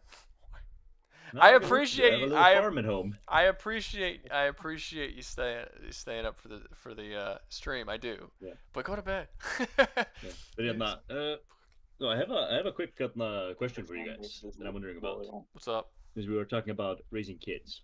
Okay. Raising kids in a city versus like the countryside, because I am being raised in a town that is, I think, in all scales considered a hamlet. Fuck's a hamlet? It's basically a town of less than 1,000 people. Oh, okay. What about it? There are like 800 people in town here. So like my childhood was kind of like school in the winter, and then just thrown into farm work during the summer, like going fishing, hunting for food. So like a lot of incest? Surprisingly not. We import a lot of Polish people to offset that. Yeah. We import people for new babies. No, that's something small towns have to do. That's why I asked. There's a problem small towns have when you have less than 100 people. Probably even more than that. It happens in towns with 500 people, 1,000 people. But basically, after a couple of generations, everybody's fucked everybody. So like, you can't. You literally start to run out of people to have kids with. Yeah, a good thing with Iceland. Iceland. Yeah, like good thing with Iceland was very early on, and we started this mentality of like when kids came of age, they went to another farm to work. So like everybody was kind of like going in circles. Mm-hmm. So like the same genes didn't stay in the same place for too long. Yeah, you'd have and it also helped that we kept a real good grasp on our family trees. To a point where I can trace my ancestry back to like the 800s. No cousin love in there. I mean, it's a shame if you're into that kind of stuff, Maybe you're really thinking like that's kind of hot, that cousin love and shit. Let's try that out. I don't know. I don't know. Some people are into it. Apparently, it's one of the most popular porns in Oregon. I don't know, but somebody's into it. But no, it's not just Oregon. It's like the whole western northern part of the United States for some reason. That's like their most watched porn. I don't know why. Even though they say that Alabama is the one that's like doing it, Alabama's most watched porn is like Ebony. So I don't get what they're fucking saying, that Alabama's the one that does it. People always you know what it is? People always badmouth the South because the South doesn't make all the shit. Like maybe they don't need to watch the porn because they do it. That's what I was gonna say. I don't think that's how that works. I think people will watch porn of shit that they're into, and they'll have sex with people that they're into. I don't think you're having some kinky ass sex like having sex with your sister, and you're like, yeah, my porn's gonna be less wild than my real life sex. No one does that. That's not a thing. I think it's just more wild than. That's not a thing.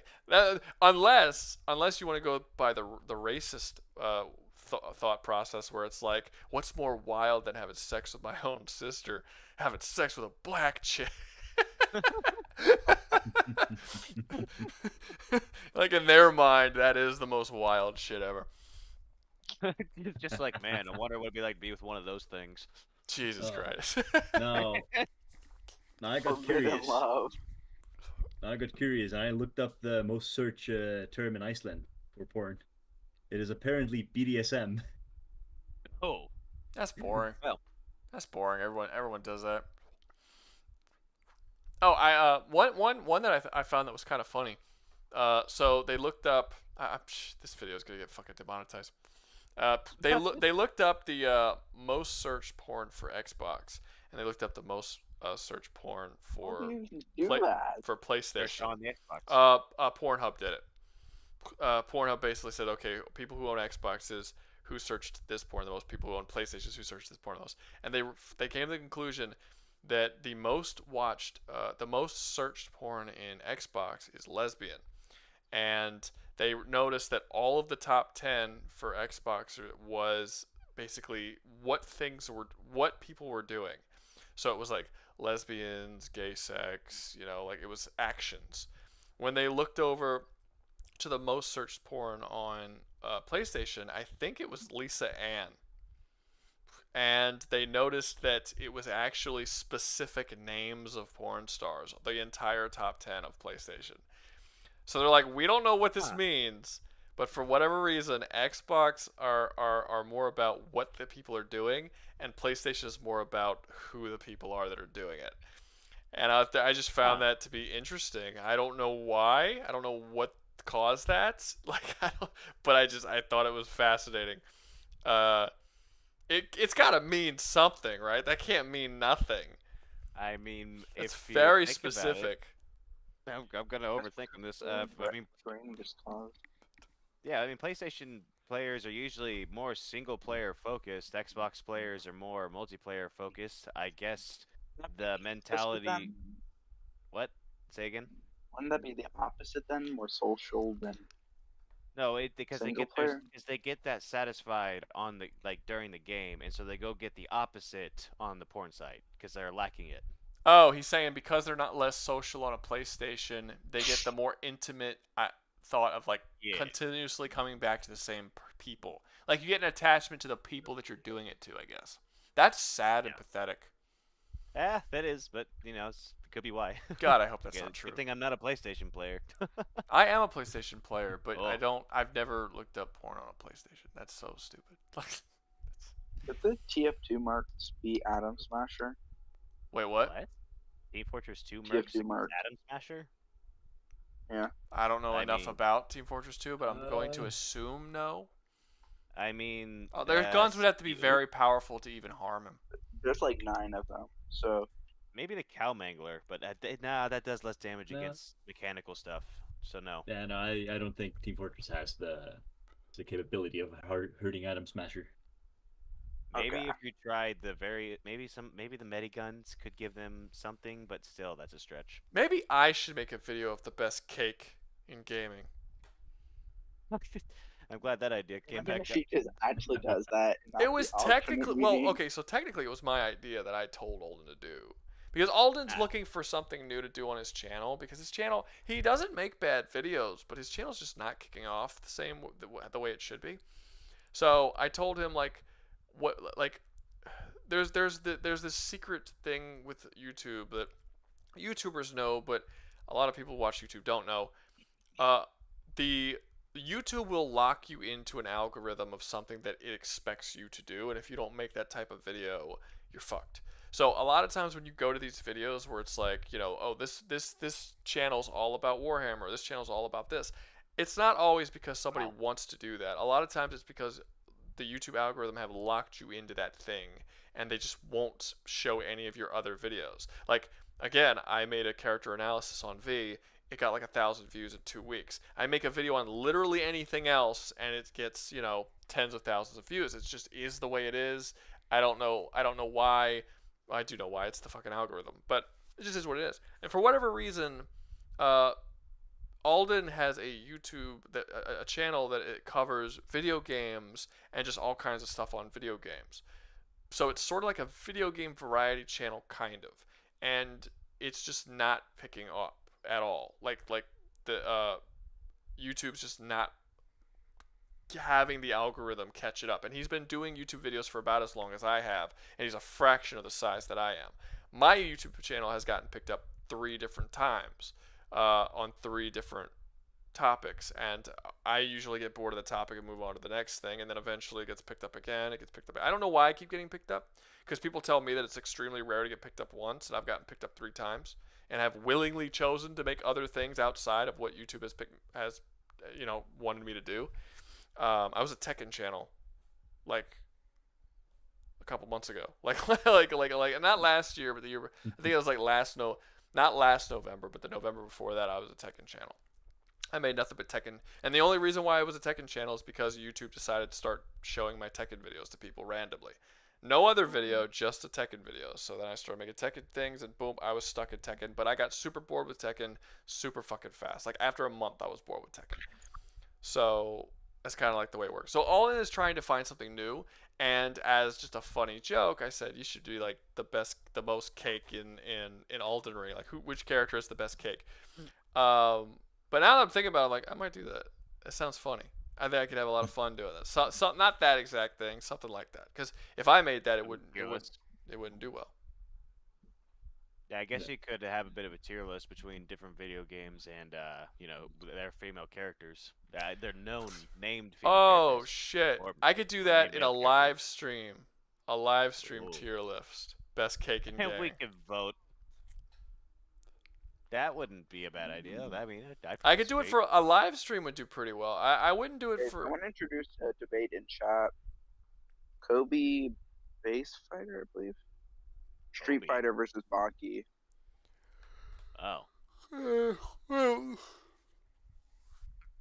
Street Fighter versus Baki. I don't know enough about Baki. I know a lot about Baki. I can be your guy on that, but I don't know much about Street Fighter. I know a little bit. I mean, that's fair. I mean, do they pick a specific character or just the whole verse against the whole verse? Because that's not fair to Baki. No, they specifically said CODY BAKI. That's simply what they said. M Porky question: how much longer is this stream going on for? I don't know. I don't like control. Till the end of the universe. I just talk until I get bored, and then I dip. Like, that's really what it is. When I get tired or bored, I stop the stream. Now the debates, I don't know if we're gonna do another debate because it is late enough that I don't want to wait for an hour-long debate to finish. So that's kind of the reason why I haven't really done too many debates right now. But yeah, normally it's just until I get bored or tired, and then I get off. But yeah, we were doing debate. If you look up here in the right hand corner, these are the debates that we did already that you probably missed. Doomguy versus Sonic, Cabal versus Zerg, Wookies versus Brutes, Greek myth versus North myth, which kind of devolved into Hercules versus Thor, and then devolved again into Zeus against Odin. Warhammer Fantasy, Middle Earth, Kerrigan, Swarmlord, and Skylanders Doom. So yeah, we did all that. Alucard versus Cars. Wait, what's up? Alucard versus Cars. Yeah, what happened to that? I was like, oh, I forgot that one. Which one? Where did that one? Was that one after Greek? That was right after Norse mythology, I believe. Yeah, I think so too. I really forgot a whole debate. Alucard versus Cars. Not My the best bad. one, you forgot. Which, speaking on that Cody versus Baki debate, Baki's I think is gonna win that one. Probably Baki. Baki's ridiculous. I know they I will imagine my opponent as an ant, so I will crush them with my foot. I now know everything you know perfectly because I just saw you. But wasn't there a chapter where somebody took his head to make his brain dodge a bullet? That was a parody comic for Yujiro. He never got. He would never even get shot. But that is a funny, hilarious joke though. What he would do was swallow the bullet and eat it. He would catch the bullet and then fuck the gun hole right where the bullet came from. And I'm aware I pronounced barrel wrong. And yes, it's been proven that Yujiro would fit. Yeah. I don't know. I don't know much about Cody. He'd have to have something ridiculous because Baki can literally copy someone's skills just by looking at them. He can move faster than what the human brain can project, perform a whole action in that time frame, and is about. Okay, they said Cody can punch tornadoes into existence. I mean, are we talking full-size tornadoes or just stylized? I don't know. They just said that in chat. It's Lost Soul if you want to go look and chat yourself. What's going I'm not on? sure if he actually is on Discord though. What I miss? Well, I mean, we're just discussing between Cody from Street Fighter versus Baki from Baki. Yeah, I mean, what is the yeah? What is Cody's tornado punch like? Because that they mentioned. I thought Cody was like the strongest Street Fighter character by like a sizable margin. I mean, well, okay, I guess that could make him really powerful. What's the higher end feats of Street Fighter? Higher end? I have no idea. I know that Akuma destroyed a meteor that was like the size of a city. That he jumped up into space and destroyed it. I know that he destroyed an entire island with a punch. Trying to think of some other stuff. I don't know, but I've heard that Cody is by far the most powerful. Like he was introduced into the series to be almost like a jokingly powerful character. He is above successor who one punch an island to death. I'm reading off the chat here. I mean, that seems. I mean, yeah, that definitely would be a problem. Except the whole thing about Baki is he's a grappler, and his whole shtick is strangling people to death. He just wouldn't be hit and then choke him out. Like he's strong enough, but is he fast enough to catch him? Like this, and the whole idea is that your durability wouldn't matter because you'd be unconscious in seconds. That's kind of the whole logic that Baki works off of. It Well, takes, no. like, real life. Well, no. That's not real life though. It's like your durability doesn't matter because you'd be unconscious. But if your fucking neck is too hard to squeeze, like it doesn't matter. You can squeeze. Like, how's that? That doesn't negate durability. Baki would I mean, spit the into nerve. his mouth, and then that would systematically destroy every organ in his body. I don't know what he's on about, but the whole I'm just I'm pretty sure that people pass out, like you die if your throat gets crushed, but I'm pretty sure there's just nerves on the side of your neck that just get pressed hard enough you pass out. But I don't even know if Cody hard enough to resist that. Yeah, and I don't even know if Cody is even like so strong that wouldn't work. I feel like there's like it's kind of like that situation where fucking Captain America was able to knock out Hulk because he hit him in the nerve. He like started hitting his nerves, and everybody was like, "This is such utter bullshit." Like Hulk, he should Captain America should snap his hand just by hitting Hulk's nerves. Like this is so stupid. But by the way, someone's been saying Chuck Norris versus anybody else. He's like said this 6 times. Just want to mention that since. Yeah, maybe that. Yeah, guys, we're done with debates for tonight because I'm not staying up for another hour-long debate. I don't think the stream is gonna last that much longer. There's still the debate channel if you want to debate. That's true. There's still that's the thing, guys. It's been up to that's true. Before we go, if you guys want the link up top of the video of the chat. Go click on that link and it'll bring you to the sign up, the debate sign up, and then you just click interested. They got 16 people so far, and it will give you a heads up next week when the thing starts. It'll let you know when it's starting, and you can jump in and do all that kind of stuff. So yeah, go over there. It's debate stream 6. If you're looking at my thing right now, it should be in the link right up there. So make sure you do that before we end the thing, and even if you're not interested in that or whatever, you could still join the Discord. And there's like fucking 1,200 people. There's over 1,200 people in the Discord. There are always people talking in here. It's very active. It's a shockingly active Discord. Because I've been invited to Discords of other YouTube channels that are significantly larger than my own, and they're not this big. Like I have a dude that I talk to who's got like 200,000 subs. That's literally 10 times the amount of subs I have. I have more people in my Discord than he does. So I don't know if I'm just focusing on the Discord more, than he does or something. But there's been a couple that I've gone to, and it's like I have way more people on the Discord. You have managed to invite a portion of the community who like to engage in fictional debates that kind of are somewhat ostracized, if that makes sense. Because mostly like the power scalers that we referred to, the people who tend to just bully others and give them shit for thinking a certain way about how things are. That's very commonplace elsewhere. It's not easy to find somewhere like your Discord where we can actually like start talking our ideas in a nuanced and new way without someone like bullying us out of Hey our. man, not everybody can do that. Even in my Discord, sadly, there was I had to fucking boot 2 mods because they were fucking with some dude on my Discord. They were basically this guy came out and he gave an opinion on trans people that the 2 of the mods did not like very much, and I don't actually have any issues with the fucking, like, I don't care what your opinion is. You can say whatever opinion you want. It's a free fucking speech Discord. Say whatever you want. He didn't curse at anybody. He didn't insult anybody. He just said something that you could say most people on Earth would agree with when it comes to trans people.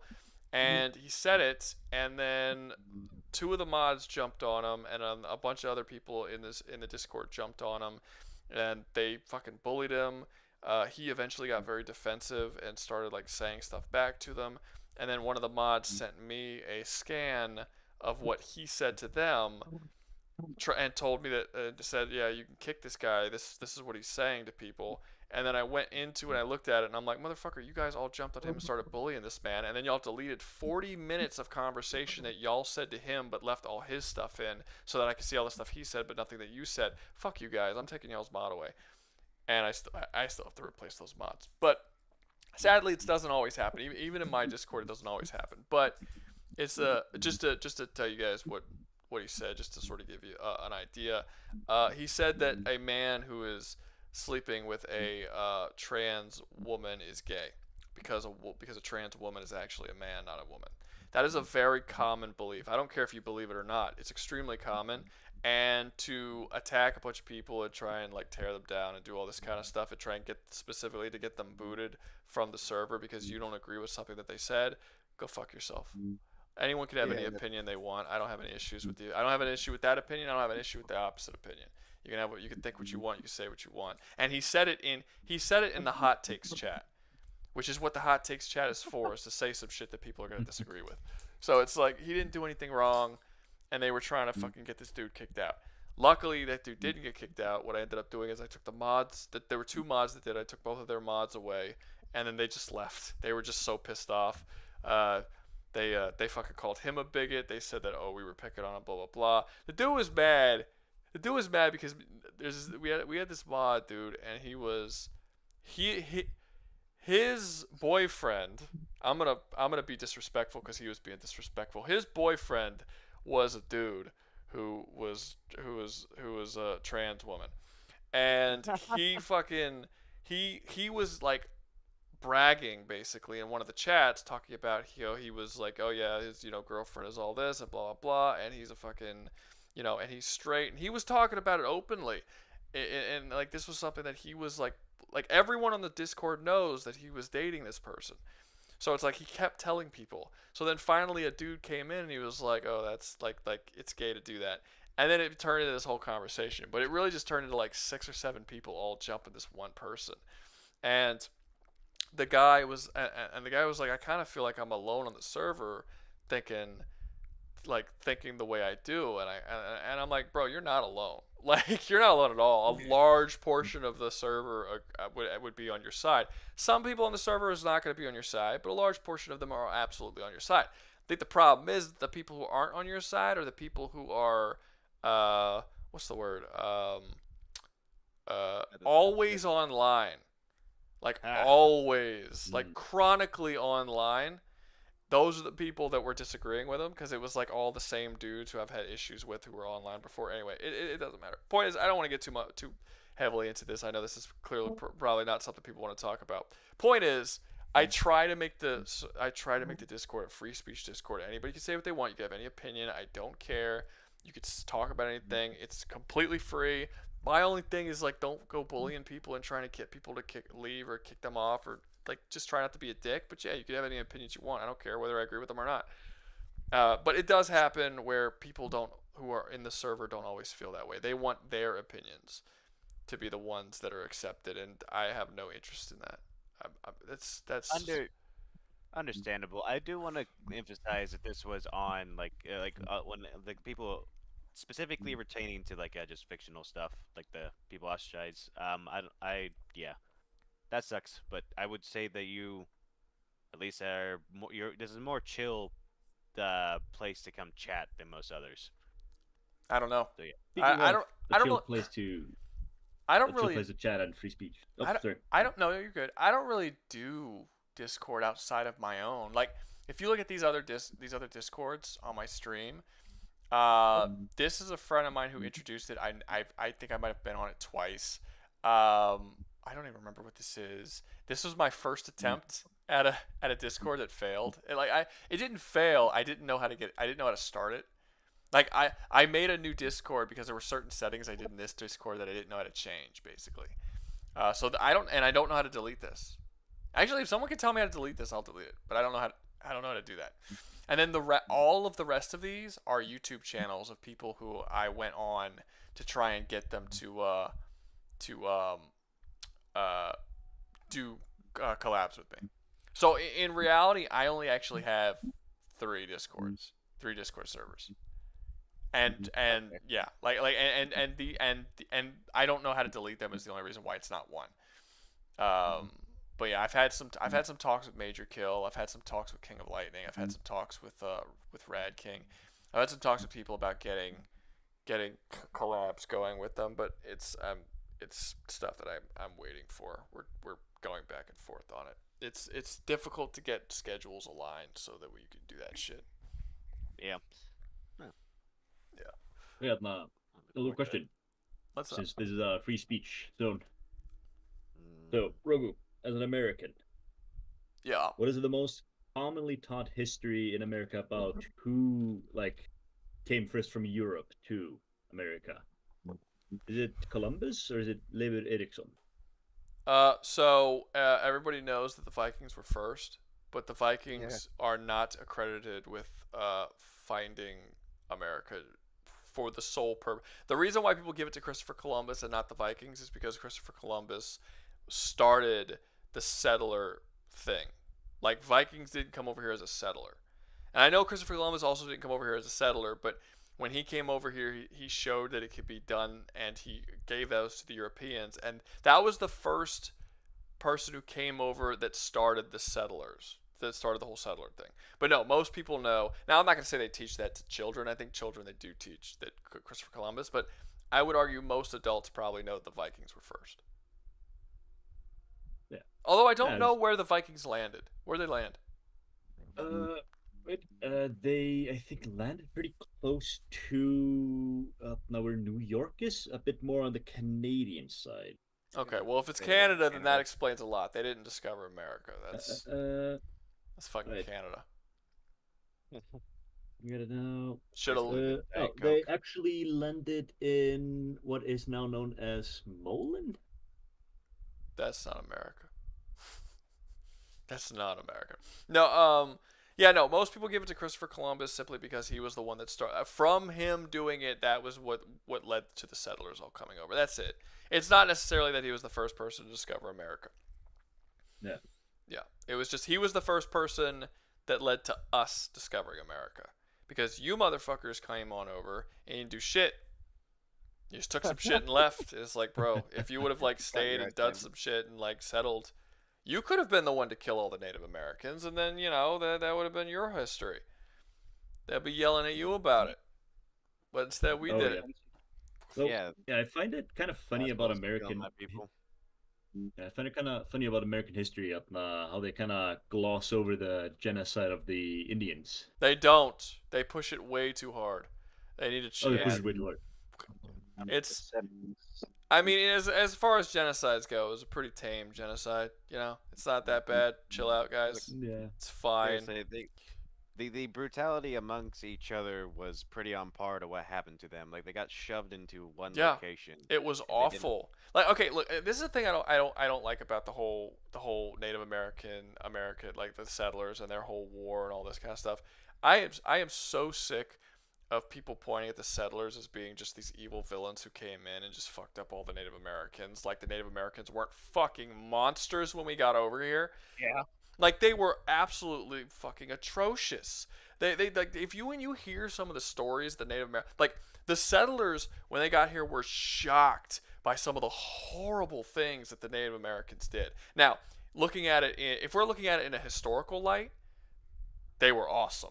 Like I look at the Native Americans in much the same light that I look at Genghis Khan. Genghis Khan was a fucking monster, but he was awesome. As a historical figure, he's great. And as a historical people, the Native Americans were very interesting and really awesome. But if you're going to look at it in a moral light and try to paint the settlers as the morally wrong people, bitch, you better fucking learn your goddamn history because the settlers were not half as bad as the natives when they got here. Settlers did some fucked up shit, but the natives was built into their culture to do fucked up shit. Like it was just commonplace to do the most fucked up shit imaginable. You ever heard there's this thing I forgot what it was called. It was I forgot what it was called. Fuck. It was called like a hut trail or something. Anyway, it's something that they would do for fun. It wasn't for information. It wasn't for anything else. What they would do is they would go around and they would capture people. Some of these people would be slaves because yes, the Native Americans had a lot of fucking slaves. Some of these people would be slaves. Some of these people would be prisoners of war. They'd be enemies. They would just be people that they found, like walking around by themselves who weren't with any other groups.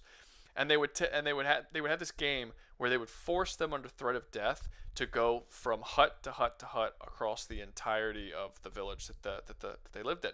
And when they went, and each hut would do something bad to them. And the farther down the hut they did, the worse it got. So like the first hut they would go to, someone would come out and just like beat the shit out of them with a stick. And then the second hut they would go to, they would come out and like cut off one of their fingers. And then as you got down to the bottom, it would be like, oh, we scalp you, and then we like pour boiling water into the scalp. You know, it just got worse and worse and worse. Oh yeah, I feel like when most people are talking about like the brief history, they tend to romanticize. Like for example, the Vikings, they did also some atrocious things.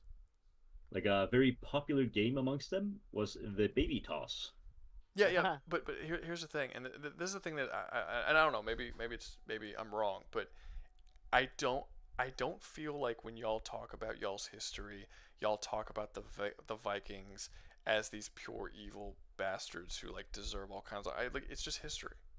It's just talked about as history. In the United States, there's this really really bad like thing where I don't think it's good for us at all, where we talk about all of our every historical thing that happened, we have to look at it through some sort of lens of good or evil and place some kind of value judgment on it, and it's pretty much all evil because of course it is, because that's what history is. I mean, every generation thinks that it's morally superior to the generation that came before it. I mean, that's the case with us and our parents, and it was the case with our parents and their parents. So do that over the course of 2,000 years, it gets pretty fucking bad. Like that's just kind of the way it is. So yeah, it's just they need to stop looking at this shit as it's moral, because when you start measuring the morality of different people, you end up realizing everybody's shit. Everybody's shit. And the idea that people like to pick certain groups almost entirely based on race and say that those are the bad ones and these are the good guys, there weren't no good guys back then.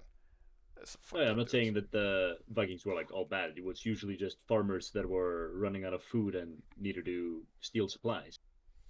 But like then there were also some groups among them that would like do like things for fun that we today would like consider absolutely horrid. Yeah. Yeah, I would say I don't mean to laugh at what you're saying there. I read a comment on the stream. Someone was wanting to, what just as a joke, French Revolution versus the American Revolution, but Jimmy said it's the American because it only took one. That's funny. Speaking of the French Revolution, before I go play Minecraft IRL, There was a volcano in Iceland that erupted, which threw so much ash in the air that it ruined the wheat harvest in France, which then indirectly caused the French Revolution. Huh. Well, if I had to choose between the American Revolution and the French Revolution, in terms of just which one I like more, I mean, obviously it would be the American Revolution, but it's not because I'm American. It's because the French Revolution was fucking awful. French Revolution was terrible, and unlike unlike when the American Revolution gave us more freedoms and like was a revolution, the French Revolution I guess was a revolution, but it restricted the people's freedoms once it was done. Like they actually got rid of religious freedom in France after the French Revolution, and they massacred a bunch of innocent people, which didn't happen during the American Revolution. The French Revolution was not good. I mean, it was good in some ways, but it was really, really bad in a lot of ways too. Like they killed a lot of innocent people during the French Revolution. They slaughtered a ton of bishops and priests and innocent people who were Catholics, because the French Revolution was against the Catholic Church, because the Catholic Church was super corrupt and was over and basically controlled the government in a lot of ways. But they actually just straight up went after just pure Catholics, like not necessarily just the Catholic Church, not necessarily the people in charge. They actually went after, and it was almost like a small Holocaust of not quite a Holocaust because it wasn't a genocide, but they killed a ton of Catholics. So not the best revolution. Like it's one of those situations where they do where the people who are not the bad guy rise up to take out the bad guy, but in doing so they become way worse than the bad guy. Like way worse than the bad guy. When did France get its religious freedoms back? They got them back eventually, right? Like they got them now, I would assume, because they lost them for a long time. Like you were not. It was illegal for you to be Catholic in France for a while. Go have it. So yeah. But yeah, I'm gonna head up. Thank you for the conversation. No problem. See you guys later. See you, Juggernaut. See you next week. Remember to sign up for the next one. I'm already signed up. Groovy. I'm gonna go tend to my farm. Bye bye. It was illegal to be Catholic in England too. Well, there you go. You learn something new every day. 1789 was whenever they got their religious rights back. 1789. And when was the revolution?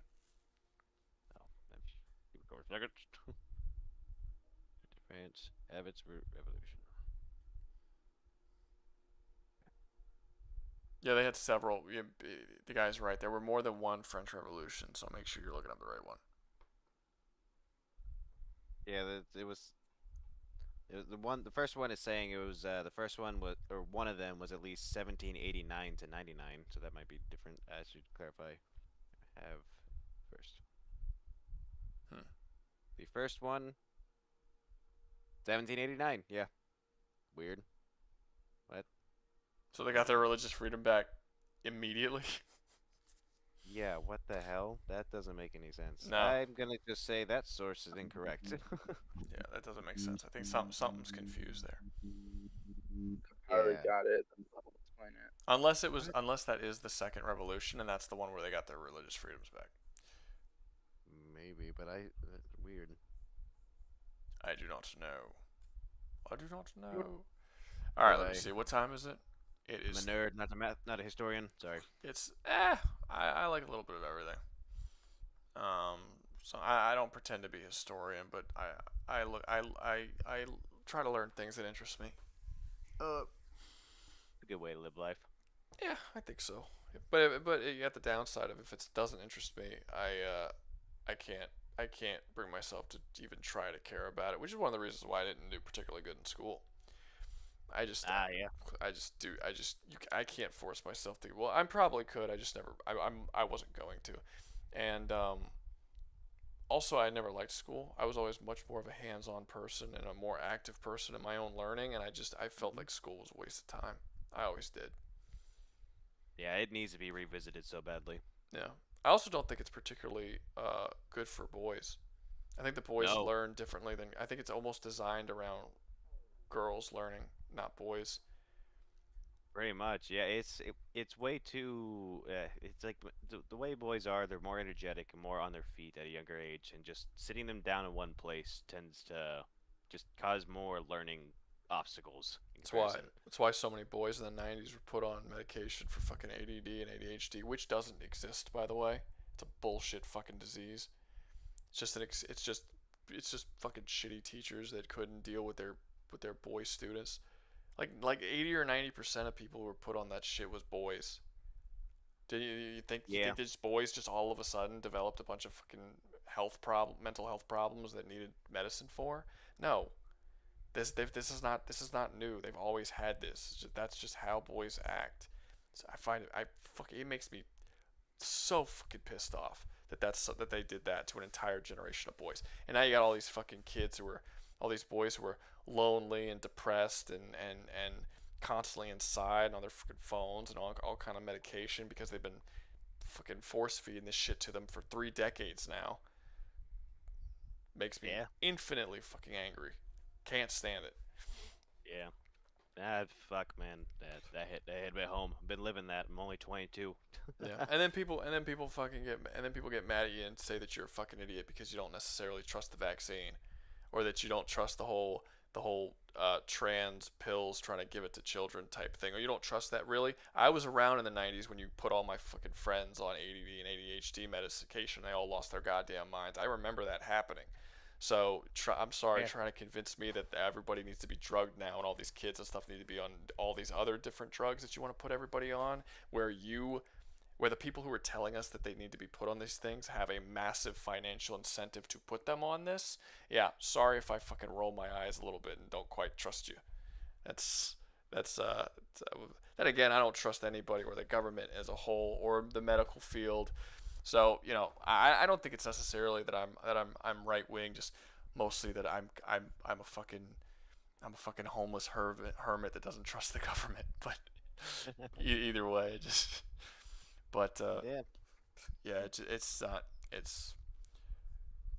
that shit makes me super angry. I mean, glad to hear that someone at least gives a shit. Sometimes it feels like this is kind of happening. No one even realizes it or gives a fuck. No, I've noticed for quite some time. Oh, my kids. When I have kids, I don't have kids yet, but when I have kids or if I have kids, they ain't going on any of that fucking medication. Absolutely not. Yeah, no. Keep them away from. I had to be on ADHD meds and it was bad. Like it's straight up just meth. I know. They said I had ADD and ADHD. They wanted to give me this kind of stuff, but I told my parents no, I didn't want any, and they never forced me. My brother did not say no, and it did not affect him the best. He's got problems, but I mean, you can see the long-term effects of people who are on it compared to people who aren't on it. I mean, it's very clear it's fucked with them in negative ways. It's obvious.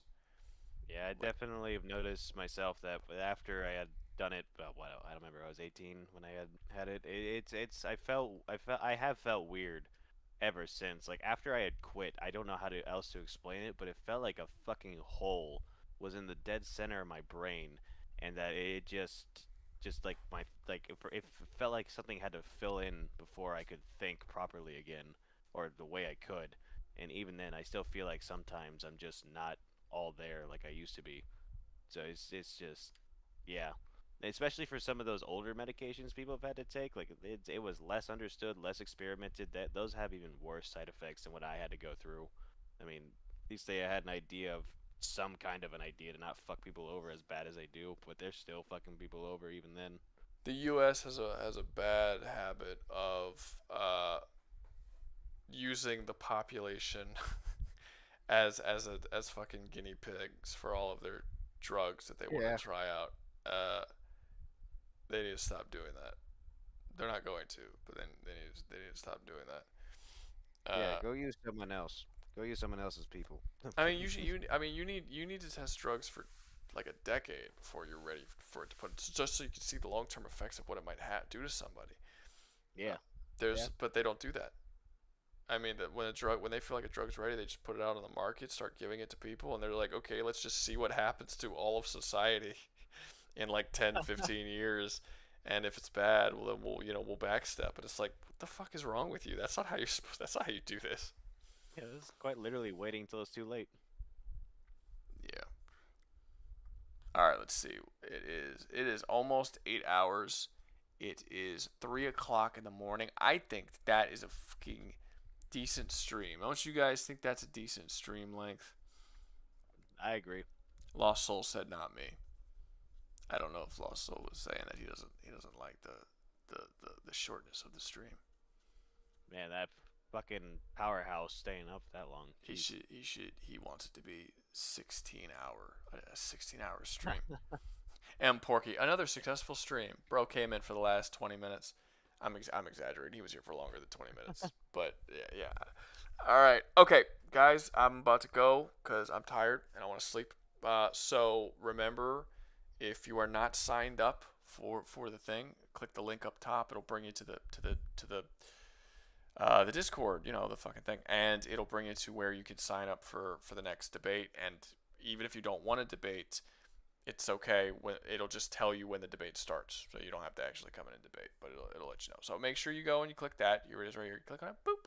See, look at that. Discord stream number 6. Yeah, there are 19 people that are signed up so far. Go on, click interested, and that'll be awesome. That'll be great. So I think that's all I have to say. I'm gonna. Ooh, wait. Oh. Nope. All right. There we go. I clicked the wrong thing. I don't know when my next video's out. It's probably not gonna be out by Monday. I'm not gonna lie. Probably Tuesday is when it'll come out. I was trying to get it out by Monday, but I'm just gonna chill tomorrow. I want to sleep, but I'm gonna chill. And it's also it's Mardi Gras where I am, which means really, yeah, damn, yeah. I live near New Orleans, so yeah. So I'm probably the next couple. Yeah. I can go see some titties.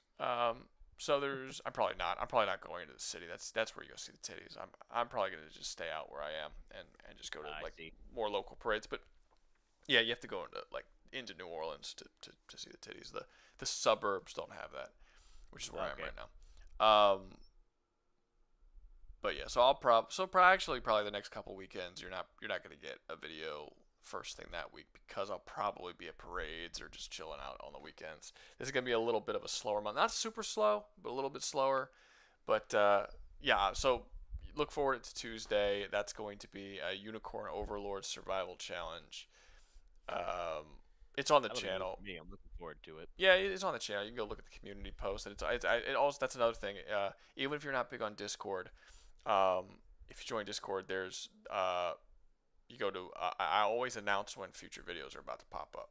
So I always post this is a future video that's gonna pop up, and then I post the actual video there. So if you're someone who doesn't usually get my videos that often, or YouTube doesn't always tell you when I'm releasing a video or whatever, you'll get it on Discord every time. The only thing that I post on here, or the only time at everyone is posted, is when a video is coming out or a stream or something channel related. No one else is allowed to do everybody posts. So that's another thing if you want to another reason to join the Discord. Anyway, sorry for wasting you guys' time.